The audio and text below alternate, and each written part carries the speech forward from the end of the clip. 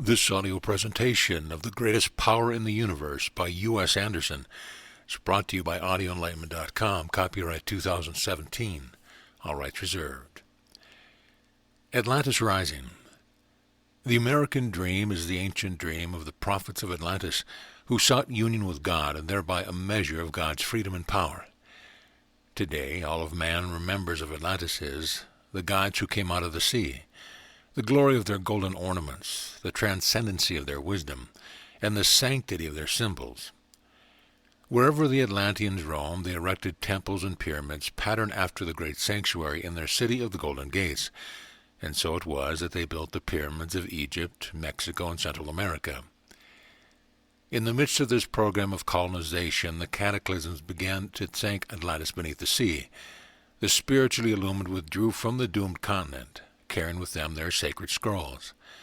Nearly all the cosmological myths that underlie the world's great religions are based on the Atlantean sacred scrolls, for they comprise the great way to spiritual illumination. There are many paths, but there is only one great way. Now the cast of characters is assembled once again. Now the costumes and settings have been taken from memory storage and refurbished anew. Now the orchestra strikes the first resounding chord of the overture. The curtain is about to go up. Atlantis is rising. Chapter 1. Discoveries of Cybernetics. Within a small and heavily wooded ravine in the Cascade Mountains on the Oregon coast nestles a tiny jewel-like lake where a human foot is seldom trod. In crystal depths swim giant trout, landlocked all the year except for spring, when overflowing water carry them by creek down to the sea. Anglers greet this sudden bounty by renewing faith in the mysterious lake that not a single one is seen, though more than one is often searched. I, too, looked for the lake, but never found it. I even wrote a story about a man and his son who looked. They didn't find it either. I realized then that the lake symbolized the secret of life.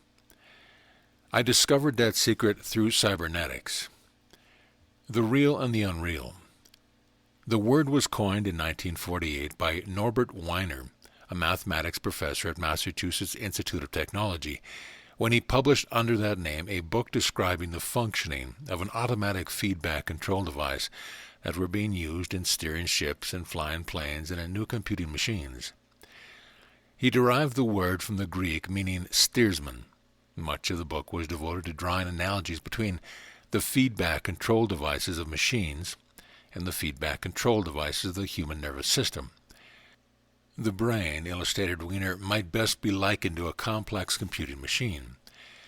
Since his book was published by MIT, it was distributed to a restricted audience. But computer development over the next decade made Wiener's utterance so prophetic that Jan Wiley published a 1961 edition for the general public. A copy fell into my hands. It is difficult to describe my excitement. After having traveled fully around the world in my search for the essence of man's mind, now, for the first time, I felt I had found something concrete and material, something demonstrable and repeatable, something I surely could learn to understand and control. Earlier, I had published several books which developed the premise of the indwelling God, but mine was an intellectual vision only, and the full realization had eluded me. Hard on the heels of the Wiley edition came a popularization of Wiener's book by the eminent plastic surgeon Maxwell Maltz. His book, Cybernetics, combined feedback control with positive thinking to provide a regime for self-improvement, and it became a bestseller. Overnight, thousands of Americans were introduced to the idea that the brain was a highly sophisticated machine. A few, like myself, were thus led to ask, who's operating it? The ghost in the skull. Dean Woolridge thought that nobody was. The wealthy co-founder of Ramo Woolridge resigned his company position in 1962 to devote himself to scientific pursuits and to writing, and in 1963 published The Machinery of the Brain, a scholarly compendium of correspondences between brain and computer functioning, an area which he felt offered unparalleled opportunity for scientific advancement. Several other books carried the same theme. Among them were J. von Neumann's The Computer and the Brain, D. O. Hebb's The Organization of Behavior, and Brain Mechanisms and Learning, a compendium of papers edited by Fessard, Girard, Konorski, and Delafrane. Though I refused to concede the argument of the materialist and give up the idea of a ghost in the skull, nevertheless I had to admit that most behavior seemed automatic. The human machine had enormous potential, but it had to be trained to develop it. Training was conditioning, a term used by Ivan Pavlov to describe the process by which he produced automatic reaction in dogs. On a sultry afternoon in mid-August, I received a long-distance phone call from a vice president of a national firm, requesting that I run a series of training programs for his sales force. I had received such invitations before, and always declined since my primary concern was man's spiritual quest rather than his financial aspiration, and I simply felt that my brand of philosophy was not particularly suited to the rough-and-tumble world of competitive capitalism. But this time my caller was insistent. He had read 3 of my books. He said, and he knew that I was the man to do the job. He was positive that what his sales force needed was a spiritual anchor. The upshot was that I agreed to take on the task. A session with God. The first session was held in a resort hotel in upstate Illinois. 100 salesmen were in attendance, together with their wives, and they had won this privilege with their sales records, so they were affluent and gregarious and hard-nosed, fond of alcoholic beverages. The first time I mentioned the word God, I could feel my audience stir. And after a bit, a tall man with a large Adam's apple and wearing spectacles raised his hand, and I called on him. He stood, removed his spectacles, polished them carefully with a handkerchief, placed them back on his nose, stared around at the audience, and fixed me with his gaze. God, he said, spells dog backwards. He sat down amid strained laughter. I glanced at the vice president who was on the stage with me. Beads of perspiration were popping on his forehead, but he managed a sickly grin. Well, I hadn't survived 4.5 decades by persisting in unrewarding efforts. If my audience didn't want God, I'd give them cybernetics. Apparently we have a champion speller in the audience, I said. Since he has demonstrated his proficiency with 3-letter words, perhaps he would like to try something longer. Would the gentleman please stand up? Tall and bespectacled, he arose from his seat, a confident smile on his face. Try cybernetics, I said. He stared. What? Cybernetics. It's a new science of improving human performance by feedback control. Oh, never heard of it. Take a crack at it anyway. Cybernetics. Cyburnetics, he spelled hesitantly. I spelled it correctly on the blackboard, then said, So you see, we both learned something. I learned how to spell dog backwards, and you learned that things are not always what they seem.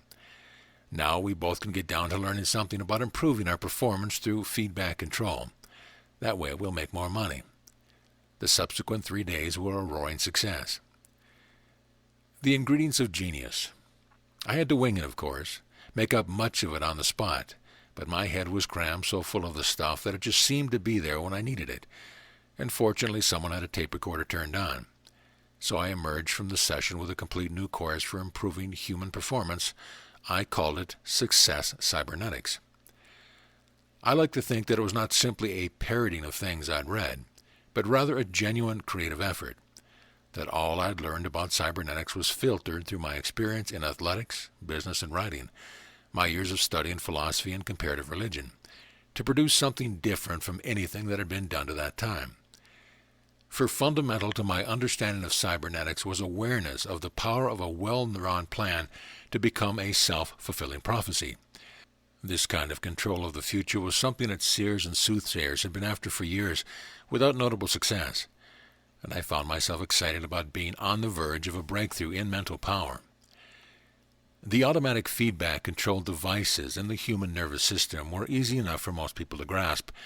They could understand that you could never become a good automobile driver, a good typist, a good piano player, until you were able to perform all the necessary movements automatically, without thinking, responding to signals in much the same way as an electronic computer responds to signals.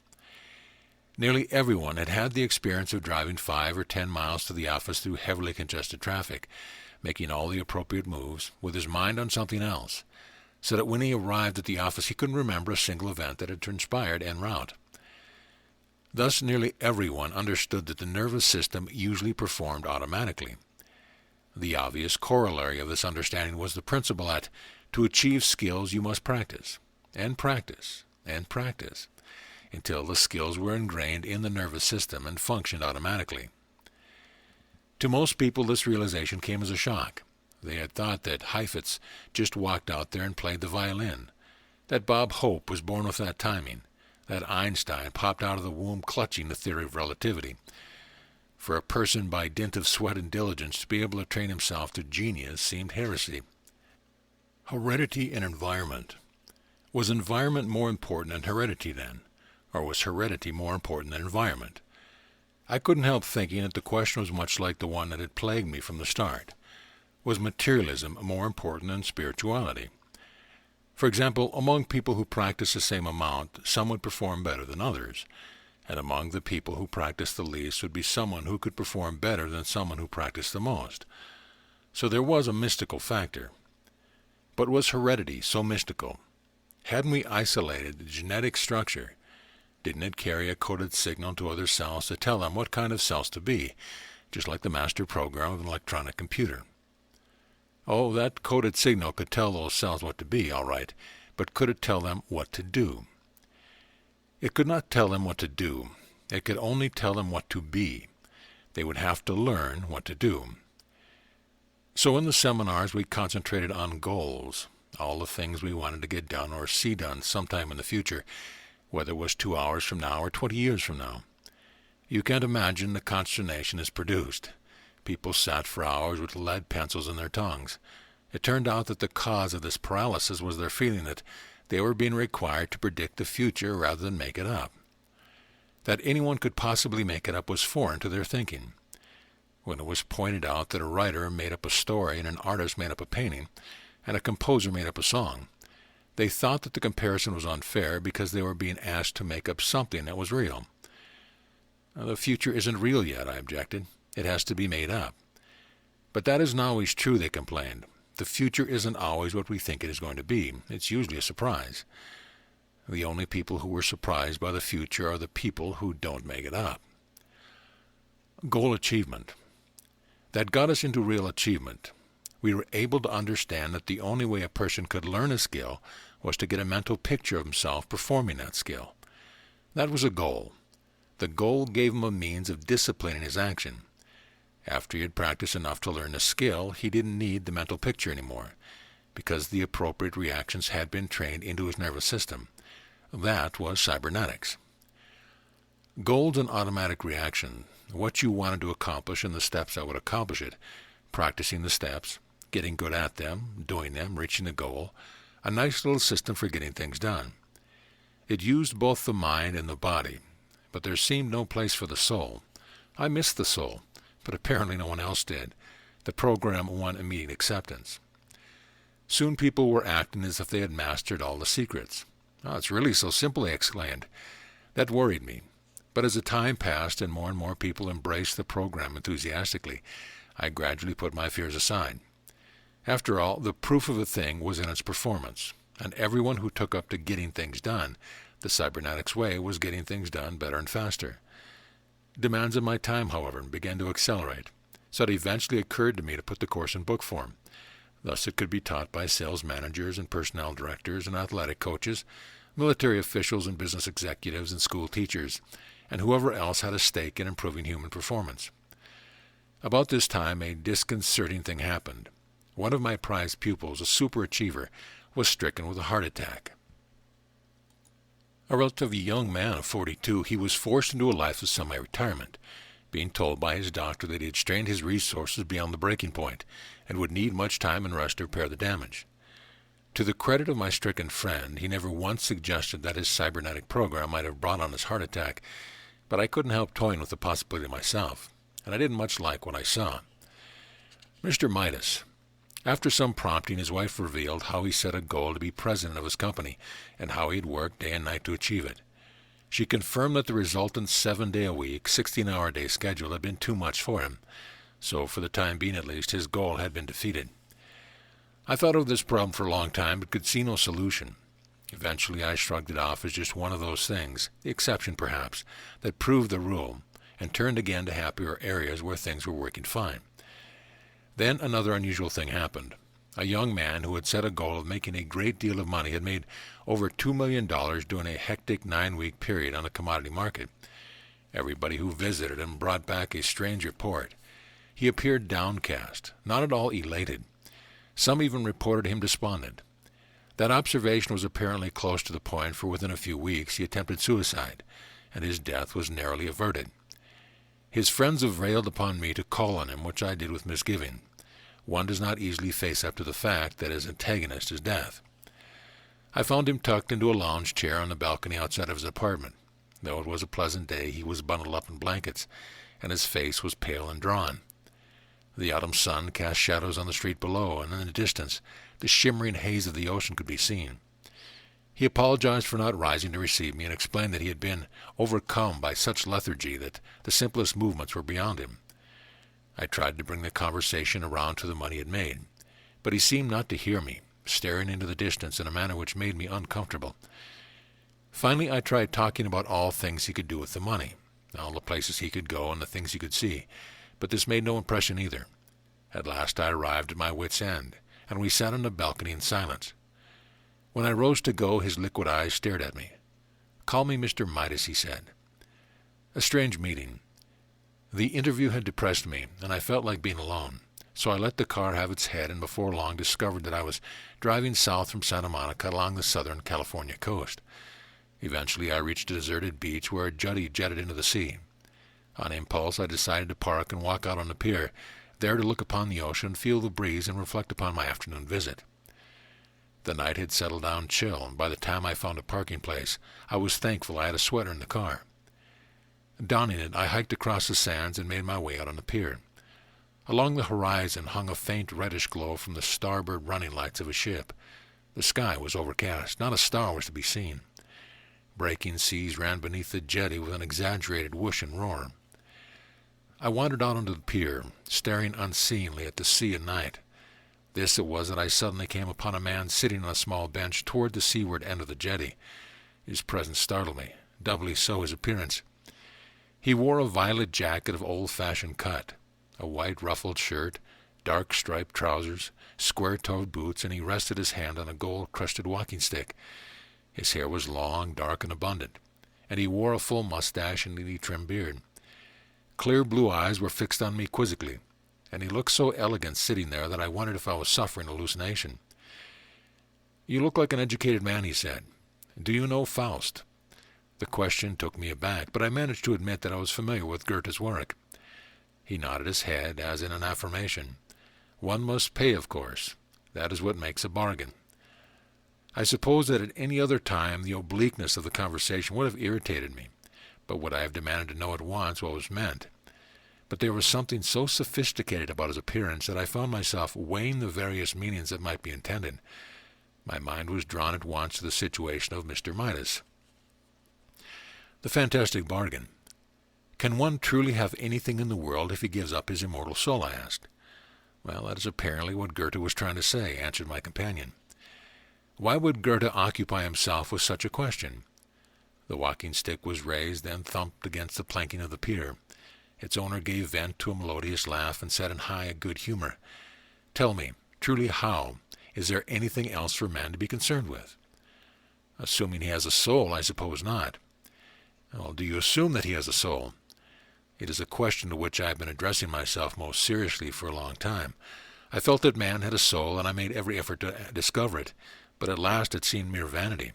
So I turned away from the abstract to the concrete, which has proven a great deal more useful to both myself and others. "Then you've made the Faustian bargain." "Well, how do you mean?" "You've given up the abstract for the concrete, which simply means that you've given up your soul in order to have things." Well, I stared at him. I should not like to think that the bargain was irreversible. His gaze seemed to discern my innermost thought. "The fact that you are here is proof that the bargain is not yet irreversible." He banged his stick against the pier in emphasis. "Not yet, at least." Then he stood and threw a cloak about him. "Well, I must be going. It has been an interesting chat." He started off along the pier and immediately disappeared from view. A light fog had arisen, and I was left in the isolation of my thought. A strange sensation of vertigo seized me, as if there was no place solid to stand. I felt that I was immersed in a dream, trying desperately to awaken.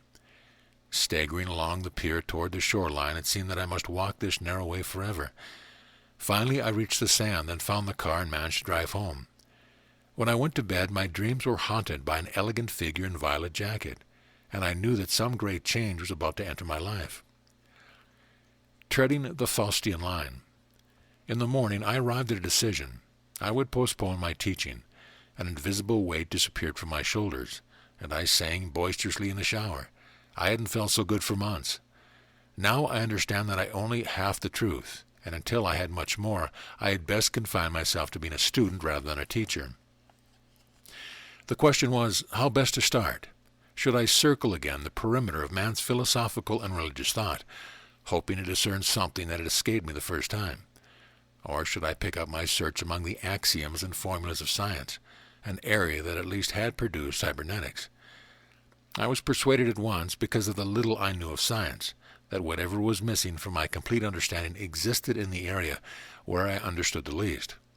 I resolved to carry on my subsequent investigation in the area of science. In high school and college, I had a terrible time with mathematics. It seemed to me that numbers were a waste of time because there were no ideas in them. 5 years later, I awoke to the fact that not only were there ideas in them, but those ideas were permanent. In other words, they were laws. The way I came to see this, I became navigating officer of my ship during World War II. They gave me some tables so I could correlate my star sight, the height above the horizon, compass direction and time, with my ship's position on the face of the ocean. I got to wondering how all this was done, and that launched me into spherical trigonometry. When I started drawing in my mind those great triangles of balancing pressures that extended throughout the universe, when I actually started seeing that those triangles existed everywhere, when I began realizing that the relationship between them was immutable and unchanging, for the first time I felt I had touched the eternal heart of God. Now I was treading the Faustian line, because to really get into something, one had to get into exclusively. To get into science exclusively, I had to exclude mysticism. That meant I had to become one-sided. That meant I must adopt a hard-headed, materialistic, show-me, I'm from Missouri type of practical realism about everything that crossed my path. Oh, I could play the role, what after all is an actor but his quest. And I knew I could save myself from being permanently cast in the role. What after all is strong enough to stand against growth? And the objective was intriguing indeed. What is the meaning of man's life? Or was there a meaning? And if so, where was this meaning to be found? The mind controls everything. When one takes on an area of knowledge as broad as science itself, and an arena as large as the universe, he is likely to find himself in a position of not knowing where to start. In such cases, the winds carry their own boating, and leaning ladders and black cats, and most of all, well-meaning friends. Thus it was on a Saturday night, in the midst of a party that was high, if not drunken. A friendly fellow who had known me in college told me that he was now a professor at UCLA. Though I didn't remember him, I acknowledged the past and politely inquired what he taught. Brain sciences, he answered, and for the rest of the evening he educated me. It turned out that the University of California at Los Angeles had a brain research laboratory that was doing extraordinary work in lifting the mystery that surrounded the working of the human brain.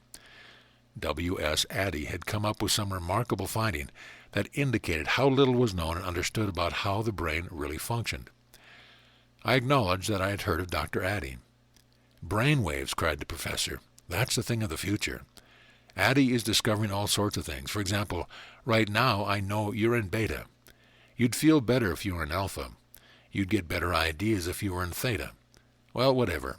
Somewhere along the way we're going to discover that the mind controls everything." "Are you an MD?" I asked. "Everything is chemical," he replied. "Where do I find out about these brain waves?" Try the biomedical library at UCLA. Chapter 2. Brainwaves Made Simple. The University of California at Los Angeles lies just across Sunset Boulevard from luxurious Bel Air, and is wedged in between posh Beverly Hills and wealthy Brentwood, giving it perhaps the most strategic financial position of any university in the world. Nor is the campus itself disappointing. Constructed upon a spacious tract of rolling hills like ancient Jerusalem, the university buildings are large and imposing and reflect pleasing grouping of color against the green of well-watered landscape. One can easily believe in such surrounding that all is well with the world simply because everything about it has been put into books. The UCLA Medical Center overlooks the athletic field, and its parking lot is as jammed as any in downtown Los Angeles. The huge, multi-floored structure houses research laboratories, operating rooms, convalescent rooms, testing laboratories, outpatient clinics, emergency facilities, libraries, lecture halls, stores, cafeterias, recreation rooms. Along wide and silent corridors glide rubber-soled nurses, as well as MDs, interns, and orderlies, starched and clean in blue and white, while the antiseptic odor of Hippocrates' profession wafts along hallways and embeds itself in clothing, furniture, and food alike. I was given a map which revealed that the biomedical library was in the northeast corner of the building, and as I walked what seemed a mile along the corridor, I couldn't help sensing that the center had the self-sustaining quality of an independent organism.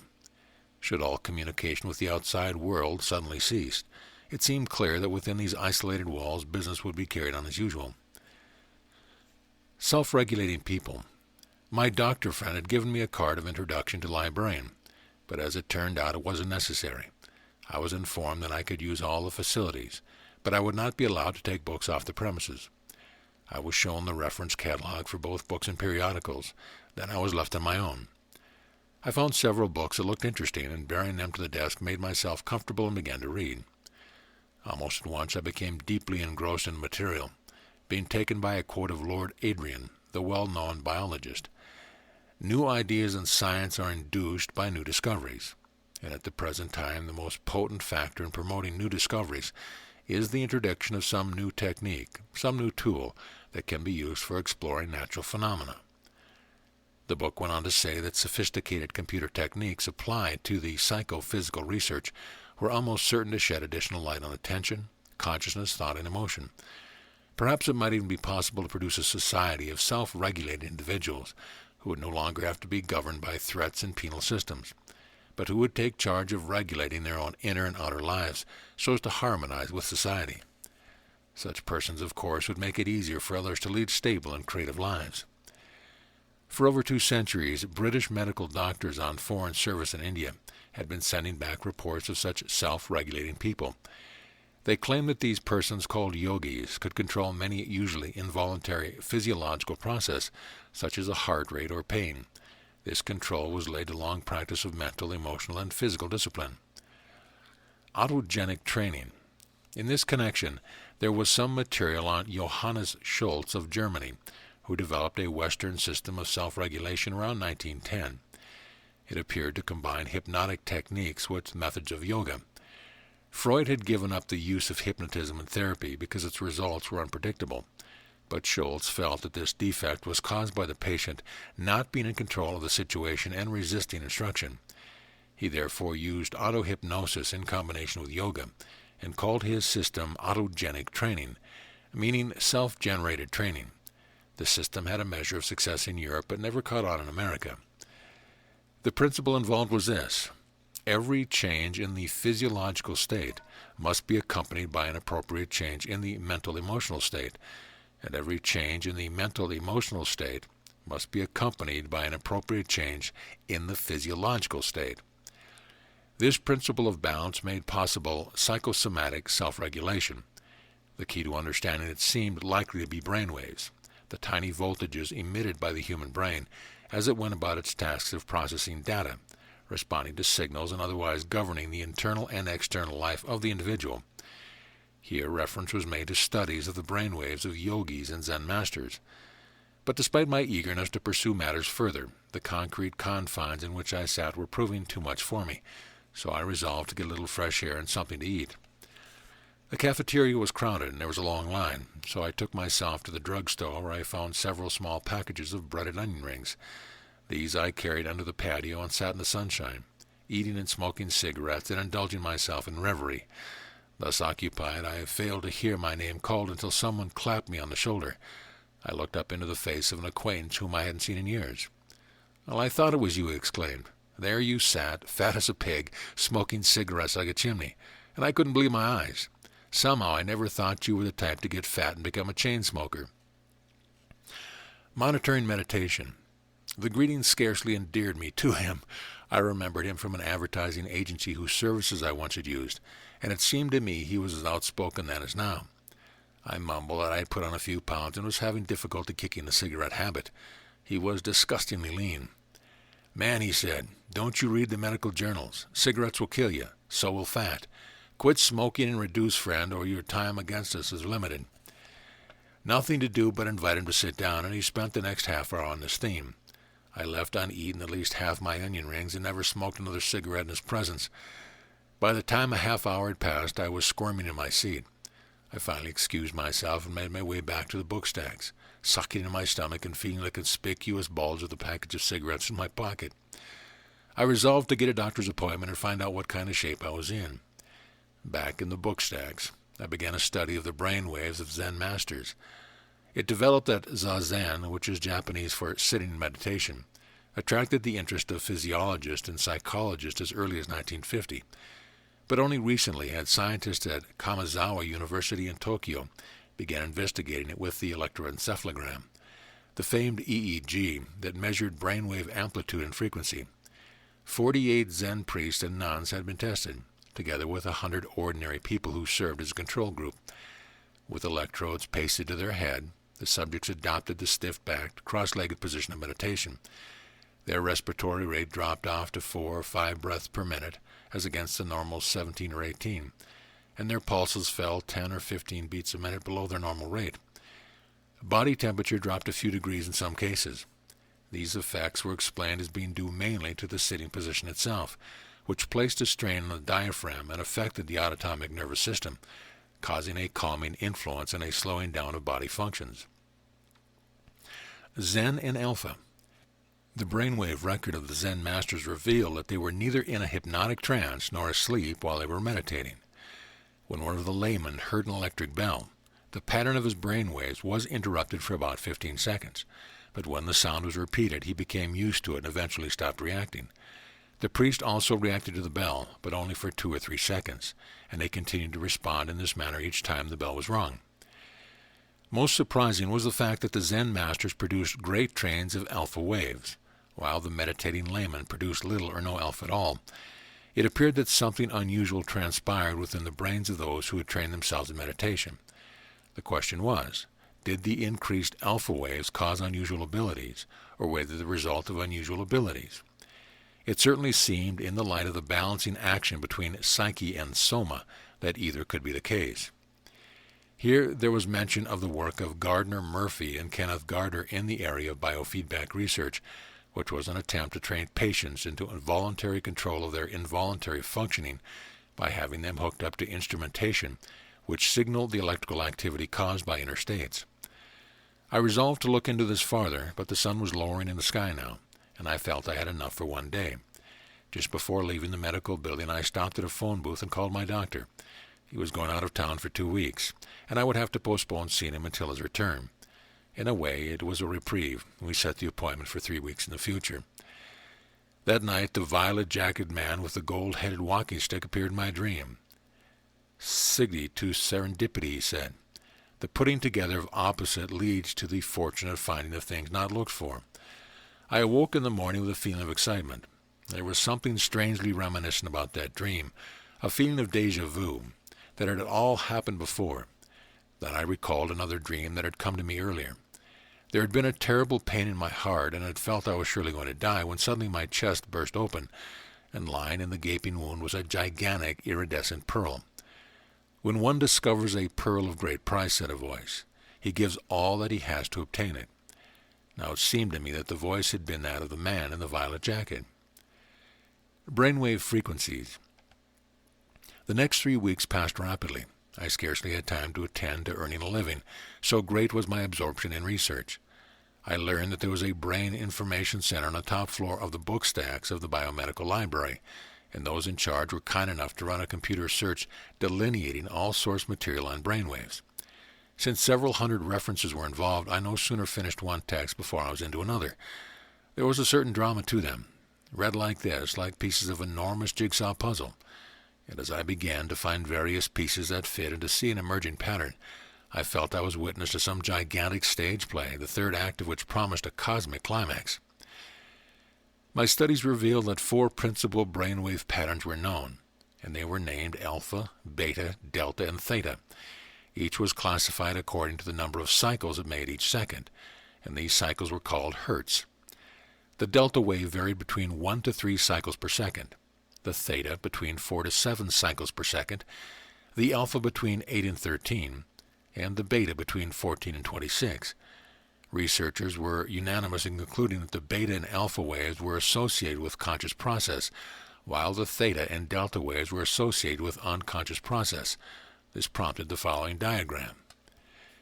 Conscious and unconscious nerves process might best be visualized as being divided by a continuously undulating boundary as attention shifts from one region to the other. For example, the peripheral nervous system is divided into the autonomic and the cranial spinal system. The former is regarded as the involuntary nervous system, the latter as the voluntary nervous system. That each works in conjunction with the other is illustrated by the fact that when one learns to drive a car, many of the activities that were at first conscious and to which attention must be given gradually become unconscious, so that eventually it is possible when the mind is preoccupied to drive through miles of traffic without conscious awareness of other cars or traffic signals. Secrets of alpha rhythm. The significant difference in controlling these two systems is a subtlety not often recognized. For control of the voluntary nervous system requires the use of active volition, while control of the involuntary nervous system requires the use of passive volition, the type of volition exhibited by Zen masters and yogis. Here lay a clue to developing mind and body control through brainwaves. The literature described a number of subjects who had been trained to produce a high percentage of alpha brainwaves through feedback, and these had reported sensations of great pleasantness, a kind of electronic high, a serenity, an alertness, a feeling of competence and well-being. Since this sounded like the meditation experience of yogis and Zen masters, it certainly seemed as if training oneself to produce a high percentage of alpha waves might be a shortcut to happiness. The alpha rhythm appeared to hold a secret. This brain rhythm appeared when the subject was in a relaxed state and disappeared when he became tense, at which time the beta rhythm took over. Also, the alpha rhythm usually only appeared when the subject's eyes were closed and disappeared when his eyes were open. It also disappeared when he fell asleep, giving way to the slower theta and delta rhythms. The Menninger Foundation had produced evidence indicating that some subjects were natural alpha producers, while others produced little or no alpha. Natural alpha producers, through biofeedback devices, could be taught to produce a great amount of alpha, to slow their alpha frequencies, to increase the amplitude of their alpha waves, and even to produce alpha with their eyes open, just as Zen masters. Non-alpha producers, on the other hand, had difficulty learning to produce alpha, and their percentage of increase was far less than the natural alpha producer. In a delayed recall test, subjects who produced the highest percentage of alpha rhythm in their EEG patterns remembered the most material. High alpha production thus significantly correlated with the ability to learn faster and remember more. Moreover, there was considerable evidence linking brainwave production with creativity. Here, the theta frequency was correlated with reverie and hypnagogic imagery. Hypnagogic imagery might best be described as picture or words which are not consciously generated or manipulated, but which spring into the mind full-blown. Such imagery is the warp and woof of new invention, new art forms, and new enterprise. Feedback control of alpha waves. In a report by Kazumatsu and Hrai of EEG experiment with Zen masters, it was found that the moment the subject began to turn inward, continuous traits of alpha rhythm began to appear on his EEG record, that the frequency of the alpha pattern began to decrease toward the alpha-theta border, and that the subject in a state of reverie or satori produced long trains of theta waves. Anand and Singh, in their EEG study of yoga masters, found the alpha-theta border intimately associated with the inward-turned attention of samadhi. They also reported the inward-turned attention of their yogi subjects was so intense that neither flashing lights, sounding gongs, or intense heat could disrupt their concentration and cause alpha blocking. Creative people often have described the states of reverie, dream, or near dream in which creative solutions have come to consciousness. Robert Louis Stevenson commanded his brownies to furnish him plots. Poincare described mathematical ideas rising in clouds, dancing, colliding, and combining into the first Fuchsian functions. Nearly all of us have had the experience of worrying for days over the solution to a problem, then suddenly receiving it, whole and complete, while we were shaving or driving to the office. That there was a relationship between such inspiration and the production of low-frequency alpha waves seemed inescapable. In addition, insofar as an individual could extend the voluntary control of his nervous system, he would also be enabled to liberate himself from conditioned response. Voluntary control would move him in a direction of increased inner freedom, while conditioned control could only produce a loss of inner freedom. In this last insight, I found the reason for my feeling that the theory of cybernetics was incomplete. For conditioned responses, regardless of how effective and efficient they might be, were far too robot-like to satisfy my intuition of the divine nature in man. Feedback control devices used in brainwave training were varied and interesting. Because EEG signals are of low amplitude, 10 to 100 microvolts, it usually required highly sensitive amplifiers encased in laboratory-type machines to detect brainwaves. Moreover, recent electronic developments have made it possible to produce low-cost, portable alpha detectors, which a subject could use at home. Such alpha meters could be modified to show the presence of both alpha and theta waves, either by the production of sounds or a certain frequency and amplitude, or by the presence of a flashing light. The latter device was not desirable, however, because of the necessity of keeping the eyes closed for optimum alpha production. Some experiments had attached a small flashing light to the rim of spectacles, which were placed on the subject, enabling him to see the light flashes through closed eyelids. In any case, once feedback techniques for producing a specific physiological state had been mastered, mechanical devices could be dispensed with. 8 to 16 training hours attached to an alpha meter was generally regarded as sufficient. The doctor is far out. Involved as I was in soaking up data on brain rhythms, I nevertheless found it possible during the 3-week period before my doctor's appointment to quit smoking 4 times and go on 2 diets. The remarks of my well-meaning friend had wounded me deeper than I had thought, and I spent a good deal of time in front of the mirror observing my sagging waistline. Also, I began to count the number of cigarettes I smoked. The number was now between 50 and 60 a day. With only the slightest mental calculation, I could easily see that I spent very little time with something in my mouth. Since I could neither stay on a diet nor quit smoking, I began to feel that there was something terribly wrong with me, that I was burdened with some Freudian oral fixation springing out of guilt or fears buried in my subconscious. Finally, to save what little self-respect I had, I decided to forget about diets and not smoking. After all, the doctor might easily find that I was in tip-top shape, and that the extra weight I was packing around was actually beneficial to a man of my particular bone structure. Meanwhile, I had become familiar with the work of Barbara Brown, Joan Camilla, and Thomas Mulholland. Dr. Camilla operated from a little laboratory near the University of California at Berkeley, and his work was being done under the auspice of the Langley Porter Neuropsychiatric Institute. Reportedly, the sign on his door, rather than saying, "The doctor is in," said instead, "The doctor is far out." Word had gotten around the Bay Area that being hooked up to Joe Camilla's electronic gadgets produced a high equivalent to grass or acid, and it didn't cost a cent. In fact, Dr. Camilla might even pay you. That didn't last long. Volunteers became so plentiful that some of them even became suggesting that they pay Camilla. The only limit is imagination. Across the country at the Veterans Hospital in Bedford, Massachusetts, Thomas Mulholland, a research psychologist, had been conducting feedback studies in electroencephalography for nearly a decade. Dr. Mulholland stated, "What we've done is to switch a subject to the EEG, and the EEG switch to the switch of a slide projector. When the subject is relaxed, voltage from the alpha rhythm activities activates the switch, and the projector becomes a picture on the screen. When he looks at the picture, he becomes alert. The alpha waves diminish and the switch is turned off." He went on to say that this feedback principle was the same as that controlling the working of a thermostat.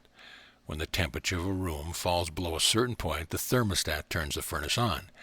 When the heat from the furnace raises the temperature sufficiently, the thermostat turns the furnace off. Our thermostat is the EEG machine.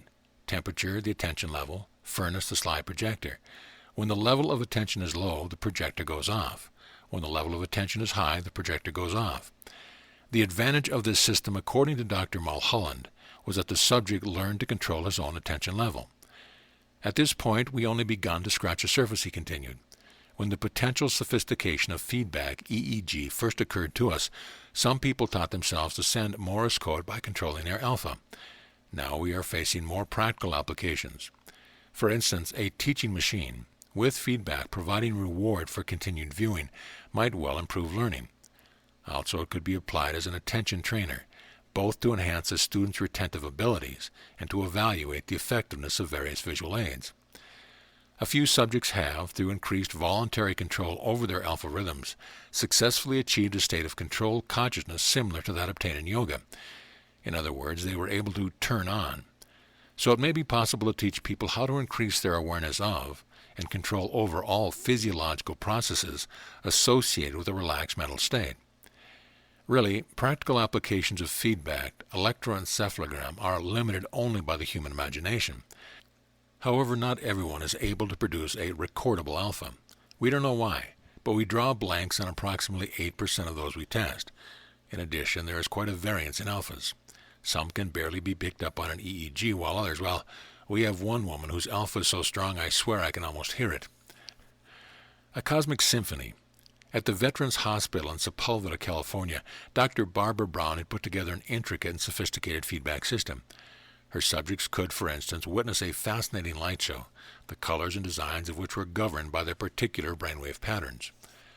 The moods and imagery of the individual mind thus were reflected by specific colors and rhythms, the pace and tempo of which could be conducted on a pre-conscious level by the person's deep-seated emotions, desires, or anxieties. Dr. Brown described herself as very enthusiastic about feedback. She saw it being applied for relaxation, developing athletic skills, problem-solving, preventative medicine, anxiety control, accelerated learning, and something even more startling. Personally, she stated, "I think feedback may be the great white hope for extrasensory perception." She cautioned that nobody could be sure at this point, however. Nevertheless, the intriguing possibilities remained. Vast powers of the mind might be opened up through brainwave control. Man had been trying to learn about himself for centuries, and maybe what brainwave control indicated was that for the first time means were available for the individual to find out about himself. Carl Rogers had talked of the self-image conflict that many people had. Most of us did not really know what we were like, nor did we know what we should be like. Now at last an instrument may have been acquired that could reflect our inner essence in the same way that a mirror reflected our outer behavior. It couldn't have happened at a better time, for self-hate seemed about to explode the world. If man could learn to know himself and control himself and improve himself, he might even learn to like himself. With the help of a small camera and high-speed film, I was able to bring home for study copies of many of the papers which caught my interest. Thus my lights burned far into the night, giving me opportunity for reflection on the vast and unexplored area of human consciousness which I was entering. As I reviewed the history of human accomplishment, that familiar chronology of wars and repressions and exploitations seemed to be fading away, and what appeared to be growing on the face of the earth was a gigantic laboratory of mind. A challenge worthy of Merlin. Up to the moment, the history of the study of the mind had reflected little in the way of achievement. Freudian psychoanalysis had proven a long and costly business, and its glittering baubles of success, security, and peace of mind were attained mostly by the therapists themselves. Recently there had been some hope in new forms of psychotherapy, nearly all which rejected or ignored the ideas of Sigmund Freud. Encounter group therapy in all its many guises, Esalen, Psyllium, Synanon, was a lot cheaper than analysis and a lot more fun. It even seemed to do some people some good. Behavior therapy, the Pavlovian punishment-reward system, made no attempt to determine a cause and went single-mindedly after the symptom itself. It wasn't as much fun as encounter therapy, but it was fast and it established an impressive record of effectiveness. Its more sophisticated counterpart, cybernetics, had proven most effective at all, but as I had recently discovered, dealt with only half the individual and could not relieve his existential distress. How to put the two halves together? That was the question, for the subconscious had never been amenable to exploration. Mystical, shrouded, and unknown, in it the key to man's nature must surely live. Hypnosis seemed to demonstrate the working of the unconscious better than any other mental technique. Freud is reported to have abandoned hypnosis when he saw the Pandora's box had opened in the subconscious. The subconscious seemed to be capable of acting as if any idea were true, regardless of how bizarre that idea might be. The extraordinary power of the subconscious to maintain a harmful belief despite all evidence to the contrary, seemed just that mental area where light was most urgently needed. Positive thinking had not alleviated this problem, but rather had widespread endorsement to the premise that in order for something to be a certain way, all one had to do was believe it was that way. It is difficult to imagine a more regressive development. Even the savage dancing around the campfire to bring rain couldn't be talked into that. He knew that he had to do something. Confidence and optimism, of course, were strong psychological precursors of effective action, but unless confidence and optimism were based upon a realistic appraisal of the facts, they were little more than wind. People who rushed into oncoming trains with the utmost confidence of demolishing a train seldom were reported as demolishing the trains, though they themselves were unlikely to have heard from further. The man in a mental ward announcing he was Napoleon exhibited every bit as much confidence as the international industrialist announcing the building of a new factory. The real and the unreal, that was the conflict. I recall the words of my dream. Syzygy to serendipity. The putting together of opposites leads to the fortunate finding of things not looked for. But how could one put together the real and the unreal? That seemed a challenge worthy of Merlin. Let us learn to dream, gentlemen. McKellar and Simpson, in an investigation of hypnagogic imagery, reported their subjects described images which seemed to differ from dreams in that they were more vivid and more realistic. Also, they come and go in a flash and resemble lantern slides, and contain detailed material which I didn't know I knew. These subjects reported 4 main characteristics of hypnagogic images: A. Vividness, B. Independence of conscious control, C. Originality, D. Changefulness. The authors commented that hypnagogic images merit investigation and that they may not represent an instance in which greater knowledge of the normal may illumine the abnormal. Such hypnagogic images seemed remarkably similar to those described by Kekule as leading to the theory of molecular constitution. One fine summer evening I was returning by the last omnibus, outside as usual, through the deserted streets of the metropolis, which are at other times so full of life. I fell into a reverie, and lo, the atoms were gambling before my eyes. Whenever hitherto these diminutive beings had appeared to me, they had always been in motion. But up to that time I had never been able to discern the nature of their motion. Now, however, I saw how, frequently, 2 smaller atoms united to form a pair, how a larger one embraced 2 smaller ones, how still larger ones kept hold of 3 or even 4 of the smaller, while the whole kept whirling in a giddy dance. I saw how the larger ones formed a chain. I spent the greater part of the night putting on paper at least sketches of these dream forms. Later he recorded the finale. I turned my chair to the fire and dozed. Again the atoms were gambling before my eyes. This time the smaller groups kept modestly in the background. My mental eye, rendered more acute by repeated visions of this kind, could now distinguish larger structures of manifold conformation, long rows, sometimes closely fitted together, all turning and twisting in a snake-like motion. But look, what was that? One of the snakes had seized hold of its own tail, and the form whirled mockingly before my eyes. As if by a flash of lightning I woke. With this dream symbol of the snake biting its tail, Kekule was enabled to make the discovery that some organic compounds occur in closed chains or rings. Small wonder he urged his contemporaries, "Let us learn to dream, gentlemen." Behind the doorway of dreams. That statement plunged into my heart like a dagger, for I suddenly realized that for all my adult life I had been trying to stifle my dreams. Odd. How can you live with something so long that you no longer recognize it? Oh, you call its name. Only if it isn't that name, it's something different. And when it turns out to be part of you, you're a stranger to yourself. Everyone had always told me that I was imaginative. I even thought so myself. After all, hadn't I written short stories and novels, screenplays, and television dramas? Surely one had to be imaginative to do that. Writing novels is just about as suppressed as imagination can be. Almost as suppressed as writing short stories, screenplays, and television dramas. It is possible to imagine anything. At that moment I know for certain that the key that unlocked the mystery of life lay behind the doorway of dreams. I didn't know what I was stifling my dreams before a Kekule, but I knew I was doing something. What I called it was being a realist. I thought this meant dealing with things as they really are. I didn't realize it meant dealing with things as other people think they are. If I really wanted to have imagination, I had to carry imagination to its limit. I had to remove every resistance against imagination having absolute freedom. I had to cease at once being a realist. How, then, could I be sure that I wouldn't be swallowed up by imagination? Why, I had to have balance. I had to be so sure of what was real that I could be as unreal as I wanted to be and still keep my balance. I had to nail down some facts in the material world upon which I could absolutely depend and on which I could build support lines. I had to have such confidence in those facts and support lines that I could lower myself over the precipice of imagination and let myself down into the chasm of ignorance as far as I could go. If I could do that, sooner or later I was bound to discover what was hidden in the chasm.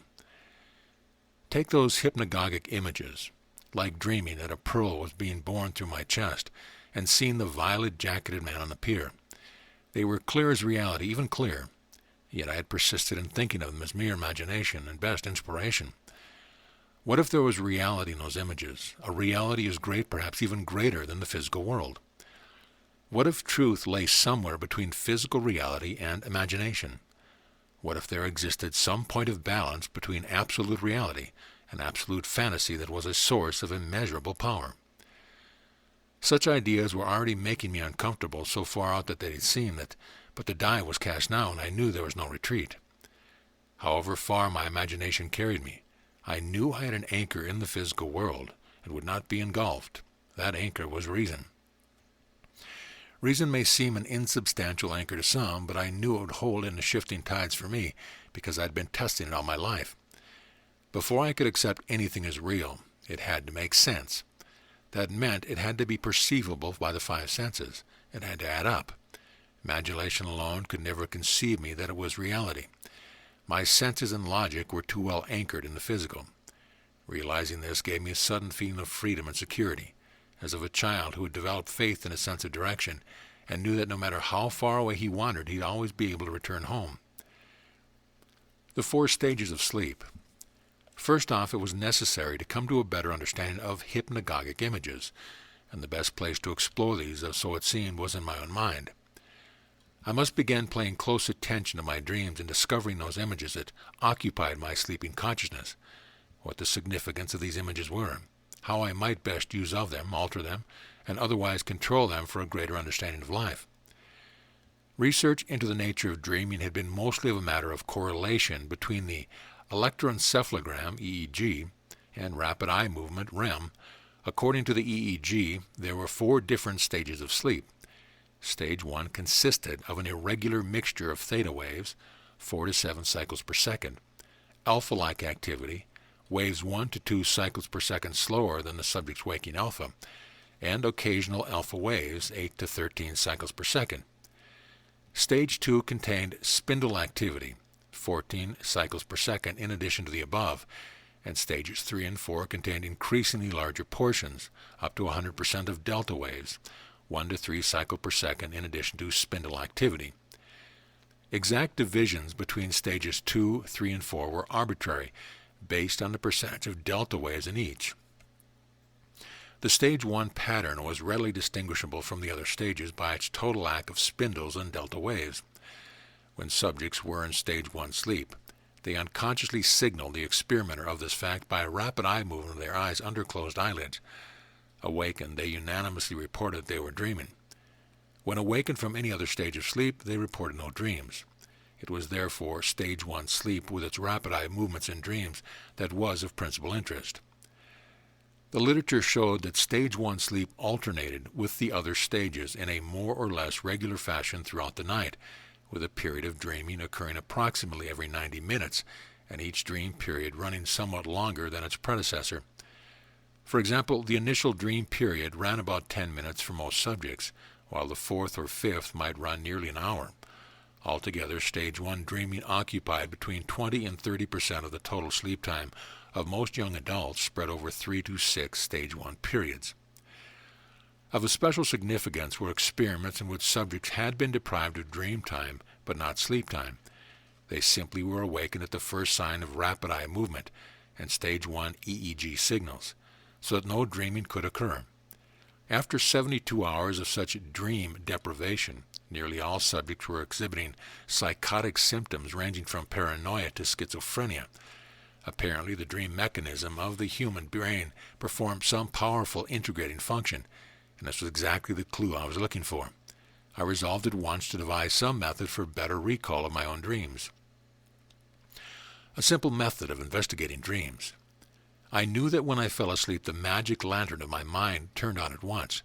This is to say that when the first warm sensation of sleep began creeping over my body, there was an accompanying increase in the vividness of the imagery occupying my inner attention, so that as falling asleep progressed, entire scenes were cast up in complete detail. I had no need to make up anything. It was all there. I was simply observing it. Then, of a sudden, some strange alteration of identification would take place, and the dream no longer seemed a dream. Now it seemed real. This was the borderline I was after, that fine line between reality and unreality, where imagination brought to the physical world its most creative solution. There was danger, of course, for hadn't Nietzsche and Van Gogh plumbed these depths too, and hadn't they both gone mad? But I felt that the danger was simply that they had entered too far into the unconscious without an anchor in reality. This I hoped to circumvent by refusing to accept as real anything that was not physically demonstrable and repeatable. Thus resolved, I was left only with the necessity of devising a technique for exploring my dreams. The one I settled upon was simple. From the first moment of my contact with brainwave mechanics, I had been taken by the feeling that the unusual effects surrounding the production of alpha waves were due to some balancing influence being exerted over both body and brain. Through my familiarity with computer technology, I knew of the periodic synchronizing pulse which all computers had to employ in order that the firing potential of each storage cell be kept at optimum levels. Without the synchronizing pulse, cell potentials varied widely, and the computer would begin making errors. Something of the same nature seemed to be going on in the brain through the medium of the alpha rhythm, for when sleepers were deprived of dreaming, in other words, deprived of alpha theta time, they began making errors about what was real and unreal, exhibiting psychotic tendencies. The word which kept occurring to me over and over was balance. The idea of balance gave me the methodology for investigating my dream. I simply fell asleep on my back with my right forearm pointing upward and resting on its elbow on the bed, in perfect balance. When sleep began to overtake me, the arm would lose balance and begin to fall toward the bed. This sensation would awaken me with perfect recall of what had happened to me dreaming. Chapter 3. Door to the Subconscious Mind. Dr. Jean hadn't set eyes on me for 5 years, and he let me know that I'd changed. "Oh, you're fat," he said, "and you smell of tobacco. What are you trying to do, kill yourself?" I mumbled a dissent and tried to accustom myself to the plush decor. Dr. Jean had been moving up in the world, and I found myself struck by the notion that I would be paying part of the rent. "Take off your clothes," he ordered, and lay down on the table. He at once began a process of prodding, probing, squeezing, jabbing, peering, listening, measuring and weighing, which eventually revealed to his practiced eye the kind of shape I was in. It wasn't so good. I was many pounds overweight, weighing 237, a figure I couldn't believe myself. My blood pressure was up, my pulse was too high, and I had difficulty catching my breath. After I'd put on my clothes, he shook his hand warmly. "So many funerals to go to lately. If you don't mind, I'll say goodbye now." He showed me to the door. He suggested that I probably could prolong my stay on planet by taking off 50 pounds and giving up cigarettes. Before I knew it, I was standing in the hallway, $100 poor and far from serene. Right on the spot, I gave up smoking and went on a diet. 4 hours later, I ate a steak dinner and started smoking again. An electronic wizard. Oh, I knew I should do something about my smoking and eating, but it seemed too much trouble. After all, I was 50 years old and couldn't be expected to look like a teenager. Besides, doctors were confirmed alarmists, and cigarette smoking probably wasn't nearly as bad as everyone said. I had to remember that Dr. Jean hadn't found anything seriously wrong, at least nothing that needed an operation. By the time I got through reconstructing the interview, I could almost believe he had given me a clean bill of health. Anyway, I was on a new tack now. Since then I had bumped into an electronics wizard. He was going to build me an EEG machine. Nothing fancy, of course, not like the giants found in neurological clinics. But my wizard felt that he could miniaturize the works and put them in a cigarette box and make them go beep when you were picking up alpha. Whole thing would cost maybe $400. That sounded cheap at the price. A regular EEG could cost over $5,000. It took 3 weeks for him to fit the pieces together, and he demonstrated on his own head. When I first saw him sitting there, wired for sound, electrodes looking from head to box, I couldn't help feeling ridiculousness. I consoled myself that plenty of people were already staring at boxes with shadows on them, so it shouldn't hurt to get hooked up to this one. The wizard was handy at producing alpha. He really made the box sing. I calculated offhand that with his eyes closed, he was producing alpha about 80% of the time. He showed me how the switches and knobs worked, how the electrodes were pasted to the scalp. Then he hooked me up and we waited for the beep. There was an embarrassing silence. He fooled with knobs, adjusting things, and I tried again. This time there were several lonely beeps, so we knew the machine was working all right. I wasn't about to lose face further, since the wizard was already looking at me oddly, so I paid him his money, picked up the alpha meter, and took it home, all the while hoping that I wasn't in the 8% that couldn't produce alpha. Experimenting with the alpha meter. The alpha meter was powered by 2 radio batteries, so I took to carrying it around the house while hooked up to it, hoping thereby to get some clue as to how alpha was manufactured. Every now and then the thing would let loose with a series of beeps, even though my eyes were open. But for the life of me I couldn't put my finger on what caused them. And much of the time, even with my eyes closed, I got no beep at all. The harder I tried, the greater the silence. Much of this I expected, but as always there was a vast difference between intellectual understanding and actual experience. Brainwave literature had been explicit about the fact that the production of alpha depended on one's ability to develop passive volition, that kind of volition that permitted an event to transpire rather than ordering it to happen. This passive volition was as elusive as mercury. No matter how I placed my fingers on it, I soon started to squeeze and the mercury scooted away. Since the permissive nature of accomplishing something seemed so foreign to my nature, I was led to the conclusion that a good deal of my conditioning had been toward the end of holding back rather than letting go.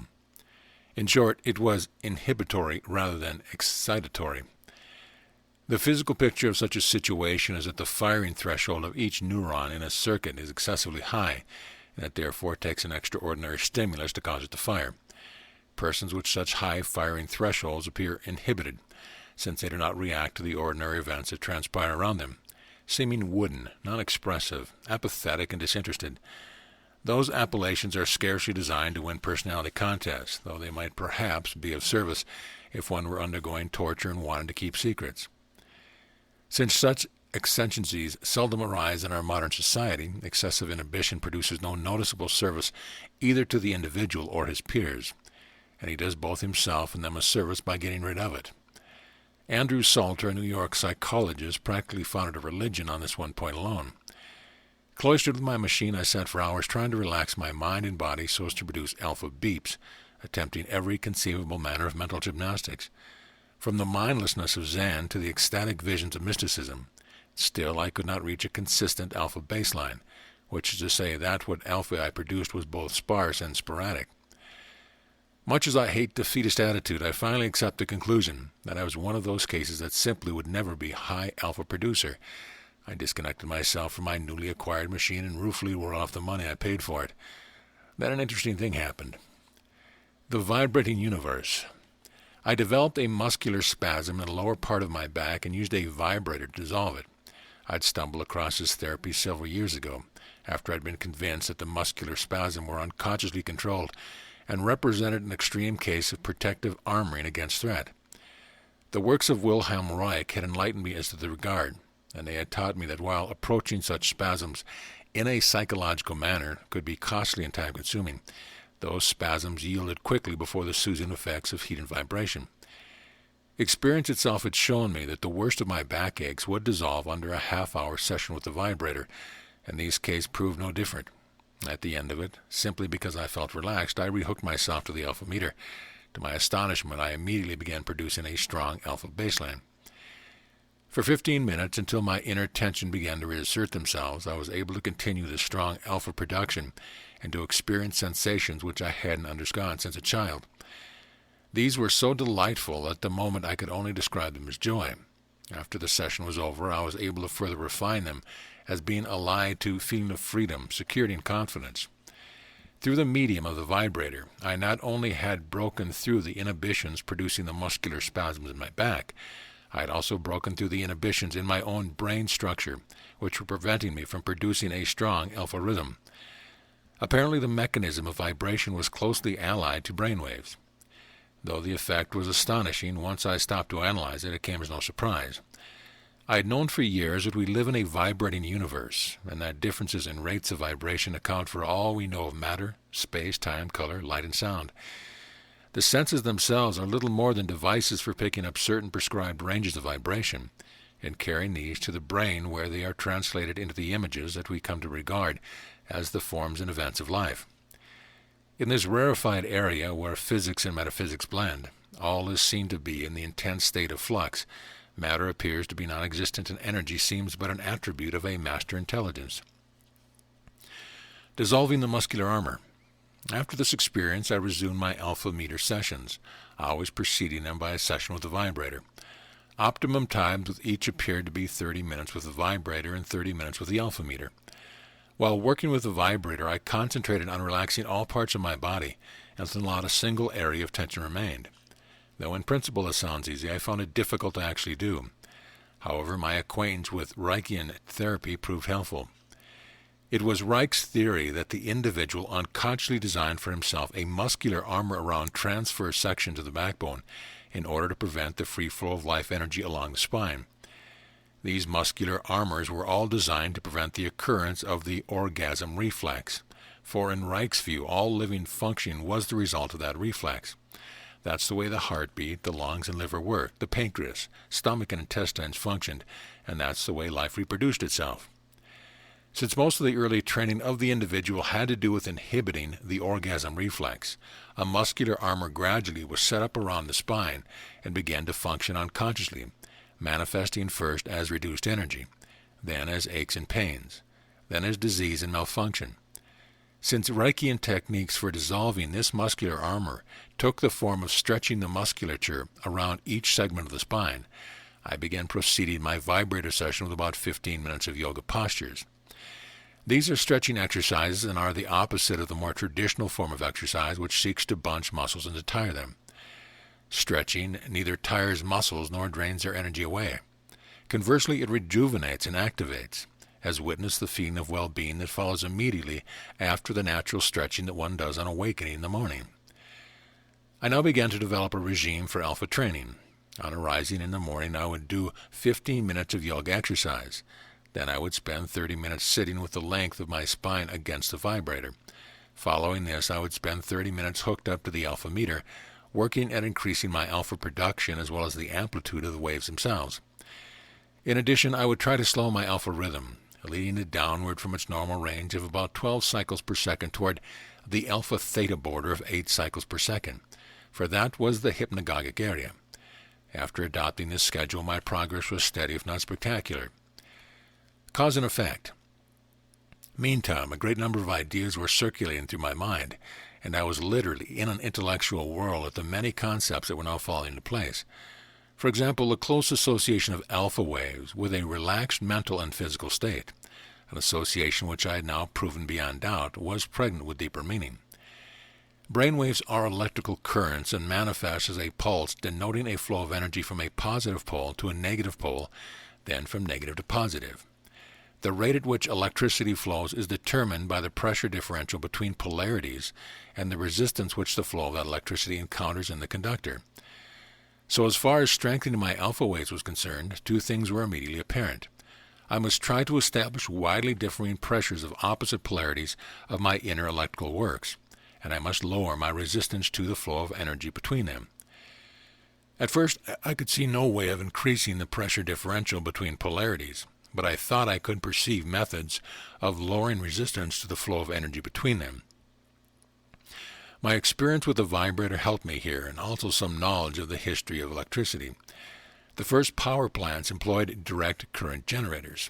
So inefficient was this method of power transmission that a separate power plant would be needed for each square mile of the cities we know today, and would be far beyond the bounds of economic feasibility. Interesting enough, a well-known and respected inventor, Thomas Edison, was responsible for the development of the direct current system, while a little-known and not-so-respected inventor, Nikola Tesla, designed the alternating current system in worldwide use today. Tesla, as anyone knows who is familiar with the facts of his life, was a genius. In the Edison-Tesla dispute lay a lesson. Electrical current was not most efficiently transmitted by pressure alone, but rather by rhythm, and alternating pulsation. Therefore, in the matter of increasing my own alpha output, I seemed least likely to achieve results by trying to achieve them, exerting pressure, and most likely to obtain them by getting into rhythm with whatever source was producing those brainwaves. Such a conclusion, seemingly simple enough to arrive at, nevertheless was to have the most revolutionary consequence for both my attitude and my lifestyle. Like most people, I had been brought up from my earliest childhood to believe that I caused effects in my environment. The statement undoubtedly sounds like A, B, C of reality, but now that I had started to question it, I simply saw that it was based on the flimsiest of assumption. Simply because my consciousness happened to be the center of my environment was no reason at all to assume that it was responsible for the effects that existed later, or even that it could be responsible for that matter. Paradise lost. I certainly didn't feel that I could alter the course of the celestial galaxies, or the Earth's orbit around the Sun, or the Moon around the Earth, or stay the tides, or change the weather. Those things I lived in accord with, accustomed myself to the rhythm of, attuned myself to, worked in conjunction with. But when that environment drew in close enough, so it became a nearby house or tree or animal or person, I at once was overtaken by the feeling that I could affect it. But what's more, affect it in any way I choose. Just let the objects in my environment be small enough and close enough, and I was seized by the sensation that I was the determiner of their fate, that I was the cause of their future. Yet the simplest reflection on the matter revealed the inescapable fact that I myself was but an effect in the environment, produced by some unknown and mysterious cause. I tried to remember the last time I had gone about doing anything with the idea of attuning myself to it rather than trying to control it. I couldn't remember a single instance in my entire life. I searched my childhood memories and finally came upon a day, a misty, overcast day, which lighted the ponds and sloughs of rolling farmlands, an enchanted place where riverbank caves were inhabited by gnomes, and nymphs convorted in the water, and dew-laden air was riven with the flight of sylphs, and high above the clouds rode the sun drawn by a team of fiery salamanders. The world was magic, and I was an odd spectator. How had that bliss been lost? Why, somehow I divided myself from the world and then sought to control it. The effort of making no effort. So now when I sat down for my session of feedback training with the alpha meter, my entire effort was to make no effort, but rather to get into rhythm with the pulse beat of life, to permit rather than to control, to feel myself in contact with that very power that actuated the alpha waves themselves. No sooner had I managed to come close to this inner condition that I became conscious of tension all over my body. There was a spasm between my shoulder blades, another in the solar plexus, still another in the small of my back. What was unusual about these spasms that they existed where formerly I had thought I was totally relaxed, so I knew at once that they were both chronic and below the level of consciousness. For years, perhaps nearly half a century, I had been maintaining a tightly controlled muscular tension in certain parts of my body. Why? To prevent something from happening. But what? Whatever might happen. A gold-headed walking stick was raised in the air and then banged down on the boards of the jetty. Not irreversible, intoned the violet-jacketed man. Not yet, at least. 45 years of muscular spasms in order to prevent spontaneity, and all I had to show for it was an aching back. Well, goodbye aching back and hello spontaneity. But it wasn't as easy as it sounded. Taking in and giving out. In the first place, those muscular spasms weren't anxious to dissolve. They'd lived there so long that no doubt they felt entitled to squatter rights. Sessions with the vibrator and yoga exercise were able to dissolve them temporarily, so at least I had a taste what it felt like to be free and alive. But before many hours passed in the workaday world, I could sense that gremlins had crept back in customary spots, once more were gumming up the works. Perhaps the primary contribution of Sigmund Freud to the understanding of man was his hypothesis that it is helpful in trying to change a psychological effect, if one knows the cause of that effect. If I were subconsciously maintaining muscular tension in some parts of my body, that muscular tension had once served a purpose, and if I could determine what that purpose was, perhaps I could discover what I was doing internally to maintain the tension. Now, when something is made tense in the human body, it is either to prevent taking in or giving out. If my original purpose in creating that muscular tension was to prevent taking in, then I had maintained the tension to keep something out. If my original purpose in creating that muscular tension was to prevent giving out, then I had maintained the tension to keep something in. Of course, once the tension had become chronic, it naturally restricted both taking in and giving out, but which I had originally been afraid of, I tried to remember. Right off, it seemed difficult to believe that I could ever have been afraid of taking in, no matter how buried in my subconscious such a memory might be. All my life I had been avidly taking in new knowledge and had always taken in plenty of food, and now I was even taking in smoke. Balancing the two forces, I tried to picture a person whose muscular armor was arranged to prevent taking in. What would be his primary characteristic? Why, he would be defensive, suspicious, and hostile, would he not? He would tend to be unteachable and probably gravitate into police work or the military services, where suspicion and hostility would be useful. It was difficult to equate my past with such a person. I'd been a loner, a do-it-yourselfer. Why had I been a loner? Because I felt I could only be myself when I was by myself. Why did I feel that way? Because when I was with other people, I couldn't express my real feeling. Why couldn't I express my real feeling? Because people wouldn't understand them. Clearly, my muscular spasms had been created by long practice at keeping my feelings inside. If there was a button that controlled the human psyche, mine was set on hold in. All these years I'd been on the take, bent out of balance because I couldn't give, and even my taking had been restricted by the very same armor that prevented my giving. Oh, I've tried to give, no question about it, but such efforts had been awkward, intense, and a deep emotional drain. Looking back on them, I could see quite clearly how often I had exhausted myself by trying to overcome my resistance to giving. Now, instead of overcoming it, I saw the possibility of dissolving it. At this prospect of liberation from a lifelong prison, I felt profound excitement. Now my sessions with the vibrator took on deeper purpose, for I carefully applied heat and vibration to those areas where my subconscious mind was chronically holding my muscles in spasm. A glimpse of the Philosopher's Stone.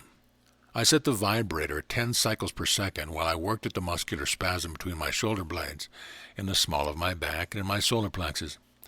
Following the first of these sessions, I hooked up the alpha sensor and immediately began producing an alpha baseline of 8%, high-amplitude waves gradually slowing from 12 cycles per second to the alpha-theta border of 8 cycles per second. This slowing down of frequency and increase in amplitude I attributed to my inner state of mind, for I felt that my consciousness was flowing out of my body and diffusing through space. It was a heady feeling, one of high vibration and intense lucidity. I finished the alpha session feeling better than I'd ever felt in my life, and in a far different way than I'd ever thought it was possible to feel. Light, airy, clear, effervescent. That evening I had a dream in which the man in the violet jacket visited me and showed me an unusual jewel. It was a large stone set in a spun gold and apparently designed as a brooch. Deep indigo in color, it was cut strangely and had the quality of lightening its hue into the upper ranges of violet. And this changelessness gave it a living quality, more so since the stone was highly polished. It resembled no gem I had ever seen before, so I asked the violet-jacket man what it was called. "The Philosopher's Stone," he answered. I reached out to take it and woke up. The experience left me vaguely distressed, and though it was 3 a.m, nevertheless I arose and wandered about the apartment, smoking cigarettes and drinking coffee. I had a feeling of intense frustration, as if an opportunity had been given me, and I had failed to measure up. Reviewing the dream, I could see no immediate place where I might have behaved differently, and to actually have seen the fabled Philosopher's Stone, even though only in a dream, should have been exciting, but my depression persisted. It was only when I decided to do some work with the vibrator and the alpha meter that I suddenly became aware of how I had failed in the dream. I had reached out to take when I should have been seeking some way to give. The realization so upset me that I tried to fall back asleep and once more pick up the dream, but the dream did not recur. The alpha-theta border. Now I was rapidly reaching the point in alpha training where I was producing close to 100% baseline in the eyes closed position, and about 30% baseline with eyes open. Eyes open alpha had been reported in the literature only by Zen masters and yogis, and I felt sure I was getting close to a mental breakthrough. During the sessions, as my brain waves increased in strength and slowed in frequency, sliding down to an alpha-theta border, my consciousness focused on vivid mental images, as real as any in the actual world. I seemed able to hold a single image in my mind indefinitely, entering into it, exploring a million ramifications, seen within the image, however mundane it might be, whether of a tree, a flower, a street, a person, the whole kaleidoscope of evolving and unfolding life. I knew I was reaching a point in meditation that formerly had been available to practitioners only after years of the most arduous and painstaking apprenticeship. I now was able to start my alpha rhythm when I chose, to stop it, to increase or lower its amplitude, to speed it up or slow it down, to keep on with eyes open, and I was satisfied that I had achieved conscious control over this formerly unconscious process of my brain. I knew that I would now need only occasional sessions with the alpha meter to reinforce my control, so my alpha conditioning was completed. How long had it taken me? From the very start, I had kept a log, and this log revealed that I had spent 18.5 hours hooked up to the alpha meter. This figure was much higher than the average conditioning time reported by their experimenters, but then I had been one of the unfortunate 8% that reported little or no alpha activity to begin with, so I felt that my progress had been satisfactory. Each alpha session was a half hour in length, and 37 of them were recorded spread out over a 6-week period. The log. June 22nd. First session with the alpha meter. Had some difficulty making the electrode connections. Grease or dirt on the skin is best removed with alcohol for a clean electrode contact. This contact must be bound by moisture. Regular EKG paste excellent for this purpose. Optimum electrode placement is one terminal centered on the forehead and the other 2 inches above the posterior base of the skull. Care must be taken with this latter placement so the hair doesn't interfere with the contact. No problem in my case. Spent 10 minutes adjusting sensors to pick up my alpha activity, received nothing. June 22nd, tried another session the same day with equally discouraging results. If I hadn't seen my electronic wizard make this thing hum, I'd think there was something wrong with it. June 23rd, spent 15 minutes trying to produce alpha and couldn't. Turned up sensitivity and audio so I could pick up beta. It was reassuring to hear something going on inside my skull. That rapid 22 cycle per minute pulse was almost a continuous sound and rather unnerving. Anyway, at least I know the machine is working. Resolved to work only for alpha from now on. June 24th. Visualized peaceful images. Tried to think of times I'd been the happiest. Worked up excitement. Tried feeling drowsy. Generated feelings of fear, love, passion, hate, boredom, interest. Nothing. Just a few isolated beeps when I couldn't tie to anything. They just seemed to happen. Pretty discouraging. Will lay off for a couple of days. June 27th. Couldn't face up to another half hour just sitting there waiting for something to happen, so hooked myself up to the alpha meter and carried it around the apartment, going about my usual activities. I read, sharpened pencils, wrote letters, paid bills, shaved, brushed teeth, went to the bathroom, always hoping to receive some kind of electronic signature for these mundane activities. But all I received were occasional alpha beeps occurring at the most unexpected times, for no apparent reason, and seemingly with no less frequency than in the eyes closed position. Jim came by and saw me hooked up. Asked in all seriousness, "You're having heart trouble. Is that a pacemaker?" I told him it was a pacemaker for a brain. Now he thinks I'm a real kook. Chronology of a breakthrough. June 28th. Sat another half hour without making progress. I'm exactly where I started. Maybe it's about time I admitted I couldn't produce alpha. Just an 8%er. Member of a minority group. Wonder if I'll be discriminated against. June 29th. Another fruitless session. But I noticed one thing. I couldn't keep my mind from wandering. Hops all over the place like a monkey playing with jumping beans. June 30th. Very discouraged and about ready to chuck the whole thing. Wish I had my $400 back. July 5th. The most exciting thing happened. Went swimming at Malibu over the holidays and a wave caught me and strained my back. That itself wasn't so exciting. But when I got home, first thing I did was plop myself down on a vibrator to get rid of the pain and the soreness. After I'd gotten relief, thought I'd give the alpha meter another try. To my surprise, I immediately began producing a strong alpha rhythm. Kept up for 15 minutes before tailing off. Forced to conclude that the vibrator had something to do with it. July 6th. Tried alpha meter without the vibrator. No results. Spent a half hour with the vibrator, then hooked up the alpha meter again. Began producing powerful alpha at once. No coincidence this time. The vibrator is breaking down some inner resistance and allowing me to generate alpha. July 7th. Experimented with using the vibrator and the alpha meter at the same time. Produced steady alpha from the start, though not as strong as when using the alpha meter after a vibrator session. Though I could perceive some kind of synchronization between alpha production and the vibration of the vibrator, curious sensation.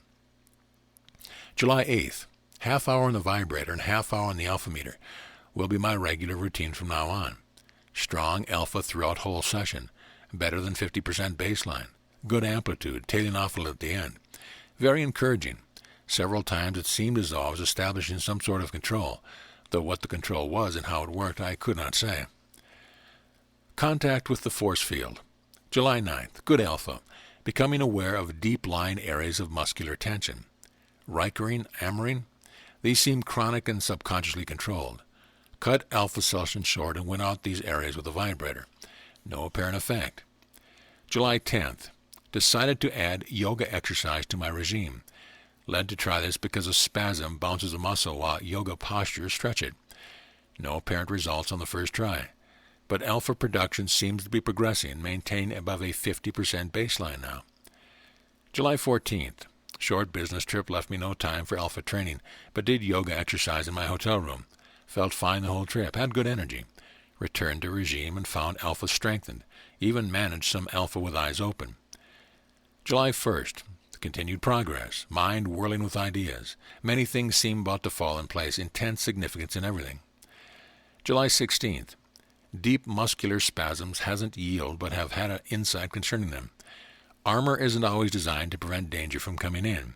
It may also be designed to prevent danger from going out. Example, the lead shield used on nuclear fission devices. July 17th. Becoming convinced that my muscular armoring established to keep my feelings in. Somehow I must have gotten the idea that they were as dangerous as radiation. Was I that concerned over the safety of others? Or did I think that expressing my feelings was dangerous to myself? July 18th. Great session. Deep muscular spasms seem to be yielding. Some gigantic scale in the far reaches of the universe is gradually moving into balance. July 19th. Hearing my alpha waves, the electrical function in my brain, I visualize emanations beam from some gigantic force field which holds the universe together and contains within itself electricity, gravity, and magnetism. Sensation of I am is very strong. Floating, the mindlessness of Zen. A hidden splendor. July 20th. Rhythm, the alpha rhythm. All is an exchange of energy between two polarities, and at that point of balanced interchange is light. Everything in the universe is a pulse, a cycle, a circle. Layers of complexity removing themselves like the skin from an onion. Underneath, simplicity. July 21st. Control is the wrong word for alpha training. Attunement is the key. Get into the rhythm with the rhythm. The question is, have you got rhythm yet? July 22nd. Heavy rap session with physicist. Weird guy. Thinks there's a soul and matter. Consciousness, that is. Heavy, arrested, and dull, to be sure. But consciousness nonetheless. Said he could transmute base metals into gold. Followed him around the party for several hours, hoping for evidence. Only trick he pulled was transmuting alcohol into urine. This he did copiously. July 24th. Took a day off and baked in the sun. Got a slight burn. Couldn't help wondering if sun worship didn't conceal a secret science. Alpha session today was an eye-opener. Gradually achieving some control at lowering frequency and increasing amplitude. At the alpha-theta border, hypnagogic images intrude upon consciousness. On this knife edge may lie the key to creative power, extrasensory perception, and more, and beyond it may lie madness. Did Nietzsche cross over? Those strange notes written from a cell alternately signed Dionysus and the crucified. Perhaps he couldn't reconcile the duality, so it engulfed him. July 25th. The vibrator can be set to stimulate the alpha rhythm. Synchronization between the two produces the most extraordinary sensation. July 26th. Unusual sensation of incipient power. Must be careful not to get into this too deeply. One could easily abdicate the world for the mind. Must be similar to the lure of drugs. Looking forward to each of my alpha sessions now. It's the high point of my day. July 27th. Held the alpha-theta border for 20 minutes, longest time ever. Frightened me a little, though. Lost all sense of time and didn't know how I came out of it. Had amnesia for all but a fragment of the experience, but carried back into full consciousness, a recollection of some hidden splendor. Solitude and alpha training. July 28th. Have no way of knowing whether I can lower brainwave cycles below 8 per second, because at that point I cease hearing the beep and am totally focused on the images in my mind. Decided to enlist an observer. KF seemed just the right person, so brought her in. Dismal failure. Could scarcely produce any alpha at all. Still uptight around people, I guess. July 29th. Good session conducted alone, so decided to have KF back. Some clue here. Perhaps alpha training shouldn't be conducted in the presence of another person, especially one who is in a close relationship. July 30th. KF observed session. Did better this time, but not so well as when alone. No doubt this obstacle could be overcome eventually, but offers strong evidence that alpha training is best conducted in solitude. July 31st. Really with it now. 90% baseline alpha with eyes closed, 30% with eyes open. As good as some Zen masters and yogis. August 1st. Dreaming very vividly. Saw Philosopher's Stone last night, brought by the man in the violet jacket. Wished he'd showed up when I'm awake. Think our dialogue could get beyond Faust now. August 2nd. Give and take, and the point of balance between. When one overcomes the other, imbalance results, decay and death. With a perfectly balanced interchange is there immortality. Perhaps a structure built on the earth, perfectly balanced between the poles, would never rust, rot, or decay. What shape should it be? A pyramid? Would human beings reside there, live forever? August 3rd. Pairs of opposites produce everything. August 4th. Really getting control now. Getting it by letting it. August 5th. Discovered I can immediately switch from alpha to beta and from beta to alpha. Could turn a light switch on and off with my brainwave now, or send Morse code to a computer and have it type letters, just like in an Air Force experiment. August 6th. Growing a bit weary of hooking up each day, nothing new. August 7th. Held at alpha theta border for a full half hour. There are things within the mind that can never be imagined. August 8th. Did all my tricks to be sure I had mastered them, then packed up the alpha meter. From now on we'll use it only for reinforcement and experiment. Chapter 4. Turning on with alpha waves. Gently tapping his right forefinger against the outside of the small plastic container, he sprinkled the rich tobacco-like substance into cupped cigarette papers held together the thumb and forefinger of his left hand. You can tell good grass by the smell, he said. That's what it smells like, see? Like grass.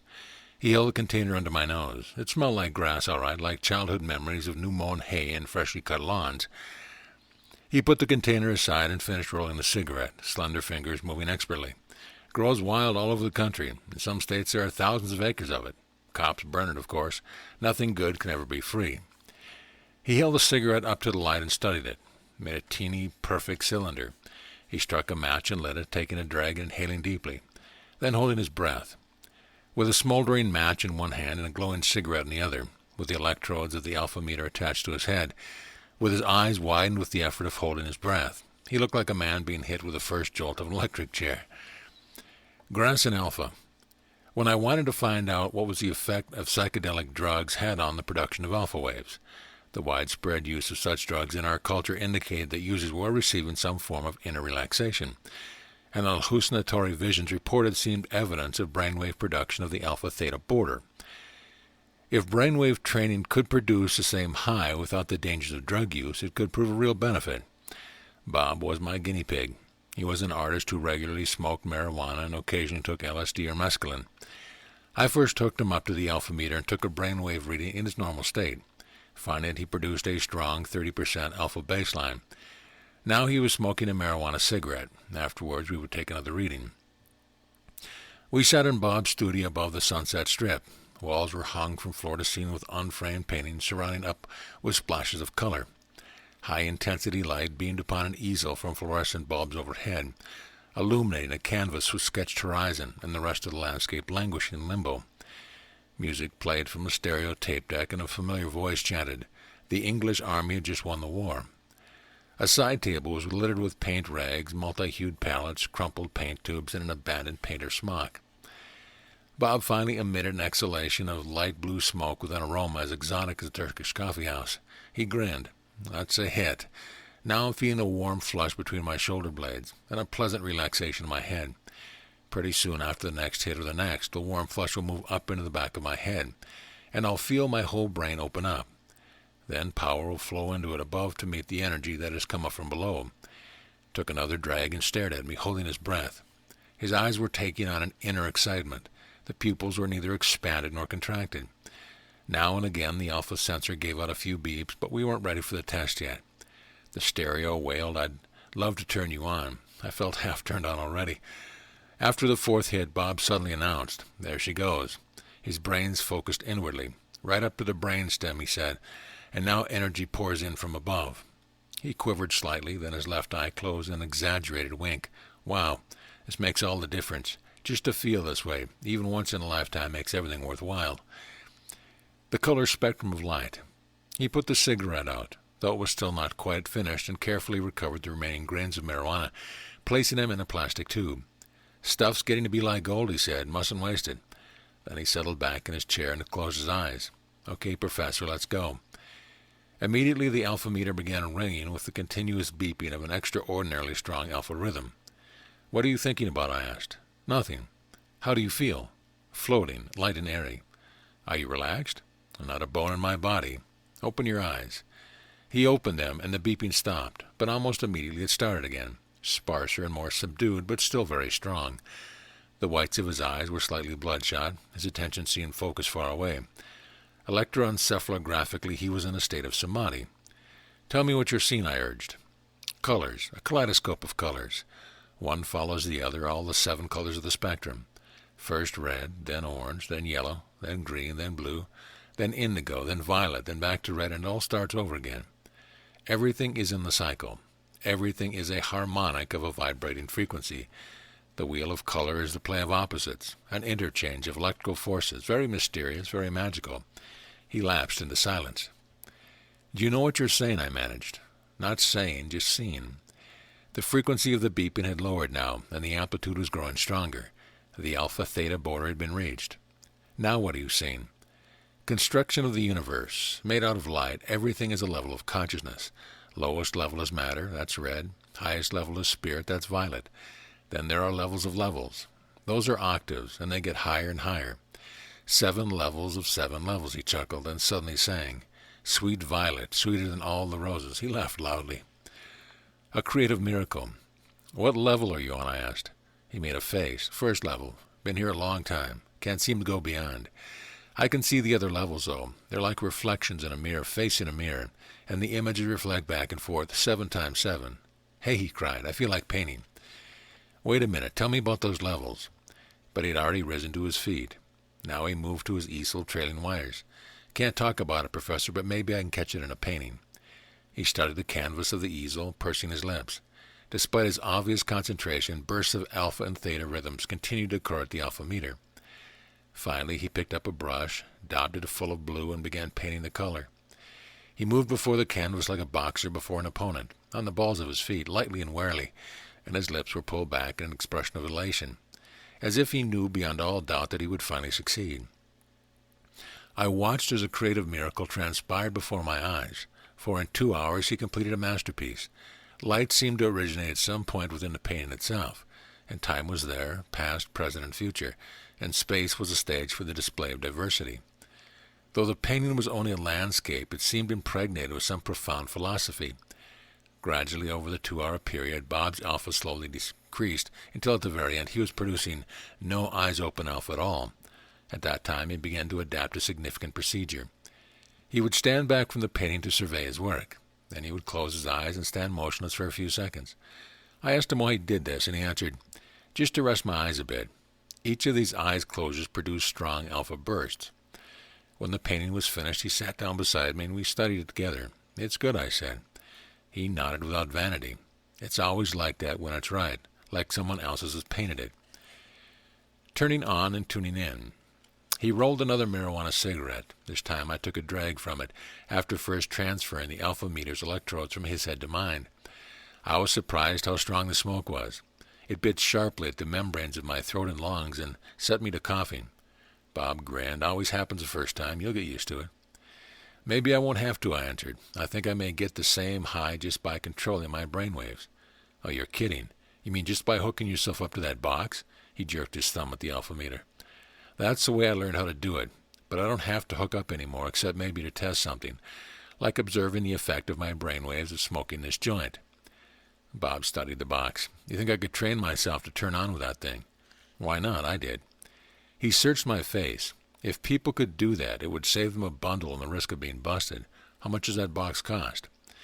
"This one cost $400, but they could produce to sell for less and be small enough to fit in your pocket." Will you show me how to use it?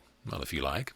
He offered the joint again to show his gratitude, and I took several drags. You see, he explained, it's the feeling that's everyone's after, that's all.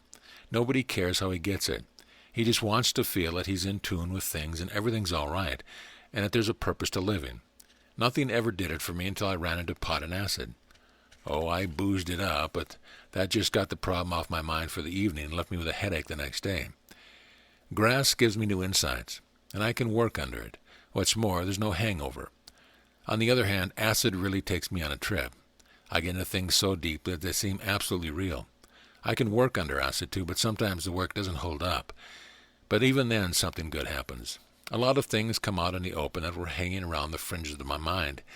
Some kinds of house cleaning take place, and I usually come up with a new outlook. Acid is hard on me, though, so I don't use it often. The secret of light. I was feeling the effects of the marijuana now. My body was warm and relaxed, my head clear and open. I took another drag and kept my eyes closed while I held my breath. The alpha meter began sounding. Bob said, "Man, you can really make that thing hum." I was feeling passive volition, that learned willingness to let go that I had struggled so hard to learn while conditioning my alpha. I wondered if I might have come to it easier if I'd used marijuana, but there was no way to tell now. Grass was certainly no hindrance in any case. I had never been more productive on alpha. Studying the painting, I felt as if I could enter it, that my conscience was released to wander in the imaginary landscape. Suddenly I knew that the illusion of space had been created by the play of opposites, as had time and even light. I could sense some vibrating harmonic somewhere in another realm of consciousness, where an exact duplicate of the landscape on the easel existed in a more subtle form, imperceptible to the gross physical eye. But into that enchanted realm the artist had reached with spiritual vision and brought forth the scene on the canvas. "How did you manage such a perfect illusion of light?" I finally asked. "Like this," he answered. He picked up a brush, daubed paint on it, and made 2 quick strokes on the canvas. Light went out of the painting. Depth disappeared. Reality evaporated. 2 brush strokes had reduced the canvas to worthlessness. It was incredible. "Now come over here," he said, "and I'll show you the secret of light." I peered over his shoulder at the palette. "See this color?" he asked. He pointed at an olive green, and I nodded. "This is the color of the window frame through which we are seeing the landscape." He showed me on the painting. I had a lighter shade of the same color on 2 of the inner edges of that window a moment ago. When I painted them out with the same shade as the other 2, the sunlight disappeared. Do you know what an octave is? In music, but not in painting. Same thing is true with colors as with musical notes. By raising the vibration of the color sufficiently, you eventually cause it to vibrate an exact octave higher. This puts it in harmony with the darker or lower vibrating color, and since it can only be raised to this higher vibration by the addition of white, which is light, when it reaches such harmony it shows the presence of light, like this. An appointment with acid. Quickly he added pure white to the olive green, mixing with swift, deft strokes, until he had achieved a light gold color. Then he painted this color on 2 of the inside edges of the window, and the painting came alive with light. I knew where the sun was, even though it was hidden, and its brilliance and its temperature, and depth came into the painting so that I could see for miles into the canvas. "There has to be some law hidden there," I breathed. "Something universal. What you've done is godlike." He said, "Let there be light," and there was light. Everything became real. He cleaned his brush and surveyed his work. I felt the same way many times. Sometimes I've even thought that I held light in my hand and would unleash it like a thunderbolt to create something I wanted. Painter's paranoia, I call it. Usually I get it when I've taken acid. It's godlike feeling, all right, about the highest high possible. When can we experiment with acid? How about a week from today? Okay, I'm sort of disappointed in marijuana. I thought there'd be more to it. He grinned. It's pretty subtle. You may not notice much for a while yet. Then all of a sudden you'll have a thought, only it won't be a thought. It will be an inward scene, an experiencing of something in a new way, and you'll wonder why you've ever noticed it before. After that he yawned and stretched and said it was time to hit the sack, and he added that pot usually made him sleepy, but with acid he would be up all night, maybe the next night too. Packed up my gear, and when I left the studio he turned out the lights behind me. I couldn't help wondering if the painting on the easel glowed in the dark, so magical had it become in my mind. As I drove home I had a sense of well-being. It even seemed as if the car were running better than usual, that I was driving exceptionally well, and that I had the car under excellent control. But then I noticed that I was driving only 30 miles per hour, considerably under normal speed. so I knew that I'd undergone some time and space distortion. That was something I had never noticed with getting high on alpha waves. Alcohol and alpha. I fell asleep with my right forearm resting on the elbow in a balanced position, and I was awakened when it fell to the mattress, which allowed me to recall my dream.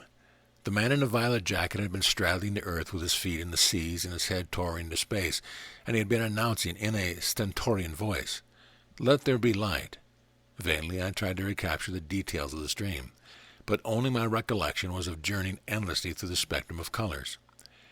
During the ensuing week, I could almost believe I had become a dope fiend as I continued my experiments, though I was resolved to conduct my grass and acid experiments on Bob, since increased alpha in myself might not be noticeable due to my already strong alpha patterns. Other experiments, such as with alcohol, barbiturates, and amphetamines, could be conducted on myself, since these drugs were nowhere accorded the hallucinogenic properties which were the prime indicator of brime wave frequency in alpha-theta region. Though I didn't know what effect barbiturates, opiates, and stimulants would have on alpha production, I was fairly certain they would not increase it. I started my experiment by buying and drinking a pint of Scotch whiskey. The first notable effect was that the Scotch didn't taste as good as I remembered, nor did my stomach greet its arrival with the customary appreciation. I wondered if I had lost my taste for it, and if so, whether my increased alpha might not be responsible.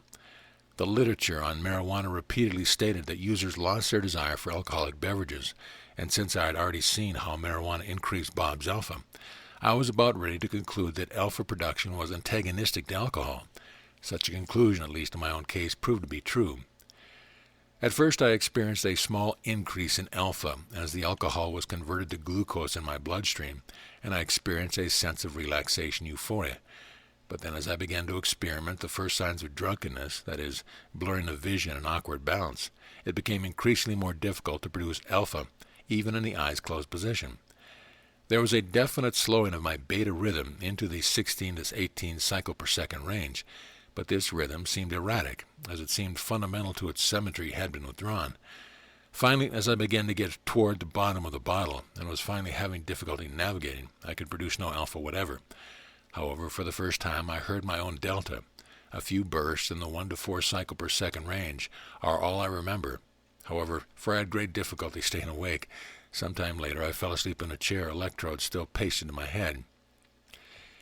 Amphetamines and alpha. When the maid came into the apartment in the morning, her scream awakened me. She said afterward that all I thought I'd electrocuted myself. The scream set off a headache that lasted 8 hours, and even aspirin afforded no relief. As I switched from alcohol to pills, I couldn't help reflecting on a vicious circle most Americans found themselves trapped in, uptight and seeking relaxation and booze, only to wind up with a hangover and forced to take pills for surcease. No wonder that hospitals and mental institutions were overflowing. Toward the end of the day, when the hangover still showed no signs of alleviating, I decided to try an alpha treatment. I hooked myself up to the meter, because I felt sure that the pain in my head would prevent my turning on alpha without such guidance. It was fortunate that I did, for turning on alpha proved to be difficult indeed. Right off, I produced a low-amplitude, high-frequency beta rhythm, and my efforts to slow it into alpha were at first fruitless. My head seemed gripped in a vice as its musculature contracted in spasm. Gradually, however, I was able to let go. Before long, alpha began appearing in my brainwave pattern. When finally I was able to let go altogether, the pain in my head disappeared. I kept up the session for a half-hour longer, emerging highly elated. Not only had I cured my hangover, but I had replaced lassitude with energy, pain with pleasure, and dullness with excitement. It seemed to me that probably all headaches were caused by spasms in the vascular system, and that the restriction of blood to the brain prevented the occurrence of alpha. Relaxing such spasms could bring an end to headaches, but only when one learned the trick of passive volition. Next day I dosed myself with amphetamines, and got as charged up as a whirling dervish. My problem was to sit still long enough to get a reading from the alpha meter, because what I really wanted was plenty of action. It was ready to see how speed freaks became addicted to understand how speed kills. My body was so revved up that I thought it would never slow down, and my mind seemed to work like lightning. It had an overpowering sense of megalomania, as if I could do anything. Quite suddenly I had become psychotic, and was experiencing firsthand what it felt like to be Napoleon, Hitler, or even Satan. I couldn't help thinking of the secret formula by which the law-abiding Dr. Jekyll had transformed himself into the criminal Mr. Hyde. for I found myself scurrying about the apartment with a kind of monstrous energy, and had to exert the utmost will to prevent myself from going out into the street, where I would have been almost certain to provoke a disturbance. I finally managed to get myself hooked up to the alpha meter, but try as I might I could produce no alpha. All that could be picked up was a high-frequency beta, so fast that the beeping was reduced to a continuous tone. My vaunted alpha control had completely disappeared. Eventually, fearing that further fruitless attempts might destroy the conditioning I had already achieved, I disconnected the meter and abandoned further attempts. To work off the energy that gouged at me, I drove to the beach and joined a furious volleyball game.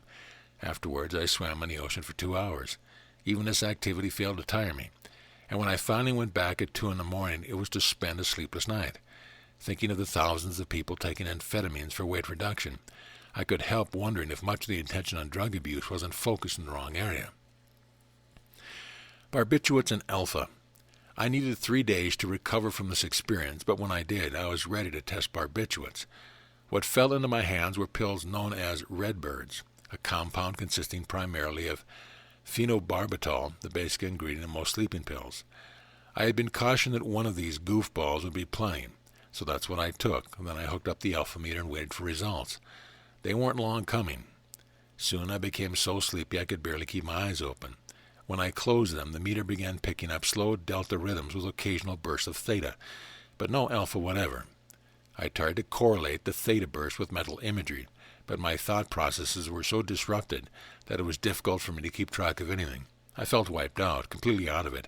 It was hard to imagine anyone taking barbiturates for kicks. Apparently, through sheer willpower, I carried my experiment to conclusion, but I have no recollection of it. My notes, almost indecipherable, tell of the struggle. The main thing that I sought to learn, the effect of barbiturates on alpha production, seems abundantly clear. 807, downer taking effect, feeling groggy, attempted producing alpha with eyes closed, proved erratic, some production of low amplitude waves, rapid losing control. 822, very sleepy now, beta rhythm practically disappeared, delta rhythm predominated with occasional theta, trying to correlate theta to mental imagery, hard to think, mind moving very slowly. 843, feel like a sleepy vegetable. Do vegetables get sleepy? Rather be a carrot than a turnip. Better still an onion. Better yet a clove or garlic. Best of all a radish. Slipping, wonder how long I can stay awake. 903, barely holding on now. Only delta rhythm. Basic pulse upon which everything is built. Must originate on some far-off island in space or activate the whole universe. Writing now almost illegible. Synchronize, investigate. There were a few other notations that were completely indecipherable. I found that the philosophical content of the file entry particularly intriguing, especially after the foolishness of the third entry. This seemed to indicate that there was much to be learned from the study of the subconscious, but now I was equating delta rhythms with the subconscious and beta rhythms with the conscious and the alpha-theta border as the balance between. Certain patterns were beginning to emerge, giving me glimpses of some grand design. It left me with a feeling of excitement, as if I were on the verge of a discovery. Alpha and acid. By the time the weekend rolled around, bringing my acid trip appointment with Bob, I was in a rare good humor, and this good humor was most attributable to my new reaction to drugs. Not that I had overcome my prejudice against them, but where before I had failed to find any redeeming feature, now I began to see that drugs could be a gateway to the study of the mind, for they could slow brain rhythms, speed them up, and even balance them.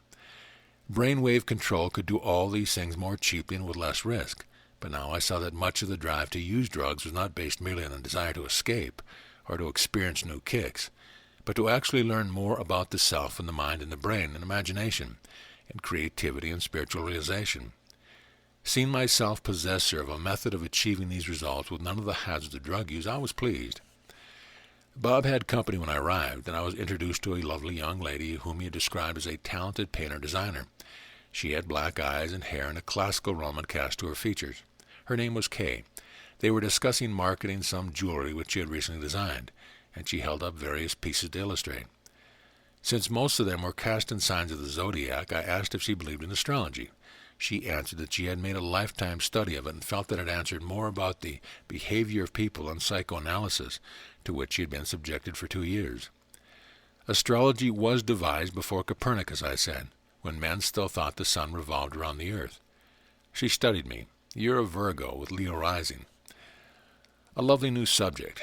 I was startled. I knew I had been born under the sign of Virgo, but since I had never had a horoscope drawn, I did not know my rising sign. I told her as much as she asked for, the date and hour and place of my birth. These I gave her. I'll work it out for you, she stated. We'll see where your planets are. But I'm willing to bet that you're Leo rising. Over-thoughtful and overly independent. Doesn't that describe you? I had to admit that it did, but I was far more sure that astrology had served her. More likely it was a shrewd appraisal. She's going to take acid too, announced Bob. We've been planning a session, but never made it yet. Are we going to drop with us? I said that I had planned to, but it would take at least an hour after they did, just to be sure that I wasn't high when measurements of reaction. With that, Bob passed out teeny purple pills. He swallowed his with a gulp of water, and Cave followed suit. I placed mine in my pocket.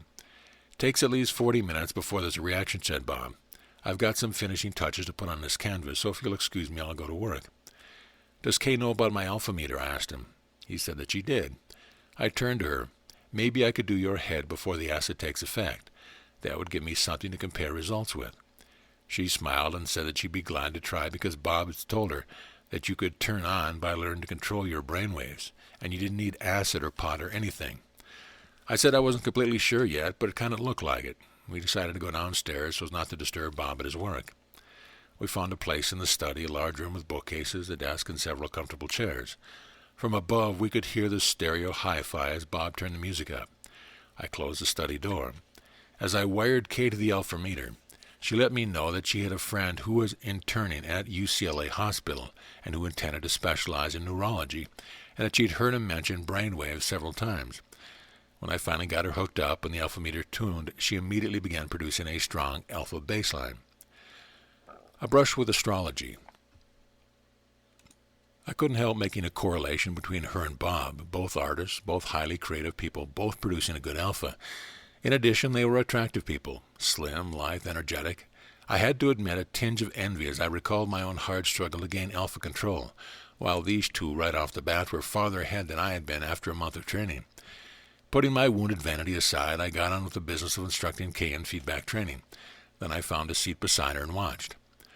I allowed her to experiment in this manner for 5 minutes, enough to satisfy her curiosity, but not enough to give her any control, for I didn't want to interfere with the test I was about to make. When I turned off the device, she expressed regret, for she said she was getting the feeling of what an alpha high meant, and it was a great deal different than a drug high, clear, more natural, as if regaining some lost way of seeing. I thought that described it very well and told her so, and she said she wanted to do my horoscope immediately. With that, she drew a book from her handbag and began thumbing through it, now and again pausing to jot down a notation. It was cozy in the study, the many books, the filtered light, the attractive young lady, the thought that I might be on the verge of some breakthrough, all combined to give me a pleasant, relaxed feeling. When I looked at my wristwatch, I saw that a half-hour had passed since Bob and Kay had taken the acid. I turned on the alpha meter and began to observe her closely for effects. As she concentrated on her work, the meter gave out several rapid sounds of beta, a natural response to concentration. Several times she emitted little gasps and stared at me, so I gathered she was running into something unusual.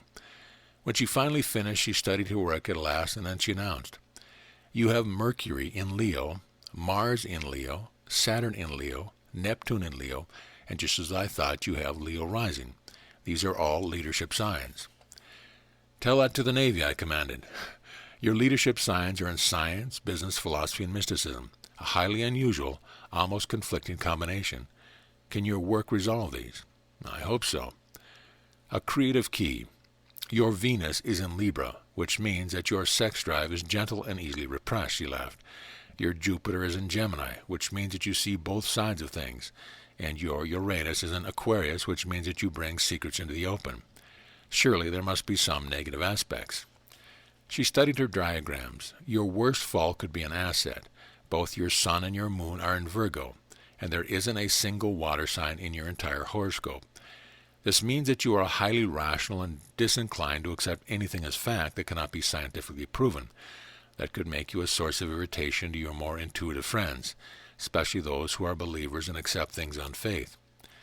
In addition, you often enjoy argument for argument's sake. That's Mars in Leo, you see, and some people might find you a trifle belligerent. Then, too, you find it difficult to accept a subordinate role. You must either be the leader or operate on your own. This has made you something of a lone wolf. You couldn't be more accurate if you'd known me for 20 years, I admitted. Though these traits can be false, they can also work for you, she answered.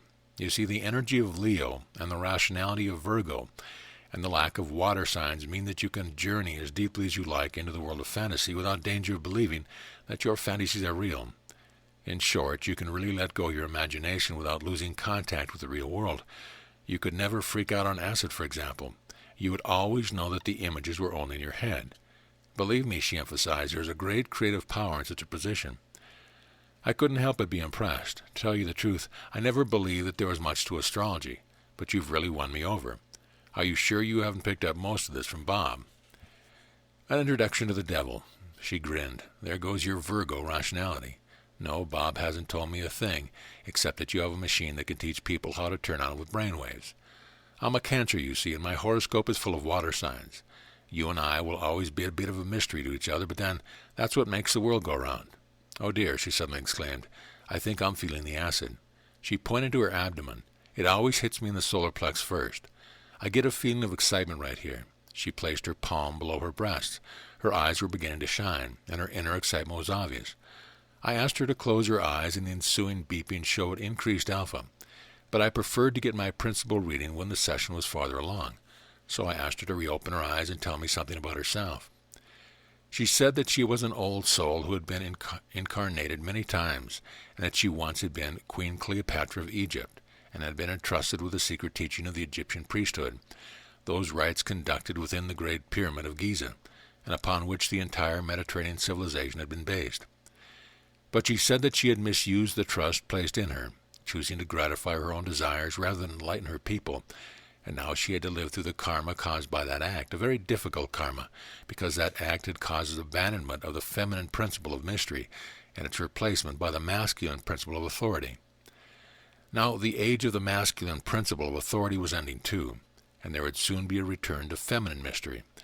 Then the secret teachings of Cleopatra would be rising again to seize the imagination and the motivations of men and to launch a new age of peace and prosperity.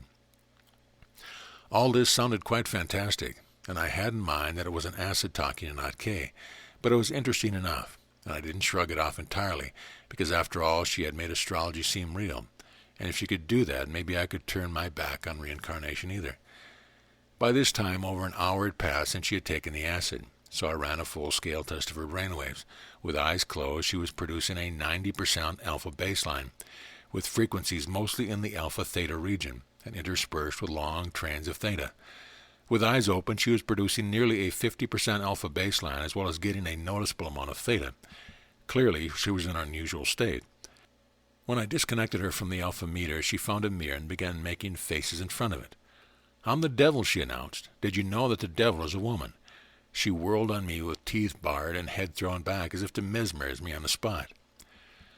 The Trinity in duality. It was an idea that had never occurred to me before, but I considered it carefully. If God were masculine, the devil should be feminine, for there were only two forces at work in the universe, and by their interaction all things were created.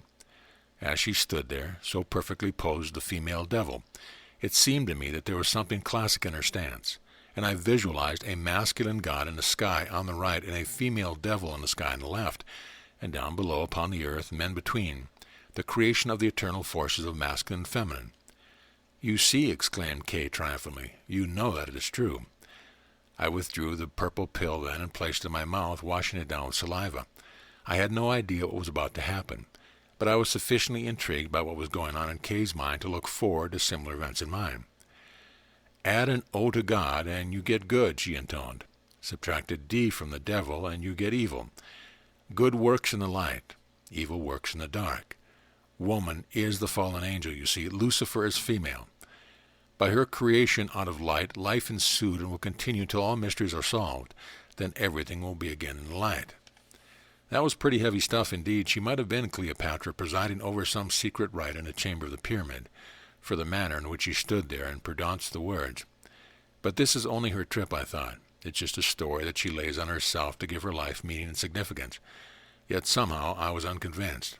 The duality and the resolution of the duality, which she so graphically described, made a deep impression on me. Now I saw this conflict and resolution stretching back into the beginning of time, casting up all forms, creating all philosophies, making all works of art, all governments and religion, all wars, diplomacies, and dynasties. I sensed that at my fingertips lay a simple truth, a truth so profound that once I understood it, I would comprehend all knowledge. An illustration of thought transference.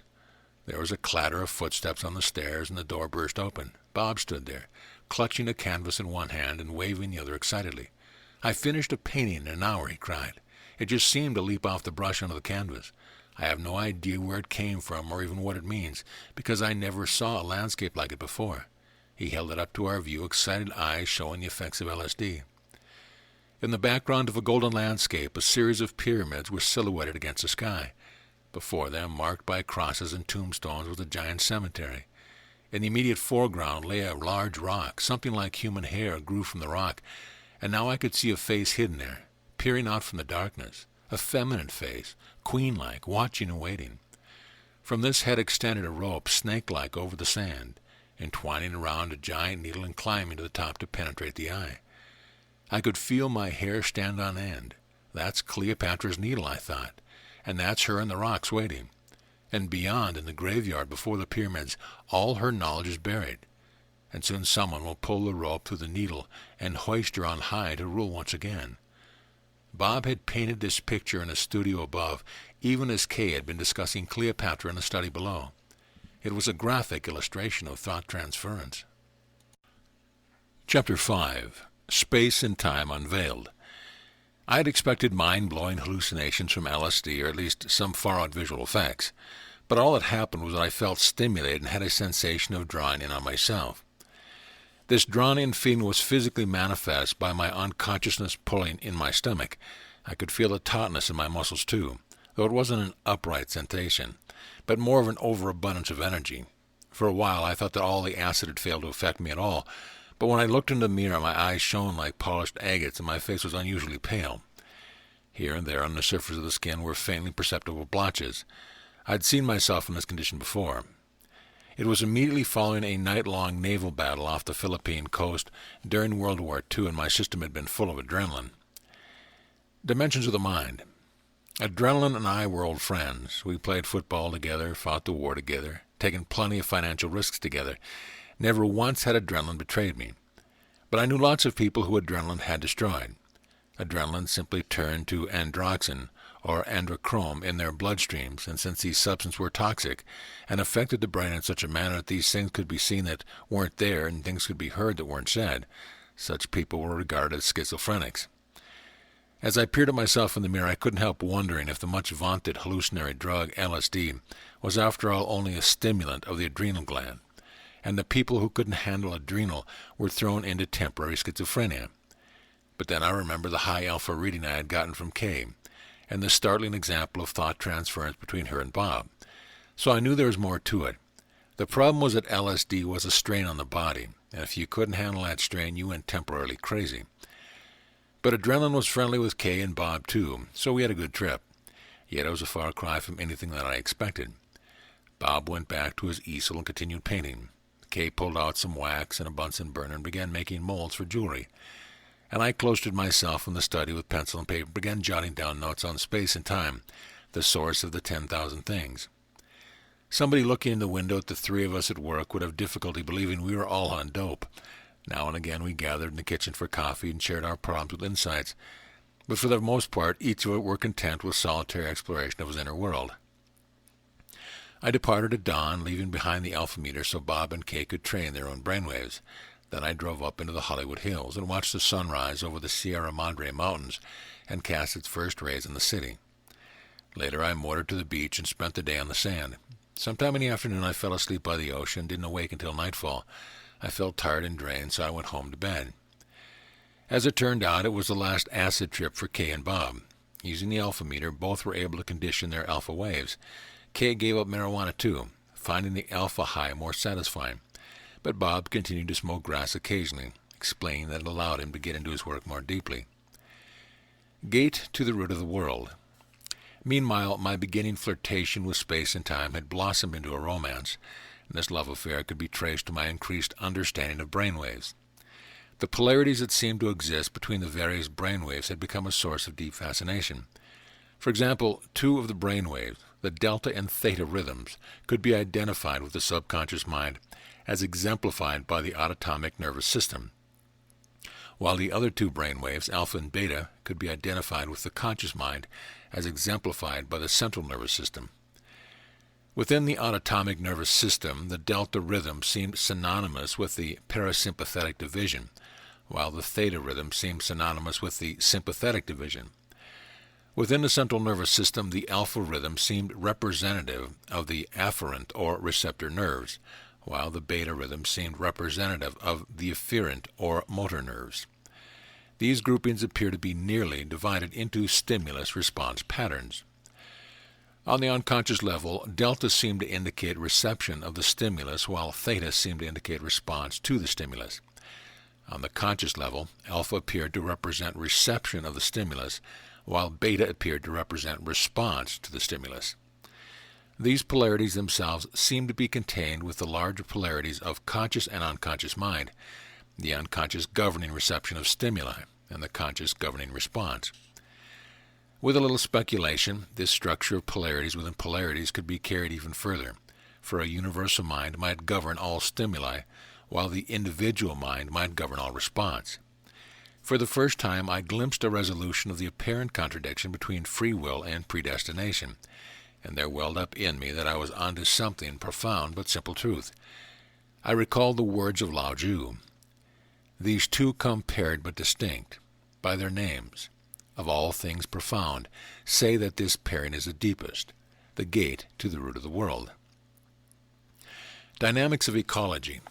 The philosophical system thus described is based on dualism and the resolution of that dualism. For the most part, literature concerning it has disappeared, and little is known except Lao Tzu's teeny book of 25 pages called the Tao, in which the two forces are referred to as yin and yang. The emblem of the system has been left us and consists of black and red teardrop shapes combined in such a fashion as to make half red and half black circle, known as the syzygy, meaning the putting together of opposites. Since in deepest essence yang represents the male force of light, heat, and activity, while yin represents the female force of darkness, coldness, and passivity, any study of the methods by which these two forces combine is naturally tinged with eroticism.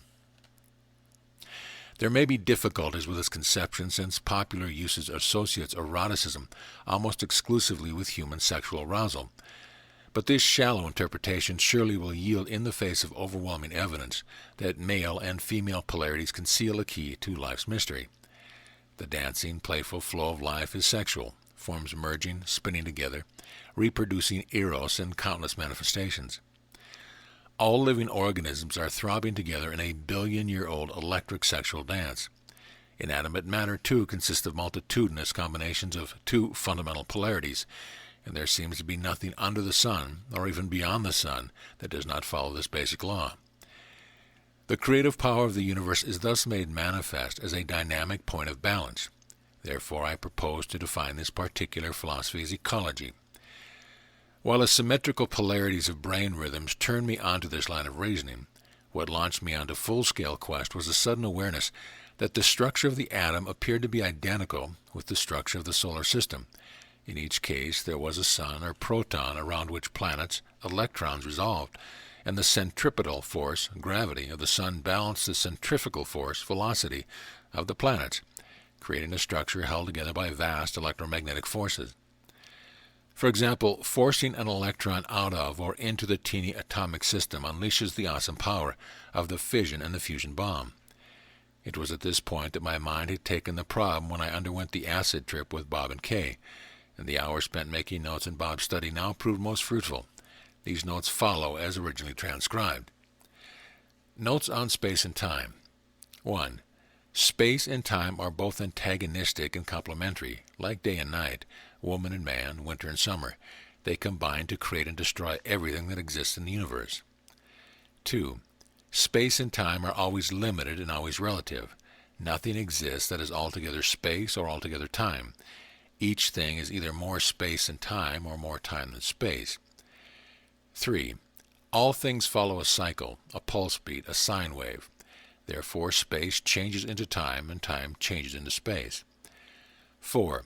Centripetal time is constrictive. It produces heat, density, heaviness, sound, and the tendency to go downward. Centrifugal space is expansive. It produces cold, dilation, lightness, silence, and the tendency to go upwards. 5. Whatever contains more water than solids is space. Whatever contains more solids than water is time. 6. A broad form represents time. A tall form represents space. 7. The 7 colors of the spectrum range from time, red, to space, violet. 8. Beauty is the proper proportion of time to space. Love, too, is the proper proportion of space to time. What is the proper proportion? It is that proportion which leads to the balanced interchange of energy between polarities. Aesthetics hold it to be 1 to 1.618, the divine proportion. 9. A man is time, centripetal, strong, active. When to time, he is violent, cruel, and destructive. A woman is space, centrifugal, yielding and passive. When to space, she is lethargic, weak, and escapist. 10. Men and women are antagonistic and complementary. Their fate is to play tag forever. This is what makes life so interesting, amusing, and dramatic. 11. Time is alkaline, space is acid. Preparing the uterine tract with an alkaline may result in the conception of male children, while preparing it with an acid may result in the conception of female children. 12. Foods that grow above the ground are more space than time, while those that grow below the ground are more time than space. An insight into immortality. 13. Nowhere are the forces of space and time better illustrated than in the pulse beat of life itself, in the expansion and contraction of the living heart. Systolic is time. Diastolic is space. Systolic pressure is created when the heart contracts, pumping blood through the arteries. The flow of this blood through the arteries is space, since it is expansive, thus illustrating how time creates space. Diastolic pressure is created when the heart expands, sucking blood back through the veins. The flow of this blood through the veins is time, since it is moving towards the center, thus illustrating how space creates time. Moreover, the space flow of blood through the arteries is colored time, or red, while the time flow of blood back through the veins is colored space, blue. People with high blood pressure are to time. People with low blood pressure are to space. These conditions probably are correctable by the appropriate eating of space or time foods to offset the imbalanced condition. 14.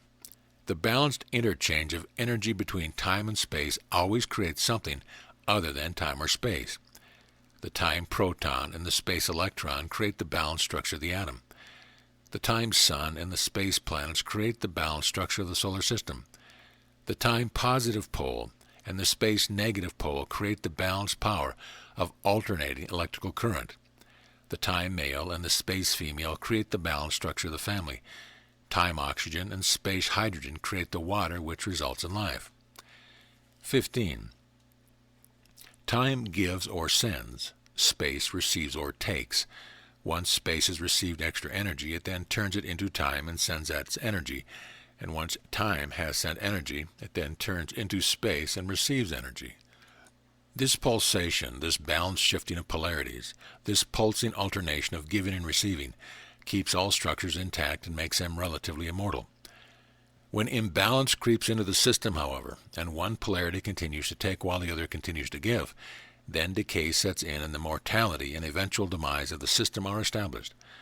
Not irreversible, said the man in the violet jacket. Is this what he meant? Now, as I examined the diagram which represented the simple working of ecology, for the first time I realized that there had been a profound change in the way my mind worked. The many diversities of life had suddenly, it seemed, arranged themselves in such a fashion as to be easily dealt with and quickly understood. I couldn't help feeling that I was now much wiser than I had been only a few months before. I saw that excessive time in the human being produced sadism, while excessive space produced masochism, and that social institutions were as prone to such imbalanced conditions as individuals. For the first time, I began to understand that love was a power resulting from the balanced interchange of energy between individuals, and that any imbalance in this interchange could only produce exaggerated cruelty or dependent suffering. Seeing this, it seemed to me that understanding the principles of ecology should increase man's ability to cope with his environment and his fellows, and such increased ability should be evidenced by a higher intelligent quotient. Measuring the intelligent quotient. For years it had been assumed that one's IQ was something he was born with, that it was mostly a matter of the genetic structure of the original 23 chromosomes that made up the embryonic human being, that if a person had an IQ of 100 when he was 10 years old, that's the same IQ he would have when he was 20, 30, or 40. However, nearly all testers agreed that a grasp of the tools of thought, such as language, arithmetic, basic mechanics, was necessary before a person's intelligence could be tested. Now I had stumbled across a new tool for thought, one that could break down every problem into two basic components and find the point of balance where that solution lay. The possession of such knowledge should provide a substantial rise in an individual's IQ. I had taken several intelligence tests over the years, and the highest score which the testers had given me was 124 on the Cattle scale. Now I wanted to take another test to see if my alpha conditioning and recent insights had brought about a verifiable increase in intelligence. While I shopped around for a place to take a supervised test, I ran into a man who said he was a member of Mensa, a high IQ club, which restricted membership to those who could score in the upper 2% of the population on a supervised intelligence test. I inquired as to what the score might be, and he was told at least 147. I sent in my application, and in a few days received notification of my testing date. As it happened, the test was to be administered at my old stomping ground, the medical center of UCLA, and the date was 3 weeks in the future. Meanwhile, I became involved with Kundalini Yoga. A synthesis of yoga. I had been doing yoga postures for some weeks now, and the sense of well-being that followed these exercises prompted me to look into the discipline further. Much of my early writing and research had been inspired by the works of Sri Aurobindo, and among his books was one entitled The Synthesis of Yoga, in which he extracted from the numerous yoga disciplines that which he considered to be the heart of the training. Yoga, stated Aurobindo, is the turning of the human soul from the egotistic state of consciousness, absorbed in outward appearance, and attractions of things to a higher state in which the transcendent and universal can pour itself into the individual mold and transform it. When the human ego realizes that its will is a tool, its wisdom ignorance and childishness, its power an infant's grouping, its virtue a pretentious impurity, and learns to trust itself to that which transcends it, that is its salvation. This is a decisive moment, the turning of the ego to that which is infinitely greater than itself, its self-giving and indispensable surrender. I had read this passage many times, but now it suddenly awakened new reverberation. The word surrender did it. Now I saw that it was synonymous with the passive volition necessary for the production of alpha brainwaves. The polarities of space and time have provided new insight into the mind, and I perceived that the way into the unconscious and loss of ego lay through passivity and surrender, while the way to greater self-conscious and larger ego lay in the exercise of active volition or willpower. Suddenly the eternal duality of God and the devil flashed before my eyes, and I saw that God, ruler of the subconscious, required subordination and passivity, while the devil, ruler of the conscious, required the exercise of will, and I knew that the man in the violet jacket, on the ocean pier in the darkness, real or unreal, had been the point of balanced interchange between these eternal opposites, and so it confronted me with the Faustian bargain. It was as if my consciousness suddenly leaped over the centuries, and I sat down in the presence of Johann Wolfgang van Goethe, he in the wig and greatcoat and moving a quill pen over foolscape, its scratching the only sound in the silence of the house, and I said, one need not sell his soul to the devil, for neither the will nor the imagination rules, but rather a balance between. And Goethe smiled, though he did not look up, for my statement was only a thought in his mind. The alpha champ who was a failure. Now polarities were clearly drawn. There was mysticism, which thought the answer to man's condition by surrender to the force of the unconscious, and there was magic, which thought the answer to man's condition by the exercise of willpower. Carried to extremes, the mystic was reduced to worldly ineffectiveness, while the magician destroyed himself by opposing universal law. It often happens that when we are prepared to see something that we find it transpiring under our noses, so it was that a recent acquaintance, having heard of my alpha meter, called me and asked for a training session because he was convinced that alpha production was the gateway to the development of psychic powers. Over the years, he had been involved in just about every psychic activity on the face of the earth. He didn't intend to miss this opportunity. When he showed up for the first session and I hooked him up to the alpha meter, he began producing 100% alpha baseline. He could even produce alpha with his eyes open. I couldn't believe it. I sat there with my mouth open and gaped, because here, right before my eye, was a man who had achieved the ultimate. He could produce alpha with the best of them, but his life was a mess. He couldn't make money, couldn't hold a job, couldn't sustain a relationship, was overweight, hypochondriacal, and totally impractical. Yet he was a champion of producing alpha. As I sat there and stared at him, it finally dawned on me that I had fallen victim to the very trap that I had sought to extricate myself from. Simply because I myself had been hung up in the conscious world of logic and willpower, and had been greatly benefited by learning to mesh this world with the subconscious world of passivity and imagination, I had assumed that everyone else suffered from the same malady, and that the cure for all ailments was learning how to produce alpha. Now I saw that it was possible for a person to become imbalanced in the opposite direction by producing too much alpha, by being too passive, by coming to believe that the world of the imagination was the only reality. To test my theory, I asked my friend to try producing beta. He couldn't produce a lick. Mysticism and magic. During the next 2 hours, I learned that it is even more difficult for a person who is too passive to become more aggressive than it is for a person who is too aggressive to become more passive. For once a person has built a habit pattern of passivity, it requires aggressiveness to change it. And since he cannot find this aggressiveness within himself, he must depend on someone else to change the pattern for him. On the other hand, the person who is too aggressive is at least able to muster the action energy needed to change some of his aggression to passivity. To further complicate matters, few counselors knew how to turn passivity into aggressiveness, and even fewer had the courage to do so. In the case of my friend, I simply discovered from him that the alpha meter and told him that he was a miserable failure because he was more female than male, and would never amount to anything because he let everyone push him around, and I didn't have any time to waste on people who had no spunk, so it would please me if he just left. He left all right, but when he did, he was showing plenty of aggressiveness. Now I had to resolve the conflict between mysticism and magic. Sri Aurobindo's yoga was too passive for this purpose. Was there another yoga that combined aggressiveness with passivity in such a fashion as to achieve both serenity and power? There was indeed. It was Kundalini Yoga. The theory behind this ancient discipline was that of serpent power, the fire of Kundalini, a goddess of nature, which lay coiled up at the base of the spine, and which by exercise, meditation, and concentration could be moved up through the 7 ganglionic centers of the body, known as chakras, until it entered the pineal gland at the top of the head, and there merged with divine power or solar energy. 2 forces, one emerging from the earth, the other emerging from the sun, and in their balanced interchange lay both peace and power. Kundalini Yoga, it seemed to me, provided a mental and physical discipline which applied the principle of space and time, and the balanced interchange in the energy of ecology.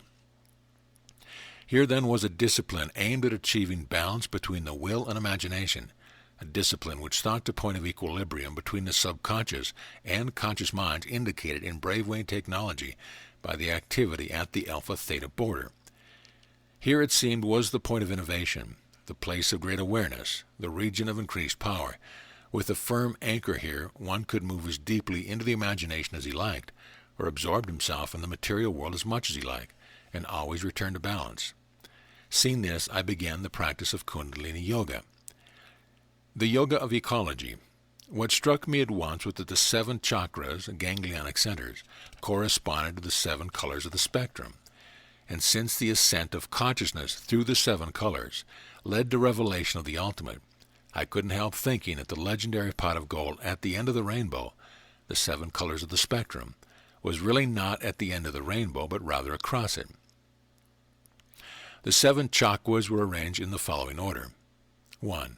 The seat of Kundalini in the coccyx, the lowest vertebrae of the spine. 2. The sexual organs. 3. The adrenal glands behind the navel. 4. The heart. 5. The thyroid gland in the throat. 6. The pituitary gland behind the forehead. 7. The seat of Vishnu, the sun, in the pineal gland below the top of the skull. Colors corresponding to the various chakras were as follows. 1. Red for the coccyx. 2. Orange for the gonads. 3. Yellow for the adrenals. 4. Green for the heart. 5. Blue for the thyroid. 6. Indigo for the pituitary. 7 violet for the pineal. The 7 notes of the musical scale also correspond to the various chakras, beginning with note F in the key of C for the coccyx and continuing up to the note E for the pineal gland. Certain vowel sounds also correspond to the chakras, and these were as follows. 1. IH for the coccyx. 2. UH for the gonads. 3. EH for the adrenals. 4. AH for the heart. 5. OH for the thyroid. 6. OOH for the pituitary. And 7. EEE for the pineal.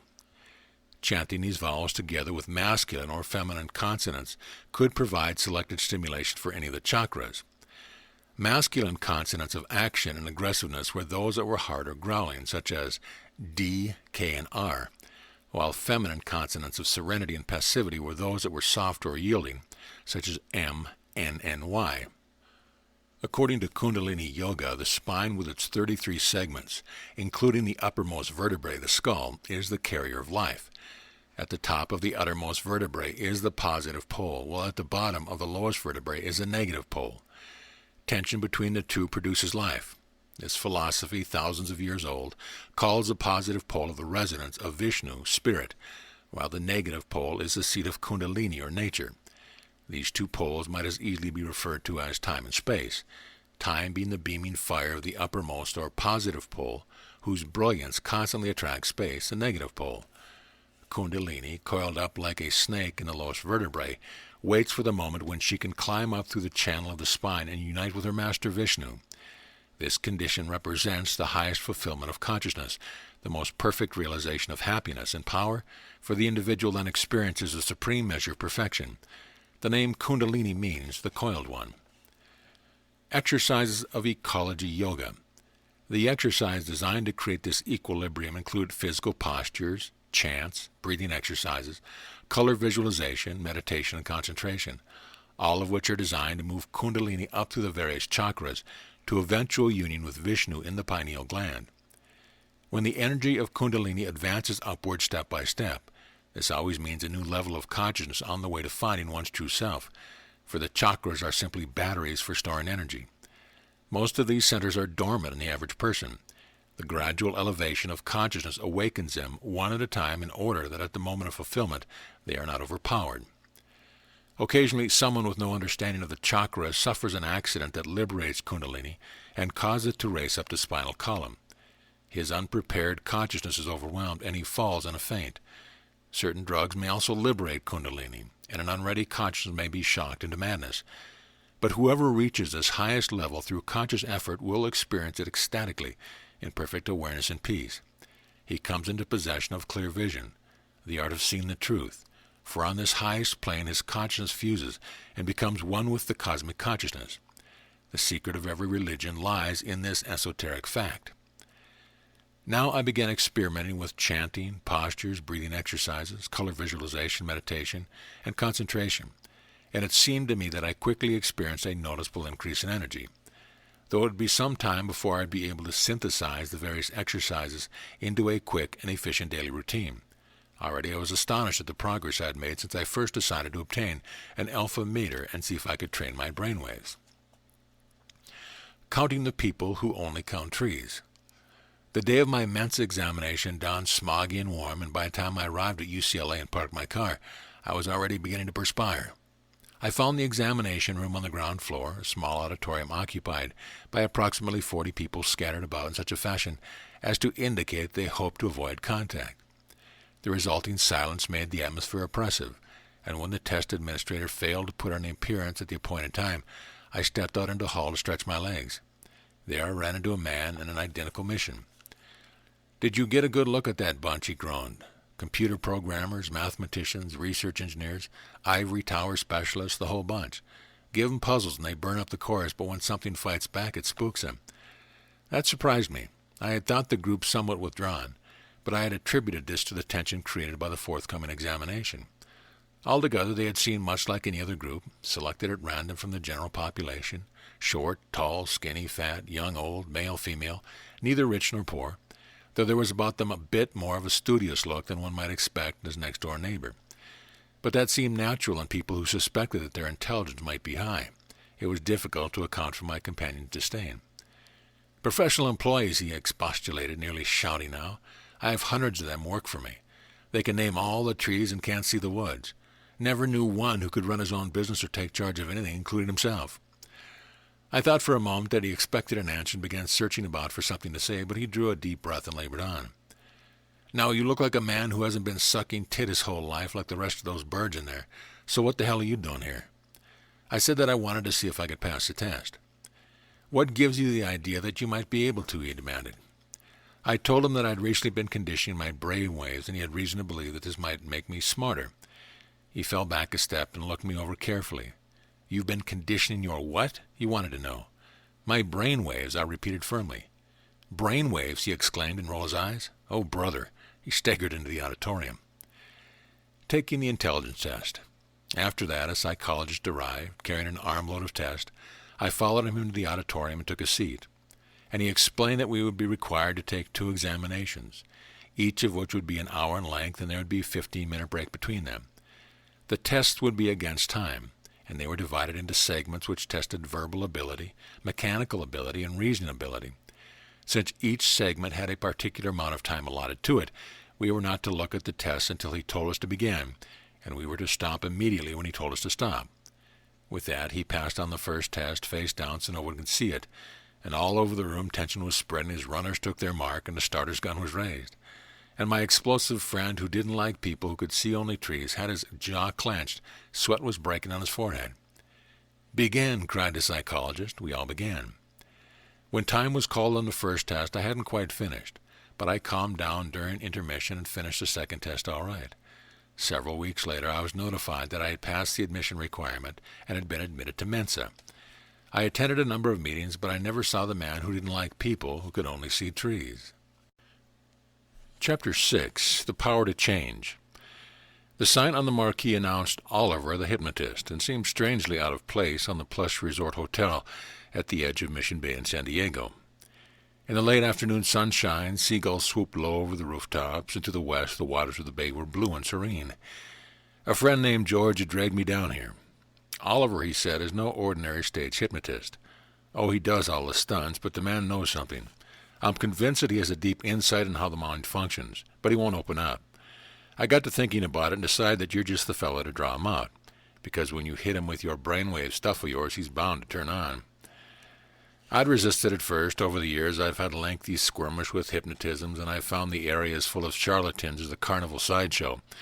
It was difficult to believe that a man who plied the trade of a stage hypnotist could be anything other than a con man.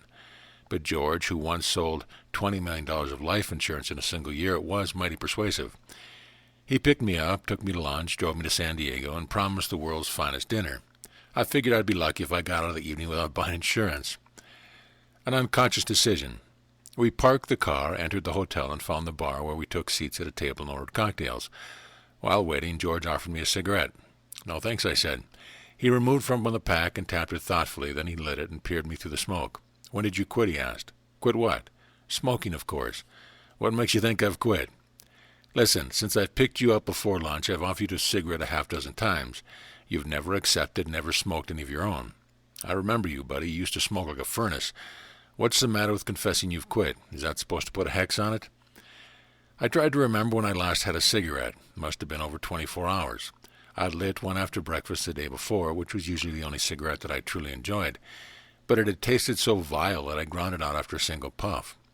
Later, after I left the house, my hand had moved unconsciously for the pack, and I discovered I'd left it at home. I thought I would buy another, but I hadn't, and when I returned home, I'd left the open pack on the desk, undisturbed. What's more, I hadn't taken it out with me when I left the house this morning. Strange how it never occurred to me that I'd quit. All these actions seemed to have been done unconsciously, so that I hadn't actually noticed, though now it was easy enough to remember. "Hey," I said, "I think I stopped smoking." "Do tell," answered George. I could smell the aroma of his cigarette clearly. It was an aroma that had always been an automatic signal for me to light up one of my own. I smelled it deeply now, waiting for a reaction. None came. I hadn't the slightest desire to smoke. An announcement worthy of Pavlov. "I can't believe it," I said. "I think I'm cured." "Well, clue me into it, boy. I'm sick to death of this filthy habit." I don't know what to tell you. I don't seem to have done anything. I just seem to have quit. Oh, come now. I've seen you quit twice in the same day. There was always some method you were trying to follow. Well, not this time, George. What seems to have left me on its own accord is the desire to smoke itself. He thought about this, and he said that maybe it had something to do with my brainwave training. I told him I'd been thinking the same thing myself. Maybe the desire to smoke was the result of imbalance, and since I was beginning to achieve balance, maybe the desire had simply left me. He considered this, but thought there was more to it. We both know that smoking is primarily a conditioned reflex. A whole host of people have claimed that you can erase conditioned reflexes by brainwashing technique, or even by retraining those reflexes. But a reflex is a reflex, and the only other way it has been known to disappear is through disuse. It was an announcement worthy of Pavlov, but the logic failed to dissuade me. I don't have any desire to smoke, I repeated. 2 days ago I was smoking. That's certainly not long enough to erase a conditioned reflex, and I haven't been brainwashed and haven't been hypnotized. The word rang between us. Are we thinking the same thing? Asked George. Self-hypnosis, I murmured. It certainly was possible. Waitress brought the drinks, and we clicked our glasses together. To our meeting with Oliver, George said. People who believe they are ducks. Before long, we moved into the restaurant and ordered dinner. George proved to be right. The food was delicious. Afterwards, we lingered over coffee until the first show came on. Oliver turned out to be a handsome, athletic man of middle years who wore a dark beard and had a commanding presence. He warmed up the audience with the customary patter, then began selecting his subjects, constantly making suggestions, carefully observing whether they were followed. He was very polished. His rapid delivery and fast stream of jokes kept the audience attentive and in good humor, and he seemed to accomplish his end without effort. Finally, he had a half-dozen subjects chosen, and these were seated on chairs arranged in a row on the stage. There were 4 women and 2 men, and as he continued bantering with them, he established that he had never seen anyone before, and none of them had ever seen him, that no one in the group had ever been hypnotized, that they were attending the show with their boyfriends, husbands, wives, and girlfriends, who were seated at tables in the audience, and whose reactions varied from daring them to volunteer to being apprehensive about it. Finally, he asked his subjects to close their eyes and gave them suggestions for relaxation, which he shortly changed into suggestions for sleep, and finally into suggestions that they would obey him implicitly. After this, he told them that they were attending a sad movie, and they all cried. Then he told them they were attending a comedy, and they all laughed. Then he told them they were all ducks, and they quacked and waddled around the stage. Then he told them that they were all dogs, and they began barking and growling. One of the males even raised his leg as if urinating on an imaginary lamppost. By this time, the audience was roaring with laughter. I glanced at George and raised an eyebrow, but he winked back as if to say, just wait and see. A paper dagger. Now Oliver gave each subject a different suggestion. The resultant slapstick had the comedy overtones of a Max Sennett movie about the Keystone Cops. One man was told that he had an irresistible urge to kiss every woman he saw, and one woman was told that she could only be kissed on the fanny. When these two ran into each other, the house came down. Another woman was told that her raised middle finger was the peace sign. She walked around giving everyone the finger. Still another woman was told not to go around asking everyone who, while the second of the 2 men was instructed to go around asking everyone what. The last woman was told that whenever she heard the word who, she would freeze, and whenever she heard the word what, she would unfreeze. She was run like a robot by the whoer and the whatter, and some of her poses were hilarious. When the laughter seemed to have reached its peak, Oliver reassembled his subjects and turned serious. Choosing the younger of the 2 men, he presented him with a paper dagger and told him it was real. Then he said that there was a man in the audience who intended to destroy the world, and the only way the world could be saved was for the man to be assassinated. He instructed his subject to sneak up on this man because the man was dangerous, and to stab him to death with a dagger because it was silent and wouldn't bring the man's bodyguard. When he described the man, he described me. I glanced at George and saw that he was in on it. I didn't like it at all. Oliver told the man to start, and the audience fell into a hush. Out into the crowd, the man stealthily crept with his paper dagger poised in his hand. A feeling of uneasiness gathered in my stomach. I would have liked reassurance that the dagger was paper. Down the aisles and between the table the man prowled, once passing close enough so that I could see his eyes. They were fixed and glassy. His path now became marked by ever-shortening circles as some unerring instinct seemed to guide him in my direction. When he finally caught sight of me, I looked him in the eye, and he hid behind a table. Then, despite the fact that I continued to stare at him, he slithered forward, glaring. The power of suggestion. Frankly, I was unnerved. Even though I could now see that the dagger was only paper, I had no doubt that the man would throw himself upon me, and I didn't know whether to defend myself or run. It certainly seemed foolhardy to stand there and do nothing. I silently appealed to Gregory for help, but he only smiled. I was growing irritated and angry. Suddenly, with a blood-curdling yell, the man leaped to his feet and charged, paper dagger aloft, eyes lighted with fury. I braced myself for the impact, then Oliver's voice cracked through the room. "Freeze," he cried. The man froze on the spot. After that, Oliver came over and talked to him soothingly, and led him away and wakened all the subjects from their trance and made a little speech about the power of suggestion. How it could cause murders and riots and robberies and arsons, just as easily as it could cause brotherhood, love, justice, and abundance. Then he left the stage to applause, and I wasn't paying much attention. My old friend Adrenaline had come by aid, and I hadn't used him now and then, and was complaining. I felt sick to my stomach. I let off steam by telling George how little I appreciated being involved in a stunt, but his composure remained unshaken as he assured me that there was a point and I would know that it was soon. With that, he took me by the elbow and steered me through the crowd. Here and there people shied away in apprehension, so I pasted on a smile in hopes he would perceive that I wasn't intending to destroy the world after all. Oliver was waiting for us in his dressing room. He had changed into a loose white shirt and dark slacks, looked the picture of magnetic health. When George introduced us, he shook hands searchingly. "If that had been a real dagger, you could have been killed," he said. "Even as it was, you could have been hurt." Told him I was aware of that fact. "Are you satisfied that the whole thing was authentic?" he said. I answered that I thought it was authentic. "Good," he said. "Sit down and tell me about brainwaves. We may be able to help each other." The horse and the rider. I sat down and considered where to begin. We obviously didn't have all night, since he had another show in 2 hours, so I tried to cut through extraneous matter and get right to the point. "I think I've stumbled onto the brainwave key to the subconscious," I said.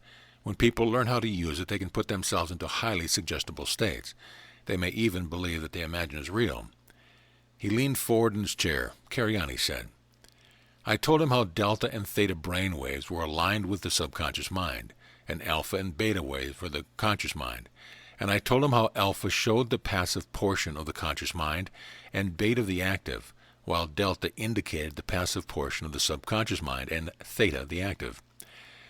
Then I pointed out how the subconscious mind itself was passive while the conscious mind was active, and I remarked that everything indicated the existence of some delicate balancing mechanism between the passive and active portion of man's mind. Oliver kept nodding all through this, and when I finished he said, "Man has 2 minds, that's clear enough. He's dual-natured, dual-mind, and oriented to the world of duality. The subconscious mind is the horse, and the conscious mind is the rider, and the horse does what the rider tells it to do, and any rider can take over the horse. But without a rider, the horse acts crazy. You saw me take over several horses tonight, so you know that the riders are replaceable. And if you ever visited a mental hospital, you've seen plenty of horses without riders." I liked that metaphor and told him so. Then I described the dynamics of ecology, and how it was my idea that a perfectly balanced interchange between conscious and subconscious minds produced the mental power described as genius. He reflected on that, and then he said he thought it was true because of his experience the subconscious mind had all the powers of imagination, but little, if any, of the powers of reason. On the other hand, the conscious mind seemed to have all the powers of reason, but little, if any, of the powers of imagination. Genius, he had to admit, seemed the result of a classical marriage between reason and imagination. We were hitting it off fine. George sat there and beamed. An experience with hypnosis. Now Oliver apologized for sending the man with a paper dagger after me, but he explained that he wanted to illustrate dramatically the danger of hypnotism. "You wouldn't give an atomic bomb to a child or a maniac," he said, "and neither would I. But from what you tell me, many people soon will be gaining access to their subconscious mind through brainwave feedback training. And if that is so, it is important that they know the dangers involved. It is a pity that this knowledge can't be kept out of the hands of the selfish and greedy. That would lessen the danger considerably." I said that I planned to publish a book, but I hoped to veil the most powerful facts in such a manner that the selfish would be unable to use them. Oliver brightened. I further explained that hypnotism would be an important part of the book, and while I had had some experience with both as a subject and practitioner, my experience as a subject had been unrewarding because I couldn't be hypnotized. Oliver then offered to hypnotize me, and I gave him permission. Within a few minutes he placed me in a light trance and produced anesthesia in my left arm. Pins could be stuck in it, and I could feel nothing. I observed this effect with misgiving, but when he gave me the suggestion that all feeling had returned, I winced at the touch of a pin. "You're not a difficult subject now," he said. "Perhaps your brainwave training had something to do with it." George interrupted then and told Oliver how I had suddenly quit smoking, without even trying, before I had quit dozens of times only to begin again. The King and the Brilliant Idiot. Oliver studied me. "What's the name of that passive brain rhythm?" "Alpha." "Did you have trouble producing it?" "So much trouble that I thought I'd never learn." "Then the theory you hold seems to be right. The subconscious won't accept a suggestion unless the conscious mind is passive. Your conscious mind had difficulty being passive, so your desire to quit smoking had no effect. As soon as you trained your conscious mind to be passive, the desire to quit smoking, when you continued to have, impressed the subconscious mind and was turned into fact." I was pleased with how perfectly this explanation dovetailed with both theory and event. Oliver leaned forward searchingly. "I can see that you are onto something profound and true, and I thank you for sharing it with me. First thing in the morning, I intend to launch a study of brainwaves. Now let me share with you what I know of hypnosis. It is only two things. First, the subconscious mind is a brilliant idiot. It will try its best to do or to be whatever it is told to do or be, and it is a vast and powerful resource. Second, the conscious mind is a child become king. It cries when things go against it because it does not yet know its power. Let the brilliant idiot find a wise king, and the genius of man is established." The words set up echoes in my mind, and I tried to think where I had heard them. Oliver smiled and opened a drawer of his dressing table. He withdrew a battered book and tossed it to me. Those sentiments were written 15 years ago. Strange how the wheel comes full circle. The book in my lap was my own 3 magic words. Good enough to bottle. George got into the act then and confessed how he and Oliver had hatched up this plot after Oliver had learned that he knew me. George had thought I needed a shock treatment because I had lost sight of the principle in my own book, thus the man with a paper dagger. I had to admit that the shock had been successful, but I maintained that I'd never lost sight of the principle in my book because I'd never truly had them in view. It was one thing, I explained, to reason things out and quite another to experience them. Now I felt I was experiencing them. Someone rapped on the door and called 10 minutes. Oliver began dressing. He asked if we were staying for the second show, but we had a 2.5-hour drive back to Los Angeles, so we begged off. We shook hands and told him goodbye, promising to keep him posted. When George sought out the waiter and asked for the dinner check, he found that Oliver had paid it. For most of the drive back to Los Angeles, we were silent, each absorbed in his own thoughts. Halfway back, George announced, "Now that you've become suggestible, I think you should buy an insurance policy." "Sorry," I replied. "I've got my beta rhythm on." When he dropped me off, I stood under the streetlight thanking him. "You know," he said, "I think you've lost weight, too.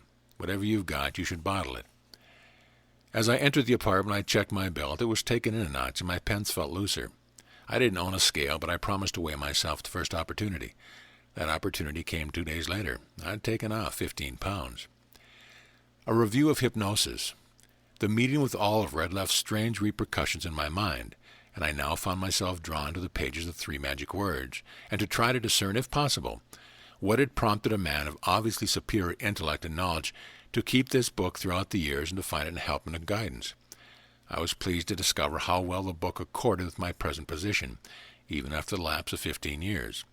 And I could see that once had been primarily an intellectual perception, had now filtered down into my subconscious, and I became an experience as well. In truth, it delighted me that I had written this book so long ago, for I could not remember having either the resources or the skill. It seemed to me that my pen had been guided by a hand other than my own.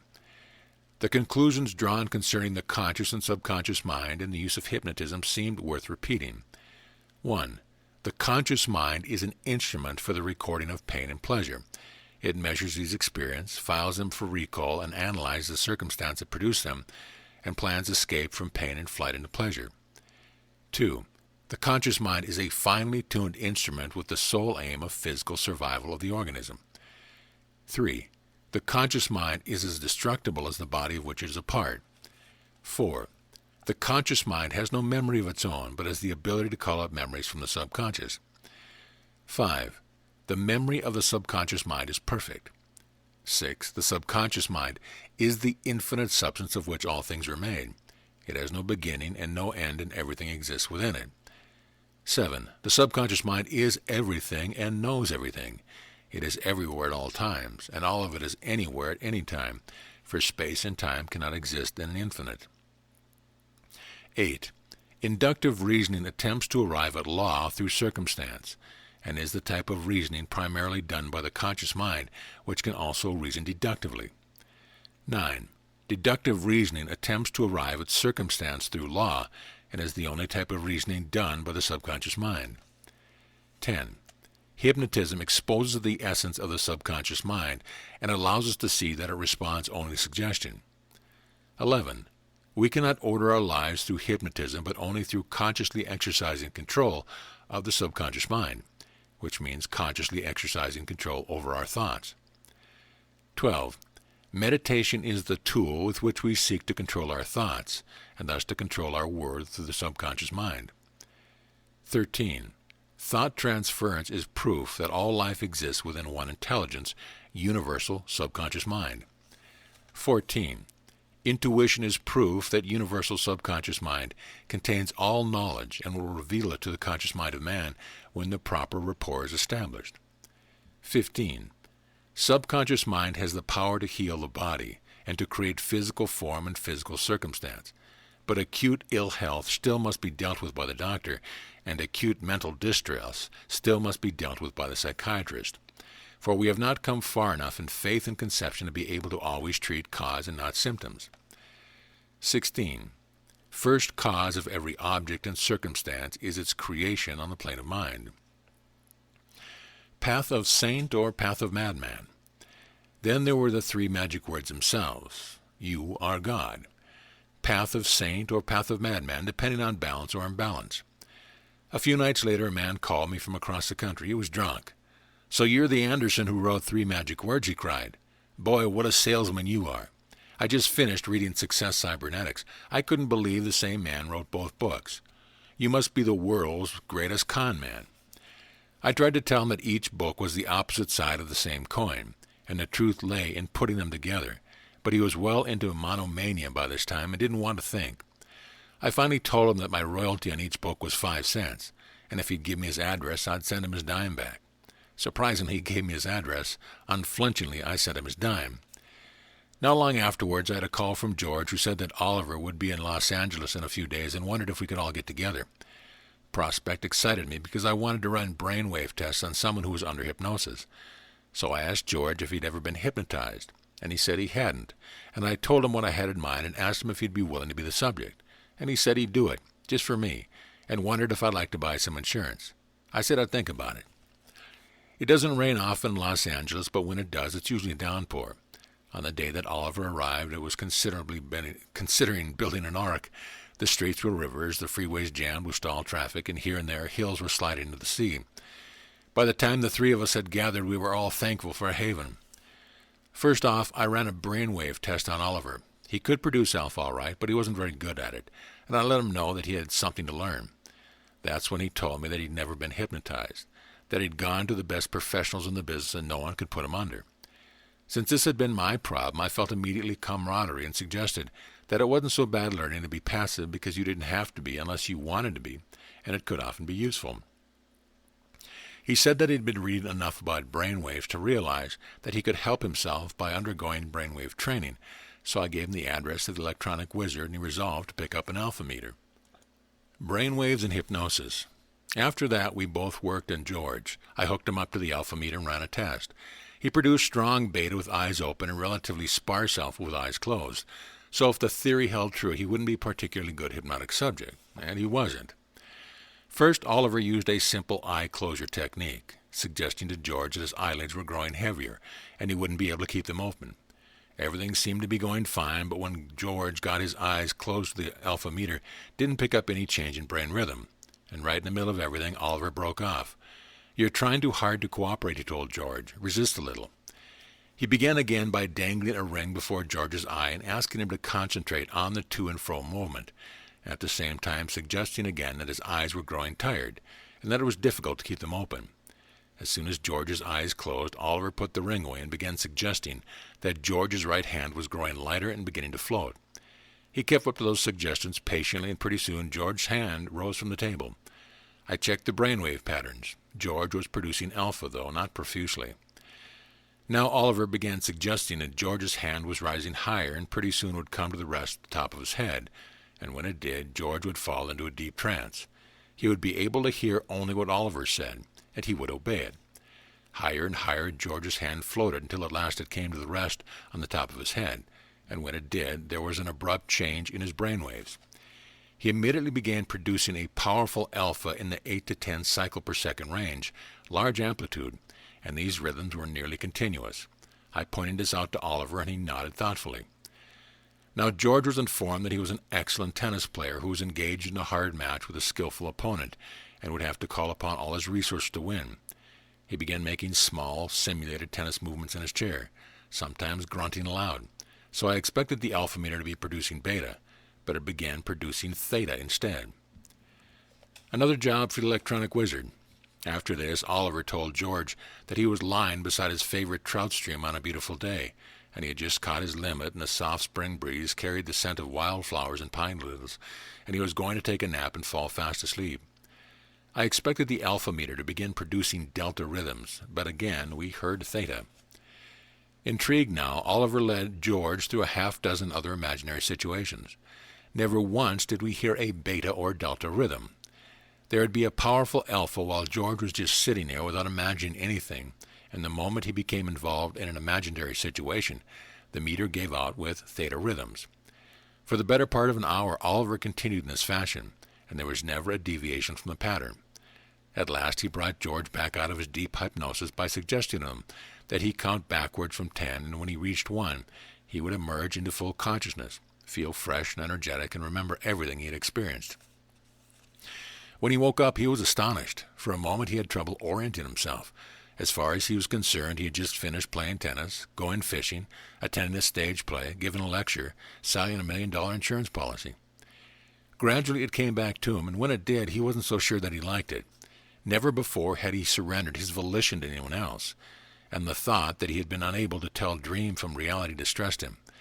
But when I told him of the strong alpha and theta rhythms he had produced in his hypnotic state, and how, in my opinion, he could learn to take those imaginary excursions any time he chose, without any danger and with high creative results, simply by learning to control his brainwaves, he too asked for the address of the electronic wizard and vowed to obtain an alpha meter.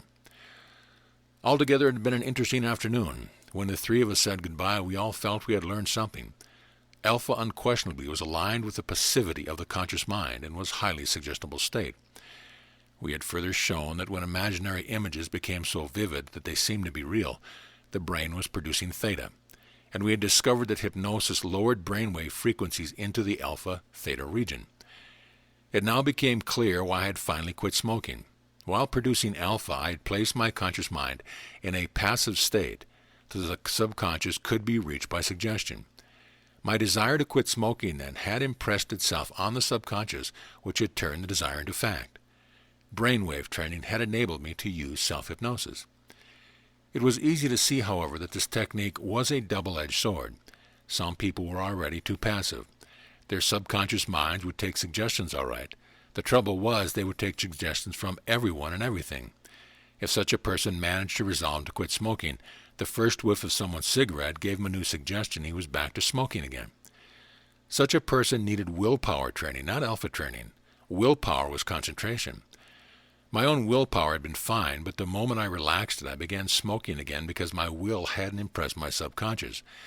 The gateway to the subconscious was through the alpha rhythm, and I hadn't been able to turn on alpha. As soon as I learned how, my subconscious was reached, and I quit smoking without even trying.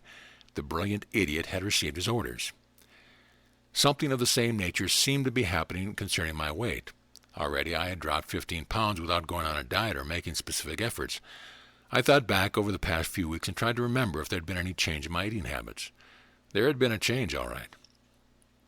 The wise man takes the middle path. I'd always been a meat and potatoes man, and now I couldn't remember the last time I had meat. I'd been eating raw fruits and vegetables, unsalted nuts, whole grain cereals, dairy products, and shellfish, and taking very little alcohol. These were drastic changes, and it was difficult to believe that I had made them all without being aware of it.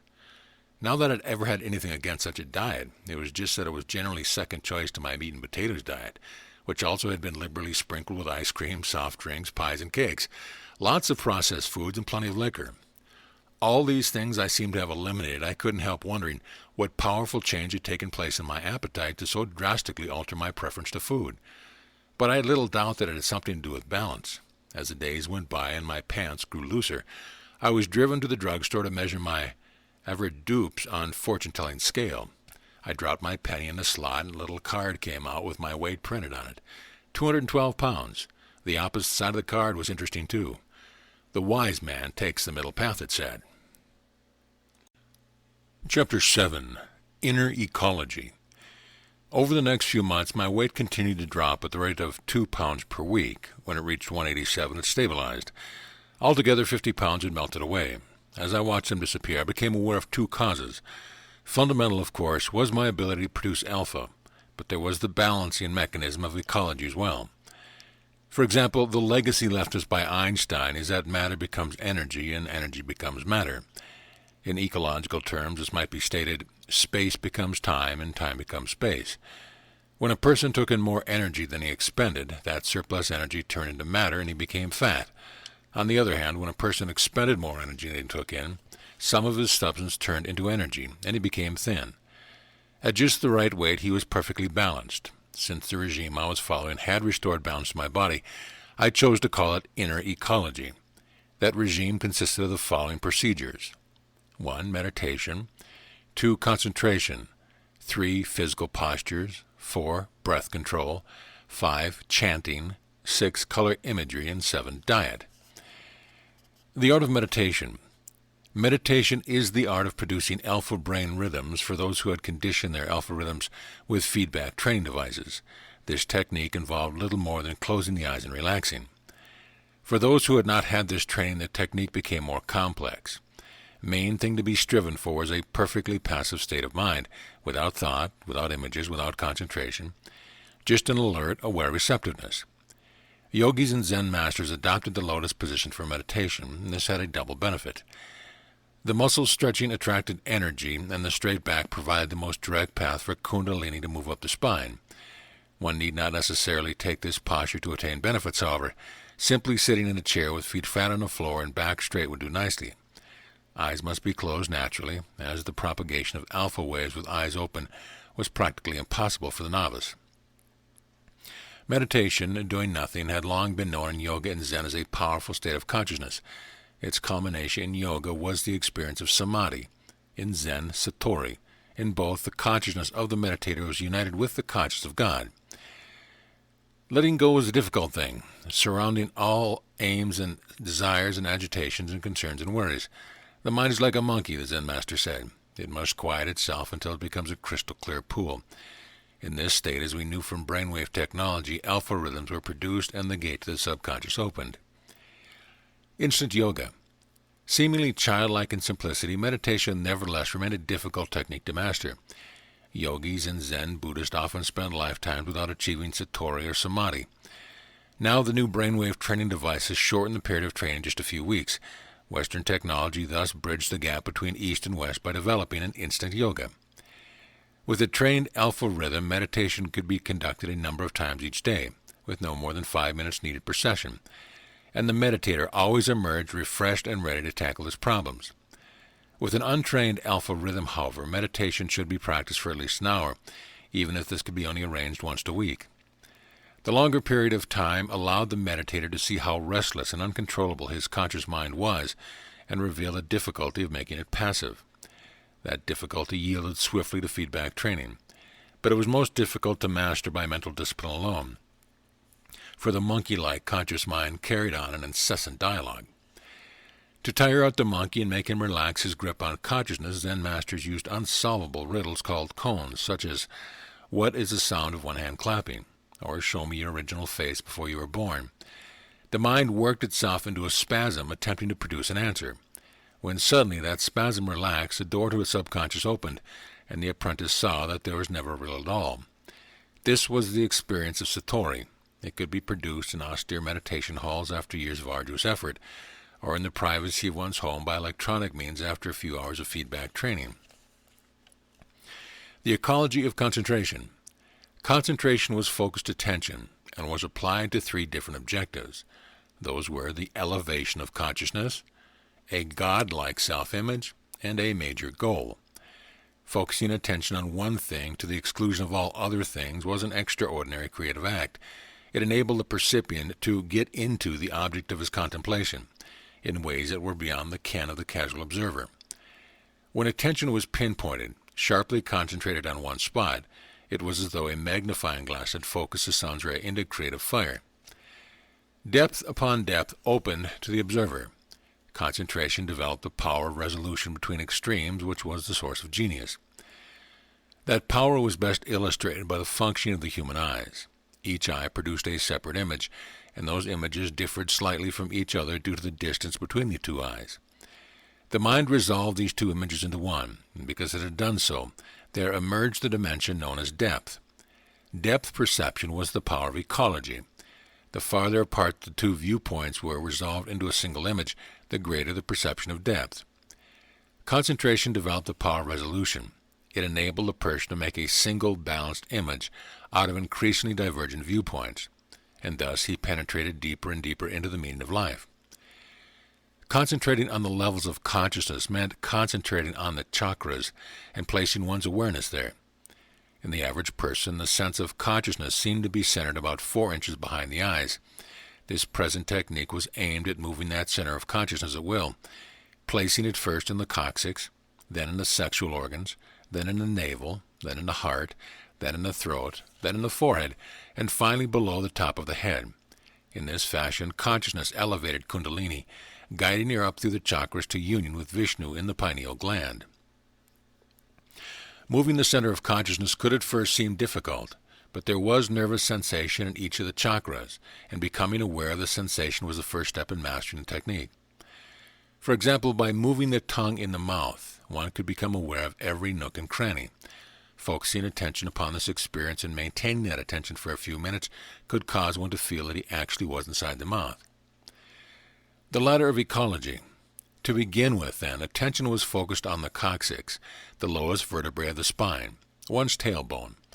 It was helpful to place a finger upon it and exert a little pressure. Surprisingly, the coccyx was quite sensitive. The reason that this sensitivity was generally not perceived was simply because attention was directed elsewhere. Now the coccyx must receive full attention, and this attention must be kept focused there unwaveringly until awareness seems centered in the coccyx itself. You could not accomplish this the first time you tried it, or even the second or third, but each effort increased your ability, and once you had successfully shifted consciousness to the coccyx, you also had prepared yourself to approach the next highest chakra. In this manner, step by step, Kundalini was led up the ladder. There was, of course, a temptation to run the ladder at one fell swoop, the very first session. You could try this if you like, no harm would come from it, but no benefits would result either. The act of concentration meant continuous focused attention on only one chakra until you were certain that you had succeeded in placing your consciousness there. The second objective was the creation of a godlike self-image. This could not be done by thinking of personality or character attributes, no matter how attractive some of these might seem. For they are only physical prototypes and were subject to limitation. One must become aware of the quest that was fundamental to yoga and Zen, in order to realize what the true nature of a self-image must be. For if union with God was possible, then in essence one must actually be God, and that was the only self-image that would serve for the attainment of samadhi. Of course, one mustn't fall into the trap of visualizing himself as an old man with a long white beard, presiding over all from a throne in the clouds. We couldn't know what the form of God was like, but we could know his attributes. He was the principle of absolute being and absolute power and absolute freedom, and that principle was within us. The ecologist self-image. How to realize this was the question. It sounds so grandiose that many people were frightened. But it was actually far from grandiose. The person trying to live up to a principle did not insist that he was greater than the principle, but instead recognized that the principle was greater than he was. Building a godlike self-image was not complex, for the principle of absolute being realized itself by saying, I am. And the principle of absolute power realized itself by saying, I can. And the principle of absolute freedom realized itself by saying, I don't have to. Desire was the power that accomplished all things, not willpower, want power. Desire opened up the pineal gland and allowed pure energy through. A man who wanted something badly developed the power of 10, and the only reason he didn't want something badly was because his desire had been locked up in prison. The bars of that prison were always named: I am not, I can't, and I have to. If you thought I am not, you couldn't choose a goal. If you thought I can't, you didn't try to achieve it. If you thought I have to, you only went through the motions. In any case, you were a loser. The simple self-image that brought success, whether building bridges or seeking God, was I am, I can, and I don't have to. These enabled you to want to. By repeating these 3 affirmations, you could cure yourself of headaches, tiredness, indigestion, irritability, insomnia. If you fell asleep at night repeating them to yourself, you could get things done that you never thought possible. Only 8 little words, but you made a world of difference. The third use of concentration lay in choosing a goal and keeping it constantly in mind. That goal had to be major. It had to be the objective that you would rather attain above all others. It had to attract and excite you. Just the mere striving to attain it had to be sufficient to make you happy.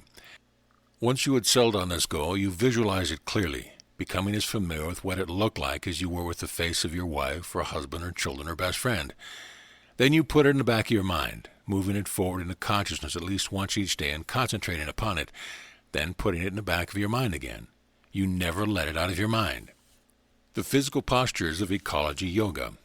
The third technique, physical postures, was the yoga exercises which increased health, energy, and mental clarity, and aided the movement of Kundalini up the chakras to unite with Vishnu.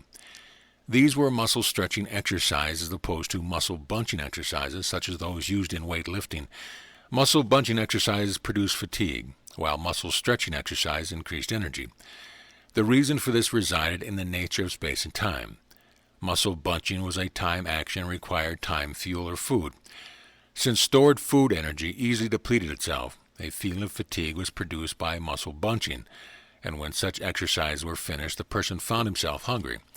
Such exercises had a time effect. They made a person broader and more massive. On the other hand, muscle stretching was a space action and required space, fuel, air. Since providing such fuel was only a matter of breathing, no depletion of energy took place and no fatigue was produced. On the contrary, space exercise developed the pineal, allowing it to emit more psychic energy, and the person felt refreshed. What's more, since time energy had not been used, there was no subsequent feeling of hunger. Such exercise had a space effect. They made a person slender and supple. Not only that, they elevated consciousness. 12 physical postures follow. Each should stretch your muscles as far as they can go. Each should be held for a count of 20. In between, take 3 deep breaths. If a posture cannot be fully taken, come as close as possible. The arm flex.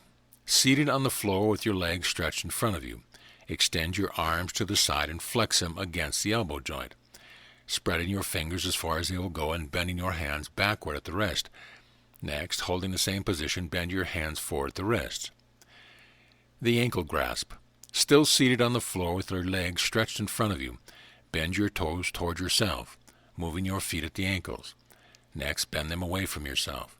Then lead forward without bending your knees and grasp your ankles. Then lead forward farther and grasp your toes. After that, bend down until your forehead touches your knees.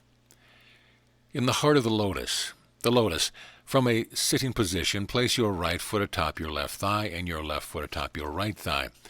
If this is too difficult, try the half lotus, placing your right foot atop your left thigh and your left foot under your right thigh. Then reverse foot positions. The twist. From a sitting position, put your left foot under your right thigh with your left thigh flat on the floor. Then place your right foot to the left of your left thigh, twisting to the right and bracing yourself on the floor with your fingertips. Next, reverse leg positions and twist to the left. The sitting kneel. Kneel on the floor with toes pointed behind you. Then sit on the backs of your ankle and bend backward at the waist as far as you can go, bracing yourself with your hands. Objective here is to lie flat with your legs bent under you at the knees. The rocking horse. Lying on your stomach, raise your torso off the floor by pushing down with your hands until your arms are fully extended. Next, lie flat on your stomach and bend your legs up to knees, reaching back with your hands to grasp your ankles. Then rock back and forth on your stomach. The shoulder stand. Lying on your back, raise your legs up at the knees straight and continue back over your head until your toes touch the floor behind you. Next, raise your legs over your head, keeping your weight on your shoulders, bracing your torso with hands in the back and elbows on the floor. Next, spread your legs as far as they will go and rotate your hips to the left, then rotate them to the right. Next, put your legs together and roll slowly off your shoulders and on your back, jackknifing to maintain balance. Slowly lower your legs until your heels are just off the floor and hold that position for 20 counts. The bends. From standing position with arms extended, bend to the right and touch the floor. Next, repeat to the left. Next, place your hands in the small of your back and bend backward as far as you can. The reverse hand clasp. From a standing position, reach behind you and interlock your fingers with your hands with the palms facing your back. Then bend forward and raise your hands as high as possible, keeping your elbows straight. The hammerlock. Lead your left hand under your right elbow and grasp your right wrist, pulling down to the right. Reverse hands and repeat to the opposite side. The head roll. Lean your head toward your right shoulder, then rotate it around your neck to the right, repeat in the opposite direction 10 times each way. The headstand. Put your forearms on the floor and interlock your fingers, palms up. Then place your head on the floor and brace it with your palms, elevating yourself into a headstand. The triangular brace of the elbows, forearms, and head make this position fairly easy to maintain, but if you find it difficult, try it against a wall. Ecological breath control. In summary, the foregoing physical postures are designed to build up energy, make the body slim and supple, and move consciousness up the chakras. The shoulder stand and the headstand may seem a duplication, but the headstand keeps the spine aligned while the shoulder stand does not. In both cases, reversing the order of the chakras subjects them to opposite polarities and has a beneficial balancing action. Our fourth technique is breath control. Breathing is a visible representation of the rhythmic pulsation of life. We inhale and exhale, and we cannot do one without doing the other. These actions are not entirely automatic as the heart's are. They can be consciously interfered with. Nor does breathing maintain a steady tempo as the heart does. One can hold his breath. Holding the breath promotes an exhalation of impurities. Hyperventilation promotes elevation of consciousness. The fundamental law of all correct breathing is one must breathe through the nose. The nasal passages serve something of a function of a set of lungs, drawing the highest element from the air for direct stimulation of the highest chakras, the thyroid, the pituitary, and the pineal glands. Mouth breathing tends to lower consciousness, while nose breathing tends to raise it. Also, sluggish thyroid and pituitary glands may result from protracted mouth breathing, so that the person becomes lethargic, tends to put on weight, and may even become mentally deficient. Adenoids often develop. Illness, too, may ensue, for the nasal passages act as a defense against impurities. At the entrance of the nose, a screen of hairs block the way for dust, tiny insects, and other matters which might injure the lungs. There follows a winding passageway lined with mucous membrane where cool air is warmed and teeny dust particles precipitated.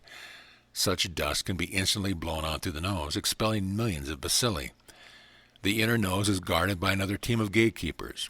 Glands fight off bacilli, while the olfactory organ identifies smell and immediately sounds the alarm when putrefying substances menace. The olfactory organ not only detects scents and odors, but also absorbs space elements of the air into bloodstream. Test this for yourself by breathing fresh air through the nose. You'll feel a lift. Now breathe the same fresh air through the mouth, and you'll find that the lift is missing. Mouth breathing is for emergencies only. An organ should serve the function for which it was designed, and the nose was meant to be breathed through. The second most important element in correct breathing is breathe with your belly. This means, of course, to breathe with your diaphragm rather than simply expanding and contracting your rib cage. For a clear grasp of what this means, let us divide correct breathing into 3 separate actions, each of which follows the other in a continuous flow. The first action is abdominal breathing, the second middle breathing, and the third upper breathing. Breathing with the belly. Abdominal breathing is deep breathing or diaphragmal breathing. Everybody breathes this way when he is sleeping, for the delta rhythms of the subconscious take over and correctly employ the diaphragm, a strong set of muscles separating the chest and abdomen. At rest, the diaphragm arches upward toward the thoracic cavity.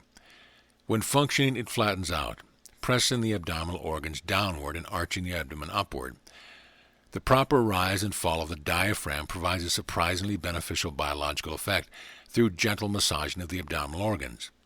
A mild pressure is exerted on the stomach, gallbladder, pancreas, kidneys, liver, adrenals, and intestines, stimulating blood circulation and increasing metabolism.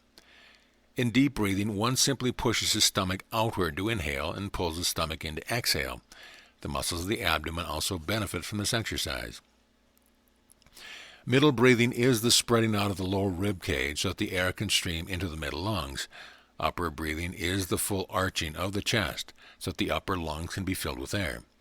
These latter two methods of breathing are used by 90% of Americans to the exclusion of deep breathing, which seriously impairs the intake of air and robs the abdominal organs of exercise, resulting in a lowered state of consciousness and a tendency to disease and malfunction. Correct breathing employs all three methods of inhalation and exhalation in a continuous flow that seem but a single movement. The stomach is pushed out and the diaphragm swings downward, filling the lower lungs with air, and this movement flows in the spreading out of the lower rib cage, filling the middle lungs with air, and this action in turn flows into the arching out of the chest, filling the upper lungs with air. Now the stomach is pulled in, forcing the diaphragm upward and pushing the entire column of air out of the lungs. As the rib cage and chest contract, the last bit of air is expelled. This rhythmic pulsation of inhalation and exhalation, best seen in a person who is sleeping, exactly parallels brainwave pulsation and the beat of the human heart, illustrating the operation of a fundamental law of life. Breathing with balanced rhythm. The third element of correct breathing is rhythm, for by controlling rhythm, one takes charge of balance. First there is slow, deep breathing, with exactly as much time spent on inhalation as exhalation, and with exactly the same pause between. This not only establishes balance, but conscious attention to the act conditions the nervous system to automatic correct breathing. It also produces an awareness that one's life must follow the natural rhythm of the universe. Secondly, there is holding the breath, which promotes the gathering and expelling of impurities through the lungs. Thirdly, there is a fast, deep breathing, hyperventilation, which tends to drive kundalini up the ladder of consciousness. Breathe through the nose. Breathe with your belly. Breathe with rhythm. These are the elements of correct breathing, and they are resolved in the following simple exercise. 1. Take 10 deep and slow rhythmical breaths, followed by 2. Holding your breath as long as you can, followed by 20 rapid deep breaths. This exercise takes less than 5 minutes and has profound health-giving and consciousness-elevating effect. You may experiment with breath holding and hyperventilation as much as you please, as long as you don't overdo them at any time. Excessive either can cause you to lose consciousness. Each of these activities tends to produce a high. It seems to me that the breath-holding high is a bit like that produced by marijuana, indicating that carbon dioxide narcosis may lie behind the effect produced by this drug. It also seems to me that the high generated by hyperventilation is a bit like the high caused by LSD, indicating that nitrous oxide narcosis may lie behind the effect produced by that drug. How much better to obtain such highs by simple breathing exercise rather than by introducing chemical fractions into the body which may develop undesirable side effects. The secret of sound. The fifth technique, chanting, is the setting up of sound vibrations to stimulate the various chakras and aid in the ascension of consciousness. The well-known fact of physics that we live in a vibrating universe is perhaps best exemplified by the powerful effects which sound has on living organism. Silence, which is space, tends to produce a time reaction, the desire for noise and activity. On the other hand, noise, which is time, tends to produce a space reaction, the desire for silence and inactivity. Of all forms of sound which affect men most deeply, music is undoubtedly paramount. Wrote William Congreve, "Music hath charms to soothe the savage beast, to soften rocks or bend a knotted oak. And men are marched to war with martial tunes, led to the altar by those that inspire, and dragged off to funerals by mournful dirges." There is time music and there is space music. Time music emphasizes rhythm and tends to be loud. Space music stresses melody and is quiet.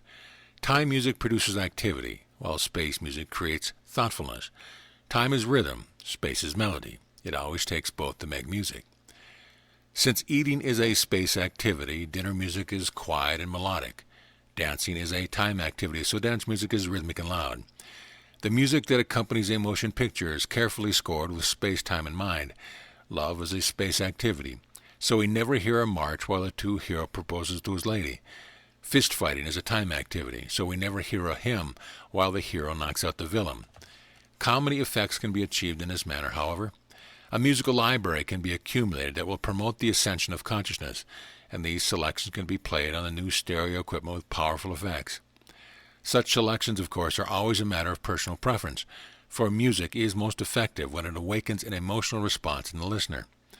Since reactions to even a single piece of music vary from one person to another, it would be impossible to devise a list which would elevate the consciousness of more than a small fraction of people, but it is a far different thing with chanting. Ecology chanting.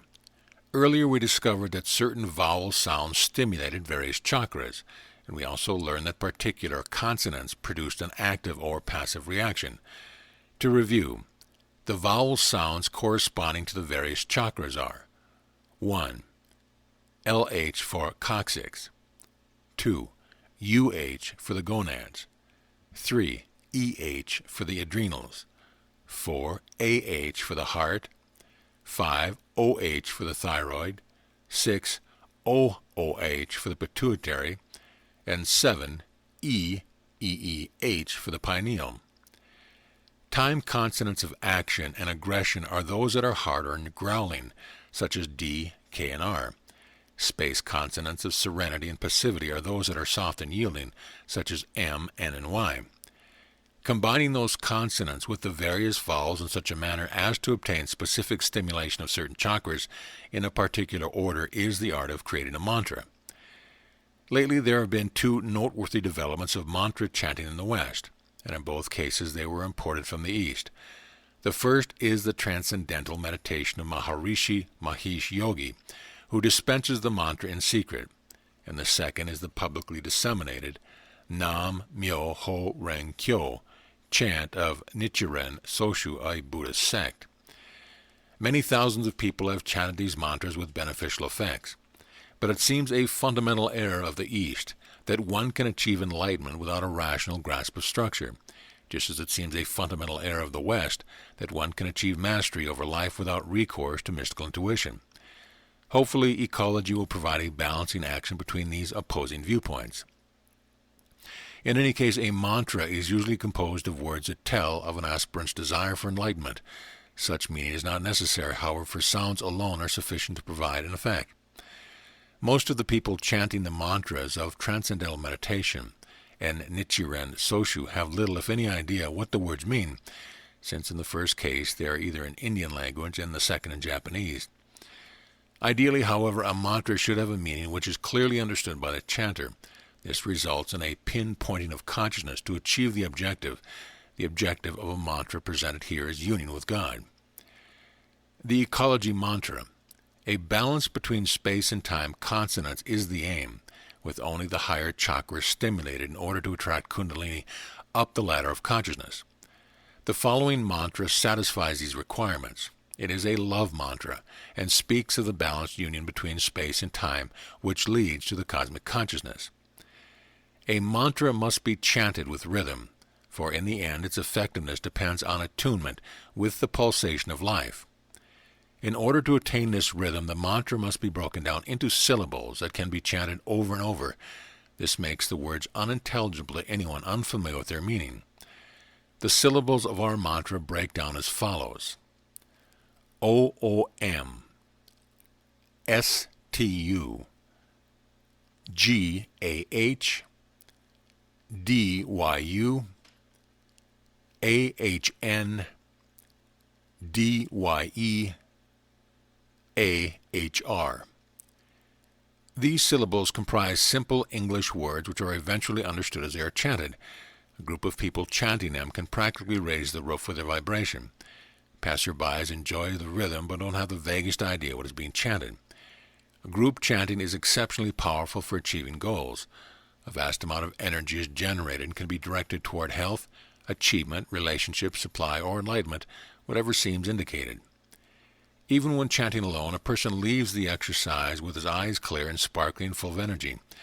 Beneficial effects can even be achieved by chanting silently, after one has grown accustomed to chanting aloud. Minimum time to chant is 15 minutes. There seems to be no maximum. Color and cosmic consciousness. The sixth technique for raising consciousness is color imagery. The spectrum is the main thing that interests us here. The alignment of the 7 colors with the 7 chakras, and how we can best use our knowledge of the color combination to elevate consciousness. As stated earlier, the colors of the pigment spectrum align with the chakras in the following manner.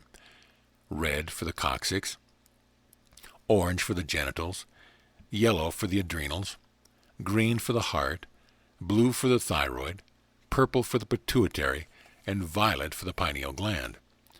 Primary colors are red, yellow, and blue. Complementary colors are orange and green. Red and yellow combine to make orange, and yellow and blue combine to make green. Neither purple or violet is regarded as primary or complementary, but in a very deep sense both are complementary, for purple is made by adding red to blue, and violet is made by adding white to purple. The understanding of this fact is of deep significance. Not only do primary colors create complementary colors, but each color has an antagonist, what may weaken it and which it may weaken. For example, green makes red more space, and red makes green more time. Blue makes orange more space, and orange makes blue more time. And purple makes yellow more space, while yellow makes purple more time. When white combines with purple in the pineal gland, creating violet, the result is cosmic consciousness. With color imagery, we adopt the same basic objectives as with chanting, and that is stimulation of the higher chakras with balanced space and time energies in such a fashion as to aid the elevation of consciousness. What we are after is enlightenment, and since white is the color of light, its use is fundamental to our effort. 3 other colors are also important: the space color of purple, the time color of red, and the middle range color of yellow. With these, we can develop the proper color combination to achieve our purpose. The ecology color exercises. It would be dangerous to use red in the higher chakras, since it is too time, so we reduce its value by adding white and wind up with pink. Yellow also is somewhat too time, but in this case we darken its hue by adding purple and wind up with gold. Finally, we know that by adding white to purple we will produce violet, the color of enlightenment. With this information we are prepared to go to work. The color imagery exercise follows. First, place your consciousness in the chakra of your heart and visualize it as a great cathedral of vast, high-ceilinged halls and long passageways. Stroll among these halls and see them permeated with pink energy. Next, place your consciousness in the chakra of your thyroid and visualize it as a powerful generating station. Stroll through this station, taking note of the many humming motors, and see everything surrounded by a vitalizing pink. Next, place your consciousness in your pituitary gland, and there see the earth and its many people upon which you project a love-colored pink. And finally, place your consciousness in your pineal gland, and see there a throne and yourself upon it sustained by the color of pink. Now return again to the cathedral of the heart, and this time see it permeated with golden energy. Then to the generating station of the thyroid, which you now see colored gold. Then to the pituitary, and its earth covered with humanity upon which you project a golden love. And then to the throne room, and yourself on the throne and everything surrounded with the energy of gold. Again to the cathedral of the heart, and now all is sustained by royal purple. Then to the generating station of the thyroid with purple permeating all. Then to the pituitary, and its earth-carrying humanity upon which you project a purple love. And then to the throne room with yourself upon the throne and purple surrounding all. Then the ceiling above dissolves to admit a soft white light which turns the purple to violet, and you rise from your throne with outstretched arms and raise your face to the light. Pink for vitality, gold for wisdom, purple for power, violet for enlightenment. Ecological conditioning. This exercise can be performed in a very short period of time, and has a great convenience of not disturbing others. In addition, it produces a rewarding feeling of power and peace. It should not be performed for more than 15 minutes at a time. However, for protracted repetition tends to weaken its effect. These then are the first 6 exercises for elevating consciousness: meditation, concentration, physical postures, breath control, chanting, and color imagery. The 7th exercise, diet, is not properly an exercise, but rather a way of life, and the entire next chapter will be devoted to it. How much time should be devoted to the first 6 exercises? 1 hour each day. Just consider yourself a spiritual athlete, and 1 hour daily the time required to put you in proper condition. That hour is best divided as follows: 15 minutes for meditation, 5 minutes for concentration, 15 minutes for physical posture, 5 minutes for breath control, 15 minutes for chanting, 5 minutes for color imagery. Performing these exercises in a group can be a highly rewarding experience, not only for the additional power it develops, but can be used by a group for beneficial ends, but also for the relationship developed with brothers and sisters on the path. But this means you will come to understand the depth of the saying: those who love the same ideas are truly enabled to love each other. By this means also you will come into balance, achieving an inner ecology. Chapter 8. The Ecology Diet. For some time now I have been working out the space-time balance in nature according to ecology principles. A good deal of my time has been spent consulting a handbook of chemistry and physics as to the combining qualities of elements and the composition of food. For it seemed to me that it was important to understand why I had been drawn to a diet of natural foods. Right in the middle of this research I once again met the man in the violet jacket. He was walking the fence of a schoolyard at midnight, waving his gold-headed stick for balance, and I found the sight most astonishing. I had taken this shortcut home on impulse, a way I had never traveled before, and the darkened windows of the schoolhouse reflected the dim light of the neighborhood. Streets were deserted, and from beyond a row of darkened houses the sound of traffic could be heard. The man in the violet jacket suddenly reversed himself and walked the fence in the opposite direction. Then his teeth flashed, and he leaped lightly to the ground, strolling off into the darkness. I sensed it was useless to follow. Balance in both directions. I walked home slowly, thinking about the incident. I had once heard a man snowbound in the winter storm of the Himalayas. To keep himself company during the long winter months, he imagined a companion, a young Chinese boy, quick-witted and lively, and they passed the long days in enjoyable conversation. When the spring came and the man made his way back to civilization, he found that young Chinese had accompanied him. When he finally arrived back in the United States, a Chinese boy was right by his side. He had created an idea and given it life, and now it wouldn't go away. Somehow I felt that I was in the same predicament with the man in a violet jacket. Only I didn't particularly want him to go away. Anybody who understood Faust and could walk a fence both ways was someone I wanted to know better. Balance is the key, he seemed to be saying, and it's balance in both directions. With this clue I renewed my search. What I ran into right off was a case of seeming imbalance. Of the nearly 100 elements, only 4 of the lightest end of the scale were capable of sustaining life: hydrogen, carbon, nitrogen, and oxygen. Though one would expect life to exist somewhere between the heaviest element, uranium, and one of the lightest elements, hydrogen, according to the rules of balance. This was disappointing, but I couldn't help noting that the atomic bomb sprang from the heaviest element, while a bomb many times more powerful had sprung from a combination of the heaviest element with one of the lightest. You could split off an electron from uranium and set up an explosion that fused 2 atoms of hydrogen, thus turning loose the most awesome bomb of all. No question about it, a balanced interchange of energy between space and time produced power, so why didn't it apply to the phenomena of life? Then it came to me. It's balance both ways.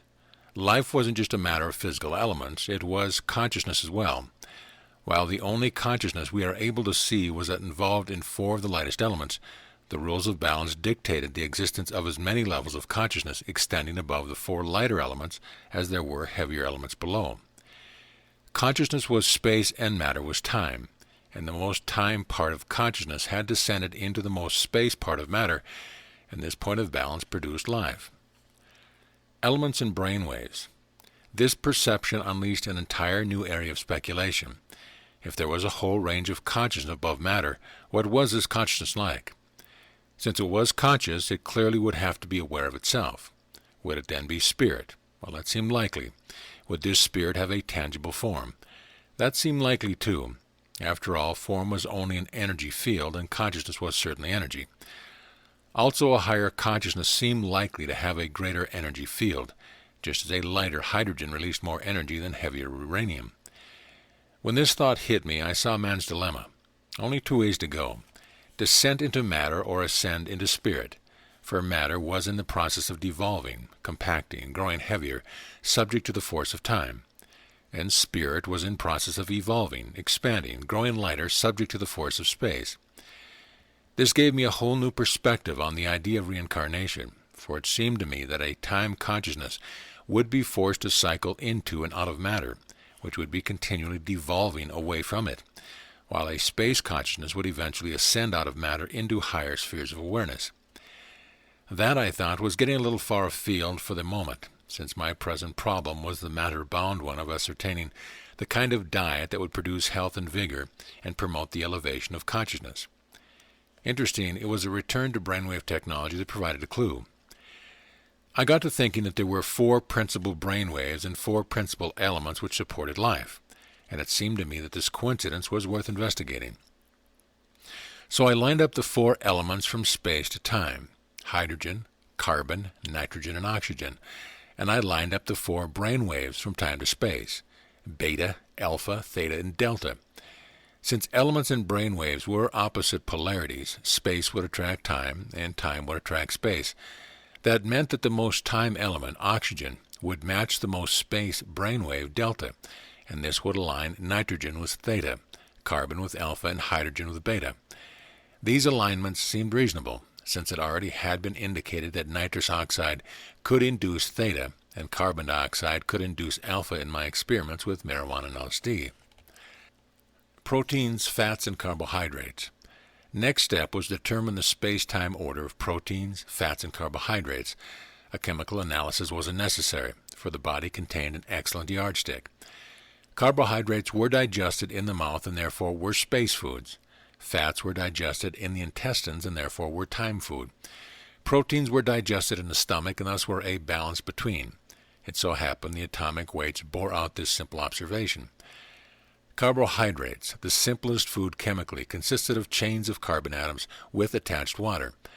Their origin was a process called photosynthesis, which occurred in the leaves of plants and combined water from the earth with carbon dioxide from the atmosphere in such a way as to imprison energy from the sun. Carbohydrates were the most basic and abundant food on earth. From their energy, all foods and proteins were formed. Each ounce of water-free carbohydrate contained approximately 130 calories per ounce. Fats were only slightly more complex chemically. They consisted of chains of carbon atoms which attached hydrogen atoms, though not nearly as abundant as carbohydrates. Each ounce of fat contained approximately 280 calories of energy. Fats occurred naturally in water-free state, whereas both carbohydrates and proteins were usually found with large quantities of water. Thus, fat was a very concentrated form of energy. Proteins consisted of chains of carbon atoms with attached oxygen and hydrogen and an occasional atom of nitrogen. The presence of nitrogen gave proteins their unique properties, for they were the essence of the life process, the fundamental constituents of living body cells. Cell function occurred largely through the action of enzymes, which were themselves proteins. Food with high protein content was present in limited quantities, and thus was expensive and unavailable to many people in various areas of the world. Each ounce of water-free protein contained approximately the same amount of energy as water-free carbohydrates, about 130 calories per ounce. The muscles contained large quantities of protein. Thus meat, which was only animal muscle, was a very high-protein food. But in order to produce meat, a steer or any other food animal had to eat grain containing protein to obtain the nitrogen necessary to build muscles. This was a very inefficient process, for the steer would consume many times as much grain protein as was retained in his body as muscle protein. To eat animal protein was to eat second-hand protein. Nature's carburetor. Grant Gwinnett of the University of California at Irvine had cited a number of studies which reveal that it was a popular misconception that fat people ate foods of high carbohydrate content, while thin people ate foods of high protein content. Given a choice of anything they wanted to eat, fat people selected exactly the same proportion of carbohydrates, fats, and protein as thin people. In fact, the proportion of carbohydrates, fats, and proteins selected by any person from any culture, whether he was fat, lean, or somewhere between, was about the same when he was offered all types of food in unlimited quantities. He would eat about 40% of the total calories in the form of carbohydrates, 45% as fat, 15% as proteins, and this proportion applied to children as well as adults. Apparently, it was part of the life-sustaining process itself. This seemed to explain the limited success of any of the various reducing diets which allowed one or two foods in unlimited quantity, as for example the so-called Mayo diet, which permitted all the steak one could eat but nothing else. Anyone who stuck with this for any length of time lost weight all right, simply because he had no desire for any more steak. So it was practically fasting. Same thing applied to the rice diet or the egg diet. Even when men who had suffered severe heart attacks were cautioned not to eat fat, they refused to stay with a diet that varied even slightly from the normal proportion of fat, protein, and carbohydrates. Heart attacks were usually blamed on carbohydrates and fat, yet the fact was that the number of heart attacks in any country corresponded more closely to the amount of meat and processed foods in the diet. The United States, home of the supermarket and the steak dinner, had the highest incidence of heart attacks in the world.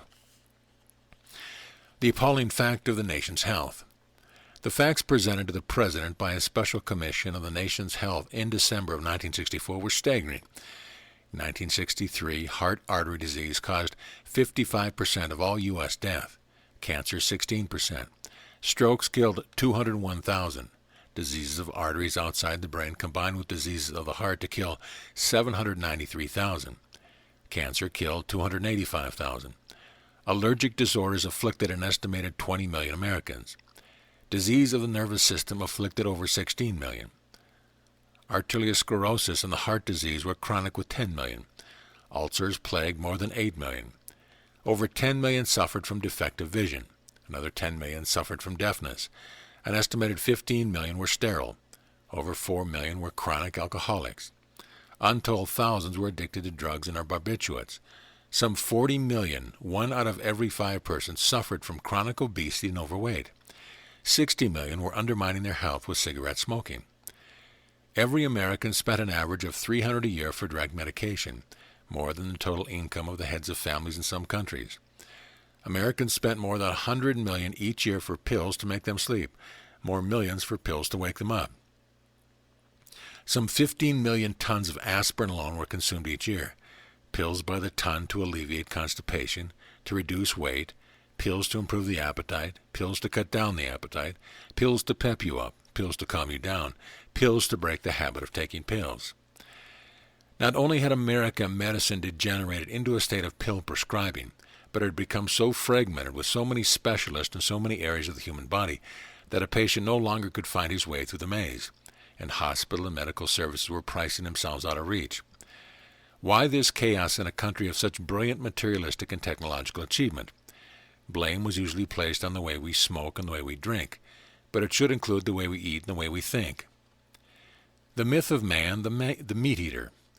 Quantity, not quality, prompted most thought process in our consumer-oriented society. So the fruits, vegetables, and grains of nature were sprayed, cooked, mashed, mixed, injected with preservatives, boxed, canned, frozen, tinned, and moved out to the consumer by the ton. Not only was their nutritional value thus put in question, but their freedom from poison as well. Then, too, the habit of eating the dead and decaying flesh of animals had become part of the American way of life to the degree that nearly every meal had its component of meat. A bloody and gigantic industry, slaughtering millions of animals and contaminating entire cities, had grown up around this habit. Slabs of decaying and putrefying flesh were placed on counters and eager hands were attracted by the Pied Piper cry of steak. Meat and processed foods. These were the items I unconsciously had begun emitting from my diet when alpha training had brought my head into balance. Not only had my weight reverted to normal, but I felt like a new person. Had I eliminated poisons? Where had the notion come from that said we should eat meat and processed foods? For years I had heard people say, animal protein is essential in the diet of man. Yet chemically there was no difference in the amino acid of vegetable protein and the amino acid of animal protein. Arguments for animal protein seemed mostly to be based on the length of man's intestine. It was neither as long as the herbivores nor as short as the carnivores, proving that nature designed man to be an omnivore and that he must eat meat to survive. These same people claimed that man could exist indefinitely on meat, but would soon expire on vegetables and fruit. But all over the world, thousands of people were existing on vegetables and fruits, and scarcely anyone was living solely on meat. The dangers in canned and processed food. Then there was the matter of canned and processed foods. Convenience and laziness were generally given as the main reasons why people found these items attractive. But even supermarkets had produce departments where one could find all the raw fruits and vegetables he wanted, and even eat them right on the spot if he wished. So it wasn't just convenience and laziness. Some other force was drawing people to these foods. Well, then it came to me, advertising. Hardly anyone advertising an apple or a head of lettuce, simply because there was no way to put your own brand name on it and claim it as remarkably different. But when you walked down the aisle of processed food, brand names were all over the place, representing billions of dollars spent urging you to buy this particular brand because it was easier to fix and oh so good, and would even make you healthier. About this time I learned that the Agricultural Research Service of the United States Department of Agriculture published Agricultural Handbook No. 8 entitled Composition of Foods, Raw, Processed, and Prepared. I obtained the book and discovered what it ought to be in every home, because it flat out explains why people are fat, sick, taking too many pills, smoking and drinking, taking dope, and in general feeling miserable. The whole incredible story was unfolded by the sodium-potassium content of natural foods as against canned, processed, or cooked foods. The way these two elements naturally occurred in raw foods was a perfect illustration of the balance between space and time, and was obviously designed by nature to provide maximum benefit for animal life, since all animal life fed on natural fruits, vegetables, and cereal, and was never fat and never sick. Canning foods drastically increased the sodium content, and just as drastically reduced the potassium content. Processing foods increased the sodium content, and cooking foods reduced the potassium content. If you ate canned, processed, or cooked foods, you were putting into your stomach a product that was greatly altered from the way it was originally produced by nature. Take beets. Canning them increased the sodium content from 60 milligrams per 100 grams to 230 milligrams and decreased the potassium content from 335 milligrams to 165 milligrams. With asparagus, sodium increased from 2 to 236 milligrams, and potassium decreased from 335 to 166. Carrots went from 47 sodium to 236, while potassium decreased from 341 to 120. Corn went from a trace of sodium to 236 and fell in potassium from 280 to 97. Mushrooms increased from 15 to 400 sodium and fell from 414 to 197 potassium. Peas moved from 2 to 236 sodium and from 316 to 96 potassium. Spinach jumped from 71 to 206 sodium and fell from 470 to 250 potassium. Tomatoes moved from 3 to 130 sodium and decreased from 255 to 217. The space-time relationship of sodium and potassium. To really understand the disastrous consequence attached to these facts, it was important to understand the space-time relationship of sodium and potassium. Sodium was the most time of the element used in nutrition, while potassium was one of the most space. Space elements in food convert to energy, while the time elements convert to substance. Thus canned, processed, and cooked foods had decreased ability to produce energy and increased ability to produce substance. In other words, they tended to make a person both sluggish and fat, and this was only part of the story, for their vitamin content was reduced and their enzymes partially destroyed. Altogether, they were a far cry from the balanced product turned out by nature and might as easily be considered poison as food. Canning reduced the potassium content of fruits by as much as 100%. Cooking completely reversed some sodium-potassium ratios, such as brown rice, which before cooking had 9 parts of sodium to 214 of potassium, and after cooking had 282 parts of sodium to 70 of potassium. Processing produced incredibly high sodium content in some food, as for example baking powder, which had 10,953 parts of sodium to 150 of potassium. Biscuits had 1,300 sodium to 80 potassium. Bread stuffing, 1,331 sodium to 172 potassium. Caviar, 2,200 to 180. Processed cheeses, 625 to 240. Cakes, pies, macaroni, spaghetti breads, all the same story, high in sodium, low in potassium. And then there was salt itself, with 38,758 parts of sodium to 4 parts of potassium. When it was realized that the ratio between potassium and sodium in natural foods was at least 25 to 1 in favor of potassium, it could easily be seen that anyone using the above foods in abundance was throwing his body so far out of balance that there had to be disease and malfunction sooner or later. The bountiful table of Mother Nature. And then there was meat. In general, sodium-potassium ratios were absent from most surveys and indeed were absent from the Department of Agricultural book. But a test on hamburger revealed a 4 to 1 ratio of sodium to potassium. This alone would be tolerable with a properly weighted and potassium intake.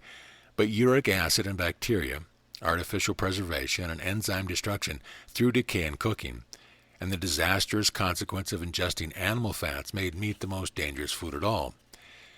How different the picture was when one looked at natural foods.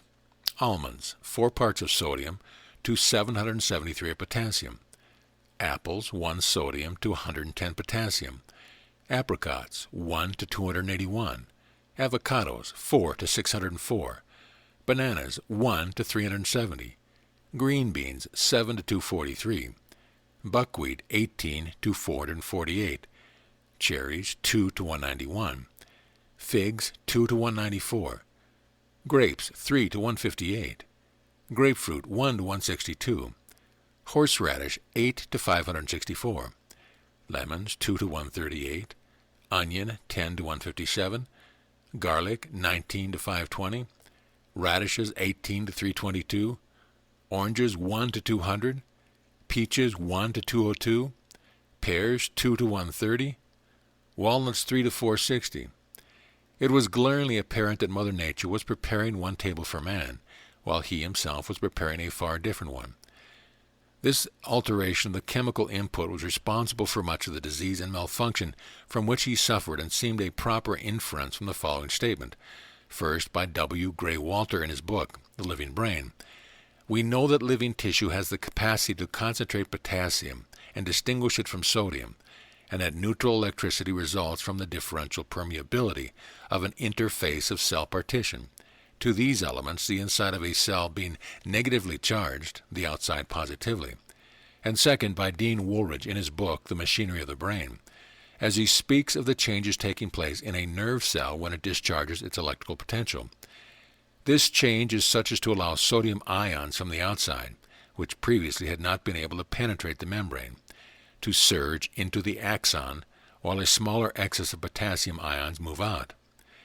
Thus an imbalance in the sodium-potassium ratio could disturb the electrical potential of nerve cells, and since the reproduction of cells seemed dependent on the electrical potential, disturbance of it might well produce diseased or deformed cells, leading to a whole host of illness, including cancer. RNA and DNA. The reproduction of cells, of course, was bound to another space-time relationship, this one between deoxyribonucleic acid, DNA, and ribonucleic acid, RNA. DNA, the genetic code imprinted within living cells, was time, and RNA, the messengers that left the cell carrying the code for construction of a new cell, was space. Because the code was electrochemically imprinted into each cell, an alteration of the sodium-potassium ratio might well cause blurring or even obliteration of certain parts of that imprinting.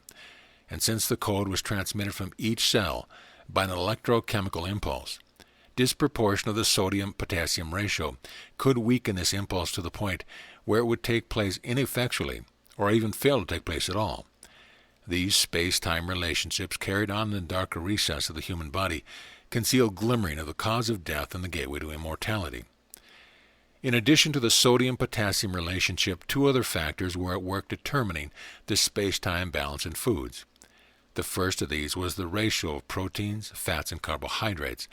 Those foods high in the carbohydrates were generally more space than those which were low, and those high in fats were generally more time than those which were low in fats. Foods high in proteins were generally more time than those high in carbohydrates, and generally more space than those foods high in fats. Proper balance was achieved automatically by a person's apostat, and that balance was 45% fat, 40% carbohydrates, and 15% protein. It therefore seemed impossible to err as long as one dined from Mother Nature's table. But as soon as he began eating from the table of man, he had to contend with the poisonous side effects of animal fats and protein, the high sodium content of processed and canned foods, and the low potassium content of cooked foods, so that even though his intake of proteins, fats, and carbohydrates was adequately balanced, his body suffered from malnutrition or even worse, slow poisoning. Nearly every case of obesity and disease appeared to fall into this category. Natural foods. Then there was the pH factor, alkalinity, acidity, the third part of the space-time relationship in foodstuff. Acids were substances with a large number of hydrogen atoms and a low number of hydroxide ions, while alkalines were substances with a low number of hydrogen ions and a high number of hydroxide ions. Since hydrogen was lighter than hydroxide, acids were space and alkalines were time. Water was a neutral solution, containing the same number of hydrogen ions as hydroxide ions. In general, space foods, such as fruit and vegetables, tended to produce a laxative reaction, while time foods, such as cheese, tended to be converted to substance and to produce a binding reaction. Processed food and meats, of course, were highly binding and tended to be converted to substance. Only athletes or others engaged in strenuous physical activity were capable of throwing off the toxins in such foods. Nature's way to perfect health was cereal, grains, nuts, vegetables, seeds, fruits, a vast array of variety and taste, a regular smorgasbord of health, energy, and vitality, a golden door to a vigorous life. Nor need anyone fear about obtaining enough protein on such a diet, for proteins were present in all natural foods, and the percentage present in cereal, grains, and nuts far exceeded the 15% required by the body. That I personally had begun to verge toward this diet when my brainwave had begun to come into balance was sound evidence of the mind-body relationship, and how it was a direct reflection of the space-time forces and the point of balance between. Mind was space and body was time, and when correct balance existed between them, there also existed perfect health. If a diet was too time, too many processed foods and animal products, it produced a time imbalance in the person. He tended to put on weight and his conscience became overly materialistic. When a diet was too space, overly weighted with carbohydrates, it produced a space imbalance in the person. He tended to become too thin, and his conscience became overly spiritual. Balance was the key to a healthy mind and a healthy body. Diet, then, could be a powerful force for the elevation of consciousness, but it could also be a powerful force for the lowering of the consciousness. Since death and dissolution were accelerated by a time diet of meat and potatoes, and since longevity appeared to result from the space diet of natural foods, was it possible that an even more space diet could move the person into the direction of immortality? This seemed a highly speculative area indeed, but I found myself determined to explore it. Right off, I was struck with the thought that the octave was the controlling factor. 7 colors in the spectrum, 7 notes in the musical scale, 7 nervous centers in the body, with opposite polarities in the highest and the lowest, each pulling toward the other, and there in the gap between, the ego, the sense of self. When space and time united in the pineal gland, there came into being the oceanic awareness generally referred to as cosmic consciousness, and the persons traded in his small self for the self that encompassed all things. Could this union with God be accomplished on the ecology diet alone, or would an even more space diet be necessary? Diet and higher consciousness. It certainly seemed as if the ecology diet should suffice, provided that consciousness-elevating techniques were included. The lives of the saints indicated that they had lived on such a diet, usually supplemented with fasting and meditation, and often by breath control, chanting, and physical postures. But it now occurred to me that an ascension was possible beyond the octave of the vibration associated with life, so that the individual moved onto a plane where matter as we know did not exist, thereby freeing himself of the forces of disillusion and becoming immortal. I wondered if this was the ascension made by Jesus, and if it might not be possible to other mortals. Toying with the idea made it seem possible that the physical body could be part of this ascension, by increasingly making it more space or more subtle and rare. I pictured 2 bodies, an energy body obscured by a substance body, much in the same manner that the moon obscures the sun during a full eclipse. From around the edges of the physical body can be seen the aura of the energy body, and as the physical body grew lighter, the glow of the energy body shone through. What would be the dietary accompaniment of such an ascension? It would surely have to go from time to space, as fuel intake was increasingly converted to energy and less to substance. First, onto a diet of vegetables, fruits, nuts, animal products, and shellfish. Then the gradual elimination of cooked foods. Then the elimination of shellfish. Then the elimination of animal products. Once a natural food diet had been achieved, spiritual enlightenment could follow. Where then? Would not consciousness still be bound to a physical vehicle? Would not its subservience to the force of space and time cause it to be successively incarnated? How then to build up the energy to make a physical ascension in this incarnation? Such a high energy diet would call first for the elimination of time elements, first cereal grains, then vegetables, then nuts, and finally fruits, until at last the individual is existing only on the oxygen in the air he breathed, oxygen to feed his body of fire. The transition diet. All this was simply speculative, of course, and only an exercise in understanding the force of ascension and descension.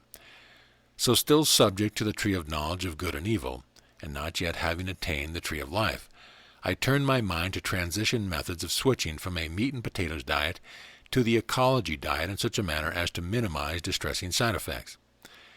My own transition had been relatively painless since it had taken place so gradually, but a little experimentation with willing friends soon convinced me that this change should not take place abruptly. The ecology diet was highly laxative to a digestive system unused to it, and the intake of high-energy foods caused the body to begin throwing off toxic substance stored in fatty tissues and joints. This cleansing action often was accompanied by physical discomfort. Under such circumstance, a person might be frightened and return to his old dietary habits, so it was better to adopt a transition diet which allowed cooked foods but eliminated meats and processed foods. Accordingly, I was led to drop 3 basic dishes: the alpha balancer, to be used in the transition stage, and the high-protein cereal and the high-energy salad. Once the transition was achieved, a person could become as creative as ever he desired, for in truth, all the subtleties of the culinary art were hidden in the fruit and vegetable kingdom. Here were the tastes as exotic as Arabian Nights, and effects that made the psychedelic world pale in comparison. The alpha balancer. Sauté 1/2 cup of buckwheat groats in 6 tablespoons of sesame oil until brown. Add 2 cups of water and cook over medium heat until all water is absorbed, approximately 15 minutes. Enhance flavor with 1 teaspoon of your favorite herbs, such as basil, tarragon, oregano, thyme. Add parsley. An onion cut into chunks and or minced garlic cloves may be sautéed with the groats. Vegetables sliced and sautéed in sesame oil may be served over the grains, such as green or red bell peppers, onions, mushrooms, celery, Chinese pea pods, bean sprouts, bamboo sprouts, water chestnuts, zucchinis, or alfalfa sprouts. Garbanzo, red kidney beans, or lentils may be added to the cooking vegetables at the last minute. Cooked shellfish, such as shrimp, lobster, or crab, may be added. Raw almond add excellent flavor and provide high protein. A cup of grated natural cheese, such as Swiss, cheddar, or Monterey Jack, may be sprinkled over the finished product, and a sliced hard-boiled egg may be added. Buckwheat is the most thyme of all cereals and changes least in the cooking process, but other whole grains may be substituted for it, such as millet, brown rice, oats, wheat, rye, barley, or any mixture of these, and it makes enough for 4. High-protein cereal. Mix a 1/4 cup of ground sesame seeds and a 1/4 cup of wheat germ, and slice atop this mixture 1 banana and 1 apple. Sprinkle with raisins and almonds and cover with honey to taste. Add raw milk. Chia seeds may be added to sesame seeds, and fruit may be experimented with at will. Makes enough for 2. High-energy salad. To a bed of romaine lettuce, add 1/2 dozen chopped green onions, 1 diced clove of garlic, a 1/2 dozen sliced radishes, 1 sliced carrot, 1 sliced tomato, 1 sliced green pepper, 1 sliced cucumber, 1/2 dozen sliced mushrooms, 1 sliced stick of celery, handful of alfalfa sprouts, 1 sliced zucchini, and sprinkle with parsley, watercress, wheat germ, and sesame seeds. Cover with salad dressing consisting of 1 part of safflower oil to 1 part of lemon juice, or 1 part of sesame oil to 2 parts of cider vinegar. Ground almonds or soybeans also may be added, and the addition of sliced fresh fruit provides a tantalizing taste. Herbs may be added to suit, makes enough for 4. The booster and the calmer.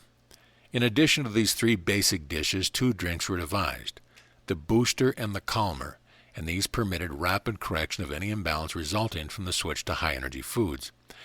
That switch could be coaxed along by the booster, but if it appeared to be proceeding too rapidly, so that the relaxation was becoming difficult, recourse could be had to the calmer. The booster consisted of equal parts of raw honey and apple cider vinegar in a glass of hot water and taken first thing in the morning. The calmer consisted of 2 tablespoons of soy sauce in a cup of piping hot tea, taken last thing in the evening. Any herb tea, unprocessed of course, could be used.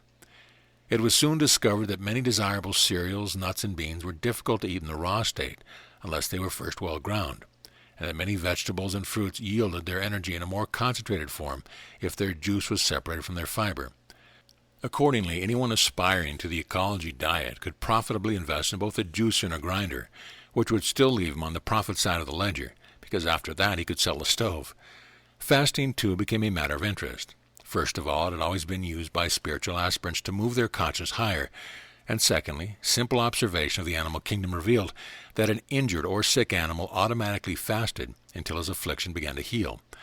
Fasting appeared to permit the body to focus its total energy on whatever was at hand, whether it be healing injury or illness, performing athletically or making a creative effort, a fact attested to by many people who rejected food on the day of a testing performance. Fasting for more than 1 day, however, caused hibernation of the digestive organs, and this made the breaking of longer fasts critical. 1-day fast, frequently undertaken, proved the safest means of allowing the body to cleanse itself and to gather its energies. Such 1-day fasts could be undertaken as often as once a week with beneficial results, and the cleansing of the lower bowel with a high enema on the fasting day had a general rejuvenating effect.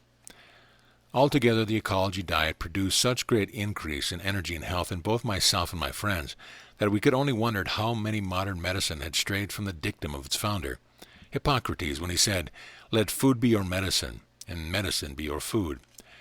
And so, by that strange alchemy that delivers to one the truth for which he is ready, there came into my hands a copy of the Essene Gospel of Peace, and these words of Jesus: "So eat always from the table of God, the fruits of the trees, the grains and grasses of the field, the milk of the beasts, and the honey of the bees.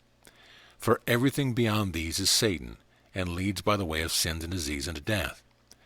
But the food which you eat from the abundant table of God gives strength and youth to your body, and you will never see disease. For the table of God fed Methuselah of old, and I tell you truly, if you live even as he lived, then will the God of the living give you also long life upon the earth as was his." Chapter 9. Outer Psychology. When Robert Burns wished for the power to see ourselves as others see us, he may have been invoking the age of cybernetics with its biofeedback mechanism, which enabled the inner world of man to be placed outside where he can see and hear it. That which all of man's inner efforts failed to do for thousands of years, the outside science of electronics has accomplished in a few decades. By paying attention to a machine outside myself, I had been given a more accurate picture of myself than ever I had imagined by paying attention to things inside myself. Therefore, it behooved me to start paying more attention to things that were outside. This new approach I called outer psychology. The galvanometer. Now that I had learned something about myself, I wanted to learn more, so I began looking for other biofeedback devices. I heard of a man who had gotten into the subject so deeply that he had a regular light and sound show running off measurements of such bodily activities as pulse, breathing, muscle tension, blood pressure, skin resistance, salivary rate, eye blink, and brainwaves. I went to see him with a friend one evening and found him playing the sorcerer in his den. He hooked me up so I could experience the magic for myself, and the show was really a mind-blower. But there was no way to assimilate, let alone integrate the data that was flung at me, so I came away none the wiser. It did illustrate, however, that there were many other signals besides brain waves that were capable of telling something about myself. With such a wide variety to choose from, I hardly knew where to start, but the question was settled when I ran into a friend who said that he had gotten started on a psychological therapy that measured galvanic skin resistance while you were remembering things that had happened to you. I took a look at the machine he was using and decided to get one myself. Back to the electronic wizard I went and told him my problem. He allowed as to how he could handle it all right, and this time he was easier on me financially. The cost was $150. The machine turned out to be bigger than the alpha meter, so I couldn't help feeling that I'd gotten a bargain. I took it home and tried to figure out what to do with it. Measuring idea resistance. What the machine measured was skin resistance, the electrical armor surrounding the human body, and this suited me fine, since I had in mind measuring my resistance to enlightenment, specifically my resistance to new ideas.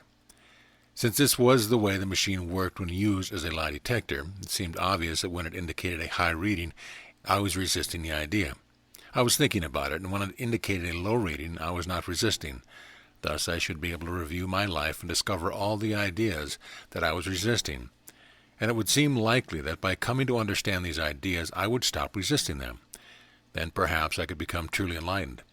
See all the way into the center of things, which had been my consuming aspiration since first I became aware of myself. The best way to accomplish this seemed to be to begin at the beginning. So I hooked myself up to the galvanometer and started out with the first thing I could remember. It was an impression of being near the ceiling of a room, where a flickering circle of light was projected by a kerosene lamp from a table below. My mother and father were choosing my name, and I learned that my initials were to be USA. Years later, I told my mother about this memory, and she said, "You weren't even born yet. You just imagined it." The needle on the resistance meter went way up as I ran over this memory, and I watched it carefully to see which idea I was resisting, mine or my mother's. It turned out I was resisting mine. I went over and over that idea until the needle showed I had no more resistance to it. I realized at once the significance of this process, for if I had conscious recollection of existing before I was born, that knowledge must change my whole life. I moved on to the next memory, my birth. Something grasped me roughly around the head and pushed something hard into my eye, bringing pain and blood. He tried to pull me through the tight opening, and I got stuck, so he grabbed me around the chest and caved in my ribs. Finally, he pulled me through. Then he tried to act nice. I knew he wasn't nice, but I didn't want him to grab me again, so I pretended he was fooling me. This time there was a charge on the idea that people were nice, so I worked through it until the charge disappeared. Immediately I was conscious of letting go within myself. The reduction of some inner spasm that seemed almost to have existed forever, and I knew that my relationship with people would soon improve. Removing emotional charge. Then I remembered being told that playing with fire was dangerous, but I thought it might be exciting, so I started a fire, and it got out of hand and the fire department came, and I was scared half to death.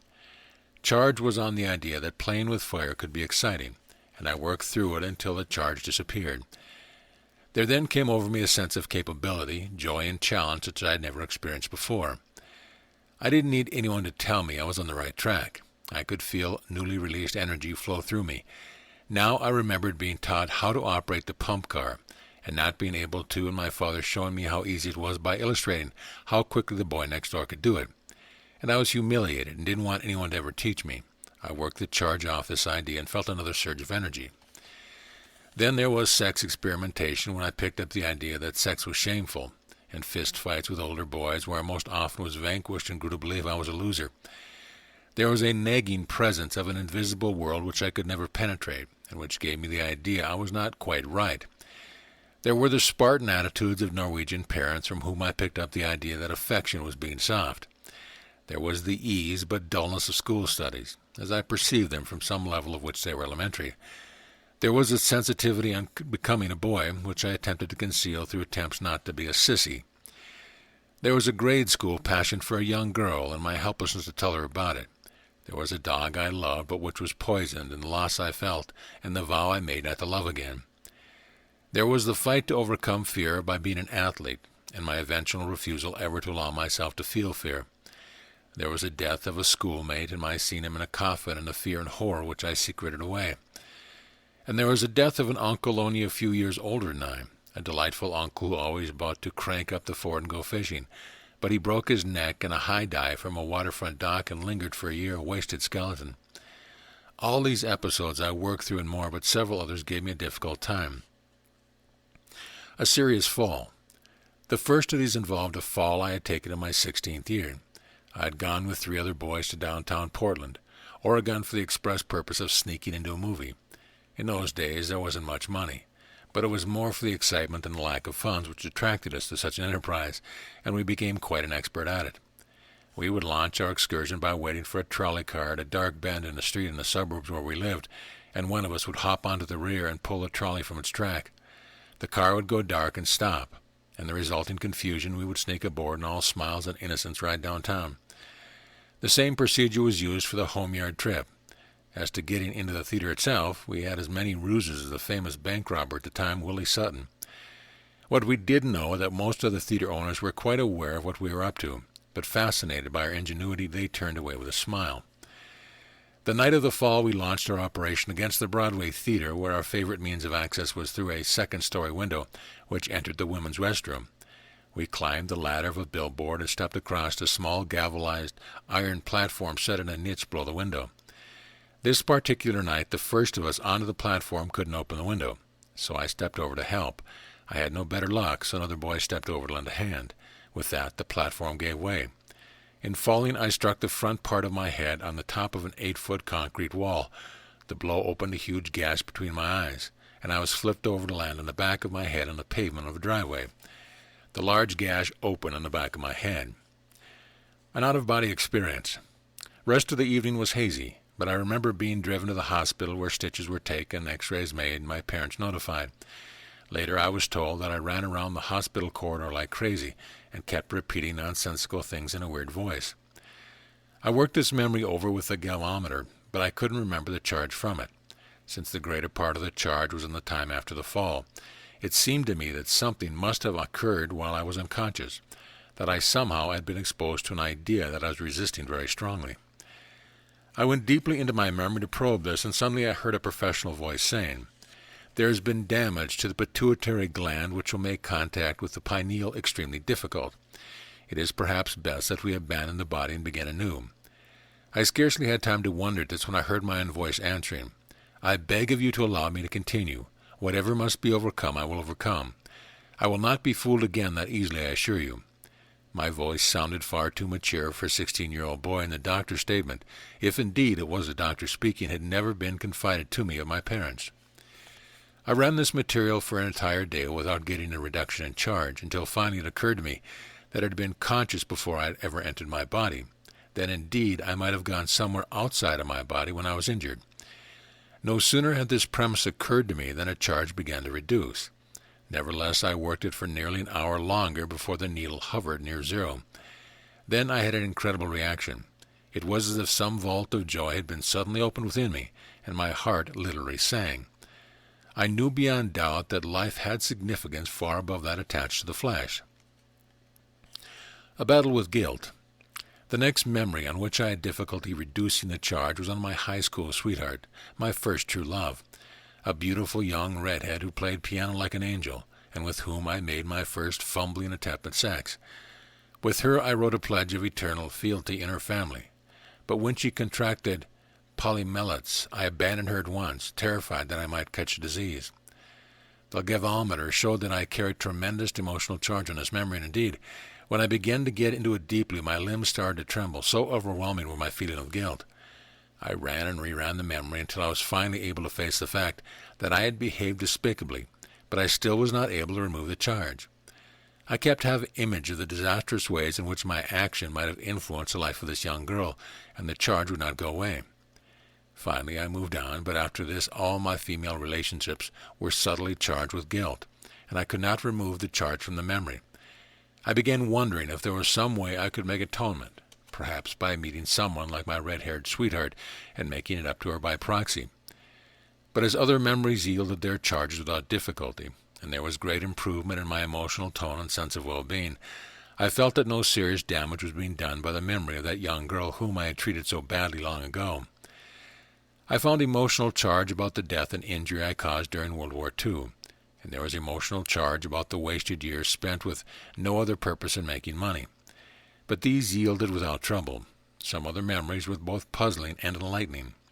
The first was a dream of a pearl bursting through my chest, and the great excitement I had felt at the time, as opposed to my later disillusionment with what I had considered to be a sign. Here I discovered that I had great resistance to accepting the dream as being significant, and I had to do much running of the memory in order to remove the emotional charge. When I finally did, I felt more at peace than ever before. A brush with the hangman. Then there was my return to the ancestral home of the Oregon coast where my father had died, and my feelings of his presence there, and the strange conviction I had that I gradually was turning into him. This idea, too, had great charge on it, required much work before my resistance was dissipated. Then I was able to see that my presence in that lonely house on the storm-struck coast had released my father from his physical surroundings, where he had become time-bound, even as I now was released from the memory. Lastly, there was a time which carried the most emotional charge of all, and that was the night I hanged myself.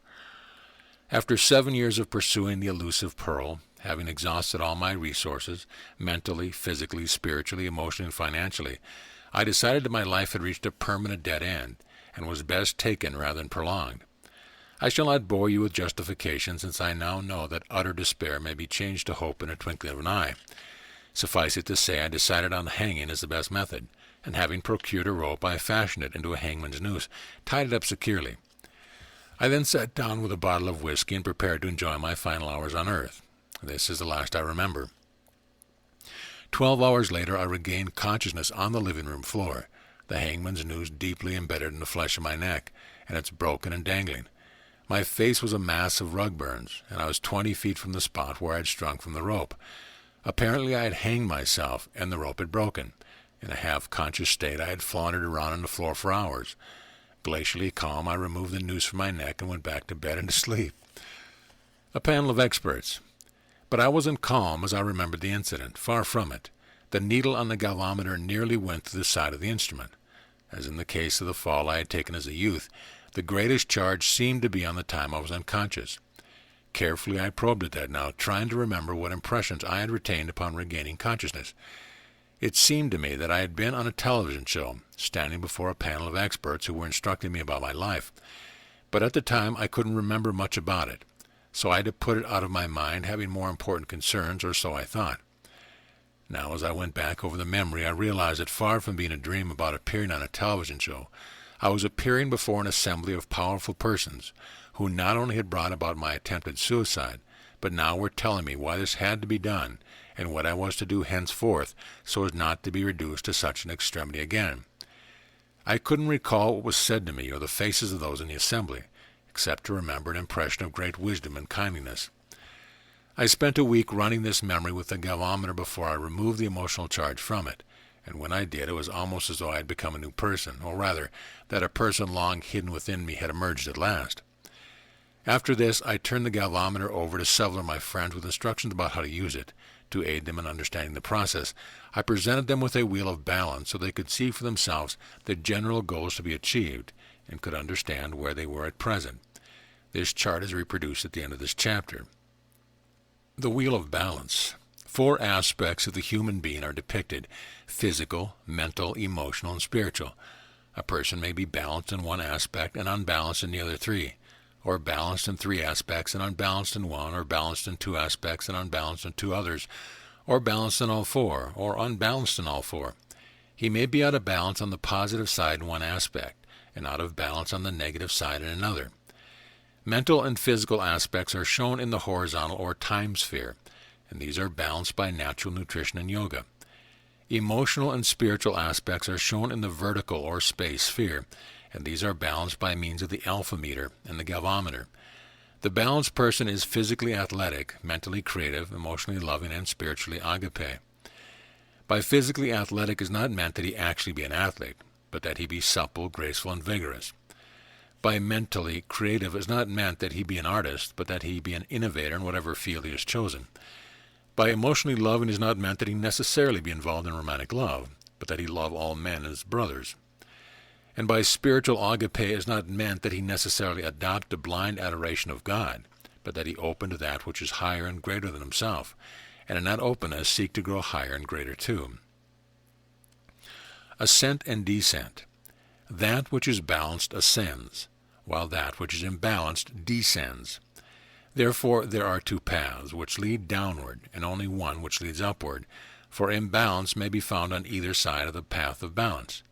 On the space or negative side, the imbalanced person is physically thin, mentally indecisive, emotionally fearful, and spiritually pious. On the time or positive side, the imbalanced person is physically heavy, mentally dogmatic, emotionally hostile, and spiritually atheistic. There are, of course, many gradations of these extremes. For instance, a person spiritually imbalanced on the positive side may be a fanatic atheist or a fanatic believer in one particular religion to the exclusion of all other religions. The same sort of gradation applies to the other aspects of the wheel of balance. Perhaps the most remarkable result of work with a galvanometer was the change it finally produced in Brightwave patterns.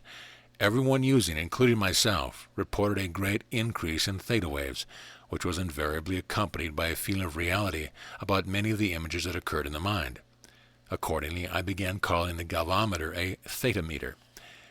A number of things now occurred which indicated that a profound change had taken place in my psyche. I began to dress differently. I grew a mustache and sideburns. I started wearing star-spangled ties and otherwise identifying myself with my country. I took to listening to music, really listening to it, getting myself into it and discovering the entire worlds were hidden there. I began to feel differently about the persons with whom I came in contact. They seemed more interesting, to have taken on depth and dimension. I had never noticed, and perhaps most profound of all, was a change in my attitude toward women. I began to see them as people, different people to be sure, but fascinating by reason of this difference. Where before I had regarded them solely as sexual objects, else mothers, daughters, and grandmothers, now I began to find friendships with them highly rewarding. Never before had I been friends with even one woman. Now I suddenly developed a number of such friendships and found them deeply satisfying. As I was to discover, all this was laying the groundwork for my being able to fall in love. For strange as it seems, I had never been in love since I had turned my back on my red-headed high school sweetheart. A meeting with the beloved. So it was that a friend invited me to his home to meet his daughter, who was studying to be a writer, and I manfully undertook the excursion, having in mind a mental picture of a gangly adolescent with glasses and buck teeth who would ask endless questions about Hemingway and Scott Fitzgerald, none of which I would be able to answer. But when I entered the home, I was introduced to a lovely young creature in her early 20s, who, far from treating me as an elderly sage, treated me instead as an equal. Her hair was red, and I fell in love with her. Chapter 10. Male and Female Forces. We stopped at a small art gallery on the banks of a stream at the foot of a mountain, and there was a painting in the window, an abstraction without shadow, the structured form of color creating the illusion of a stream emerging from a forested hillside. Perhaps the scene is down below, I suggested, and we went down to the stream. It wasn't, though. You'd certainly think it would be, I said, but I guess it's someplace else. I put my arms around her, and we watched the waters flow. Tomorrow, she whispered, I'll take you to a different place. She wore white jeans, buckskin moccasins, and saffron blouse, and her copper hair, parted in the center, hung straight and long below her shoulders. Her youthful face bore the stamp of some dimly remembered splendor, and in her eyes were mingled the colors of the earth. I said I'd like to go. Unknown journey. After that we went to dinner, and one part of me knew that I was falling in love, but another refused to believe it. We stared at each other in the candlelight with the bright eyes of excited children. Later on we slept together, but we didn't make love until morning. Lying in each other's arms, an energy passed between us, a force that heated up the room and melted time and made bluish sparks in the darkness. We dozed in and out of some stately dream until the sun laced the curtain with fiery fingers. Then I entered her and glimpsed some paradise just beyond my reach. Afterward she smiled in her smile and slid headfirst off the bed, somersaulting her lithe body onto the floor, head buried beneath the covers. Gently I removed them from her face. She looked very happy. While getting dressed, she announced that we would picnic at a place where she was taking me, and we packed a cardboard box with bread and cheese and covered it with a spread of green and yellow. Into the sunshine of the risen day we drove, and she told me where to take each turn. We came to a small town and stopped the car. She sent me into the store for wine and ice to keep it chilled, and in the store were softened hearts to watch as I made a thoughtful selection. Though I knew she wanted Chablis, I knew it must be special. When I finally chose a bottle, the softened hearts all nodded. I wondered how they knew I'd picked one that would please her. I packed the wine and ice into the cardboard box beside the bread and cheese, and when I sat beside her once again, she said, "There's a hike of 3 miles after we finally parked the car." "Well, I don't care much for hiking. The stream passes the parking place. We can picnic there if you like." I didn't answer. That would be better than hiking, I thought. "You can decide when we get there," she said. The road began to wind around and grade up steeply, and pretty soon the car overheated and began to mess. For a moment I thought we might not make it, but then I shifted down the gears. And though the engine remained hot and kept on missing, there was power enough to pull us up the grade. Members only. Some place you're taking me, I said, a wilderness canyon, rusted heights from towering peaks, and on the slopes, pine and cedar raised their limbs in stately dance. No cars were met. No one was seen. Thought once we came upon a startled doe that fled into the forest. A sentinel, I thought. We arrived at a place where the road leveled out, and in the trees stood several cars. Park there, she said. I turned off the road and stooped among the trees. A creek was running down below, and 2 men fished from the rocks. Patiently, without success, they cast their lines and hauled them in. Would you like to stay here or hike to the place above, she asked. What would you like to do?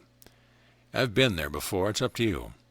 I searched the reaches of the road. It disappeared in the trees beside the creek and seemed to be fairly level. All right, let's hike on up. The box proved heavier than I thought. I put it on my shoulder as we walked along the road, but it cut into my flesh, so I lowered it and carried it in my arms. I clumped along beside her in my boots and thought it odd that I should have worn them because they were not made for hiking. The road veered away from the creek now, and through the trees I could see a footbridge leading to the other side. We came to a place where the road forked, and a broad and level part went back toward the creek with a narrow path ascended up the hill. She took the path. Wait a minute, I called. I put the box down. Already my arms were tired. Why are we going up the hill? The road is level and heads back towards the creek. That's private property. I peered down the road to where the open gate stood. There was a sign that said, Members Only. The ascent. We can't get through that way, she told me. I looked up the path. Are you sure this comes back to the creek? Oh, yes, I've been this way before, she smiled. Ready? I nodded. She led the way. It was tough going. My arms grew leaden and my breathing finally came in gasps. Shortly, perspiration bathed my face. But as she continued moving briskly, I refused to admit distress.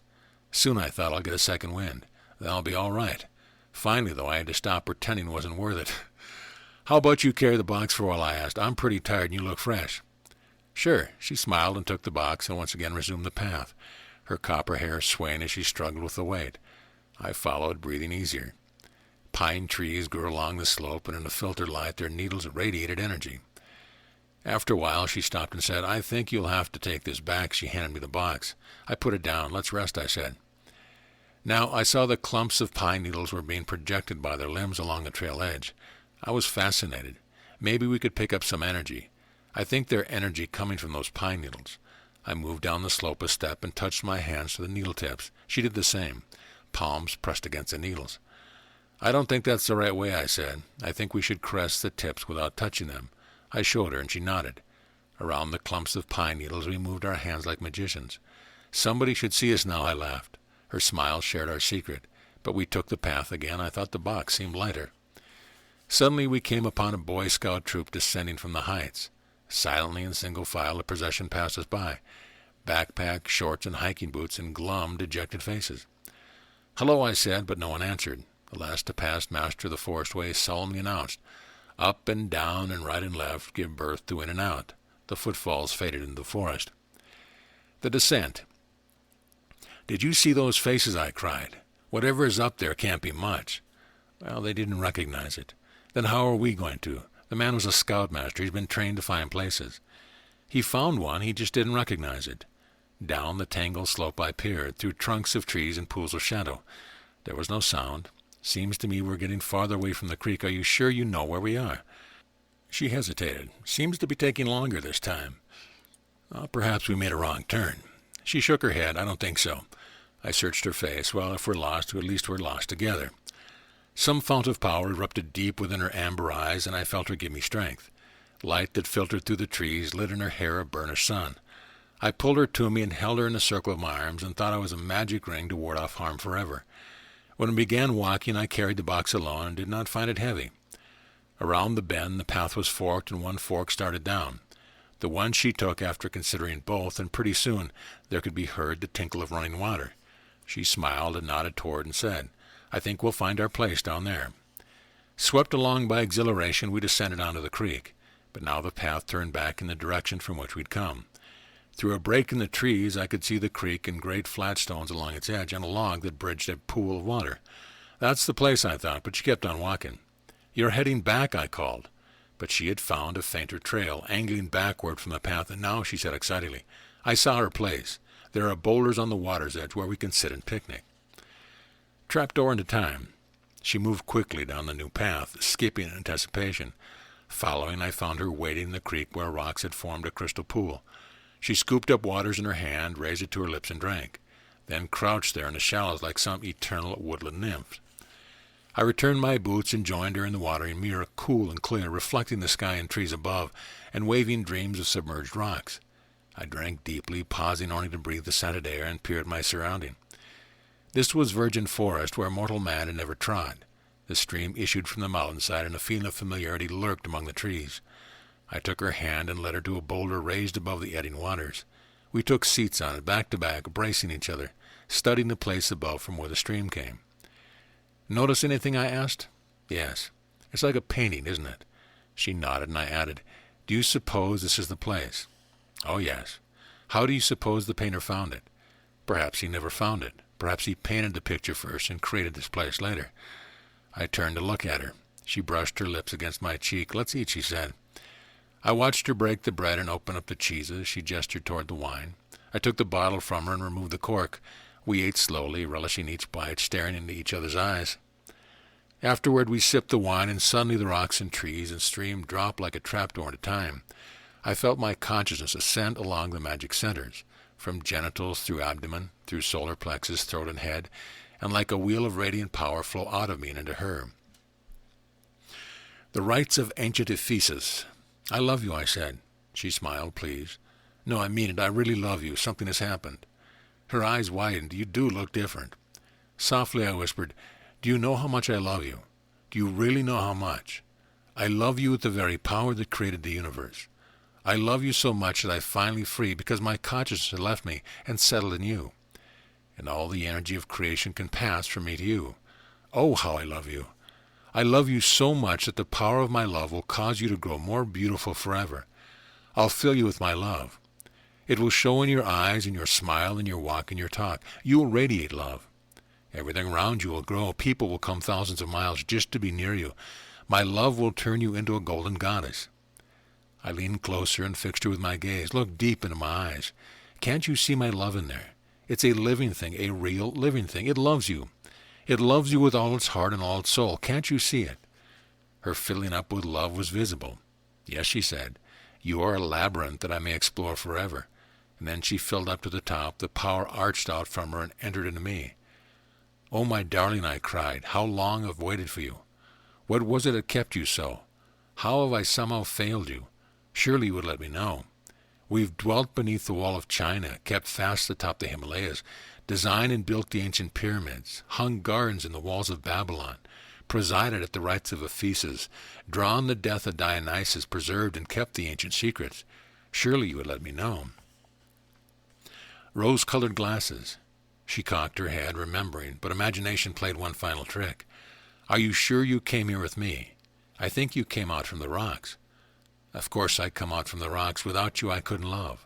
Without someone to love, I couldn't love my brothers. Now do you remember?" She smiled with infinite patience. "Of course, it was in France. You were a doctor, and I was royalty. You proved yourself unfaithful." "Never. It was said on great authority. Liars, all of them." She tossed her head. "Perhaps I thought in time you learned a lesson." "How well I've learned it. The empty years have seemed a lifetime. Promise that you'll never leave me." She melted then, a merry humor on her face. "All right, I promise. And you promise to be good." "I promise." "Very well, then. First thing to do is rebuild the world." We laughed and undertook the task at once. When the sun had lowered into the sky, she finally said, "Perhaps we ought to start back. I'd like to see if it's the same when we're moving." We packed the gear off, and one last look set off. Where the paths converged, she turned to go back the way we'd come. But I glanced along the creek and saw the wide road running by, and so I said, "Maybe we can go out through the gate. Maybe they'll think we're members." We started towards the gate. Soon she stopped and fumbled in her purse. "Oh, dear, I think I left my rose-colored glasses." "Wait here," I answered. "I'll go back. I left her looking after me." The sentinel of sex.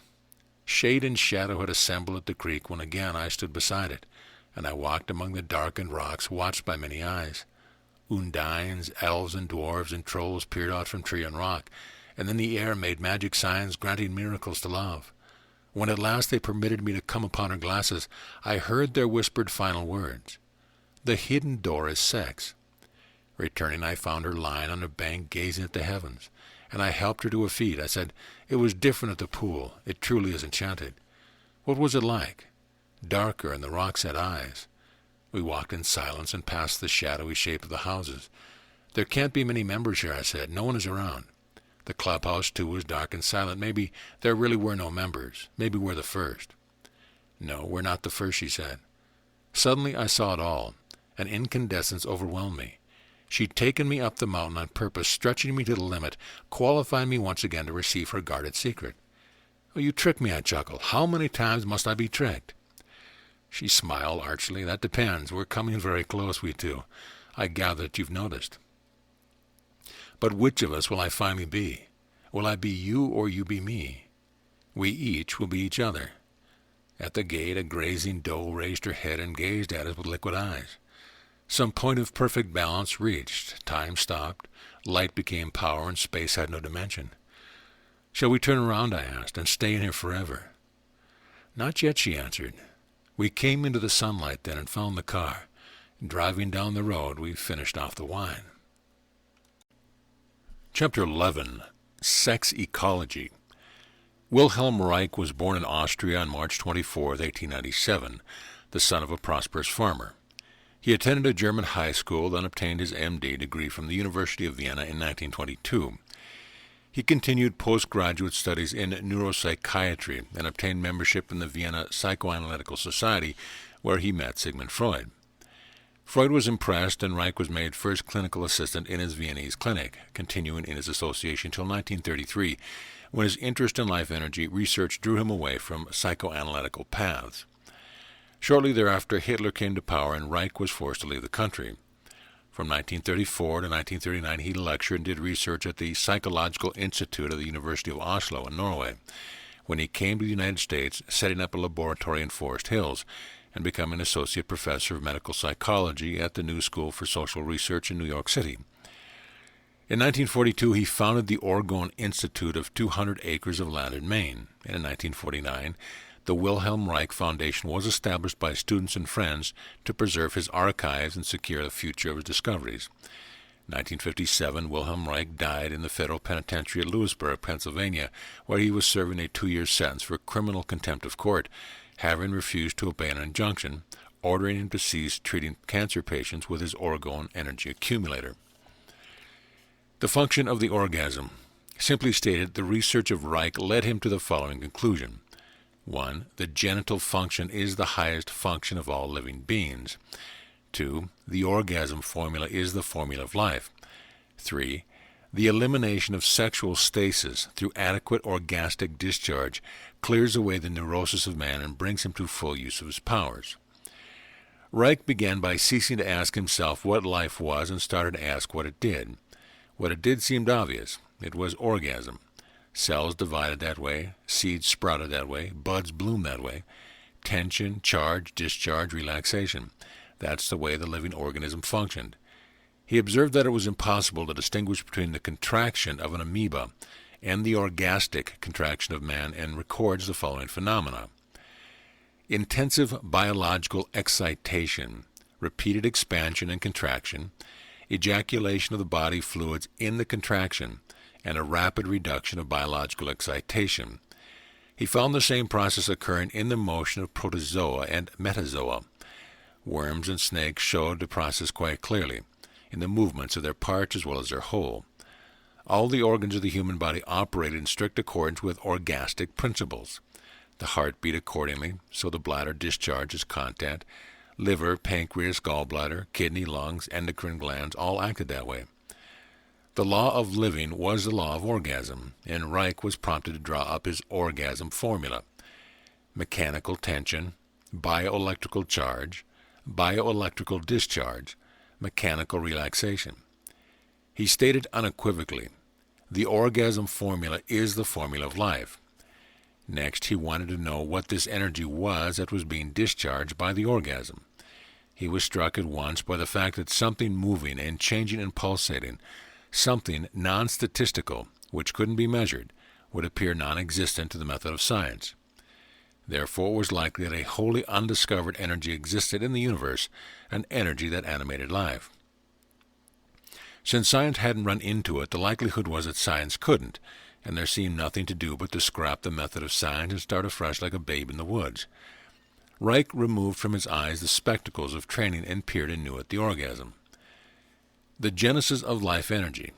This caused him to wonder, what is the reason for the extraordinary significance of the genital drive? Nobody doubts its elemental power. Nobody can avoid it. The whole living world is subject to it. Even where man denies this powerful force, he by no means abolishes it, and we all know the terrible tragedies which result. That the orgasm reflex follows natural laws is beyond any doubt. It is a clinical fact that orgastic longing always goes hand in hand with cosmic longing, and it seems almost certain that cosmic longing is functionally anchored in the orgasm reflex. The turning point of Reich's research began with his observation that the sexual orgasm had therapeutic effects. He records it over and over in his notes. The elimination of sexual stasis through adequate orgastic discharge eliminates every neurotic manifestation. Often appending, it is necessary to point out this basic fact again and again. Finally, he was led to ask, is biological energy identical with electricity?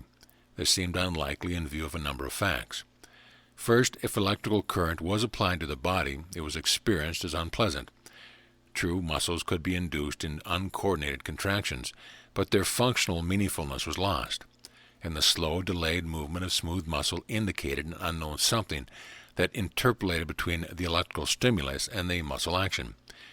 Further, Reich observed that humans have no reaction to the proximity of high-tension wires, that they are insensitive to X-rays and radiation phenomena, all of which set up strong reactions in electrical apparatus.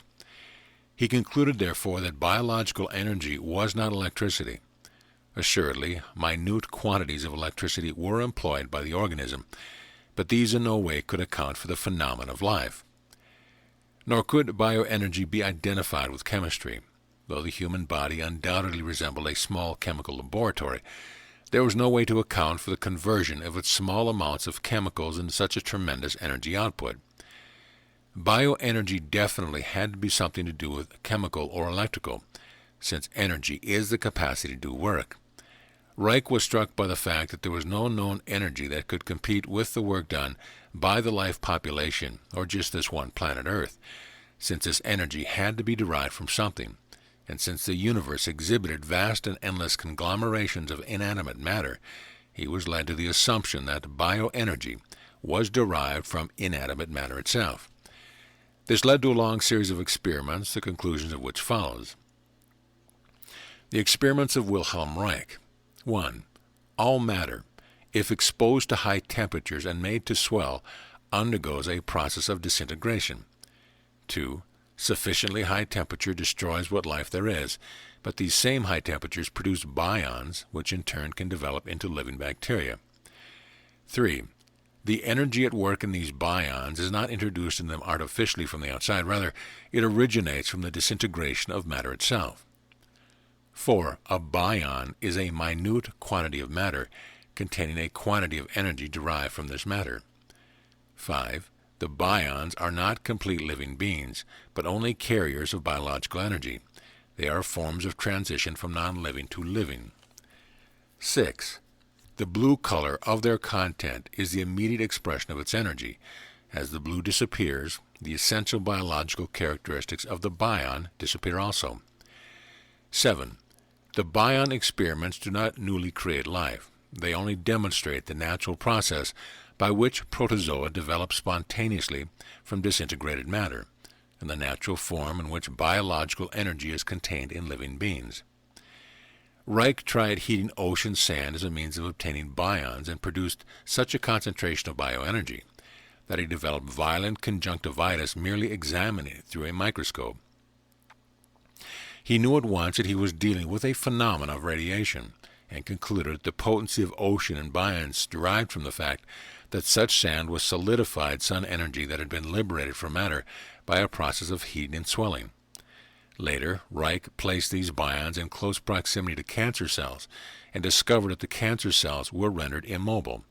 This observation led to his difficulty with the Federal Food and Drug Administration. The space-time source of life energy. Having discovered life energy, Reich wanted to know how it worked. Its electrical nature, functioning in much the same manner as a condenser discharges when a crucial limit is reached, seemed to anchor its operation in the orgasm reflex. So he set out to discover how it entered the body. Since the discharge center, the genitals, was located in the lower part of the body, Reich began with the assumption that life energy entered the upper part of the body. The most mysterious organ, the brain, was at the uppermost part of the body, and might easily be a receptor for rays or forces, as yet undetermined or isolated by physics.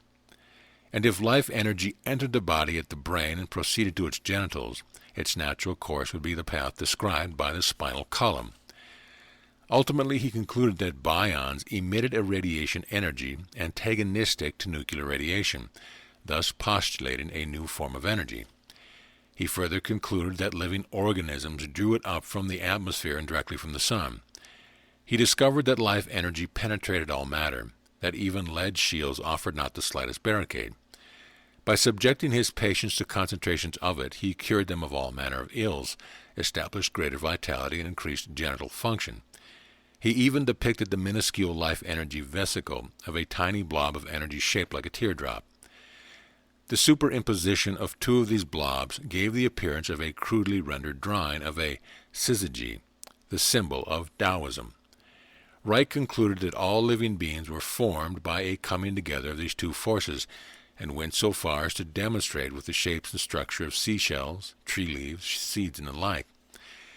These two antagonistic but completely complementary forces he found at work within the autonomic nervous system of man. The autonomic nervous system is sometimes called the vegetative system because its characteristics are possessed by vegetables. However, its activities in vegetables are extremely primitive as compared to the complex functioning in the organism of man, where it regulates heartbeat, breathing, digestion, assimilation, elimination, micturition, oxidation of glucose, hormonal content of the blood, intricate teamwork of the bevy of tiny organs known as the endocrine gland. It also governs the sexual function through the four-beat phase of the orgasm reflex. The sympathetic and the parasympathetic systems. The autonomic nervous system is divided into two subsidiary systems, each antagonistic to the other. The parasympathetic promotes feelings of pleasure and expansion. The sympathetic promotes feelings of anxiety and contraction. The sympathetic system causes the entire vegetative system to contract, and for the most part renders it immobile. This frees the blood to be sped to the outer muscles of the body, where it is needed to promote rapid action. Because when the sympathetic system is stimulated, the organism has received from its environment a signal to fight or take flight. The parasympathetic system draws blood from the outer muscles, causing the entire vegetative system to expand and rendering it highly receptive to sensation, because the organism has received from its environment a signal that something pleasurable is about to happen. Quite obviously, the vegetative system provides man's basic contact with the energy that sustains him. Its plasmatic nature exists in all form of life. All reflexes necessary for the sustaining of life are built into it. Nobody has to tell it what to do, it just does it automatically and does it perfectly. Man can decide many things with his central nervous system, whether to spit or shoot dice or do both at once. But he can't decide what his automatic nervous system should do. It knows more about it than he ever will, so it naturally keeps him out of it. But man can defeat it. By his power to think and to decide right and wrong, he can shrink his vegetative system and kill himself gradually. Reich's research indicated that every known disease and malfunction was preceded by pathological shrinking of the vegetative nervous system.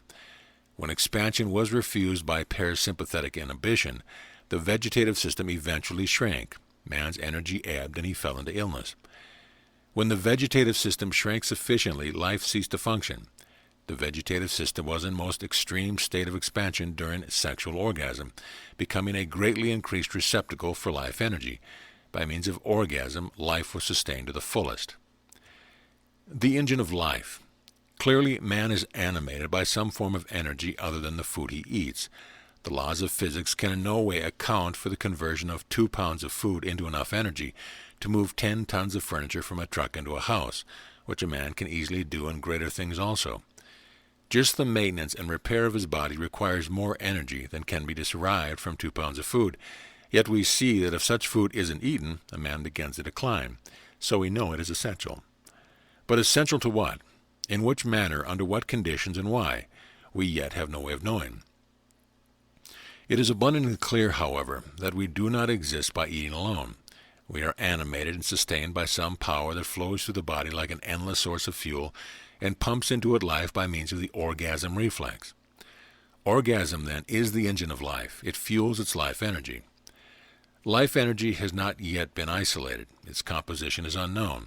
Its place of origin lies in question.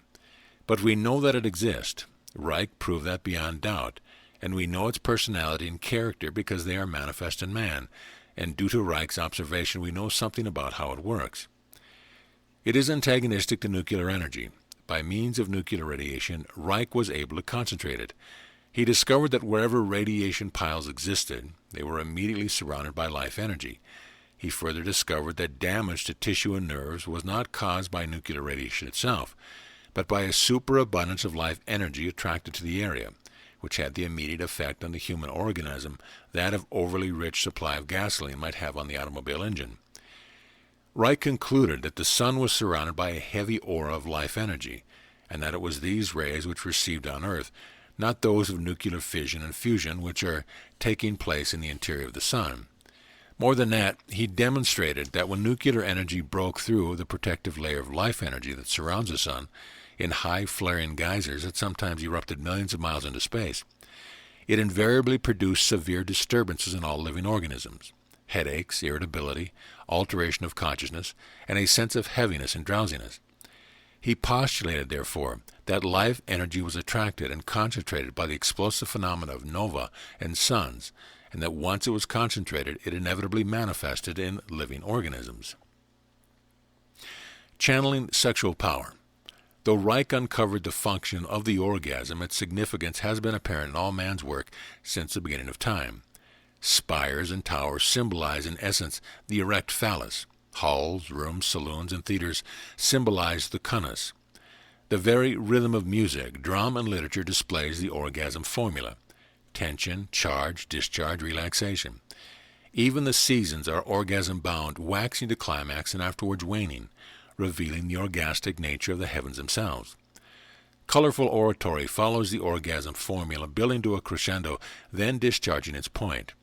Even animated conversation has an orgastic quality, rising and falling, now fast, now slow, proceeding first gently, then bolder and bolder, until the utmost feeling accompanies final conviction.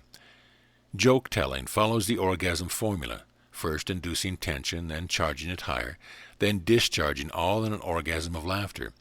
Personality itself is a function of orgasm. Warm, animated people have full contact with their genitalia.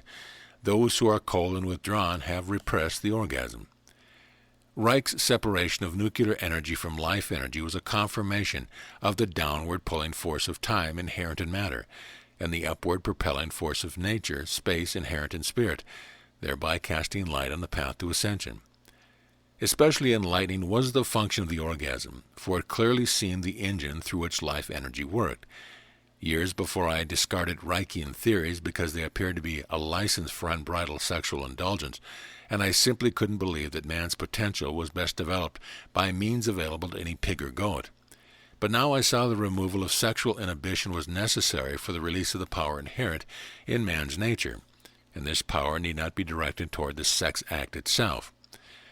Though a certain amount of sexual orgasm was clearly necessary, sex energy or life energy could be directed toward any goal when desired, and if this was elevation of consciousness, such energy could be focused in the high chakras, providing a powerful impetus to the attainment of enlightenment. Complete celibacy, it seemed to me, was doomed to failure as conscious elevating technique, just as any extreme was doomed to failure, because it had not within itself a method of achieving balance, and therefore generated no power. With sex, as with eating, it was better not to take all you could, but to stop when you should. Freeing life energy. Interesting, Reich had devised a therapy for the freeing of life energy, and this therapy was based on his observation that such energy was restricted from flowing up and down the spinal column by spasms in the transverse muscles along 7 sections of the backbone. These sections corresponded closely to the 7 chakras of yoga. Thus he might as well have announced that when the chakras were closed to the individual was blocked away and full access to life energy, and that his sex life was accordingly disturbed. Reich's therapy consisted of muscle stretching exercises designed to release the various spasms, just as the stretching exercise of yoga were designed to open the various chakras. Mystical India and scientific Germany thus had arrived at the same destination following different paths. It now became clear why my own life energy had increased. First, my diet now consisted largely of space foods instead of time foods, so a great deal more energy was available to me. Second, daily use of yoga postures was gradually opening up the chakras so that this energy was flowing smoothly along my spine.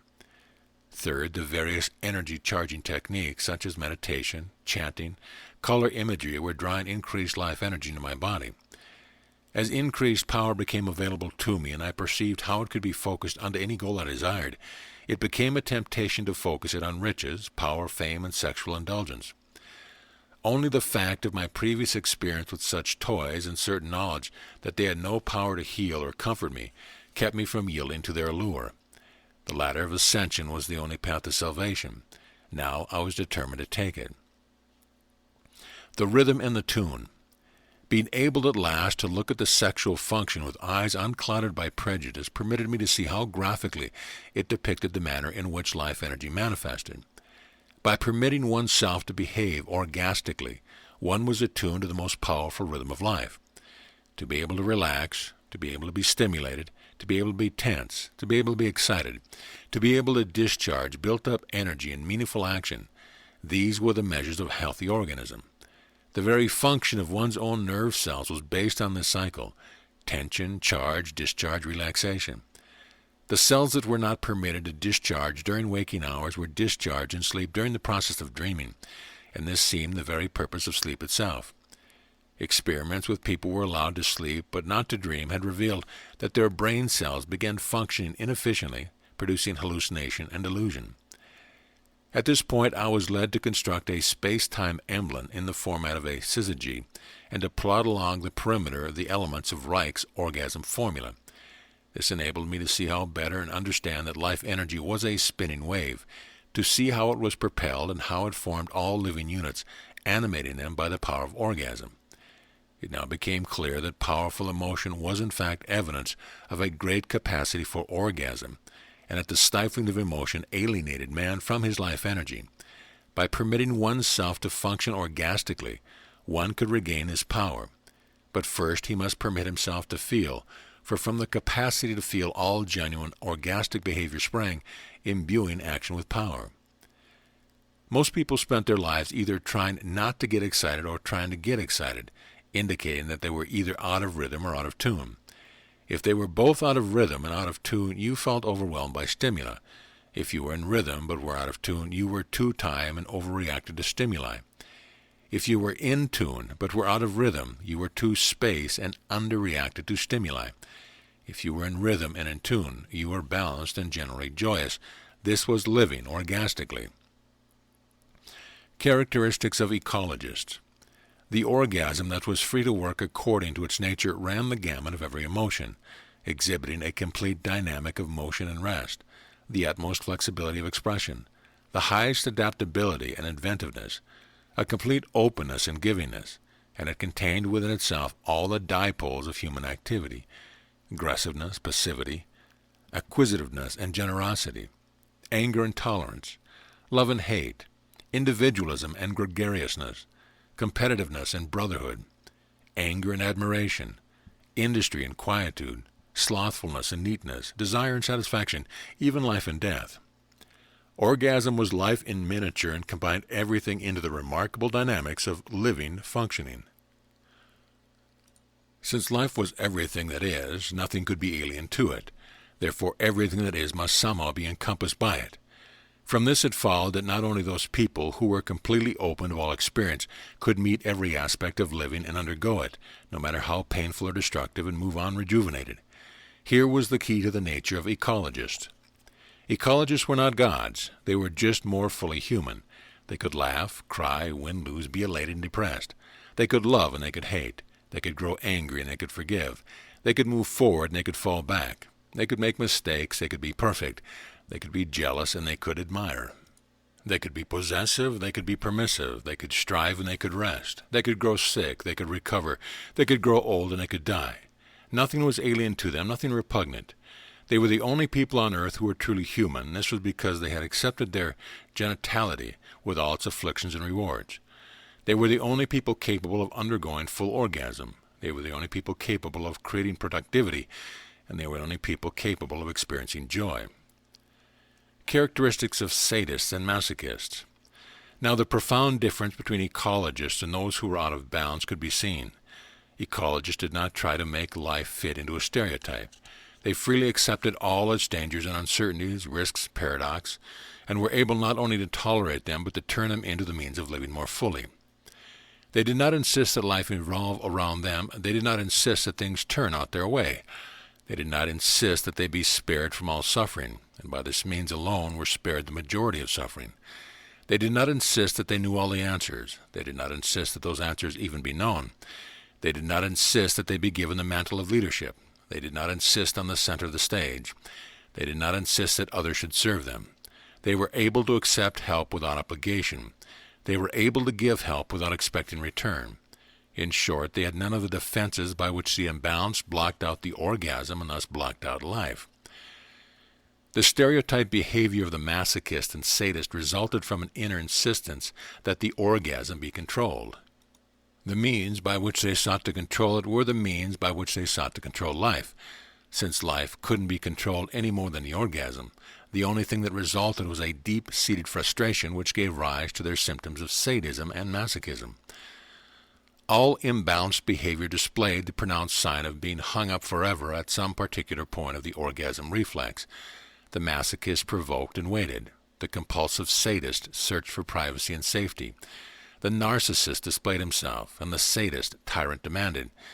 Since such people could not discharge their tension in the full release of orgasm, because by primal conditioning they were prevented from doing so, they now were condemned to eternally acting out that particular point of the orgasm on which they had become time-bound. Stereotyped behavior resulted.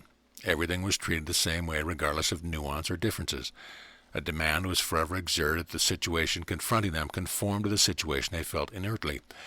They became blind to everything except that narrow aspect of life which they sensed to be the cause of their frustrations and unhappiness, and they were forever wreaking vengeance upon it by the particular psychological device dictated by their illness.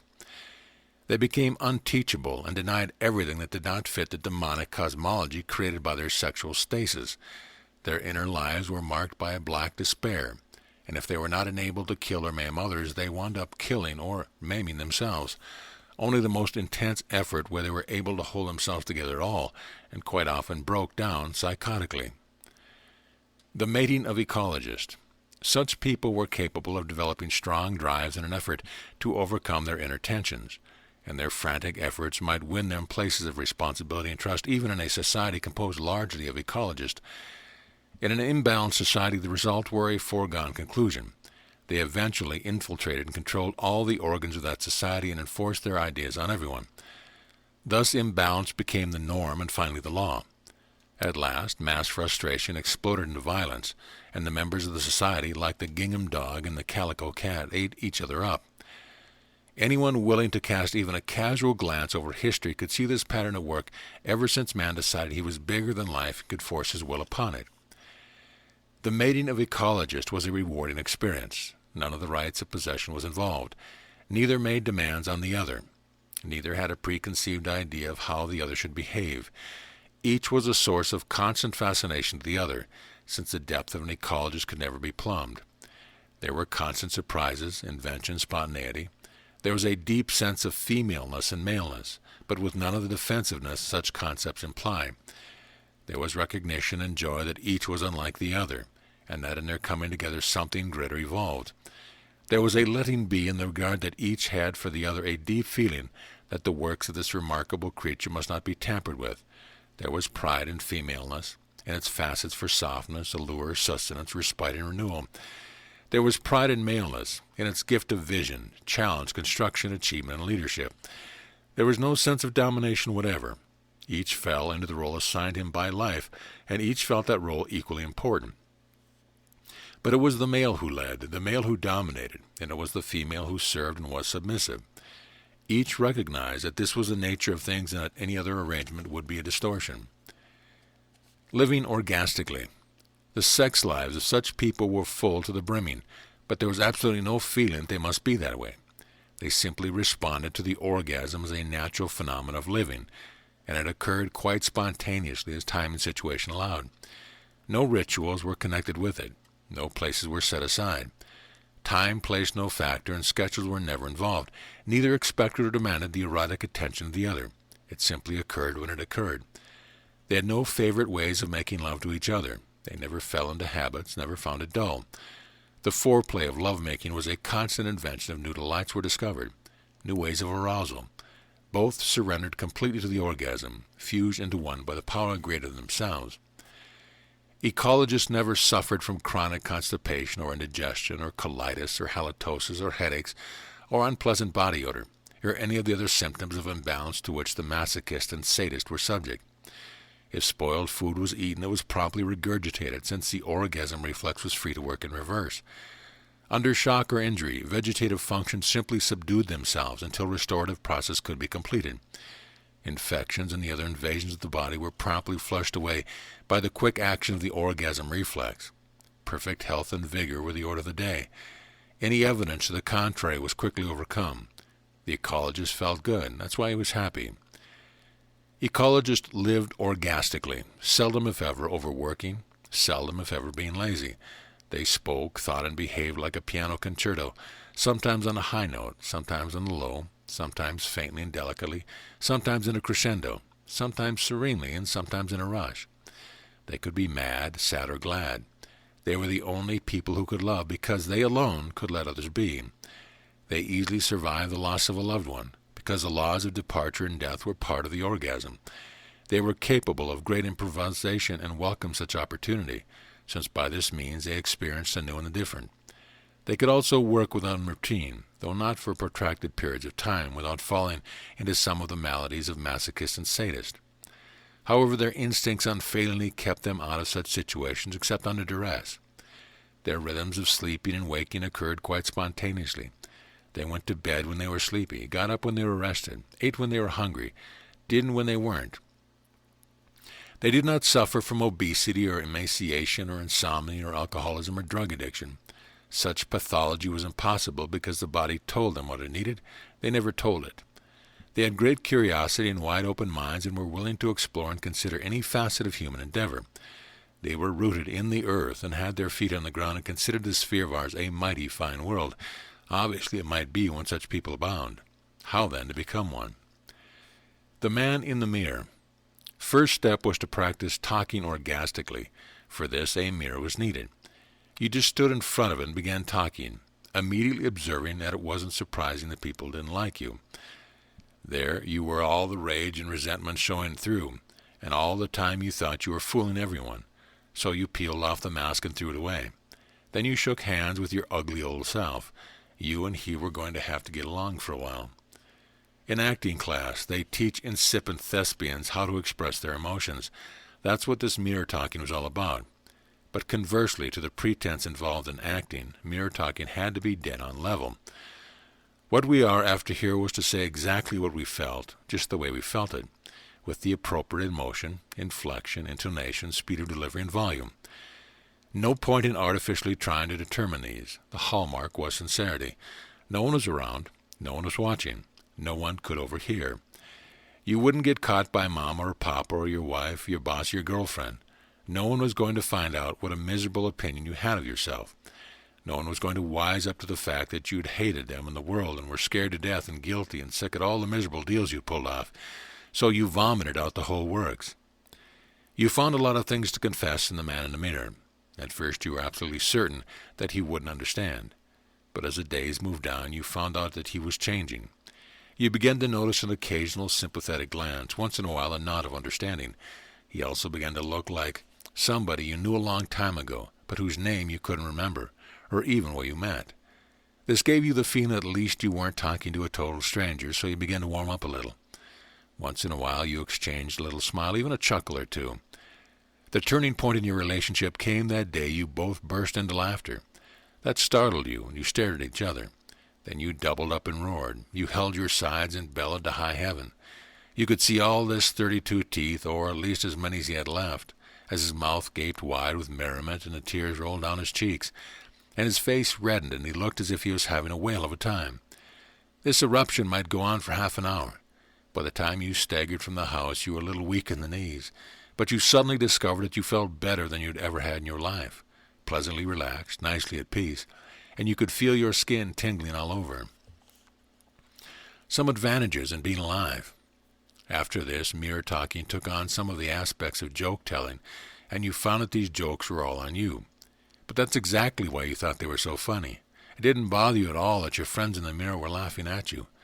By this time, both of you were growing to recognize that you were human after all, a creature who hadn't the vaguest idea how he got inside that strange body, didn't know where he came from or where he was going, had the whole mysterious world to cope with, and he had to be relatively shrewd even to stay conscious.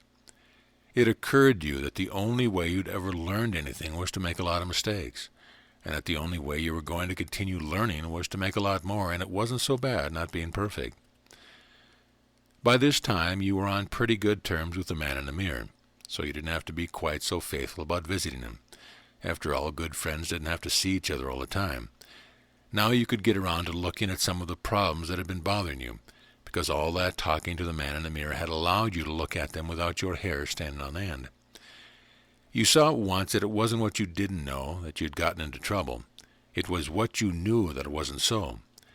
Now suddenly you were able to recognize a lie, and you could see that you'd believed in a number of these for years and that you had caused all your trouble.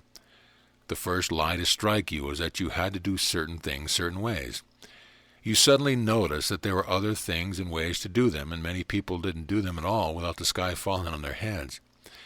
This caused you to believe that you'd been some kind of a machine, just rods and pistons chugging away forever, and you stared at your body and noticed it didn't look like a machine. That caused you to make some unmachine-like movements, like getting out of the rut and doing something different. The sensation was pretty heady at first, and you thought maybe you'd been more comfortable being a machine. But you didn't go back to it. A machine couldn't suffer black despair. If it could, it would try to be human. So you just persevered at trying some new things and trying to do old things some new ways. And you suddenly discovered that the sun was shining, and it was a beautiful day. The discovery of joy. Now, you stopped drawing up the future the way you wanted it to be and getting all upset when it didn't work out. You broke those habits and stopped those rituals. You took a look at the landscape and realized that nobody knew what was going to happen. Not a single soul in the whole wide world. You began feeling the feeling that you were willing to adjust to it, to go with the excitement, to let yourself respond to the drama. You didn't have to do anything about anything. All you had to do was go along with the ride. The remarkable vehicle that was packed around you would take care of everything. All you had to do was let it. Now you'd shoot a little juice to your living functioning. The next lie occurred to you at once. All those things that you'd always believed you couldn't do didn't look so impossible anymore. What was once the Matterhorn seemed to be shrinking and gave the definite impression that you might be able to climb it. About this time you realized that you'd lived your life in a dream. There had been prelates and potentates and heroes and giants and sages, and you wanted to be like them but suspected you couldn't, and life wasn't worth living if you didn't make it. Suddenly you couldn't care less. You saw that the man on the top had his problems too. He had headaches and indigestion, was subject to heart failure and cancer, or somebody shooting him through the head when he least expected it. He wondered what life was about too. You could stand right alongside him and 100 feet away. A Martian couldn't tell you apart. Now came the grand experiment. You let yourself go. You walked out of jail and kicked down the jail so it couldn't get you again. You took a deep breath of that nice fresh air. You looked up at the sky and observed it was limitless. You saw a bird flying. It looked almost like an accident. It was so absolutely free. Deep in your heart, you knew were that way too. All you had to do was to start moving. Your body would take care of everything. It didn't even need a map. Suddenly you discovered that you could smell, hear, taste, see, and feel. The vivid world with its colors, sound, and aromas seemed almost to embrace you. You almost felt that somebody had changed it, cast it in technicolor and set it to music. You could feel that your heart beat. You could feel your insides moving around, taking care of everything, giving you life. Your fingertips tingled. Each breath seemed a kiss. Something ecstatic welled up inside you and burst out toward the sky. The magic of creative power. Now you couldn't tell a lie if someone paid you a mint. No more cheating and swindling. No more forged to defend your belief. No more anguish that you didn't rule the world. No more insisting that you knew what was what. No more gods and heroes, saints and tabernacles. No one head in the world higher than yours.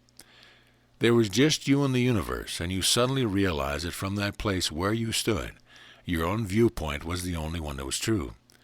There was a heady feeling went along with this that made you God, not in the sense of being in charge, but just from the sense of being alive where you were. Out the door went humility. Out the door went the scepter by which you planned to rule others. Out the door went the things that you couldn't do without. What need for things when you were life itself? Now your friends began appearing from nowhere because they were ecologists too. Together you had a whale of a time. No sparring, no knives in the back. No straining at the seams to put the other ones down. No laying down the law. No raising the flag. No pulling down the blinds so no one could see. No building of walls. No fencing of land. No dragging of things to show you were great. No idle chit-chat. No painful long silences. No complaint. No accusation. No resentments. By this time you were no longer intimidated by the opinion of others. Only one opinion really had value, and that was the opinion of the man in the mirror. Naturally, you wanted to stay on the good side of him because he was the best friend you had. When things were at their worst, you didn't take your problems to a preacher or psychiatrist or load them on the back of your friend or your mate. You didn't hang them out to dry so the world could make comments or send emergency alarms to the city or state. You just took them up with the man in the mirror. He was the first to suggest that you ought to make something. You asked him what, and he said, anything at all. You took a look at your hands and decided what they were good for. Then you put them to work building the thing they built best. When you got the first one of these finished, you were stricken with awe. There was something pretty and useful, and if it hadn't been for you, it wouldn't be in the world. You drove off in the country and sat by a brook the whole day. Now you knew what you were here for. You didn't have to read books or get smart or win titles. You just had to make something. Some of the things you made were bought by others. That was all right with you, but you didn't make them for that. You made them because in the making you discovered more of yourself, and the more you discovered, the more inexhaustible you became. Finally, you saw that these creations of yours had sprung into life through no effort of your own, gestated into the world by the orgasm reflex. You'd become an ecologist and had tapped the magic of creative power. Chapter 12. The New Ecologist. Wherever I went now, I was greeted by the same question. What happened to cause you to lose all that weight and to quit smoking? When I answered that I restored my body to balance by conditioning my brainwaves, it inevitably was a signal for protracted discussion. Having learned what had happened to me, a number wanted to try the same thing, only they didn't know where to begin and what to do and didn't have the time to find out themselves. Would I teach them? Eventually I agreed. At first I undertook this responsibility only with friends and family, but at last the demand became such that professional classes were organized. A few who graduated from these classes became teachers themselves, so what had started out as one man's journey began to take on the aspect of a movement. This kind of made me uneasy, as I had enough experience with movements to be afraid that sooner or later bones would replace flesh. Everything would become rigid, and what had begun as an open door to freedom would become just another closed trap. But then it became apparent that the classes were graduating a different kind of person, one who was not seeking dominion over others, but who was interested in their freedom as his own. This was best put by a young man who used to steal gasoline for a living. Space-time balance. When you siphon gasoline out of a tank, he informed us, you have to suck on the hose with all your might in order to get the gasoline going. But once it's going, you just let it go of the hose and it runs under its own power. As I see it, that's what we're doing here. We're helping people get going, then we're turning them loose and they're running around their own power. It was a nice simile. The backbone of the movement became a series of seminars. Here alpha meter and theta meter training was given, as well as techniques of meditation, concentration, physical postures, breath control, chanting, and color imagery.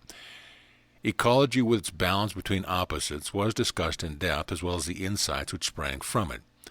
Afterwards, seminar graduates organized themselves into discussion groups. Guests were freely invited. Many people thus were introduced to ecology and to fellow sojourners on the path. Attending the first of these weekly meetings proved a rewarding experience for me. It was held in a private home, and by the time I arrived, some 15 people had gathered and were chanting. Rhythmic vibrations filled the house with charged energy. One wall was devoted to symbols. There was a large space-time symbol, fluorescent in the light. A sign said, "Balance is the backbone of ecology."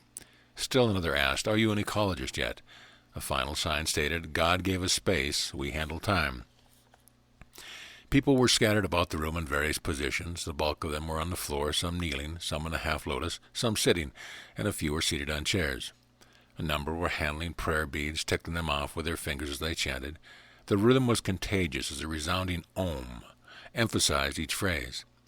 With everyone working together, eyes shining with sharing, it was as if a single self filled the room with love. Spontaneous remission. Through the laboratory of the seminars, new data began to emerge. It was soon discovered that brainwave condition itself was relatively ineffectual without a rationale to guide it. Those who trained themselves to high alpha output by the use of various feedback machines were always made more relaxed by the training. But such feedback training did not necessarily extend to a change in eating habits or to increased mental power. A person tended to find in brainwave training fulfillment of those goals that occupied his consciousness, sometimes fallaciously, but often quite miraculously. Increasingly, we were made aware that we were dealing with some power that bridged physical cause and effect by an unknown means. It was discovered that without exception, everyone accelerated his progress through the use of feedback training devices. As more and more people successfully condition their brainwaves by this method, they become increasingly lucid in describing the procedure to others. Thus, the time required to achieve a conditioned alpha began to decline from an average of 8 hours to something just over 3, a far cry from the 18 hours I devoted in the beginning. The resultant proficiency in meditation provided some unusual developments. There are a number of cases of the spontaneous remission of disease and malfunction. Several stomach ulcers disappeared, a case or two of chronic colitis, a number of habitual migraine headaches, several cases of asthma. There is marked alleviation of insomnia, nervous tension, constipation, and the various symptoms of stress and strain. Overnight, people quit smoking, never to resume again. The love exercises of ecology. In addition to the general improvement of physical health, theta meter training promoted an improvement in mental health. People were able to learn more rapidly, to remember more easily. They appeared able to move into the subconscious with more faculty, to obtain information there, and to integrate it into their affairs. This brought about significant increase in creative ability. Many people began painting or sculpting, and those already engaged in creative work reported a steady flow of new ideas. The general meshing of consciousness and subconscious minds indicated by these reports was marked by a lessening of emotional tension and a more joyous attitude toward life. Concentration technique, while not undergoing any particular metamorphosis, seemed most affected by timing, nearly everyone reporting better results when it was gauged in as the last of the morning exercise. At this time, energy seemed to be at maximum, and when focused on the chakras, the affirmation, and the life goal tended to manifest in a powerful manner. A few people achieved conscious control over normally unconscious functions in their body, and a number attained major goals in an almost miraculous manner. Many people found that the self-image affirmation, "I am," "I can," and "I don't have to," could be chanted along with Om, Stu, Ga, Du, An, Di, Ar, and most used prayer beads for this purpose, doing 25, 50, or 100 chants as time and circumstance allowed. As it turned out, ecologist exercise tended to center around chanting and physical postures, so it inevitably happened that people were drawn into Tantra yoga exercises. Since these are performed by male and female partners and tend to be erotically stimulating, and since partners were shifted after each exercise, a number of love affairs blossomed and ripened into the maturity of marriage, while some older marriages were granted a new lease on life. A fresh and broadened viewpoint of sex inevitably followed, as sex energy was seen as a manifestation of life energy and orgasm as essential to the healthy person as an adequate diet. This permitted people to establish a rational disciple of their sex energies, conserving them in such a fashion as to heighten their mental, spiritual, and physical powers. In this manner, a whole host of people experienced love for the first time in their lives and were completely transformed in the process. New lifestyles. The powerful healing effects of color imaging soon became apparent as well, visualizing pink, gold, and violet in the higher chakras, in the cathedral of the heart, the generating station of the thyroid, the world of the pituitary, and the throne room of the pineal, not only produced a powerful consciousness-elevating effect, but proved to be a strong mind-body integrating force as well. Disease and malfunction yielded in the face of increased life energy. Many people reported freedom from aches and pains for the first time in years. Breath control produced some remarkable psychic effects, a number of people entering so deeply into the subconscious as to greatly enhance their powers of extrasensory perception. It shortly was discovered, however, that dangers lurked here, for alterations of consciousness produced by overindulgence in breath control could be too great for the individual to adjust to, and he could suffer loss of equilibrium. While this had no lasting physical effect, it could frighten the person and slow his progress. As a result, people were cautioned to use breath control with restraint, especially breath holding and hyperventilation. Psychic powers themselves soon were discovered to be only symptomatic of the attainment of a lower level of higher consciousness. To become fascinated there was to be attained from the ultimate goal. Moreover, it was learned that concentration on psychic powers could lead to an imbalance between conscious and subconscious minds, which in extreme cases could cause the person to be engulfed by the subconscious and swept into the world of psychosis. As ever, balance was the guideline. Perhaps most important of all was the emergence of new lifestyles in those who adapted balance as a guideline. No pious group of spiritual aspirants these, nor grim-visaged pursuers of the banknotes of materialism. Laughter, casualness, relaxation, creativity were the order of the day. Hair and clothing styles and general deportment tended to be highly individualistic, and an assembly of ecologists seemed more a gathering of artists than anything else.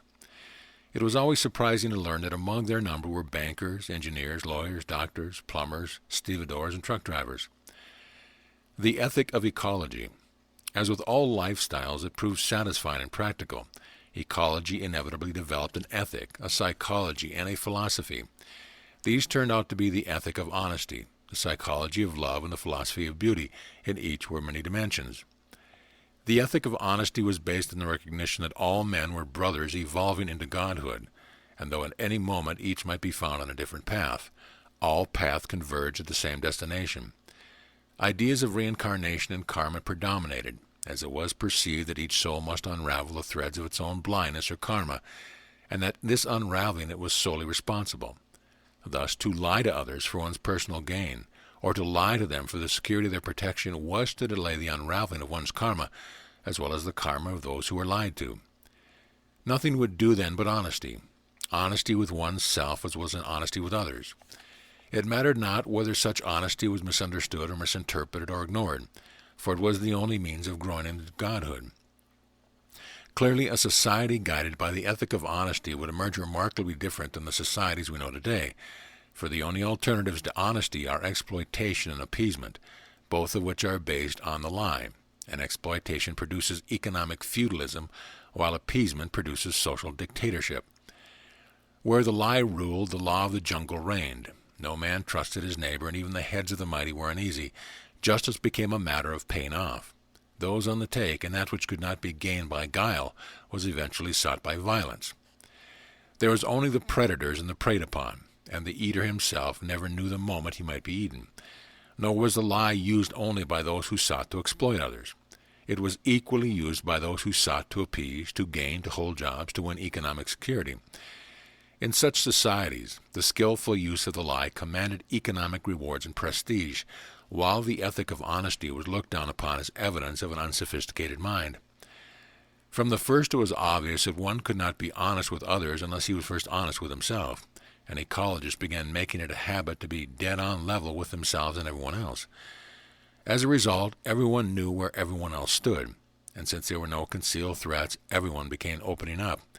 This marriage of open minds with new information gave birth to some remarkable learning situations, and a number of people emerged from ecology training with the equivalent of a college education in the humanities. Teamwork, goodwill, fellowship, and constant exploration of the frontiers of knowledge gave hints of the society which might emerge where honesty was the guiding ethic. The psychology of ecology. A natural adjunct to the ethic of honesty was the psychology of love. For when one had opened up to others, when he no longer distrusted them or felt threatened by them, he was willing to let them be themselves. And this conferring of freedom on others was the feeling known as love. If life was a school in which each person was evolving to a more aware state, then it followed that he must be held responsible for his progress. Only freedom permitted such responsibility. Alternatives were either a quest for power or a quest for security. Those who became enamored of power that interfered with the lives of others created a difficult karma. Moreover, if they actually achieved power, their egos grew around them like iron shells and prevented their spiritual ascension. On the other hand, those who aimed for security, surrendering their right to choose by subjugating themselves, became victims of karmic forces beyond their control. The discovery that love was a power came as a revelation to most people. They had thought of love as something passive, an act done to one rather than something he did himself. But as their chakras opened and life energy began to flow through them, producing states of elation, even ecstasy, they inevitably turned this power on to other people, even plants and animals, and discovering that everything around them flourished. Then they knew that love was life energy itself, for it was the power that healed and nourished. And when one had opened himself to it, not only was he healed and nourished himself, but the power flowed through him to everything around him, so that everything prospered and grew. People developed green thumbs, and their gardens produced huge vegetables and gigantic flowers. Even their pets grew coats of glossy fur and feathers and frolicked with newfound energy. Their wives and husbands and children became serene and joyful. Their businesses prospered and became fun. They developed the power to heal, to nourish, to sustain, to produce growth. Now, it could be seen that the true aim of true psychology was to allow the power of love to work in and through one. On this all-act growth ensued. To be loved was only a shallow reflection of loving, and never be sought of in itself, for it could become a karmic block that deterred a person from loving.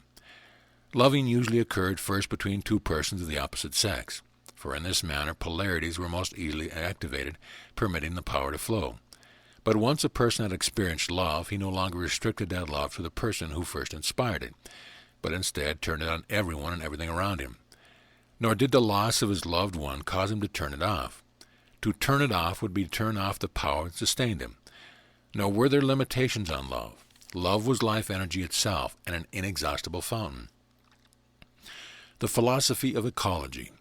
Having perceived that honesty was a dynamic point of balance between exploitation and appeasement, and that love was a dynamic point of balance between power and subjugation, it now became possible to select a philosophy. Surprisingly, this philosophy did not turn out to be spirituality, even though primary aim was ascension of consciousness, because by now the concept of balance, subtle as it might be, had been firmly ingrained into everyone's perception. Thus, spirituality was seen as the opposite extreme of materialism.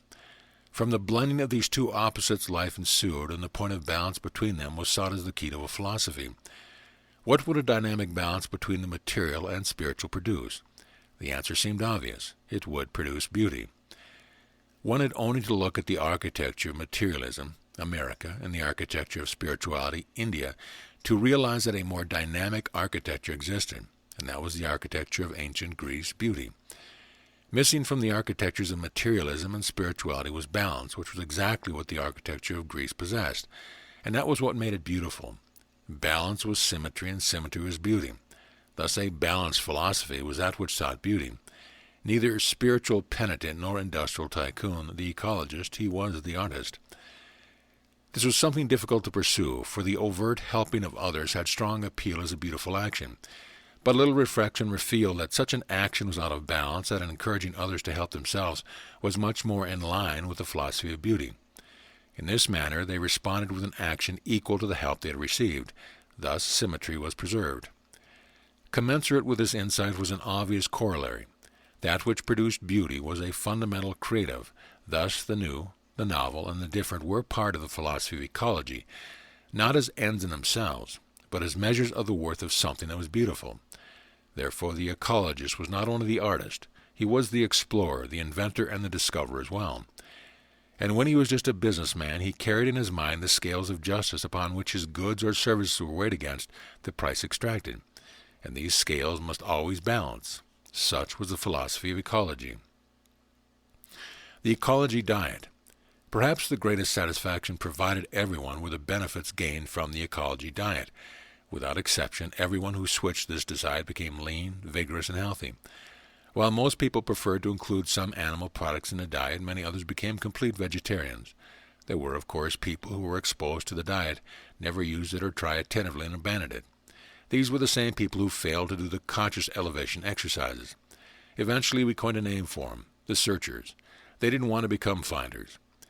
Bringing the body's sodium-potassium ratio into balance was at the bottom of the ecology diet's effectiveness, though as it turned out, there were other beneficial factors as well. Potassium could be obtained naturally only from vegetables, fruits, whole-grain cereals, and nuts, and since the average American's diet was highly deficient in these items and contained an overabundance of the processed foods that were high in sodium, he was usually getting the worst of two worlds. The ecology diet corrected this. Dr. L.K. Dahl, who had spent years researching the relationship of sodium intake to high blood pressure, had found in all age groups that the greater the sodium intake, the earlier and more numerous were deaths from hypertension. The high sodium content of prepared baby foods was an especial target of Dr. Dahl. By feeding baby rats canned meats and vegetables prepared for infants, he produced high blood pressure that was fatal in 4 months.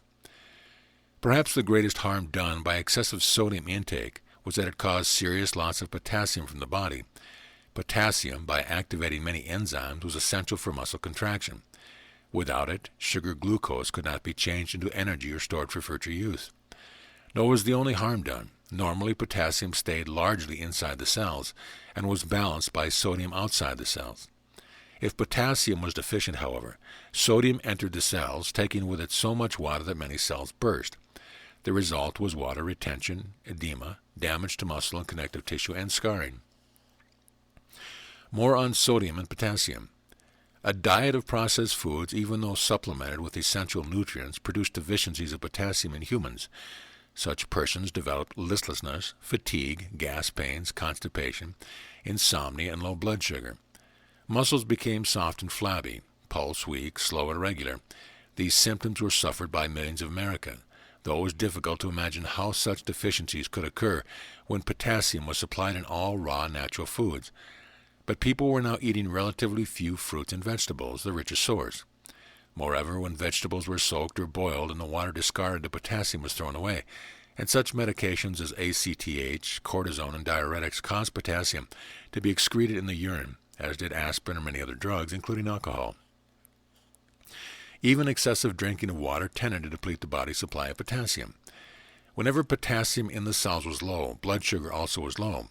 Low blood sugar, or hyperglycemia, had become a major health problem in the United States, causing fatigue, irritability, and foggy thinking. Low blood sugar caused still more potassium to be excreted in the urine. Then the eating of high-sodium foods resulted in both blood potassium decreasing and blood sugar dropping, bringing a feeling of exhaustion. Since lack of potassium allowed sodium and water to pass into the cells, increasing the potassium intake often corrected edema or water retention. Weight-conscious American women, wishing to be quickly rid of every pound, begged physicians for water pills, and 36 million prescriptions for such diuretics were now being written annually. Though the urine output was temporarily increased and pounds lost, the cells again retained water because of an even more serious lack of potassium. Blood sugar then dropped until exhaustion became unbearable. Dexedrine or other amphetamines were then used for pick-me-up. These made nerve ends tense and sleep evasive, and prescriptions were then obtained for tranquilizers and sleeping tablets. Millions of American women were caught in this vicious circle. Sodium and fats. High blood pressure, usually caused by an excessive sodium intake, had also been produced in both animals and human by diets deficient in potassium. High blood pressure also had been successfully treated by giving patients large amounts of potassium. The greatest harm done by potassium deficiency was probably its effect upon the heart. It had long been known that heart attacks were often associated with low blood potassium and a low potassium diet. In addition, experiments had shown that animals deficient in potassium suffered extensive degeneration of the heart muscle. It now appeared likely that the lack of potassium in the coronary muscles was the major cause of death from heart disease in humans. Certainly from cradle on, the American intake of sodium was excessive while the intake of potassium was deficient.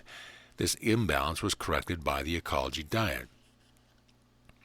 It was important to remember, however, that sodium, in proper balance with potassium, was essential to life and health, and the maintenance of this proper balance might require the adding of salt to the salads and salad dressings of the ecology diet. This salt should always be organic, and never the inorganic salt often used on the grocery shelves.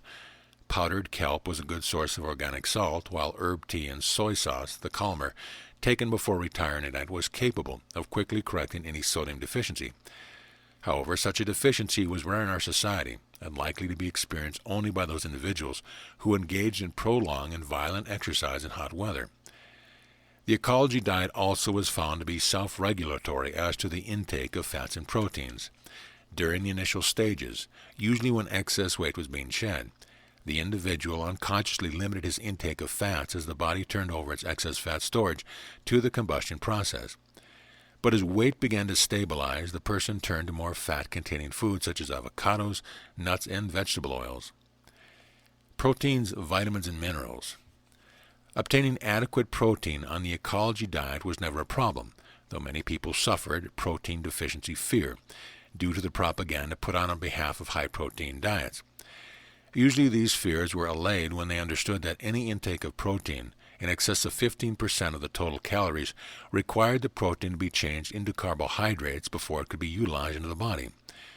High-protein diets simply placed additional strain on metabolism, using energy internally in order to separate nitrogen from excess protein and to eliminate it in the urine.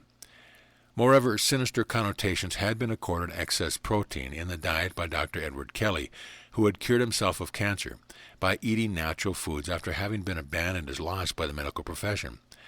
Dr. Kelly's research indicated that cancer was caused by faulty protein metabolism due to an excessive intake of protein. Those who dined from nature's table had no difficulty obtaining just the right amount of protein simply by following their own taste. What's more, they could eat as much and as often as they wished, without their diet going out of balance and without the danger of putting on weight. Leading sources of protein were food, yeast, wheat germ, nuts, cereal grains, cheese, and milk. It was reassuring to most people to realize that all the vitamins and minerals essential to human nutrition were to be found abundantly in the natural food diet. These vitamins and minerals are listed below with their chief sources. Vitamin A, colored fruits and vegetables, eggs, cod liver oil. Vitamin B complex, yeast, wheat germ, whole grain cereals, green leaf vegetables, and milk. Vitamin C, citrus fruits and juices, raw fruits and vegetables. Vitamin D, sun-irradiated vegetable oil, enriched milk, cod liver oil. Vitamin E, wheat germ, buckwheat, unrefined soy oil, and other vegetable oils. Vitamin K, produced by intestinal bacteria when diet adequate in unsaturated fatty acids. Intestinal bacteria increased by taking acidophilus. Unsaturated fatty acids. Vegetable oils such as safflower, soy, corn, cottonseed, as well as nuts and nut oils. Bioflavonoids. Citrus fruits, especially pulp and white of the rind. Phosphorus. Fruit, vegetable, milk, cheese, bone meal. Calcium. Milk, cheese, yogurt, vegetable, bone meal. Magnesium. Fruits, cereal grain, vegetable. Iron. Yeast, wheat germ, cereal grains, and eggs. Iodine. Powdered kelp and other seaweeds. Potassium. Fruits, vegetables, nuts, cereal grain. Trace minerals. Leafy green vegetables. Alcohol and drugs. One of the more remarkable results of the ecology diet was a drastic reduction in the consumption of alcohol by those who followed it, a large number of adherents giving up alcohol altogether, and the remainder preferring only occasional wine. This result was right in line with the reports of Dr. Roger Williams, professor at the University of Texas, who had shown that the desire to drink could be caused by nutritional deficiencies. The gist of the experiment he reported was as follows. Large number of rats were given their choice of 4 beverages, 100% water, 3% alcohol, 10% alcohol, and 50% alcohol. Each rat was kept in a separate cage, and its liquid consumption measured daily. All the animals were given the same normal diet. Some rats became teetotalers while others became drunkards. Then the teetotalers were put on an adequate diet and the drunkards were given a superior diet. Before long, the teetotalers started drinking. Many became drunkards, while the drunkards drank less and less, many becoming teetotalers. Dr. Williams also told of the dozens of persons who had written him on their success in giving up alcohol after improving their nutrition. The desire for alcohol was apparently an almost inevitable accompaniment of a meat and potato diet, for this excessive time intake tended to produce a low blood sugar, which the victim sought to counter by taking in alcohol, which could be quickly converted to glucose. The ecology diet, high in quick energy, kept blood sugar at normal levels, and therefore reduced the desire not only for alcohol, but for candy, ice cream, cakes, pies, even for coffee. In addition, those who followed the ecology diet for any length of time generally gave up drugs altogether, simply because they did not choose to tamper with the feeling of well-being which was constantly theirs. Moreover, the highs associated with meditation and the performance of the exercise was sufficiently mind-expanding for most, and those who sought more pushed their consciousness higher with a gentle nudge of ginseng and musk. Why ginseng and musk are aphrodisiacs? Of the two, musk was the more powerful and also the more expensive, an ounce retailing for as much as $100. Tibetan musk, used by the lamas to elevate consciousness, was the most desirable. A half ounce might last as long as a year, for only 2 grains of a moistened fingertip, and then placed on the tongue was sufficient to cause the mind to become exceptionally sharp and clear. Red ginseng root from Korea, though not as powerful as musk, had comparable effects, and was considerably less expensive, retailing about $12 an ounce. A piece of ginseng placed at the side of the mouth under the tongue also produced a clear-headed effect, though not to the same degree as musk. Heads of state throughout the centuries had been known to use both musk and ginseng when difficult decisions had to be made. The energy of both, however, could be directed wherever the conscience desired, and if directed to the lower chakras, caused the person to dissipate his energies in sexual indulgence and gourmandizing. As a result, both substances had established reputation as aphrodisiac, but this was only so when attention was focused on the lower chakras. Musk was obtained from the male musk deer and was carried by pharmaceutical houses, while ginseng was obtained from the root of ginseng plant and was carried by herb supply houses. Those whose attention was taken by aphrodisiac found interest in the fact that scientists had studied the vitamin C content of the pituitary gland before and after male rabbits were bred. When the diet lacked vitamin C, the animals did not care to breed. If the diet was adequate, the pituitary was saturated with vitamin C before breeding but depleted of the vitamin afterwards. Raw fruits and vegetables are the richest source of vitamin C obtainable. Through a sea captain friend of mine, I learned of an old Chinese, operator of a herb supply house in Vancouver, who when a boy used to hunt ginseng with a bow and arrow. The plant itself could not be seen in the daytime, since it was found only in the deepest part of the forest, and during the day withdrew into the underbrush. At night, however, it emerged from hiding, and its flowers blossomed, becoming fluorescent in the dark. The old Chinese, a boy then, used to go with his father in the dark of the moon on ginseng hunting trips, armed with a bow and arrow. When the fluorescent flowers were seen in the dark, an arrow was fired at them, but no approach was made to the plant, for the underbrush might be hiding poisonous snakes or predators. In the morning, however, the boy and his father would again enter the woods and find their arrows. At each spot they would dig, eventually uncovering the ginseng roots and bearing their prize home into the market. Nutrition and ecology. Though a number of people came into ecology because they desired to lose weight, they were advised at the outset to throw away the bathroom scales and stop counting calories and concentrate on building good health through proper nutrition. The weight loss eventually would take care of itself and excess pounds would stay off permanently, just as smoking and drinking would cease as well as the habit of taking pills and drugs. All that was required was undertaking the ecology diet, biofeedback training, and the doing of the exercise of ecology. If America, as it now appeared, far from being the best-fed nation on earth, was actually one of the worst-fed and perhaps the most expensive to boot, since the cost of its hospital and Medicare might reasonably be added to the cost of its processed food, what could be done about it? First thing was not to buy and consume foods that endangered one's health.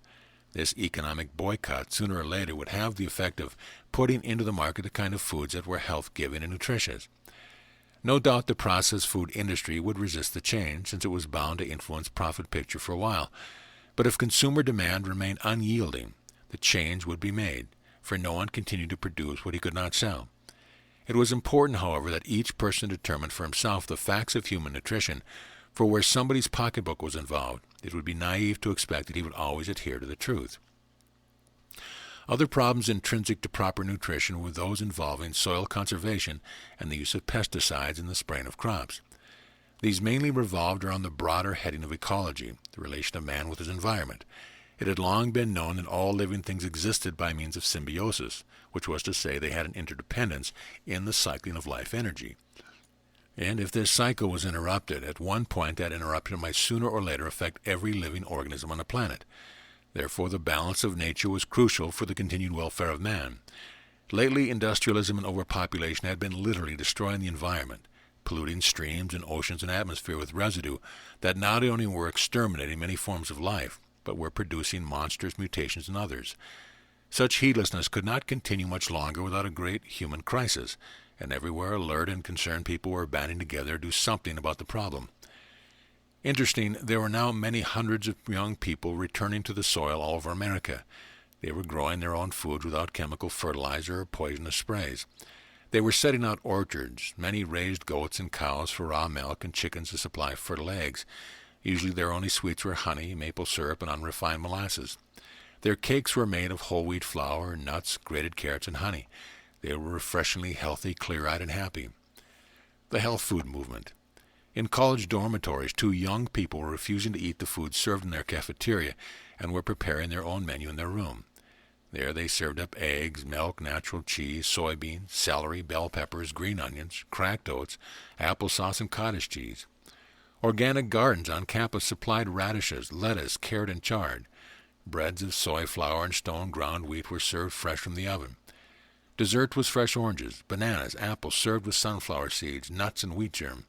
Honey, milk, and yogurt were consumed in large quantities. Contrast this with the menu served in the cafeteria.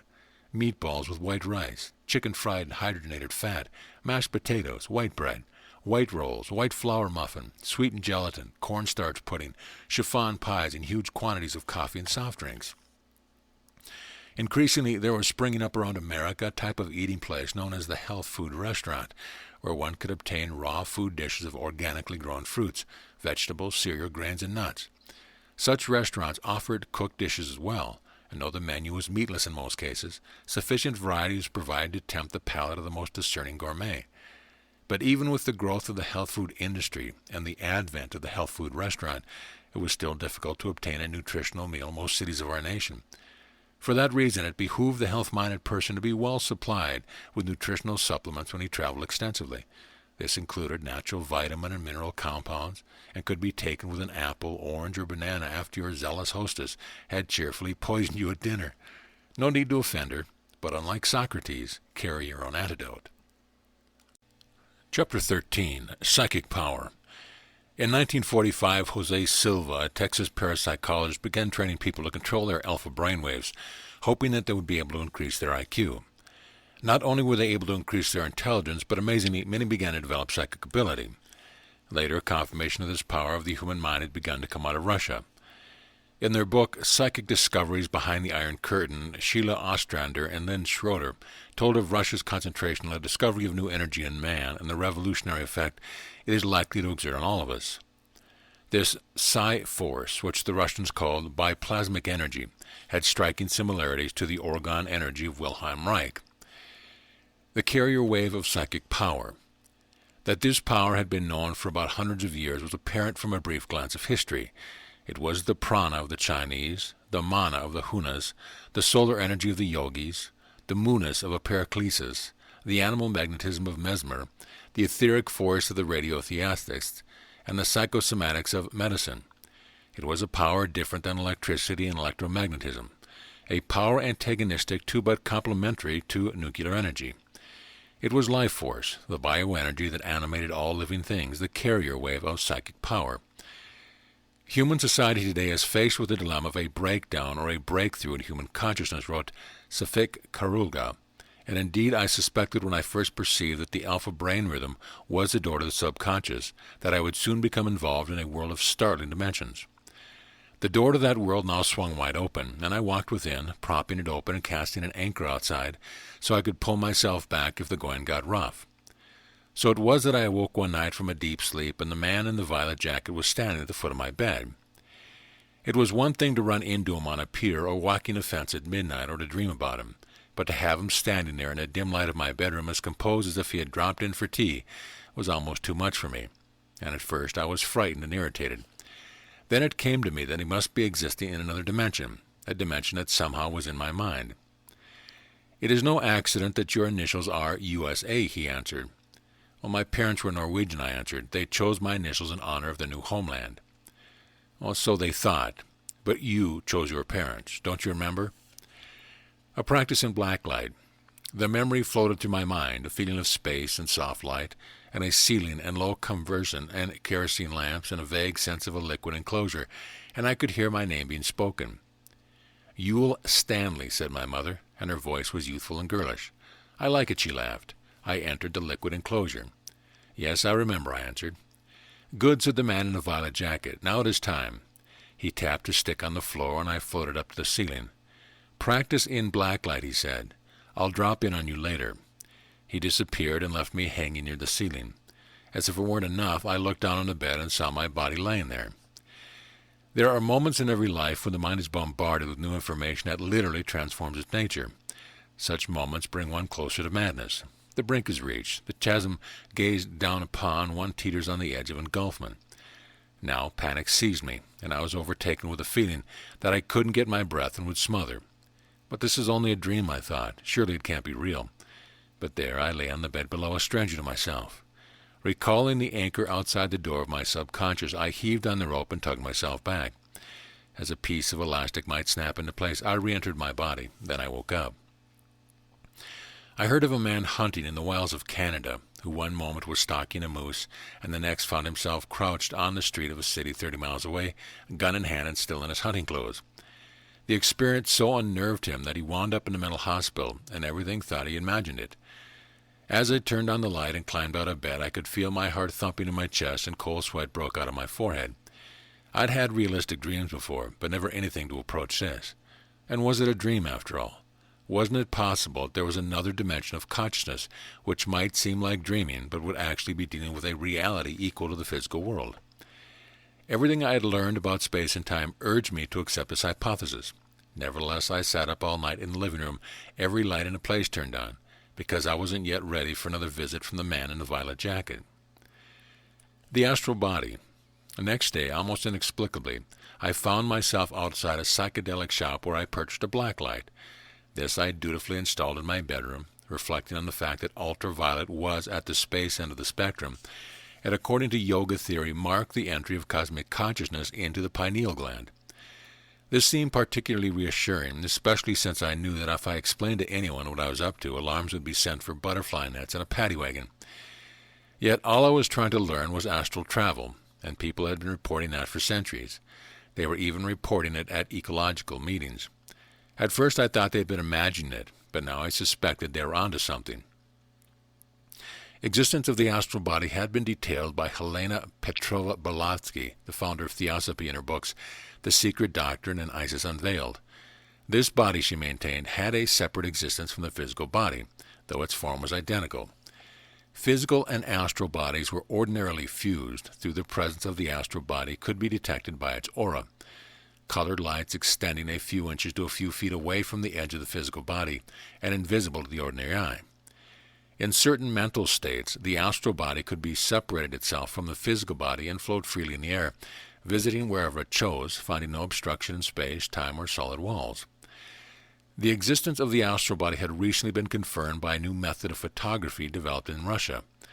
Semyon Kirlin, a Krasnodian electrician, had developed a method of photographing high-frequency electrical fields through the use of an oscillator that generated 75,000 to 200,000 oscillations per second.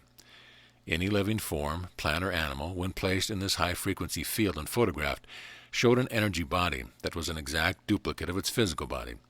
Startling, the human body looked like a celestial galaxy, revealing stars, planets, suns, novae. It housed an intense dynamic energy. Discovery of the energy body.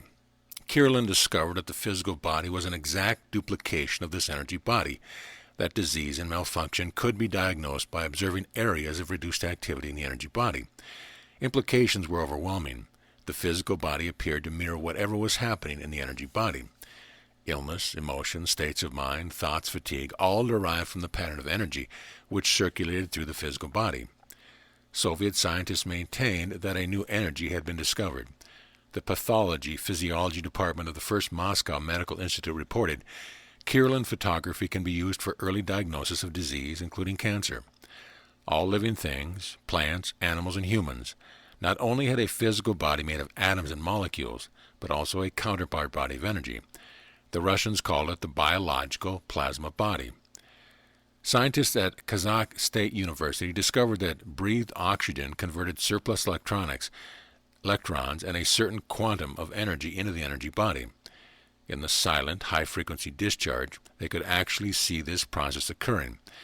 Different colors also had an impact on the bioplasma, changing its activity and calling forth different oscillations. Was the energy body of science the astral body of mysticism? The Soviets now turn their attention to studying yogas who claim to do out-of-body travel.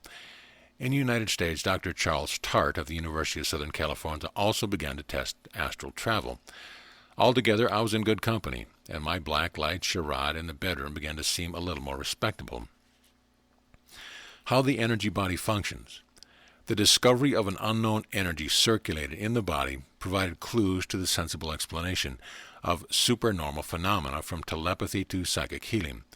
Photographing psychic healers at work, Kirlian saw streams of bright energy cascading from the bioplasmic body of the healer to that of the patient.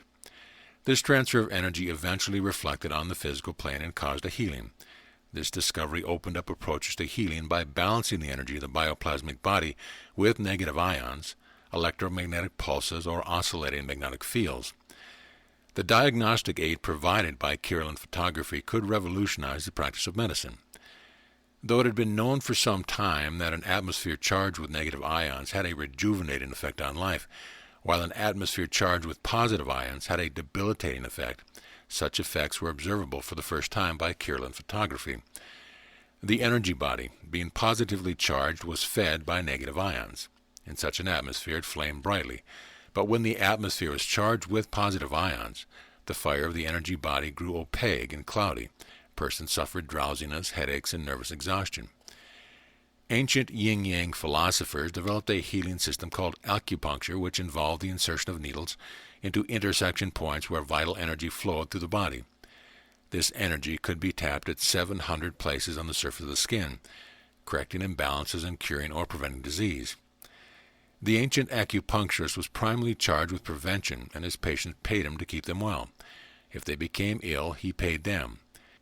He diagnosed oncoming illnesses by finding imbalances in the body, and performed acupuncture to prevent these imbalances from manifesting. His credo was, the superior physician cures his patient before the onset of disease, while the inferior physician cures him afterwards. Nowadays, through a device called a tobiascope, an offspring of the Kirlian photography, the Soviets have located acupuncture points on the surface of the skin that are less than 1/10 of a millimeter in diameter. The device was exhibited at Expo 67 in Montreal. The psychotronic generator.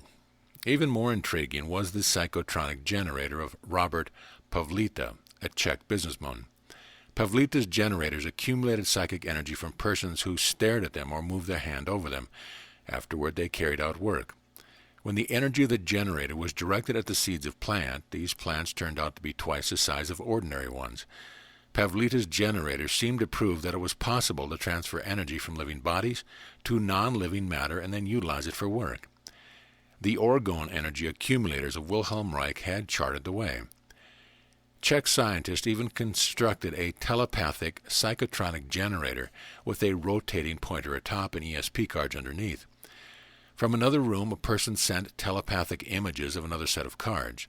The generator acted as the receiver. The sender shuffled the cards and turned one face up, concentrating on the pattern. In the next room, the generator pointed to a similar card.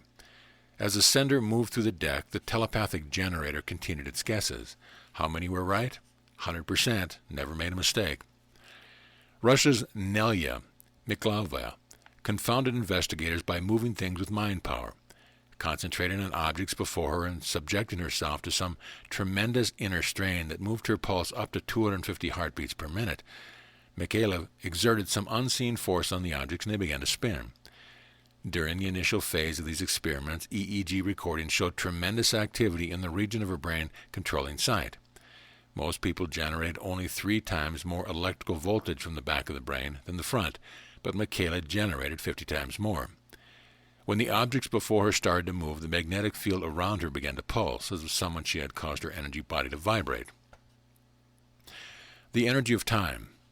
Every area of the occult was now an object of respectable investigation in scientific laboratories, and increasingly it was determined that the most awesome world of which that would lay hidden within the nature of man himself. Even the basic concepts of space and time fundamental to physics and mathematics seemed likely to be shaken by this investigation of the occult. Nikolai Kozyrev is reported to have stated, "Time is a form of energy. It is to time's source that we must look to find the source that maintains the phenomena of life in the world." Indeed, metaphysical concepts seemed likely to prove exceedingly useful to the physics of the future, as it became increasingly clear that time was simply a function of the construction of space, and that a cosmic consciousness which occupied all space would obliterate time in the eternal now. Meanwhile, more and more people were entering the psychic world by means of ecology. There were cases of telepathy, clairvoyance, and mental healing. So in order to come to a better understanding of the brainwave mechanics involved, the alpha meter was brought into play. First, experiments were conducted in adjoining rooms using a deck of ESP cards. Receivers and senders were selected from among those who had reported psi experiences and who had good control of their alpha rhythms. At first, results were discouraging, showing little if any divergence from what might be expected of the law of averages. But one evening there was a breakthrough, and the manner in which it came about proved again the fundamental truth of the philosophy of balance. It happened in the home of a friend of the Southern California coast on a rainy evening in the fall of the year, and provided deep insight into the functioning of the subconscious. We had set up the telepathy experiment as usual, sender and receiver in separate rooms, each attached to an alpha meter, and we had proceeded through the tedium of recording each card against time. Both receiver and sender had produced beautiful trains of alpha, but when results were correlated at the end of the first test, there was a customary adherence to the laws of average. At that point, Jonas, whose home we were in, suggested that we both put receiver and sender under hypnosis to see if the results would improve. Both were willing, so it was agreed. Breakthrough in telepathy. Jonas was a skilled hypnotist, and both of his subjects had been hypnotized before, so within half an hour he had both induced a profound state in each of them. Instead of alpha rhythms, both began producing long trains of theta. The sender, then, was given a suggestion that he would be able to open his eyes without breaking his trance, and the experiment began. Halfway through the run, notes were compared, but results again were disappointing, not significantly different than the previous test. Then an accident happened, one of those freakish things that so often determines the course of events. Jonas had left the receiving subject alone in the room, and when he returned it was to find that a clock radio accidentally had been turned on by its alarm. The resulting music had brought the subject out of its trance, but he was nicely relaxed and producing long trains of alpha. Seeing this, Jonas decided to proceed with the remainder of the test without rehypnotizing him. 25 more cards were transmitted by the sender, and this number the receiver correctly named 23. This result stunned us all. We finally managed to gather our wits and make another run of 25 cards. This time, 21 were named correctly. Another run was attempted. 19 were named correctly. Of 75 cards, 63 had been correctly named. The odds against such an occurrence were astronomical. Apparently, when the sender was in theta and the receiver in alpha, a channel for thought transference was established. We might have suspected it. Theta denoted aggressive activity on the part of the subconscious mind as it generated the picture. Alpha denoted passivity on the part of the conscious mind as it was kept from interfering with reception. Subsequent tests provided verification, though we seldom were able to produce such excellent results as we achieved that first evening. The percentage of successes remained far above chance, however, so we knew that we were dealing with a law. Nevertheless, a number of us knew about the telepathic psychotronic generator, so we knew that perfection was possible. Later it was demonstrated that the misses were due to human error, just as a skilled athlete will not always deliver his top performance. The Gates of Horn. This alpha-theta telepathic relationship led to one of the most beneficial aspects of ecology, for it was soon discovered that prolonged chanting caused the emission of theta rhythms. With this knowledge, a number of people began experimenting with thought transference while chanting. These experiments were mainly successful, but it was soon realized that they were mere games compared to what could be done. It proved possible to heal others at a distance, to achieve goals, and to turn conditions of lack into abundance, simply by keeping the desired objective in mind while chanting. Not only the individual's power seemed directed toward his objective, but the power of the group as well. It now could be seen that the bioenergetics of ecology was the power known as love. It was psychic energy. It was admitted into the body by means of the pineal gland, and its healing, nourishing, and sustaining force was directed unto whatever occupied consciousness. Many people report this power was projected from their eyes like rays of energy, so that whatever they directed their gaze upon prospered and grew. Nor was it necessary for a person to use the power for his own purpose. Just the mere fact that it was flowing through him seemed sufficient to give him health, happiness, and prosperity. By blessing others, he blessed himself, proving again the truth of Jesus' statement that it is more blessed to give than to receive. Now that the gates of Horn, the door to the subconscious, had been opened, powers that formerly seemed magical could be recognized as universal laws.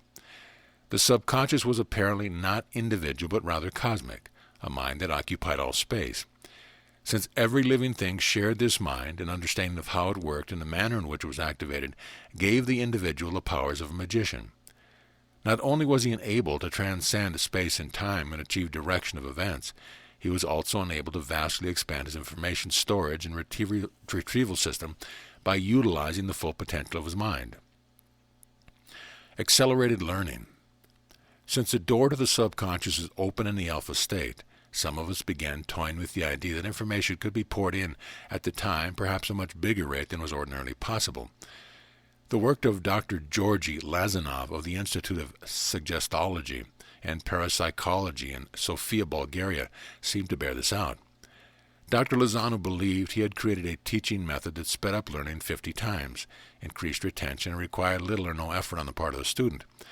He reported that hundreds of people from all levels of society had learned 2-year language courses in as little as 20 days. Groups were even mastering courses in mathematics, physics, chemistry, and biology in a matter of weeks. Moreover, it appeared that Dr. Lazanov's teaching technique involved something akin to ecology methods. He described it as a kind of mind contact between teacher and student based on yoga techniques. An average class at his institute was composed of people from all walks of life. Lighting was dimmed, chairs comfortable. Students listened to soothing music, oblivious to the teacher. They had, in fact, been cautioned not to listen, but to concentrate entirely on the music and to relax, thinking of nothing. Meantime, the teacher repeated English words, idioms, and their translation. Next day, students were surprised to discover that they could write and speak from 120 to 150 new words of French. Within a month, they had picked up a vocabulary of 2,000 or 3,000 words. Tests a year later showed that this material had been retained. How did it work? Dr. Lazanov's description seemed remarkably like the meditative state that produced alpha brain rhythms. Through relaxation, he said, the brain was relieved of its usual anxieties and stresses, freed from unconscious defense mechanism. The growling dogs at the gates of Horn had suddenly resembled a sponge able to absorb all kinds of knowledge. This material didn't reach the memory in the ordinary way, since the student did not consciously participate in the process. It appeared to become part of a cellular recall system, which was free of the usual searching techniques employed by the conscious mind in an ordinary recall. In short, since the material had not passed through the conscious mind when acquired, it did not need to be dredged up by the conscious mind in order to be used. Recall became perfect. Superman, a Borning. It had been a long premise of psychiatrists and brain researchers that the memory of man was perfect and only his recall was faulty. Hypnosis had revealed the ability of the mind to remember long-forgotten scenes in detail, complete as to sense, sound, color, and feeling. Electrical stimulation of portions of the brain had even produced a vivid reliving of past experience, revealing startling powers of memory and suggesting that the means employed to use that memory, the filing system set up by the conscious mind and its method of searching those files, blocked man away from full use of his subconscious knowledge. In a single session of only 15 minutes, Lazanov taught 15 lessons from a French grammar book containing about 500 new words. Afterwards, he gave a written test, then 3 days later another. All words had been perfectly retained. Such experiments are bound to have enormous impact on modern educational methods. If learning actually can be speeded up 50 times, then it follows that a complete education, from grade school through PhD, could be taught within the space of 1 year. A person fully educated by this method would have in his mind and accessible for use 50 to 20th power more information than today's PhD. Superman is a borning. I myself conducted the first ecological experiment with accelerated learning. I wrote a 1-hour speech, approximately 5,000 words, and recorded it on tape. Then I spent 15 minutes with the vibrator, relaxing both mind and body. Then I began to play 2 tape recordings, one of my speech, the other of soothing music. Focusing my attention on this music, I entered completely into it, so that the words of the speech faded in the background, becoming unintelligible. Next day I gave the speech before 200 people word for word, just as I had written it, without using a note and never once fumbling for the text. The power of imagination. The speech just seemed to pour out of me with exactly the same inflection, phrasing, and timing as I'd put on the tape. Such strong confirmation of the Lazanov experiments prompted me to immediately make available to others a system of accelerated learning. Everyone trying it reported a speed-up in learning and an increase in recall, though it became obvious that some people preferred supervised training rather than learning on their own. The frontal lobe of man's brains are the seat of imagination. From an evolutionary standpoint, these frontal lobes were nature's last great achievement. Imagination, with its ability to form concepts, reestablish the relationship between cause and effect, and predict the future through envisioning its possibilities, already had produced the astonishing effect of man extending this image through the solar system like an incredible giant. From Mars to Venus his sense organs roamed, aluminum balls replete with antennas, and told him what was going on. In this manner he one day might extend his intelligence through the whole universe. Imagination was the tool that separated man from animal. It made him a thinker, a tool-maker, master of his environment. It gave him the power to symbolize, to establish proxies inside his head for objects outside his head. These symbols could be words, figures, equations, images, but they always indicated an entire spectrum of interconnected meanings about the outside world. They were concepts. Man lived by them, indeed must live by them, for he was an intellectual animal and no longer subject solely to the pain-pleasure, stimulus-response motivation of lower forms of life. He was aware, while other forms of life were somnolent. Lacking imagination, they could not reflect on their existence, could not grasp consciousness itself. Man was the being whose inner workings had been held up to a mirror, and that mirror was imagination. Within it he saw his own reflection, thus was able to say I, differentiate himself from thou, and wonder at the meaning of life. He was self-consciousness sprung into the universe, now rapidly growing, now constantly emerging, now increasingly mastering. It would be difficult at this point to place limitations on his destiny. The uses of conflict. But in order to use the imagination, one must accept uncertainty. He must face up the stark fact of his existence in a universe about which little was known and whose gigantic forces were capable of crushing him like a gnat. He must ceaselessly explore, modify, and rearrange the symbols in his mind to better reflect the actuality of the world, always knowing that the best he could hope for was a partial grasp of reality. This required a cutting loose from all comforting illusions and reassuring credos.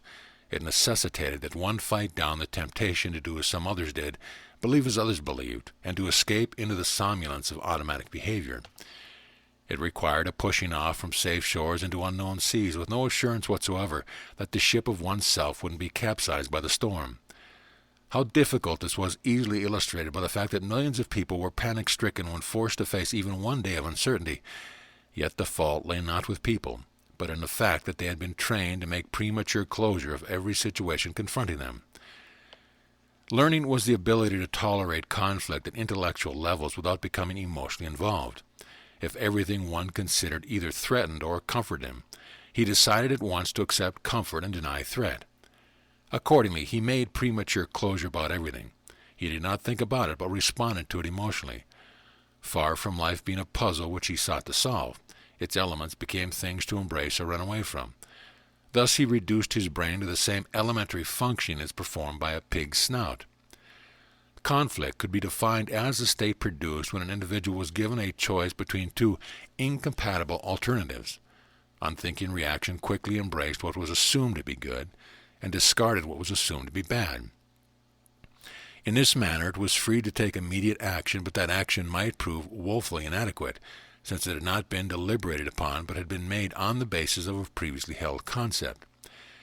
It had learned nothing from the choice made, but had acted as if the situation, confronting it, were tantamount to a situation it confronted before. The ecologist never solved conflict by choosing one side or the other. He deliberated the possibility and opted in favor of balance. When he chose to act, he did so on the basis of modified concepts. Thus his action was geared to the present and more likely to be effective. Moreover, he did not abandon the conflict simply because he had acted. His action was tentative and carried within it all the possibilities inherent in the polarities. This was to say that he did not make either or choices. He did not unequivocally say that one thing was good and the other was bad. He tolerated conflict and thus remained in possession of all possibilities. Unexpected occurrences did not floor him. He was adjusted to uncertainty, quite willing to change. The secret of magic. Imagination was inhibitive in nature and produced a delayed response, and this was so because its function was to adjust behavior. The human body might be regarded as a great muscular trap which, in the absence of a brain, would immediately be sprung, and this was indicated in the phenomena that occurred after death, rigor mortis, and in the seizure known as epilepsy. A relaxed muscle was an inhibited muscle, and was being prevented from contraction by the brain. Act, never think, was the rule of lower forms of life. Act first, think later, was the rule of primitive man. Think first, act later had placed man's footprint among the stars. Toleration of conflict and steadfast refusal to escape from it by acceptance of one of its polarities was the only way to become a thinker. For conflict to be widely regarded as some kind of mental disease was a pungent comment on our times. People in droves attended healers who asserted that the cause of problems was conflict and offered treatments for its removal. Where such treatments succeeded, stereotypes were produced. Parents sought to abolish conflict in their children by laying out rules under which choices could be made automatically. Educational institutions carefully delineated right from wrong, thus permitting further automatic choice. Professions were carefully set and isolated, thus allowing members to make choice by rule. Each extolled pridefully that he accepted a discipline, and thus had access to truth. What this discipline generally amounted to was dosing people with bad medicine via prescriptions in bad Latin, so nobody knew the trouble he was getting into. Wrote Palinurus, "Someone then, and without going mad, we must learn to reconcile fanaticism with serenity. Either one, taken alone, is disastrous. Yet except through the integration of the two opposites, there can be no great art and no profound happiness. And what else is worth having? For nothing can be accomplished without fanaticism, and without serenity nothing can be enjoyed." And William Blake, "I rest not from my great task to open the eternal worlds, to open the immortal eyes of man inward into the world of thought, into eternity, ever expanding into the bosom of God, the human imagination." And Charles Camel, "Miracles are performed by imagination and nothing else. When visualization is absolute, the object visualized or imagined is seen as clearly by the eye of vision as a material object is seen by the physical eye. And since seeing is believing, believing is seen, and that is the power of magic." The Gates of Ivory. "In the black light of my bedroom I faced my conflict between reality and imagination. As the letters USA glowed in the dark, I placed myself in the alpha state, slowed my brain rhythm in the theta range, and attempted to separate myself from my body. At first there was only inner strain, as my egotistic will was imposed on the power greater than I was. But gradually I relaxed and permitted my imagination to take over. One night there occurred a powerful alteration of my consciousness. Lo, once again, I was floating near the ceiling and observed my body on the bed. This time there was no sensation of fright, but rather an overwhelming sense of freedom. I had had dreams of flying before, but this is different. Now I had only to think about moving, and I began to move. But I was unstable and had difficulty keeping position, rolling over on my back like a clumsy bird. At last I was able to maneuver about the bedroom, but I didn't leave it. Quite simply, I was apprehensive about my body laying there unprotected. From then on, however, I engaged in this astral flight once or twice a week. As I became more accustomed, I ventured into other rooms of the apartment, and once or twice even traveled outside, right through the walls. Now I began looking forward to the return of the man in the violet jacket. for I sensed that I soon would undergo an even more unusual experience. Beyond the gates of horn lay gates of ivory, the entry to higher consciousness. Chapter 14. The Brotherhood of Light. During the evening of July 4th, 1776, in the old State House in Philadelphia, a group of men were gathered for the purpose of declaring the independence of the American colonies from the British Commonwealth. It was a solemn moment, as all present realized that their lives could be forfeited. Strong opposition sprang up and seemed about to win when suddenly a new voice rang out. The debaters stopped and turned to look at a stranger. Who was this man who had suddenly appeared in their midst? They had never seen him before, and none knew when he had entered, but his dignified form and commanding face fixed their attention. For half an hour, his voice ringing with zeal, the stranger stirred them to their souls. His closing words rang through the building. God has given America to be free. Wild enthusiasm burst forth as he resumed his seat. Name upon name was plain upon parchment. The Declaration of Independence was signed. But where was the man who had launched the accomplishment of this immortal task, who had lifted for a moment the veil and revealed a part of the great purpose for which this new nation was conceived? He had disappeared, nor was he ever seen again or his identity established. New Atlantis. The Great Seal of the United States, with its pyramid and phoenix eagle and its cryptic use of the number 13, is a treasure house of mystical symbols. Did the founders of the United States government receive aid from some unknown group which helped them establish this country for a purpose realized only by initiated few? Was the Great Seal a signature of this group, and the unfinished pyramid upon its reserved side of the symbolic pledge to the task to which the United States government was dedicated from the day of its founding? Was Francis Bacon's New Atlantis the prophecy of a great civilization soon to rise in the American continent, a new nation, conceived in liberty and dedicated to the proposition that all men are created equal? Was there, in fact, a brotherhood of godlike beings who guided the destiny of mankind? To these questions I turned my attention. The ancient mystery schools claimed to be guardians of a knowledge so profound as to be incomprehensible, except to the wise, and so powerful it could only be revealed with safety to those who had consecrated their lives to the unselfish service of humanity. The initiates of these schools, realizing that nations come and go, that empires rise and fall, that golden ages of art, science, and idealism were succeeded by dark ages of superstition, went to great lengths to ensure that their knowledge was preserved, engraving it upon the face of mountains and concealing it within colossal images. Secrets of chemistry and mathematics were hidden within mythologies or in the span and arches of temples, so that neither the vandalism of men nor the ruthlessness of the elements could completely efface them. Today men gaze with awe at the Great Pyramid of Egypt, mute testimony to lost arts and sciences.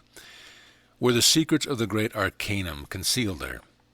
In Prague, Czech patent 91304 recently had been issued on a model of the Great Pyramid. This patent had found a commercial application: the sharpening of razor blades. 6-inch-high pyramids made of styrofoam were sold to those who hoped to get more shaves for their money. The used blade was placed upon a 2-inch pedestal, with its edges aligned north and south. Then it was covered by the pyramid, the edges of which also were aligned north and south. A razor blade, ordinarily good for 5 to 10 shaving, thus made good as many as 200. Pyramid power. How did it work? The inventors themselves were puzzled. However, it had long been known that leaving a razor on a window ledge in the light of a full moon would cause the blade to become dull. Polarized light had been given as the answer. Was the shape of the pyramid a means of concentrated unpolarized light? Was it in fact a temple to the sun? Nay, more than a temple, an actual generator of solar energy. Indeed, a strange mummifying effect had been noted in the Great Pyramid. Small animals wandering into its passageways and dying gave off no odor of decay or signs of decomposition. They appeared to have been quickly mummified by some force resonant within the pyramid. But just what was this force and how did it operate was a mystery. Hermes Trismegistus, the founder of alchemy, had stated that the whole of the art concerned the secret relationship of the sun and the moon. His famed emerald tablet was of great antiquity and probably contemporary with the construction of the Great Pyramid. A translation of the table reads in part, "It is true, and to be depended upon, that the superior agrees with the inferior, and the inferior with the superior. As all things owe their existence to the will of one, so all things owe their origin to the one only. The father of the one only is the sun. The mother is the moon. These powers ascend from the earth up to heaven and descend again. Newborn on the earth, and the superior and the inferior are increased. The Egyptians credit Hermes with being the author of all the arts and sciences. It was he who brought the secrets of Atlantis to preserve them from the catastrophe which he foresaw would soon come. Did he preserve them within the Great Pyramid? Plato stated that he was initiated there, and Plato spoke of Atlantis.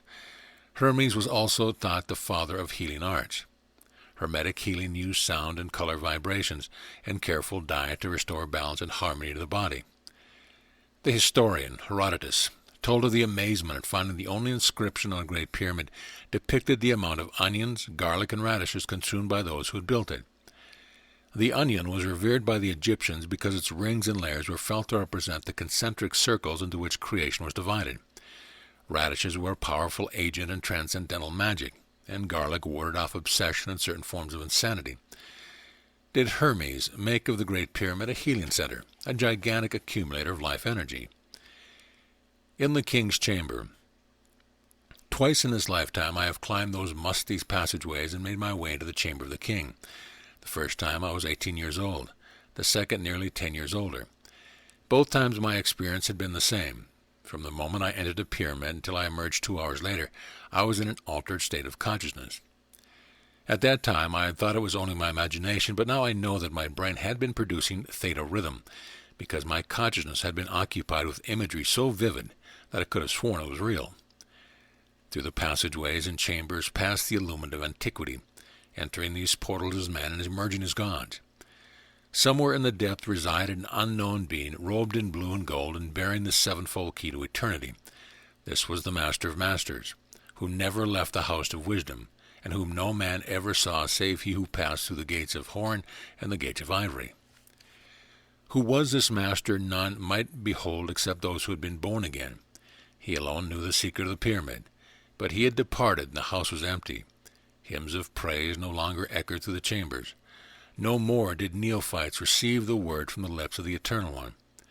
Nothing remained but an empty shell, the outer symbol of an inner truth. Profound mystery hung in the atmosphere of the king's chamber. A peculiar cold cut the marrow of my bone. Here the candidate, after being crucified upon the cross of solstices and equinoxes, was buried in a great coffer. That coffer, when struck, emitted a sound unlike any note of the musical scale. Now the candidate's soul soared into celestial realms, and he discovered the truth about life and light. Power to know his guardian spirit was given him, and the method of disentangling his body from the spirit. Then there was revealed to him that secret name by which man and God are made consciously one. He then became a living pyramid himself. Within the chambers of the soul, other human beings might receive enlightenment. The missing cap rock. Dazed by the sunlight and sunk deep in thought, I departed the pyramid on those 2 occasions, once riding a camel, second time in a jeep. But each time in the grip of such nostalgia that it was difficult to believe that time's veil had not been rent, and I had been permitted a glimpse of long ago past. Yet in the end I chalked it up to imagination, for it seemed too far removed from reality. Now, more than 20 years later, I was beginning to perceive the existence of a grand design that would have been incomprehensible to me earlier. The secret science of man's spiritual development was hidden in broad daylight, concealed in arts and sciences over thousands of years, and providing mute testimony to the existence of the Brotherhood of Enlightenment, being charged with the spiritual development of mankind. Alchemy, astrology, mythology, drama, architecture, all told the story of a downward pushing force and an upward pulling force affixed to the spinal column of man, of the steps necessary to unite the two in the pineal gland, and thereby achieve spiritual enlightenment. The missing cap rock of the Great Pyramid had never been there in the first place. The place was to be taken by the opened third eye of the initiate, the open pineal gland, and so was depicted on the reverse side of the Great Seal of the United States. A brotherhood of masters had thereby made it known that within this new nation, phoenix-like, the secret knowledge would rise again. Osiris, the sun, and Isis, the moon, Isis the virgin who gave birth to the sun, Osiris the father who created the moon. I, Isis, am all that has been, that is, or ever shall be. No mortal man hath ever me unveiled. Space-time in Egypt. 33 vertebrae in the spinal column. 33 years in the life of Jesus, born on the winter solstice, crucified on the cross of space-time, rose from the dead at the spring equinox, 12 disciples, 12 signs of the zodiac, 12 tribes of Israel, 12 labors of Hercules, 12 knights of the Round Table, the Holy Grail, the Siege, Perilous, Excalibur. The hidden arcanum. Alchemy exoterically was the process of transmuting base metals into gold. Esoterically, it involved the transmutation of the ego into the gold of cosmic consciousness. 22 steps in the alchemy process. 22 figures in the Bambine tables of Isis. 22 tarot cards in the Hebrew Kabbalah. 22 letters in the Hebrew alphabet. And Moses was an initiate of the Pyramid Mysteries. Astrology exoterically was the art of fortune-telling. Esoterically, it was the science of admitting solar energy into the pineal gland, and its 7 planets were the 7 chakras. Those chakras were also represented by the 7 wonders of the ancient world, beginning with the Great Pyramid, the coccyx, the Hanging Gardens of Babylon, the genitals, the Mausoleum of Halicarnassus, the abdomen, Lighthouse at Alexandria, the heart, the statue of Zeus at Olympia, the throat, the Temple of Diana at Ephesus, the pituitary, and the Colossus of Rhodes, the pineal. The great Brotherhood to the master masons of antiquity had depicted the whole science of spiritual development with the most imposing series of structures the world had ever known. The anonymous author of Shakespeare's play had concealed in cipher this process of ascension. Dante's Divine Comedy had the 7 keys to purgatory and the 7 keys to paradise. The 4 horsemen of the apocalypse were the 4 elements of living matter, and the first 3 chapters of the book of Genesis contain the whole story of the 2 creative forces, the tree of the knowledge of good and evil, the tree of life, the 2 rivers and the one balancing them, vegetarianism, the fall from paradise, and the flaming sword, all plain as could be in the most widely circulated book in the world, yet no one in 10,000 years understood it. Everywhere my eye fell, the same story was revealed.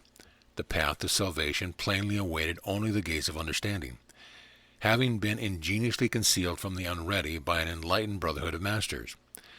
Now the certain knowledge of previous lives swept over me, and I knew that I had been invited into the Great Pyramid as a prospective initiate, but had failed the trials, and that had given me a difficult karma.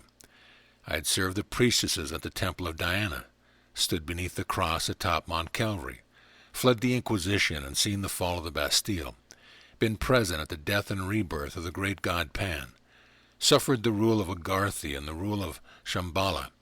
So many lives, so much blindness and pain, because I had refused to abandon my ego. But now I saw the significance of the philosophic death and prepared myself to undergo it. The philosophic death. Thus I knew myself, and did not know myself, and it was all very strange.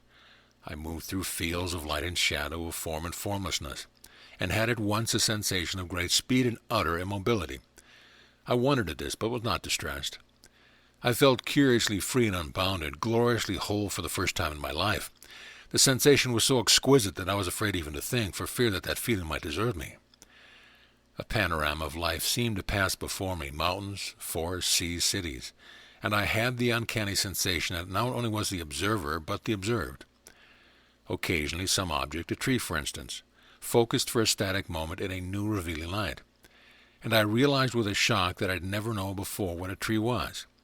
I scarcely had time to wonder at this realization before another object seized my attention, and also was seen in its new light. Then in a long view, mile upon mile of countryside seemed drawn near as some optical illusion. I saw it all, the whole enormous expanse, and at the same time every blade of grass was vividly clear and so close that I might have touched it. My senses rocked with this dizzying change of perspective. My consciousness expanded and contracted in undulating waves. But it was not just the tree or the rock or the countryside. It was something more. I tried to remember, but could not. Some trick was being played on me. Now I seemed disembodied in everlasting space, moving and yet not moving in a void of unearthly silence. While there was silence, still there was sound, and the sound was not for the ears. I listened, but listening seemed to obliterate it. It only came when I was perfectly still and did not try. Then ever so faintly, but clearly, as if from a great distance. At first I thought it was a chord of music, a marvelous chord, infinite variety and meaning and containing more harmonies than I had ever known. It rose in crescendo, but nothing of its harmony was lost as it grew louder. I could hear each note of it, millions of notes, and they were not notes at all, they were voices, and in each voice was the chord and all of the chord, though each voice was only a part of it. The inscrutable answer. Then I was enraptured by light. Myriad colors moved about me, clear but countless, each shading into the other so that even though they were separate, they seemed to be the same. And each color had within it the properties of all other colors, even as the spectrum contained each hue in itself. I sought to give each a name, but could not. There was no red, no blue, no green. Whatever each color, it was there only for an instant. There was something else, then was gone, and even what it had been and what it would be was not what it was. Knowing this gave me an aching feeling of aspiration, as if above all else I desired the truth. I held this feeling to myself. Above all things I must know, I thought.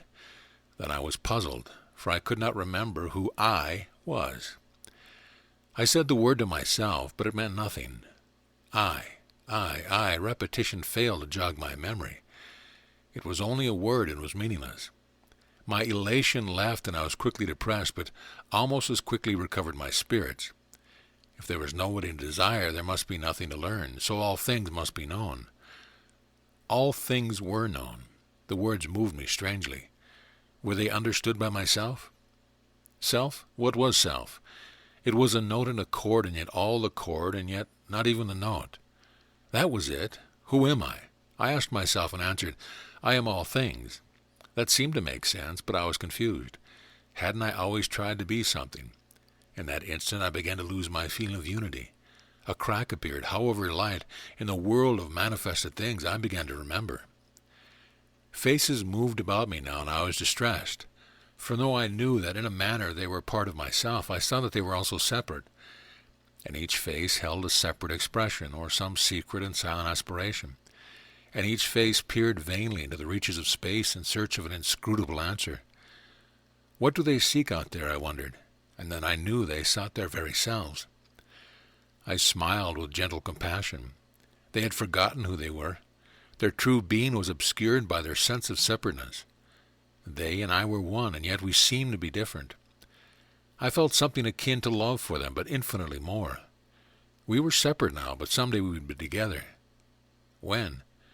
When we were united again with the infinite and everlasting and changeless, which always had been and had never begun and would never end.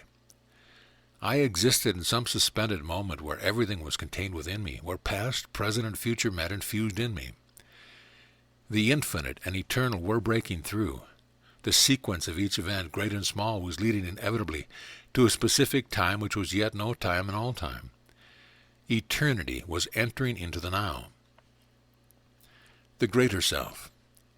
Gradually things were contracting, forming themselves, attaining shape and substance, and I was conscious of a room, a voice, and a sense of peace that came from softly spoken words, rising and falling. I thought that the voice was surely my own, though it seemed to come from outside me. Sometimes I seemed to be one speaker, sometimes the other, sometimes both, sometimes neither. To strive for personal ambition is futile. One may alter the course of events, but it is only temporal. It has no ultimate meaning. For those who strive it has meaning. What folly is life if human aspiration has no reward? Rather, what folly life would be if each human aspiration were rewarded? Do you think what is going on here is not secure and safe in the hands of the Creator? He knows where he is going. He sees at once the beginning and the end and all the events between. Shall a speck of dust alter his plan? Then why suffer? Why strive at all? He who suffers for his own petty ambition has ordained his suffering. He has sold himself to the false self within him. He has denied the infinitely greater self which the Creator provides him. Then there are two selves? Within man is a rift, a separation of his true self and his false self, which creates a gulf between him and his Creator. Man can only be truly man when he becomes his true self, that which can be essentially one with God. Man must then strive to close this rift. Only separation causes striving. The more man attempts to find himself, the more tangled he becomes with his false self.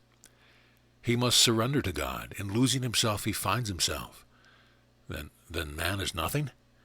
Nothing for what he is now, a vain creature seeking himself in that which has been created instead of in that which created him. But everything for what he will become, a creature united with his Creator. The divine will. How may this come about? After all, a man is only a man and must act according to his nature. A man is not only a man, and acts falsely on that basis. When he surrenders to his true self, then he begins to feel as God feels, and no longer acts in the light of himself, but in the light of God instead, which is his true self. Man cannot be God, because he is man. This is undeniable. But God can be man, because he is God. Man is the link between God and the world, and God caused this, not man, and man cannot change it. To God the beginning and the end exist together, and the end is as sure as the beginning. Then man has nothing left to do with himself. What man considers man to be is an illusion. What God sees man to be is reality. If man insists on maintaining his false self, he has torn himself from reality and will follow his phantom to self-annihilation. But there are still ignorance and evil, and man must struggle against them. Life increases its awareness through struggle. Although man is an undeniable part of life, he can only see truth when he turns within. Now the struggle is between the world and the spirit. To God the victory of the spirit is certain, but to the individual man it is a matter of suffering. But you said there is no need to suffer. There is a suffering which is ultimate joy. This cannot be explained, only experienced. Still, what of right and wrong? Surely a man wronged is justified in revenge. To stand to battle for the right, to rise up and throw off an imposed yoke, surely that is part of God's plan. You cannot change the world by taking arms against it. First, change yourself, and you will see the truth of the world, and the world will be changed for you. When you throw yourself against manifested things, your eyes are closed to the truth about them, and when you hate and destroy, you destroy only yourself. But surely there is a purpose in human plan. Those plans will seem different when you see yourself differently. Now you don't fully realize what part you play in the drama. How can you be sure? Because in a manner that you do not understand or even yet aware of, I am you. 7 rings to eternal light. Philip to Aristotle on health. Know that I have a son. I render the gods many thanks, not so much for his birth as that which was born in your time.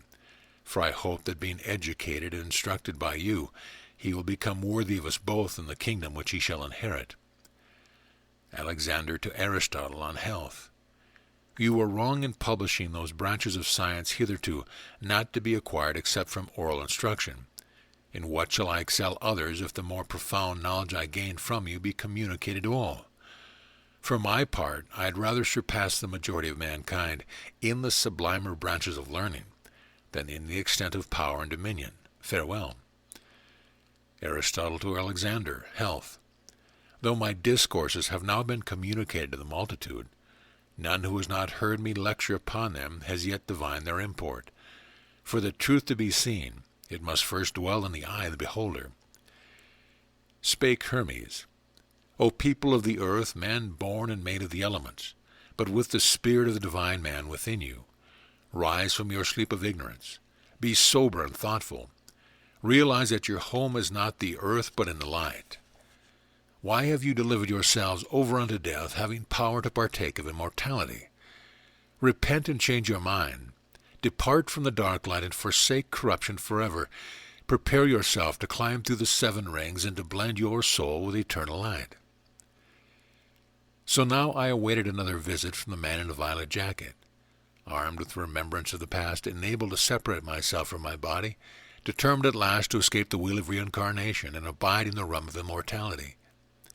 How long I had yielded to the lure of opposites, pursuing first power, then serenity, never learning the secret of balance. That lesson was well learned now. God willing, I would not again forget. When the time came, as I knew it must be, that the man in the violet jacket again appeared and beckoned me forth from my body, I knew he would serve me as I had served him. I had only to tell him my wishes. Not Shambhala, neither Agartha, but rather ultimate Thule. Chapter 15. The Mastermind. He beckoned me with his walking stick, and immediately we were transported into what appeared to be a subterranean cavern with hundreds of symbols hanging from the ceiling, like stalactites in the faint light. Numbers were there, letters of the English alphabet, Roman numerals, Greek alphabet, geometrical figures, signs of chemistry, mathematics, physics, astronomy, hieroglyphics, and cuneiform, a veritable maze of symbols like the memory storage some master intelligence. I scarcely had time to contemplate these before I was drawn to a wall upon which was emblazoned 3 huge strips of red, white, and blue. As I approached, I could see the white stripes were actually a luminous passage leading from the cave.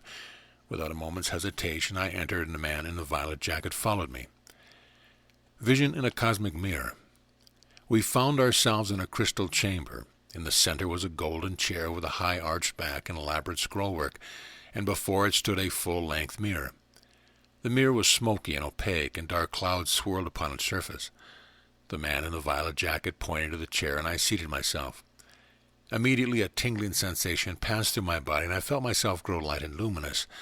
The clouds within the mirror cleared, and I sight played out in rapid succession the many lives I had lived upon the earth. As I witnessed the repeated struggle and aspiration, it was as though I witnessed the struggle and aspiration of all mankind. Finally, the man in the violet jacket led me from the crystal chamber into the garden, where we took our seats in an arbor. I smelled the fresh odor of growing things and heard the songs of birds. On all sides, mountains covered with vegetation reared their peaks into the sun. Much that you have written and spoken consists of thoughts that I have given you, he said. But you have been most difficult to reach because I have had to contest for your attention. From the first, you were intended to be a reflection of me, and your initials were selected to aid you in the accomplishment of a particular mission. But the forces of imbalance did much to destroy my contact with you. They caused your fall from the building when you were 16, which impaired the functioning of your pineal gland, so that it was many years before I could reach you again. Meantime, they led you into difficult karma. When you pledged allegiance to your high school sweetheart upon the family Bible, they smote her with a dread disease and caused you to abandon her. You must seek her out and ask her forgiveness. She will understand and release you from your karma. Much of you have worked through already, else you would not be here. The turning point came when you hanged yourself. I myself caused this to happen.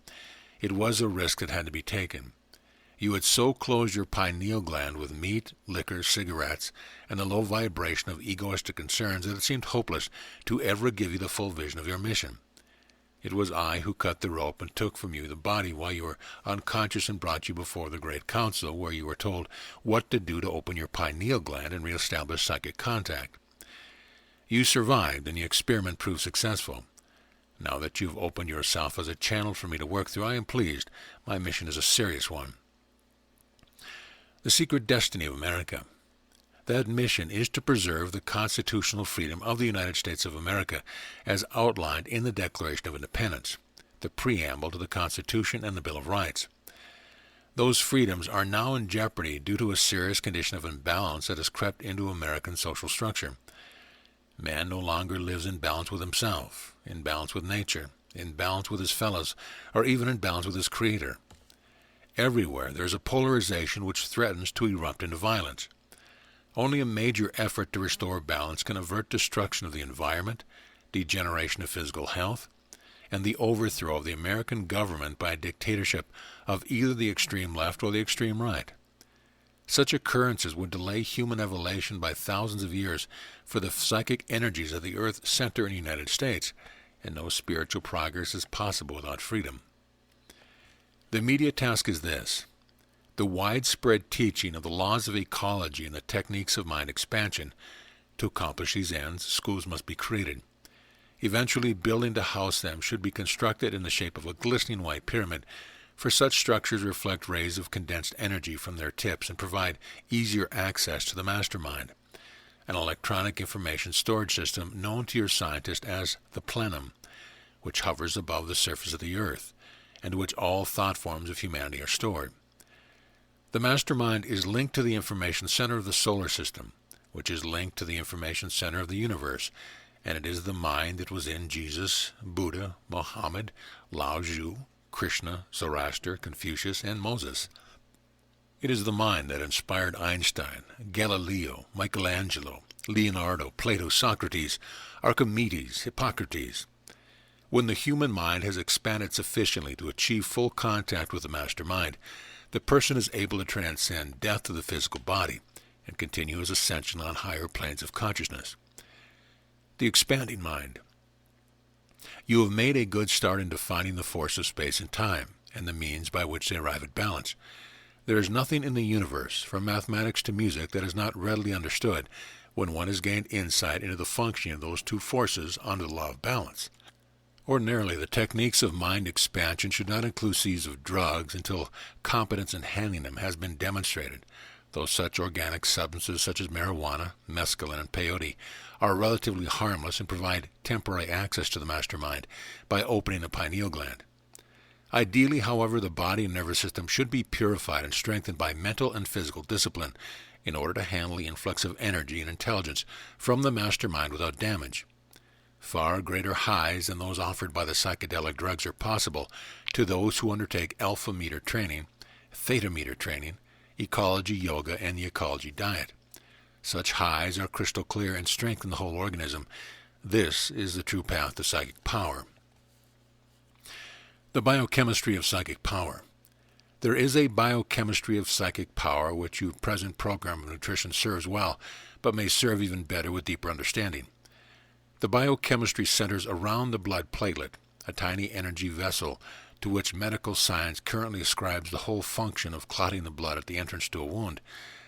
The blood platelet is capable of receiving a psychic energy charge, and when all blood platelets have received such a charge, the individual achieves direct contact with the master mind, and all of its intelligence and energy are accessible to him.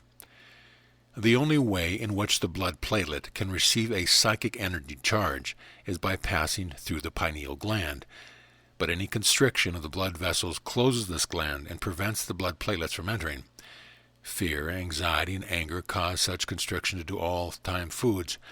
Only rarely in modern man is the pineal gland sufficiently open to permit charging of blood platelets, and these occasions are more than offset by his ingesting substances which immediately remove the psychic charges. Such foods are psychic poison. The blood platelet has 3 poles, and when it passes through the pineal gland, the center pole receives a positive charge, while the 2 side poles receive negative charges. Then as the platelet circulates through the bloodstream, the positive pole picks up a negatively charged particle, while the 2 negative poles each pick up a positively charged particle. At that point, the platelet is fully charged. When all blood platelets have been fully charged, the very next platelet to pass through the pineal gland receives a positive charge on all 3 poles, and the person achieves direct contact with the master mind. His psychic powers then rapidly develop. The psychic poisons. Foods which act as psychic poisons by removing psychic charges from the platelets in order of their destructiveness. Pork, spinach, chocolate, refined sugar, bleached flour, alcohol, tobacco, and coffee. The pig blood platelet is charged exactly the opposite of the human platelet. It carries a negative charge on the center pole and positive charges on each of the side poles.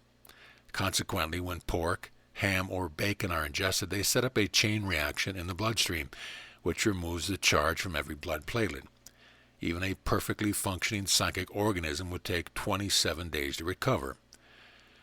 The iron in spinach cannot be assimilated by a human body due to the presence of oxalic acid. As a result, that iron accumulates in the digestive tract and withdraws charges from the blood platelets. Chocolate has a mirror image platelet. One side is simply a reflection of the other.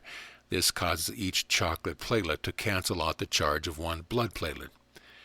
Refined sugar, bleached flour, alcohol, tobacco, and coffee place stress on the pancreas, liver, and the adrenal glands, alternating filling the blood with insulin and adrenaline, and the resulting debris restricts the activities of the blood platelets and dislodges their psychic charge.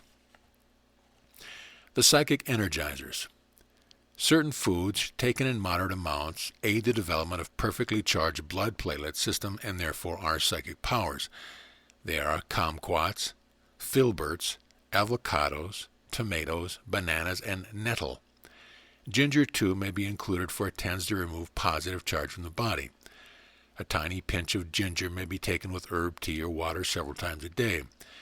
A teaspoon of ginger dissolved in a quart of water will withdraw positive charges from the environment and make the atmosphere of your home conducive to psychic contact with the master mind. Animal flesh and animal products are damaging to human health. This is due mostly to the fact that the human body has great difficulty metabolizing animal fats, and the resulting toxins are deposited in arteries, joints, and organs, where they eventually cause disease, malfunction, and death. Such foods, because of their low vibration, also make higher levels of consciousness more difficult to attain. Anyone who exists on a diet free of animal flesh and animal products and the psychic poisons previously mentioned will establish contact with the mastermind and develop psychic powers. He is cautioned, however, to keep up his physical strength by eating raw most of his fruits, nuts, cereal, grains, and vegetables, for they are more nutritious when taken in this manner. For example, raw garlic and organic sulfur are excellent blood purifiers, cleansing the system of toxin. When man has learned to exist on a diet of natural foods, his longevity will double, and he will be free of disease and senility. Such treatment as he may need will be performed on his energy body by practitioners of bioenergetics, a science which will replace the practice of medicine. The coming New Age. There will be a general arrival of Christ consciousness as more and more people establish contact with the master mind. Many of these people will be former inhabitants of Atlantis, the most advanced of Earth's civilization, and their consciousness will gradually permeate the institutions of men and radically alter the structure of life on Earth. There will be a world government, and the nations of today will be states under this government. Instant communication and push-button voting will reduce the size of legislative and judicial bodies, and only the executive officers of the world government will be elected. All other offices will be filled by professionals after competitive examination. As the world government is modeled, so will the government of nations, states, and cities be modeled, and most of the decision-making formerly done by politicians will be done by a highly sophisticated system of computers. The chief executive of the world government will seek the advice of a great council, a group of 12 men and women who have demonstrated superior contact with the master mind, and the advice of the great council will always be made public. The chief executive will be empowered to act on his own, but will be subject to immediate recall by the people. Money as a medium of exchange gradually will be discontinued, being replaced by a computerized system of debits and credits. Free enterprise will be maintained for small businesses, but large businesses will be socialized, and the profit motive will be replaced by the production and service motive. Education, too, will be radically altered, with emphasis shifting to health, science, and awareness. Expanded minds will be able to assimilate the equivalent of today's college education in a few weeks. Everyone will have at his fingertips all the information in the world through a telephone connection to a computerized World Information Center. The forces of darkness. Even before all these changes take place, the planet will see the arrival of human beings from other inhabited planets in the galaxy. They already move among you in small numbers, but their presence will then be made known, and they will act as guides to effect the peaceful transition to the new age. Concerning this, there is yet difficulty, for there are powerful forces in this section of the galaxy which seek to keep the Earth in darkness. These forces are concentrated in the star system of Deneb. Beings on the planet in this system look very much like Earth people, and indeed, everywhere that life evolves sufficiently to bear the human soul, the body looks much the same. The Deneb system joined the revolt against the orderly process of ascension, led by the brilliant but powerful mad Lucifer. Lucifer was chief executive of 607 inhabited worlds in the galaxy, 37 of which joined him after he issued his manifesto of self, a proclamation of personal liberty and a rejection of allegiance to the Universal Father. Lucifer first enlisted the aid of his chief assistant, Satan, then issued his proclamation to all the inhabited worlds in the galaxy, stating that the Universal Father did not really exist, and that physical gravity and space energy were sufficient to amount for the working of the universe. He denied that personality was a gift from the Universal Father, and stated that was merely an inevitable result of force of nature. He maintained that reverence was only ignorance and that men were their own masters. The mission of Michael. Of the 37 worlds that joined the Luciferian rebellion, 6 are in this section of the galaxy and 5 are planets in the star system of Deneb. The 6th is your Earth. Caligastia, who had been assigned by the corpse of Melchizedek to the post of planetary prince of your world, chose to join the rebellion on the promise that his authority from that day forth would be absolute. He was opposed at once by the Melchizedeks, but not before his teaching of unbridled liberty and self-assertion had every opportunity for deceiving the primitive people of a young and undeveloped world. Caligastia plunged the world into darkness by severing its connection with the mastermind. Gradually, that darkness has been lifted due to the bestowal of Michael. Michael, divine son of the Universal Father, incarnated as Jesus of Nazareth, and by his life illustrated the process of ascension of consciousness from its seat at the base of the spine to its union with the mastermind in the pineal gland. Unfortunately, the truth of his mission has been concealed by Lucifer's forces of imbalance so as to keep the earth in darkness. A similar thing happened to the teaching of Moses.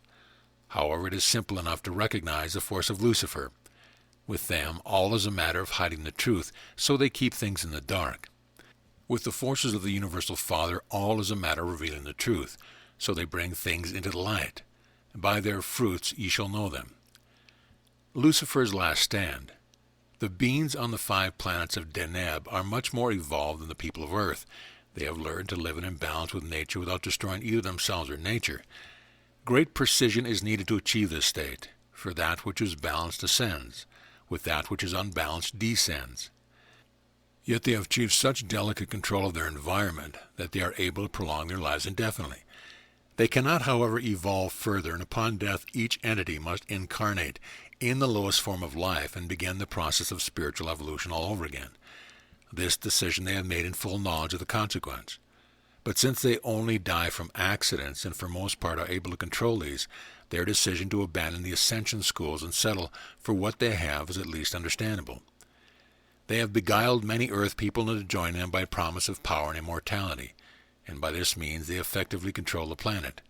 It is the Faustian bargain that we spoke of earlier.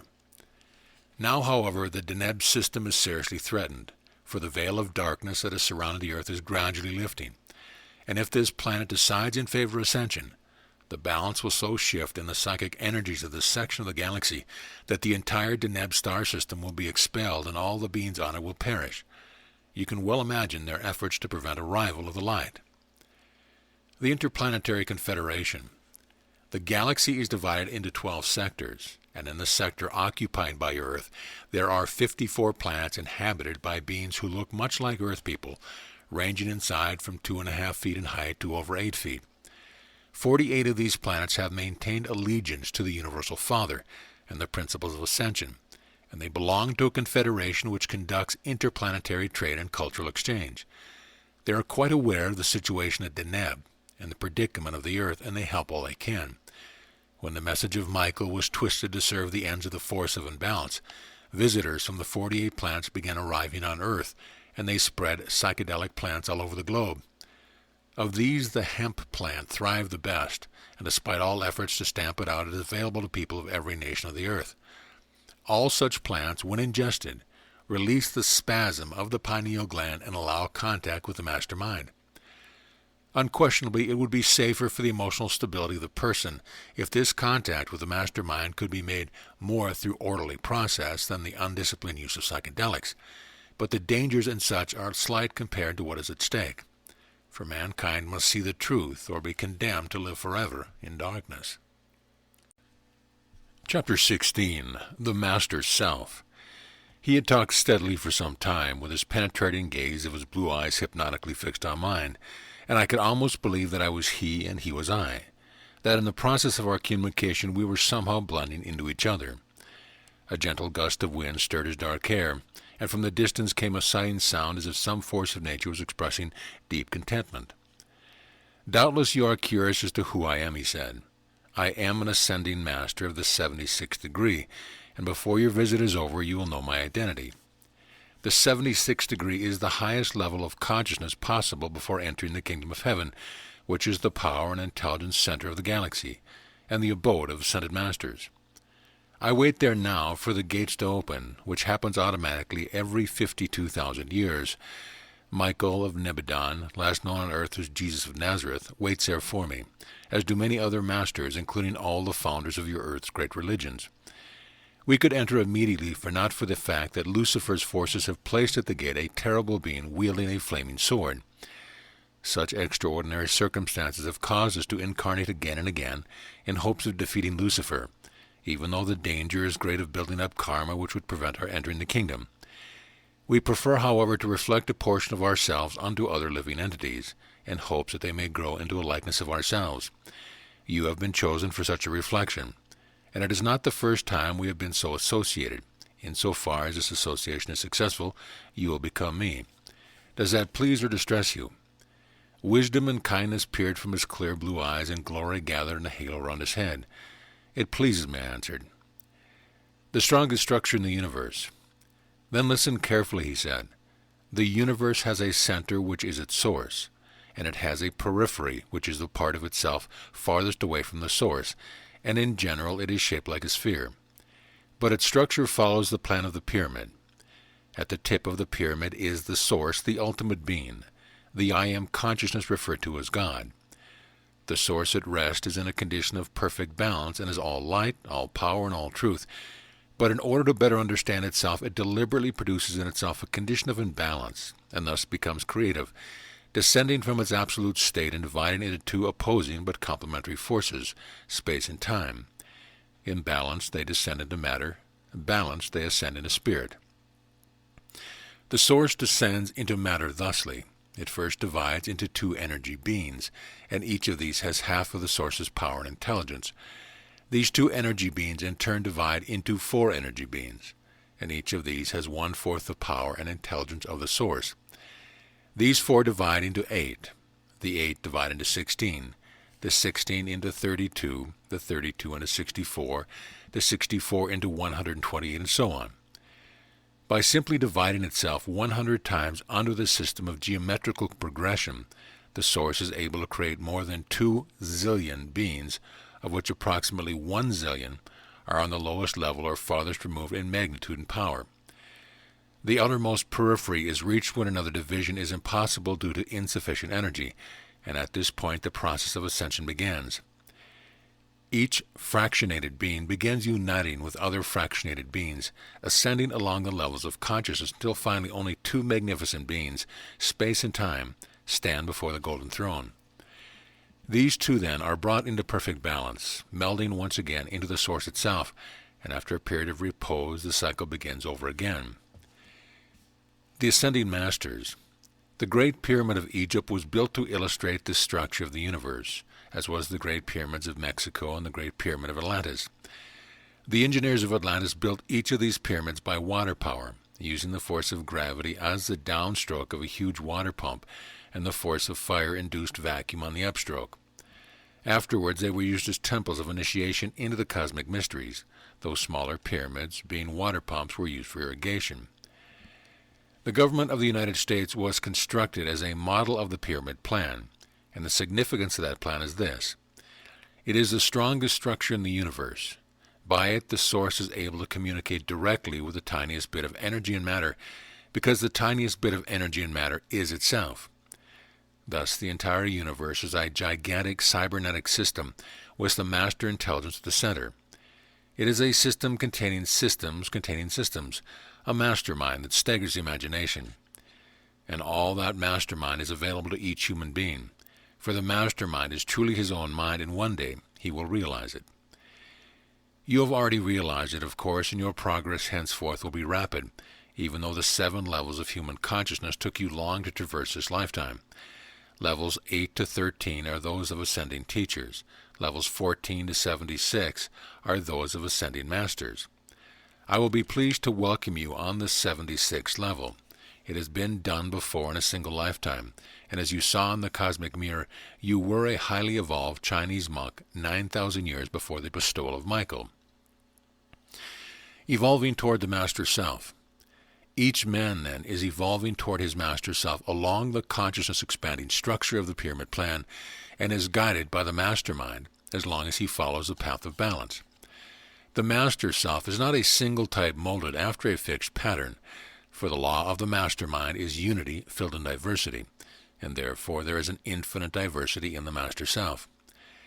As evolution proceeds, however, individual beings will ascend beyond the master self and reach the highest heights of the master mind, the Unitarian self-realization, which is the last and supreme state of creation. The master self is the consummation of spiritual man, whose whole way of being, thinking, living, acting will be governed by the power of a vast universal spirituality. All his existence will be fused into oneness with his master self, and all his action will originate from and obey the law of his self. Life will have to him the sense of conscious being, and he will feel the presence of the master self in every center of his body. He will live and act in complete joy of the spirit, in spontaneous sympathy with all the universe. All beings will be to him his own selves. All ways and powers of consciousness will be felt as the ways and powers of his own universality.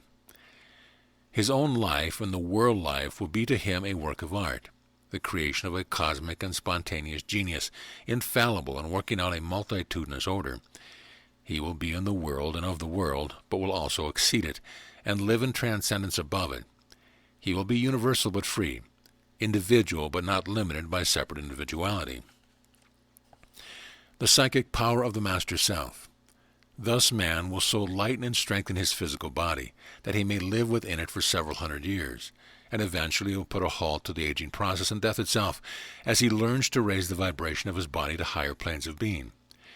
He will discover, isolate, and harness psychic energy, the most powerful energy in the universe. He will find this energy hidden in his own sexual nature, and so will design ways of channeling his sex drive so as to increase his power and awareness. By means of psychic energy, he will physically traverse the galaxy at speeds far exceeding light, and his vehicles will be modeled after the blood platelet, which itself uses psychic energy and acts as the catalyst between matter and energy. With psychic energy under control, he will find himself master of time as well as space, and he will be able to journey both into the past and the future. He will free his consciousness from confinement in the body, go out in trance or sleep or even waking, and enter into worlds or other regions of this world, and act there or carry back his experience. He will come to feel his body as only a small part of himself, and he will begin to contain what before contained him, achieving cosmic consciousness and extending himself to be commensurate with the universe. He will begin to know inwardly and directly the forces at play in the world, feeling their movement, distinguish their functioning, and operate immediately upon them as a scientist operates upon physical forces. He will be able to accept their action and results or reject, change, create immense new powers and movements in place of the old small function of his nature. He will perceive the full working of the mastermind, and will know how his thoughts are created by its working, and he will separate within himself the truth and falsehood of his perceptions, enlarge their field, extend and illumine their significance, become master of his own mind and action, and capable of shaping the movements of the mastermind in the world around him. He will perceive the flow and the surge of the universal life force, detect the origin and law of his feelings, be free to accept, reject, new create, and rise to higher planes of life power. He will perceive the key to the enigma of matter, follow the interplay of consciousness upon it, discover its function, detect its last secret as a form not merely of energy, but of involved and arrested consciousness, and he will begin to see the possibility of liberating the consciousness. The meaning of the Master Self. The Master Self-consciousness will develop higher and higher degrees of world knowledge and completely transform life on earth. To be or become something, to bring something into being, will be the whole labor of man's existence. He will know that to become his Master Self is the thing to be done, and that to exceed his outer self is the mandate of his nature. To be in the being of all and to include all in his being, to be conscious of the conscience of all, to be integrated with the universal force, to carry all action and experience in himself and feel it as his own action and experience, to feel all selves as his own self, to feel all delight as his own delight. These are the necessary conditions of the Master Self. The movement of going inward and living inward is a difficult task to lay upon the normal consciousness of the human being, yet there will be no other way for the Master Self. This turning inward will not be an imprisonment in personal self, but the first step towards a true universality, bringing man the truth of his external as well as the truth of his internal existence. There is a reality, a truth of all existence which is greater and more abiding than all its formations and manifestation. To find that truth and reality and live in it, to achieve the most perfect manifestation and formation possible of it, is the secret to human destiny. There is a being that is becoming, a reality of existence that is unrolling itself in space and time. What that being is, the secret reality, is what we have to become, and so to become it is life's real meaning. The 7 centers of ascension. The last statement hung on the air of the arbor as the man in the violet jacket raised his eyes and appeared to be listening. He sat in this manner for several minutes while I studied him closely. Try as I might, I could find no revealing marks of age. His skin, hair, figure, bearing all betokened a vigorous man in his middle 30s. There was, however, an aura of otherworldliness about him, a magnetic quality exuded by some great but invisible power. As he sat there with his hand clasped atop his gold-headed walking stick, eyes fixed in the distance, there was in his manner a courtliness and a precision that seemed truly royal. At last he resumed speaking. The earth is a living being and is fed by 2 energy rays that emanate from the center of the universe. These 2 rays are known as shale and hal and are equivalent to your understanding of the forces of space and time. They pass through the center of the galaxy and through the center of the solar system and give rise to 7 ascension centers when they finally contact the Earth. This is due primarily to 7 warps in the Earth's gravitational field, which are located at Stonehenge, England, Giza, Egypt, Peking, China, Tenri, Japan, Easter Island, South Pacific, Los Angeles, California, and Bimini in the Bahamas. Strong ascension forces are at work in each of these areas, which is to say that contact with the mastermind is made easier in each of these locations. Such contact would be even easier if it were sought within the confines of a pyramid structure. The Great Pyramid of Egypt already exists in a proper location, and it can be activated by 2 simple devices. The first consists of a brass column 4 feet high, 18 inches in diameter, topped by 18-inch glass sphere filled with water, in which 2 ounces of ginger have been dissolved. This device will enhance the negative polarity of the pyramid by removing positive charges from the area, thus increasing the accessibility of the mastermind. The second device is a capstone. The power dynamics of the pyramid plan. Of special importance is the building of pyramids at Tenri, Japan, and Los Angeles, California. These 2 cities are at opposite ends of the huge San Andreas Fault, which is precariously balanced and could be triggered into a gigantic cataclysm. Already tremors have been felt, for Los Angeles with its flesh pots and Japan with its materialism have become centers for the force of imbalance. The construction of a pyramid in each of these areas, one that is dedicated to the ascension of consciousness, will do much to alleviate imbalanced factors by making the mastermind more accessible to people. Much threatening destruction can thus be averted. These pyramids need not be as large as the Great Pyramid, but must not be less than 80 feet in height. The 7 gravitational warps on the Earth's surface are used as navigational aids by beings from other planets who arrive in so-called flying saucers, which are simply mechanical blood platelets. They are driven by psychic energy and control the forces of attraction and repulsion by setting up polarities. Before long, man will learn that his own blood platelets may be directed outside of his body by his thought, traversing great distances in an instant, performing work there or securing information. The Earth stands on the threshold of a great breakthrough in psychic power. All depends on overcoming the force of imbalance. To teach the laws of balance, I recommend that you use the pyramid plan. Under this plan, 1 becomes 2, and 2 become 4, 4 become 8, and 8 becomes 16, and so on. Simply put the truth into the hands of 2 persons, who will each put it into the hands of 2 persons, who each will put it into the hands of 2 persons, and so on. The teaching of the truth will spread rapidly, for after only 32 such transactions, everyone on earth will have had access to the truth, and the New Age will be dawning. The final trial. With the coming of the New Age, ecology will solve all the problems of racial inequality, war, drug abuse, poverty, disease, mental and emotional illness, crime, and violence. The age will be marked by the building of pyramids of light all over the earth as man increases his awareness and masters the law of balance. He stood up and smiled. We are coming much closer, we two. Now I must leave you so that you may undergo the trials of the master game. Just remember that what is about to happen has happened before. You will then be guided in your choice."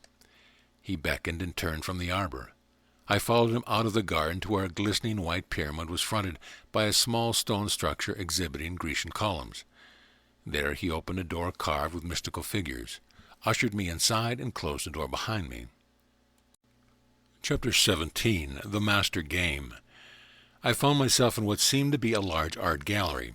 Many oil portraits hung on the wall, and no one was about. Lighting was soft and diffused, and originated in some unknown manner. A great hush hovered over the hall. Around the walls of the gallery I made my way, looking upon the portraits of the great names of history and finding a biographical sketch by each. There were Jesus and Buddha, Krishna, Lao Tzu, Zoroaster, Confucius, Socrates, Plato, Aristotle, Alexander, Washington, Lincoln, Michelangelo, Galileo and Gandhi, Leonardo, and many others. At last I came to the portrait that stopped me. It was the man in a violet jacket. I was startled to learn the prominent part he had played in history, and was deeply intrigued by the mystery that surrounded him. As I peered into those penetrating blue eyes so brilliantly reproduced in the painting, I could feel my heart go out to this being who had become so instrumental in my life. Never had I admired anyone so deeply. The Magic Theater. A gust of air moved across my cheek, and I turned to see that a door had opened nearby. Moving to it, I peered into a room cluttered with various items of wearing apparel like a huge wardrobe department. I entered and found on closer examination that all the clothes were vintage pieces, though obviously in good repair. Finally, my attention was taken by a door with a sign upon it which stated in bold letters, "Entrance to the Magic Theater. Now playing, the Cardinal's Ball. Come in costume." I could make out a buzz of conversation and the sound of music coming from behind the door. Suddenly I was excited at the prospect of joining the festivities, and I immediately began searching the racks for an appropriate costume. What I finally settled for was a white lace shirt and cuffs, black swallow-tail coat, and black buckled shoes, black knickers, and black hose. As I glanced at myself in the wardrobe mirror, I appeared to have stepped directly out of the pages of time. Satisfied, I entered the door of the Magic Theater. The Cardinal's Ball. I found myself in a grand ballroom, arranged with a dance floor in the center and a platform at the far end, on which an orchestra was playing. Pillars were at the side of the room, which tables scattered around. A number of people were seated at the table, while an equal number were on the ballroom floor dancing. The ceiling was hung with crystal chandeliers ablaze with candles, and draperies and paintings covered the wall. Before me was a handsome man of middle years, wearing the robe of a cardinal in the Roman Catholic Church. He was greeting guests, who addressed him as Cardinal Rohan. Suddenly a lackey scurried up to him and whispered excitedly. The cardinal waved his hand at the orchestra, and the music stopped. The page announced in sudden silence, Her Majesty, Marie Antoinette, Queen of France. The queen entered the ballroom, pausing on the steps as her retinue gathered behind her. Gowned in purple with a tiny diadem upon her blonde head, she looked the picture of loveliness. She surveyed the assemblage coldly. Cardinal Rohan thrust his way forward and bowed before her. "1,000 pardons for my unpreparedness, Your Majesty. You do me great honor." "Where do I sit, Rohan?" she asked icily. The cardinal turned and shouted, "Clear the bandstand for the queen. Set a chair of honor." There was a scurry of movement on the bandstand as the cardinal turned back. "May my humble house serve as your court, Your Majesty. I am yours to command." She stared at him discomfortedly, impatiently tapping her foot. The cardinal turned and shouted again, "Hurry with the bandstand. Make it ready at once." "Ready for the queen," called someone. "This way, Your Majesty," announced Rohan with relief. He stepped aside, indicating the bandstand with a flourish. The magician intervenes. The queen started through the ballroom, and the crowd cleared a path before her, staring silently and making bows and curtsies. She climbed the bandstand and found her chair, and her ladies in waiting took position around her. Guardsmen aligned themselves on either side at attention. Nobody moved, and there was no sound. "How dull you all look," cried Marie Antoinette, "and I thought this might prove interesting." She waited, her eyes roving around the crowd. Suddenly they flicked with interest, for a swarthy man with a head like a lion had stepped into the path left by her passage. A maroon cape covered his dark, full-dress suit, and his black eyes glistened. He walked slowly forward and stood before her, making a slight flourish with his cape. "I will undertake to entertain your Majesty. I am Count Alessandro di Calastro, privy to the secret teachings of the centuries. Under my hand and eye, objects return to nothingness. From nothingness objects arise. He made a gesture with his hands extending his palms, and a bowl of strawberries appeared within them. There was a gasp from the crowd. The Cagliostro laid the strawberries at the Queen's feet. "For your Majesty, I am your humble servant." The Queen's laughter pealed across the room. "I would not have thought that the dull Rohan to have such entertaining friends. Continue, magician, you interest me." A relieved buzz of conversation arose from the crowd, and Cagliostro went to work. He materialized an orange, then a coconut, then a bowl full of dates, then 6 apples, one after another, then a bowl full of cherries, then a melon, then another. All these he placed at the Queen's feet, and as a mound of fruit grew before her, she first was seized with astonishment, then with a paroxysm of laughter. The entire ballroom laughed with her. "Enough," she finally cried. "I could not eat so much fruit in a lifetime." She dried her eyes and prepared for further entertainment. The magician's warning. Cagliostro removed his cape, placed it on the floor, gestured above it, jerked it aside, and revealed a dazed white mouse. Again he placed his cape, again withdrew it, and there was a strutting cock. Once more he followed the same procedure, and this time exposed a ferocious weasel. Almost instantly a chase and fight sprang up amongst the animals. The crowd screamed and scurried. The cock darted up the scurrying mouse and killed it, then was set upon from behind by the weasel and killed in turn. The weasel scampered off. The Queen sat forward on her chair with a startled interest. Cagliostro watched her impassively, paying no attention to the uproar. Noise began to subside. "I demonstrated with symbols, Your Majesty," he said. "The proud cock destroys the frightened mouse, and is himself destroyed by the lurking weasel.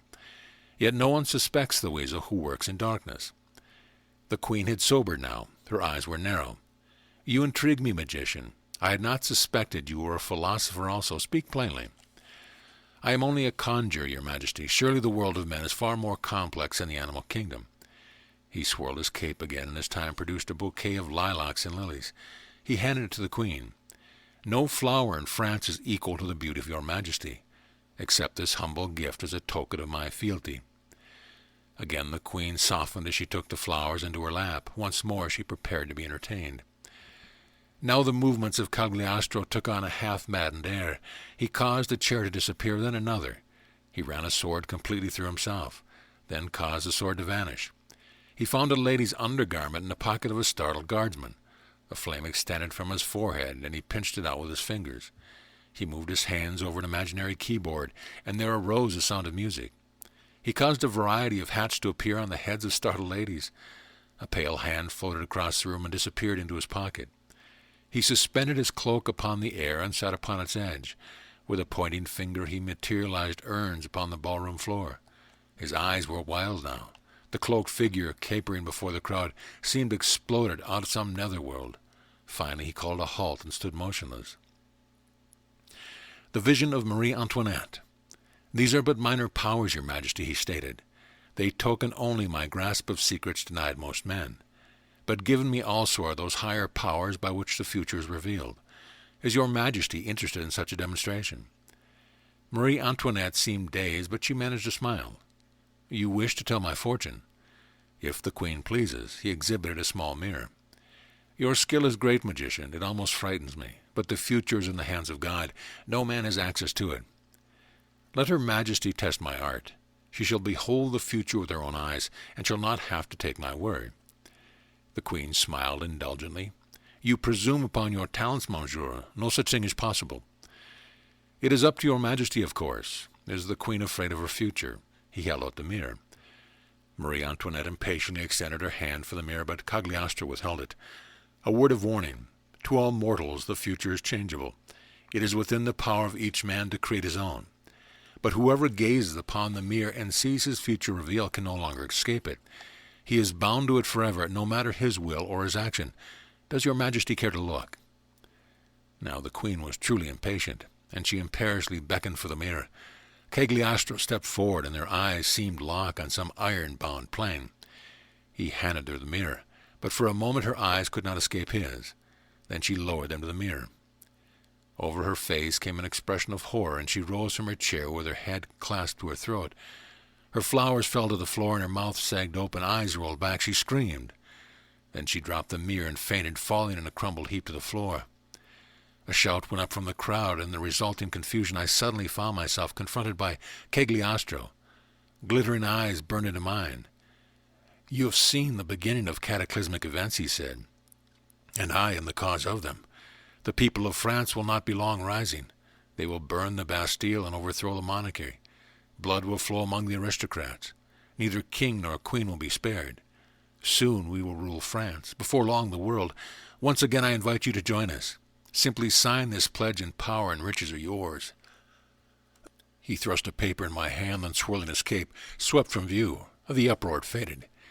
Dazed, I looked around me. I was seated in the living room of my own apartment, dressed in my normal attire. Daylight shone through the windows, and I'd apparently been asleep in my chair. Had it all been a dream, then? Had it been a mere vision that had seized my imagination? No, it was more than that, for clutched in my hand was the paper that Cagliostro had thrust there. I opened it and read. The Satanic Creed. "Eyes that fall upon this creed forsake allegiance to all men, else dwell eternally in limbo. There is no right or wrong, or up or down, or length or breadth, or even time. Nothing else exists except illusion. Few have the heart and mind to take this lonely path despite its power. Only tested eyes behold these words. You have passed severest trials, yet the greatest lies before you. Should you fail, you are ashes, and your hopes will all be dead. You must learn to laugh at what the world calls great misfortune. You must learn to weep at what inspires it to laugh. You must look behind each name for the existence of its opposite. You must strike your judgment dead and hold opinion in abeyance. Nothing on this earth is true except it is decided, remember. Know then that the souls of men aspire to conclusions. These faint hearts have not the strength to tolerate a flux. All conflicts issue from opinion of believers, yet the world puts highest value on sincerity. Each hallowed ground is so decreed because of pocketbook or power. Masses thrive on catchwords and on rights. Minds are locked within their grooves by habit. Repetition dulls the power to perceive. There is no end to domain over others when one is freed from judgment of the right. A Satanist must be empty. Does that surprise you? He must have neither self nor soul or even recognize his name. He must become the time and place, the movement of events. He must become the tide itself to take advantage of the shore. Empty of goals, devoid of desire, he fits the pieces in the places where they best fall. Work with dark, it is your ally, for from the dark illusion springs. Seen is believing to the soul enmeshed in senses, and conviction by illusion is the subtlety of art. In light there is great danger, and for in light some men may think, and may even be emboldened to voice their silent thoughts. The uninitiated think the hand is swifter than the eye. By such beliefs you win your power. The truth is this: the eye sees light, and light is swifter than the hand. The trick is mind. It forms from light what it expects, the Satanist suggests. The Fallen Prince. What is paid attention to is all the mind can see. Establish bit and bridle on attention. Rein it right and left and up and down. Turn it back and forward. Do your work where it is not and it perceives a miracle. Make the most of this illusion. Claim heaven's power. Know this: the Satanist who entertains in only that defiles the art. This fate awaits him. He shall wither to his bones with staring eye and crooked back, and lose his skill but not his life, and beg in streets forevermore. There is a secret which at last the expert Satanist attains, after mastering the mechanics of illusion. It dwells in understanding what the mind is. The secret waits for him who rids himself of all desires and has no goal but mastery of his arts. Then he enters minds of others and becomes them at his will. There is a veiled telling of this method, but each must unravel it himself. Who perceives it achieves the Satanist's highest power, which are to rule the movements of the earth. Swear now you will abandon all desire. Swear to forsake that self you call your own. Pledge to abandon judgment ever after. Pledge to have no goal except your art. Consecrate yourself to indirection. Swear to tolerate the ambiguity of fate. Keep attention from the hand that does the work. Before men, claim yourself a god. Suggest to lead. Lead to suggest. That is your art from this day forth. Now swear. Sign this pledge and stand among the gods. Carefully I folded the paper. So Cagliostro had been Cagliasta, deposed planetary prince and vice-regent of Lucifer. And still he operated on the earth, promising immortality and personal power, making slaves of men. But this time there would be no reign of terror or age of darkness, because this time the world be prepared. Chapter 18. The Master Plan. There was a knock at the door, and when I opened it I found myself confronted by the man in the violet jacket. He entered without ceremony and took a seat. Then he nodded at the paper which I still held in my hand. "If you sign that, all will be as you promised. You will have power and riches beyond your dreams. Many men in your position have accepted his offer. What have you decided?" "There is no happiness keeping people in the dark. The way of light is narrow and uncertain. It's sometimes hard and difficult, and there is no guarantee. Nevertheless, I prefer it." "Then give me the paper." I did as he asked and watched as he burned it. His eyes seemed more penetrating than ever. "The Scrolls of Atlantis. Our pledge is simple," he said. "It is merely to shed light on the dark. To do so, we have preserved 7 sacred scrolls from the days of ancient Atlantis. The first of these I now entrust to you. As you continue to progress, the others will be entrusted successfully." He withdrew from his pocket a parchment scroll and placed it in my hand. "This first scroll signifies truth," he explained. "Truth is balance, as you have discovered, and it is the greatest power in the universe. With the scroll in your possession, you will make further progress and discover more of life's secrets. The second scroll signifies the fountain of youth. The third, the Garden of Eden. The fourth, the cure for all evil. The fifth, the elixir of life. The sixth, the keys to the kingdom. And the seventh, the source of all knowledge. Each of these scrolls will be given to you as time passes, and you will make them available to others who seek the truth. Those who wish personal guidance to the Philosopher's Stone will be admitted to Atlantis University, where they will undergo training as leaders of the New Age, which will prepare the way for a second coming of Christ. If successful, they will be awarded the Philosopher's Stone and the title of Master of Balance. The standards of ecology. The trademark of Atlantis University may be placed on products and services that meet the highest standard of ecology, those which help prevent aging and promote better health, increase freedom and develop security, make people happy and expand their awareness, and help one and all to the source of all knowledge. You may place the trademark right now on alpha meters and theta meters, provided they meet performance standards. A third product will be given you shortly, and it will be a variation of the Telsa coil, with a cosmic coil on one side and a resonator on the other. A subject placed between coil and resonator will experience mental and physical rejuvenation, for the DNA memory storage of each of his body cells will be restored to its original electrical potential, and the RNA message will begin producing youthful cells. The Masters of Balance. Eventually, ecologists will restore the Earth to its original Edenic state. You will see the beginning of this, but before it reaches fruition, you will be called to other work. Gradually, you will recover the memory of your sojourns at Agartha and Shambhala, and you will realize that many times you have sided with the forces of imbalance, and that is why, old school that you are still bound to the wheel of reincarnation. Before you can be admitted to Ultima Thule, you first must confront the magicians and the warriors of Shambhala, and prove yourself invulnerable to their offers of power. Should you be successful in that undertaking, then you must confront the priests of Agartha and overcome their offers of security. Should you again be successful, you will be admitted to Ultima Thule as a Master of Balance of the 76th degree. Ourselves then will become one, yet will remain separate to the end of eternity. That is the mystery of creation. The Pyramid of Atlantis. Before long, you will be locked in a personal confrontation with Caligastia. He is a being of such power that he has easily destroyed the truth many times before, but this time he may not be able to because a great many people have glimpsed the light. However, he may try to destroy you.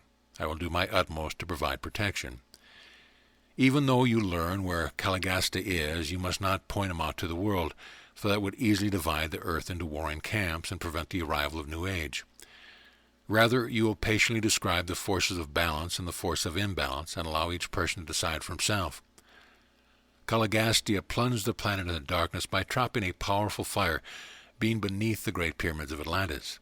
When the Lucifer Rebellion broke out, and Caligastia had decided to join it, the earth was visited by Phaz, an ascended master, who immediately discerned Caligastia's intention to defect. Caligastia, aware that he was found out, lured Phaz beneath the pyramid and there imprisoned him. However, he hadn't reckoned with the power of Phos, who gathered all his energy and propelled himself through the earth to emerge at Easter Island, where he escaped through the gravity warp. Great statues were later constructed there to commemorate the event, but the earth was affected disastrously. The earth's imbalance. As the result of Phos passing through the core of the earth, the polarities of the planet switched, and the earth turned over. Tremendous calamities ensued. Tropical regions were subjected to freezing temperatures. Floods swept the lands. Earthquakes shook the continents. To make matters worse, the planet eventually righted itself, and the floods, earthquake, and swift temperature changes were repeated. This series of catastrophes eventually sank Atlantis beneath the sea. In addition, conditions were made extremely difficult for a high civilization to rise again, for the series of calamities had separated the Earth's magnetic pole from its geographical pole due to an angular displacement of the core from the plenum, and the Earth's inhabitants could receive only spasmodic contact with the mastermind. This suited the purpose of Caligasta well. He now seemed assured of keeping the Earth's inhabitants in ignorance.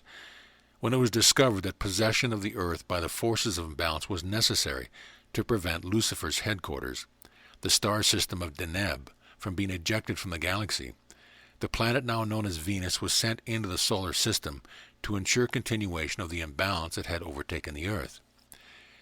Caligastia was made Lucifer's vice-regent, third in command, serving directly under the regent, Satan.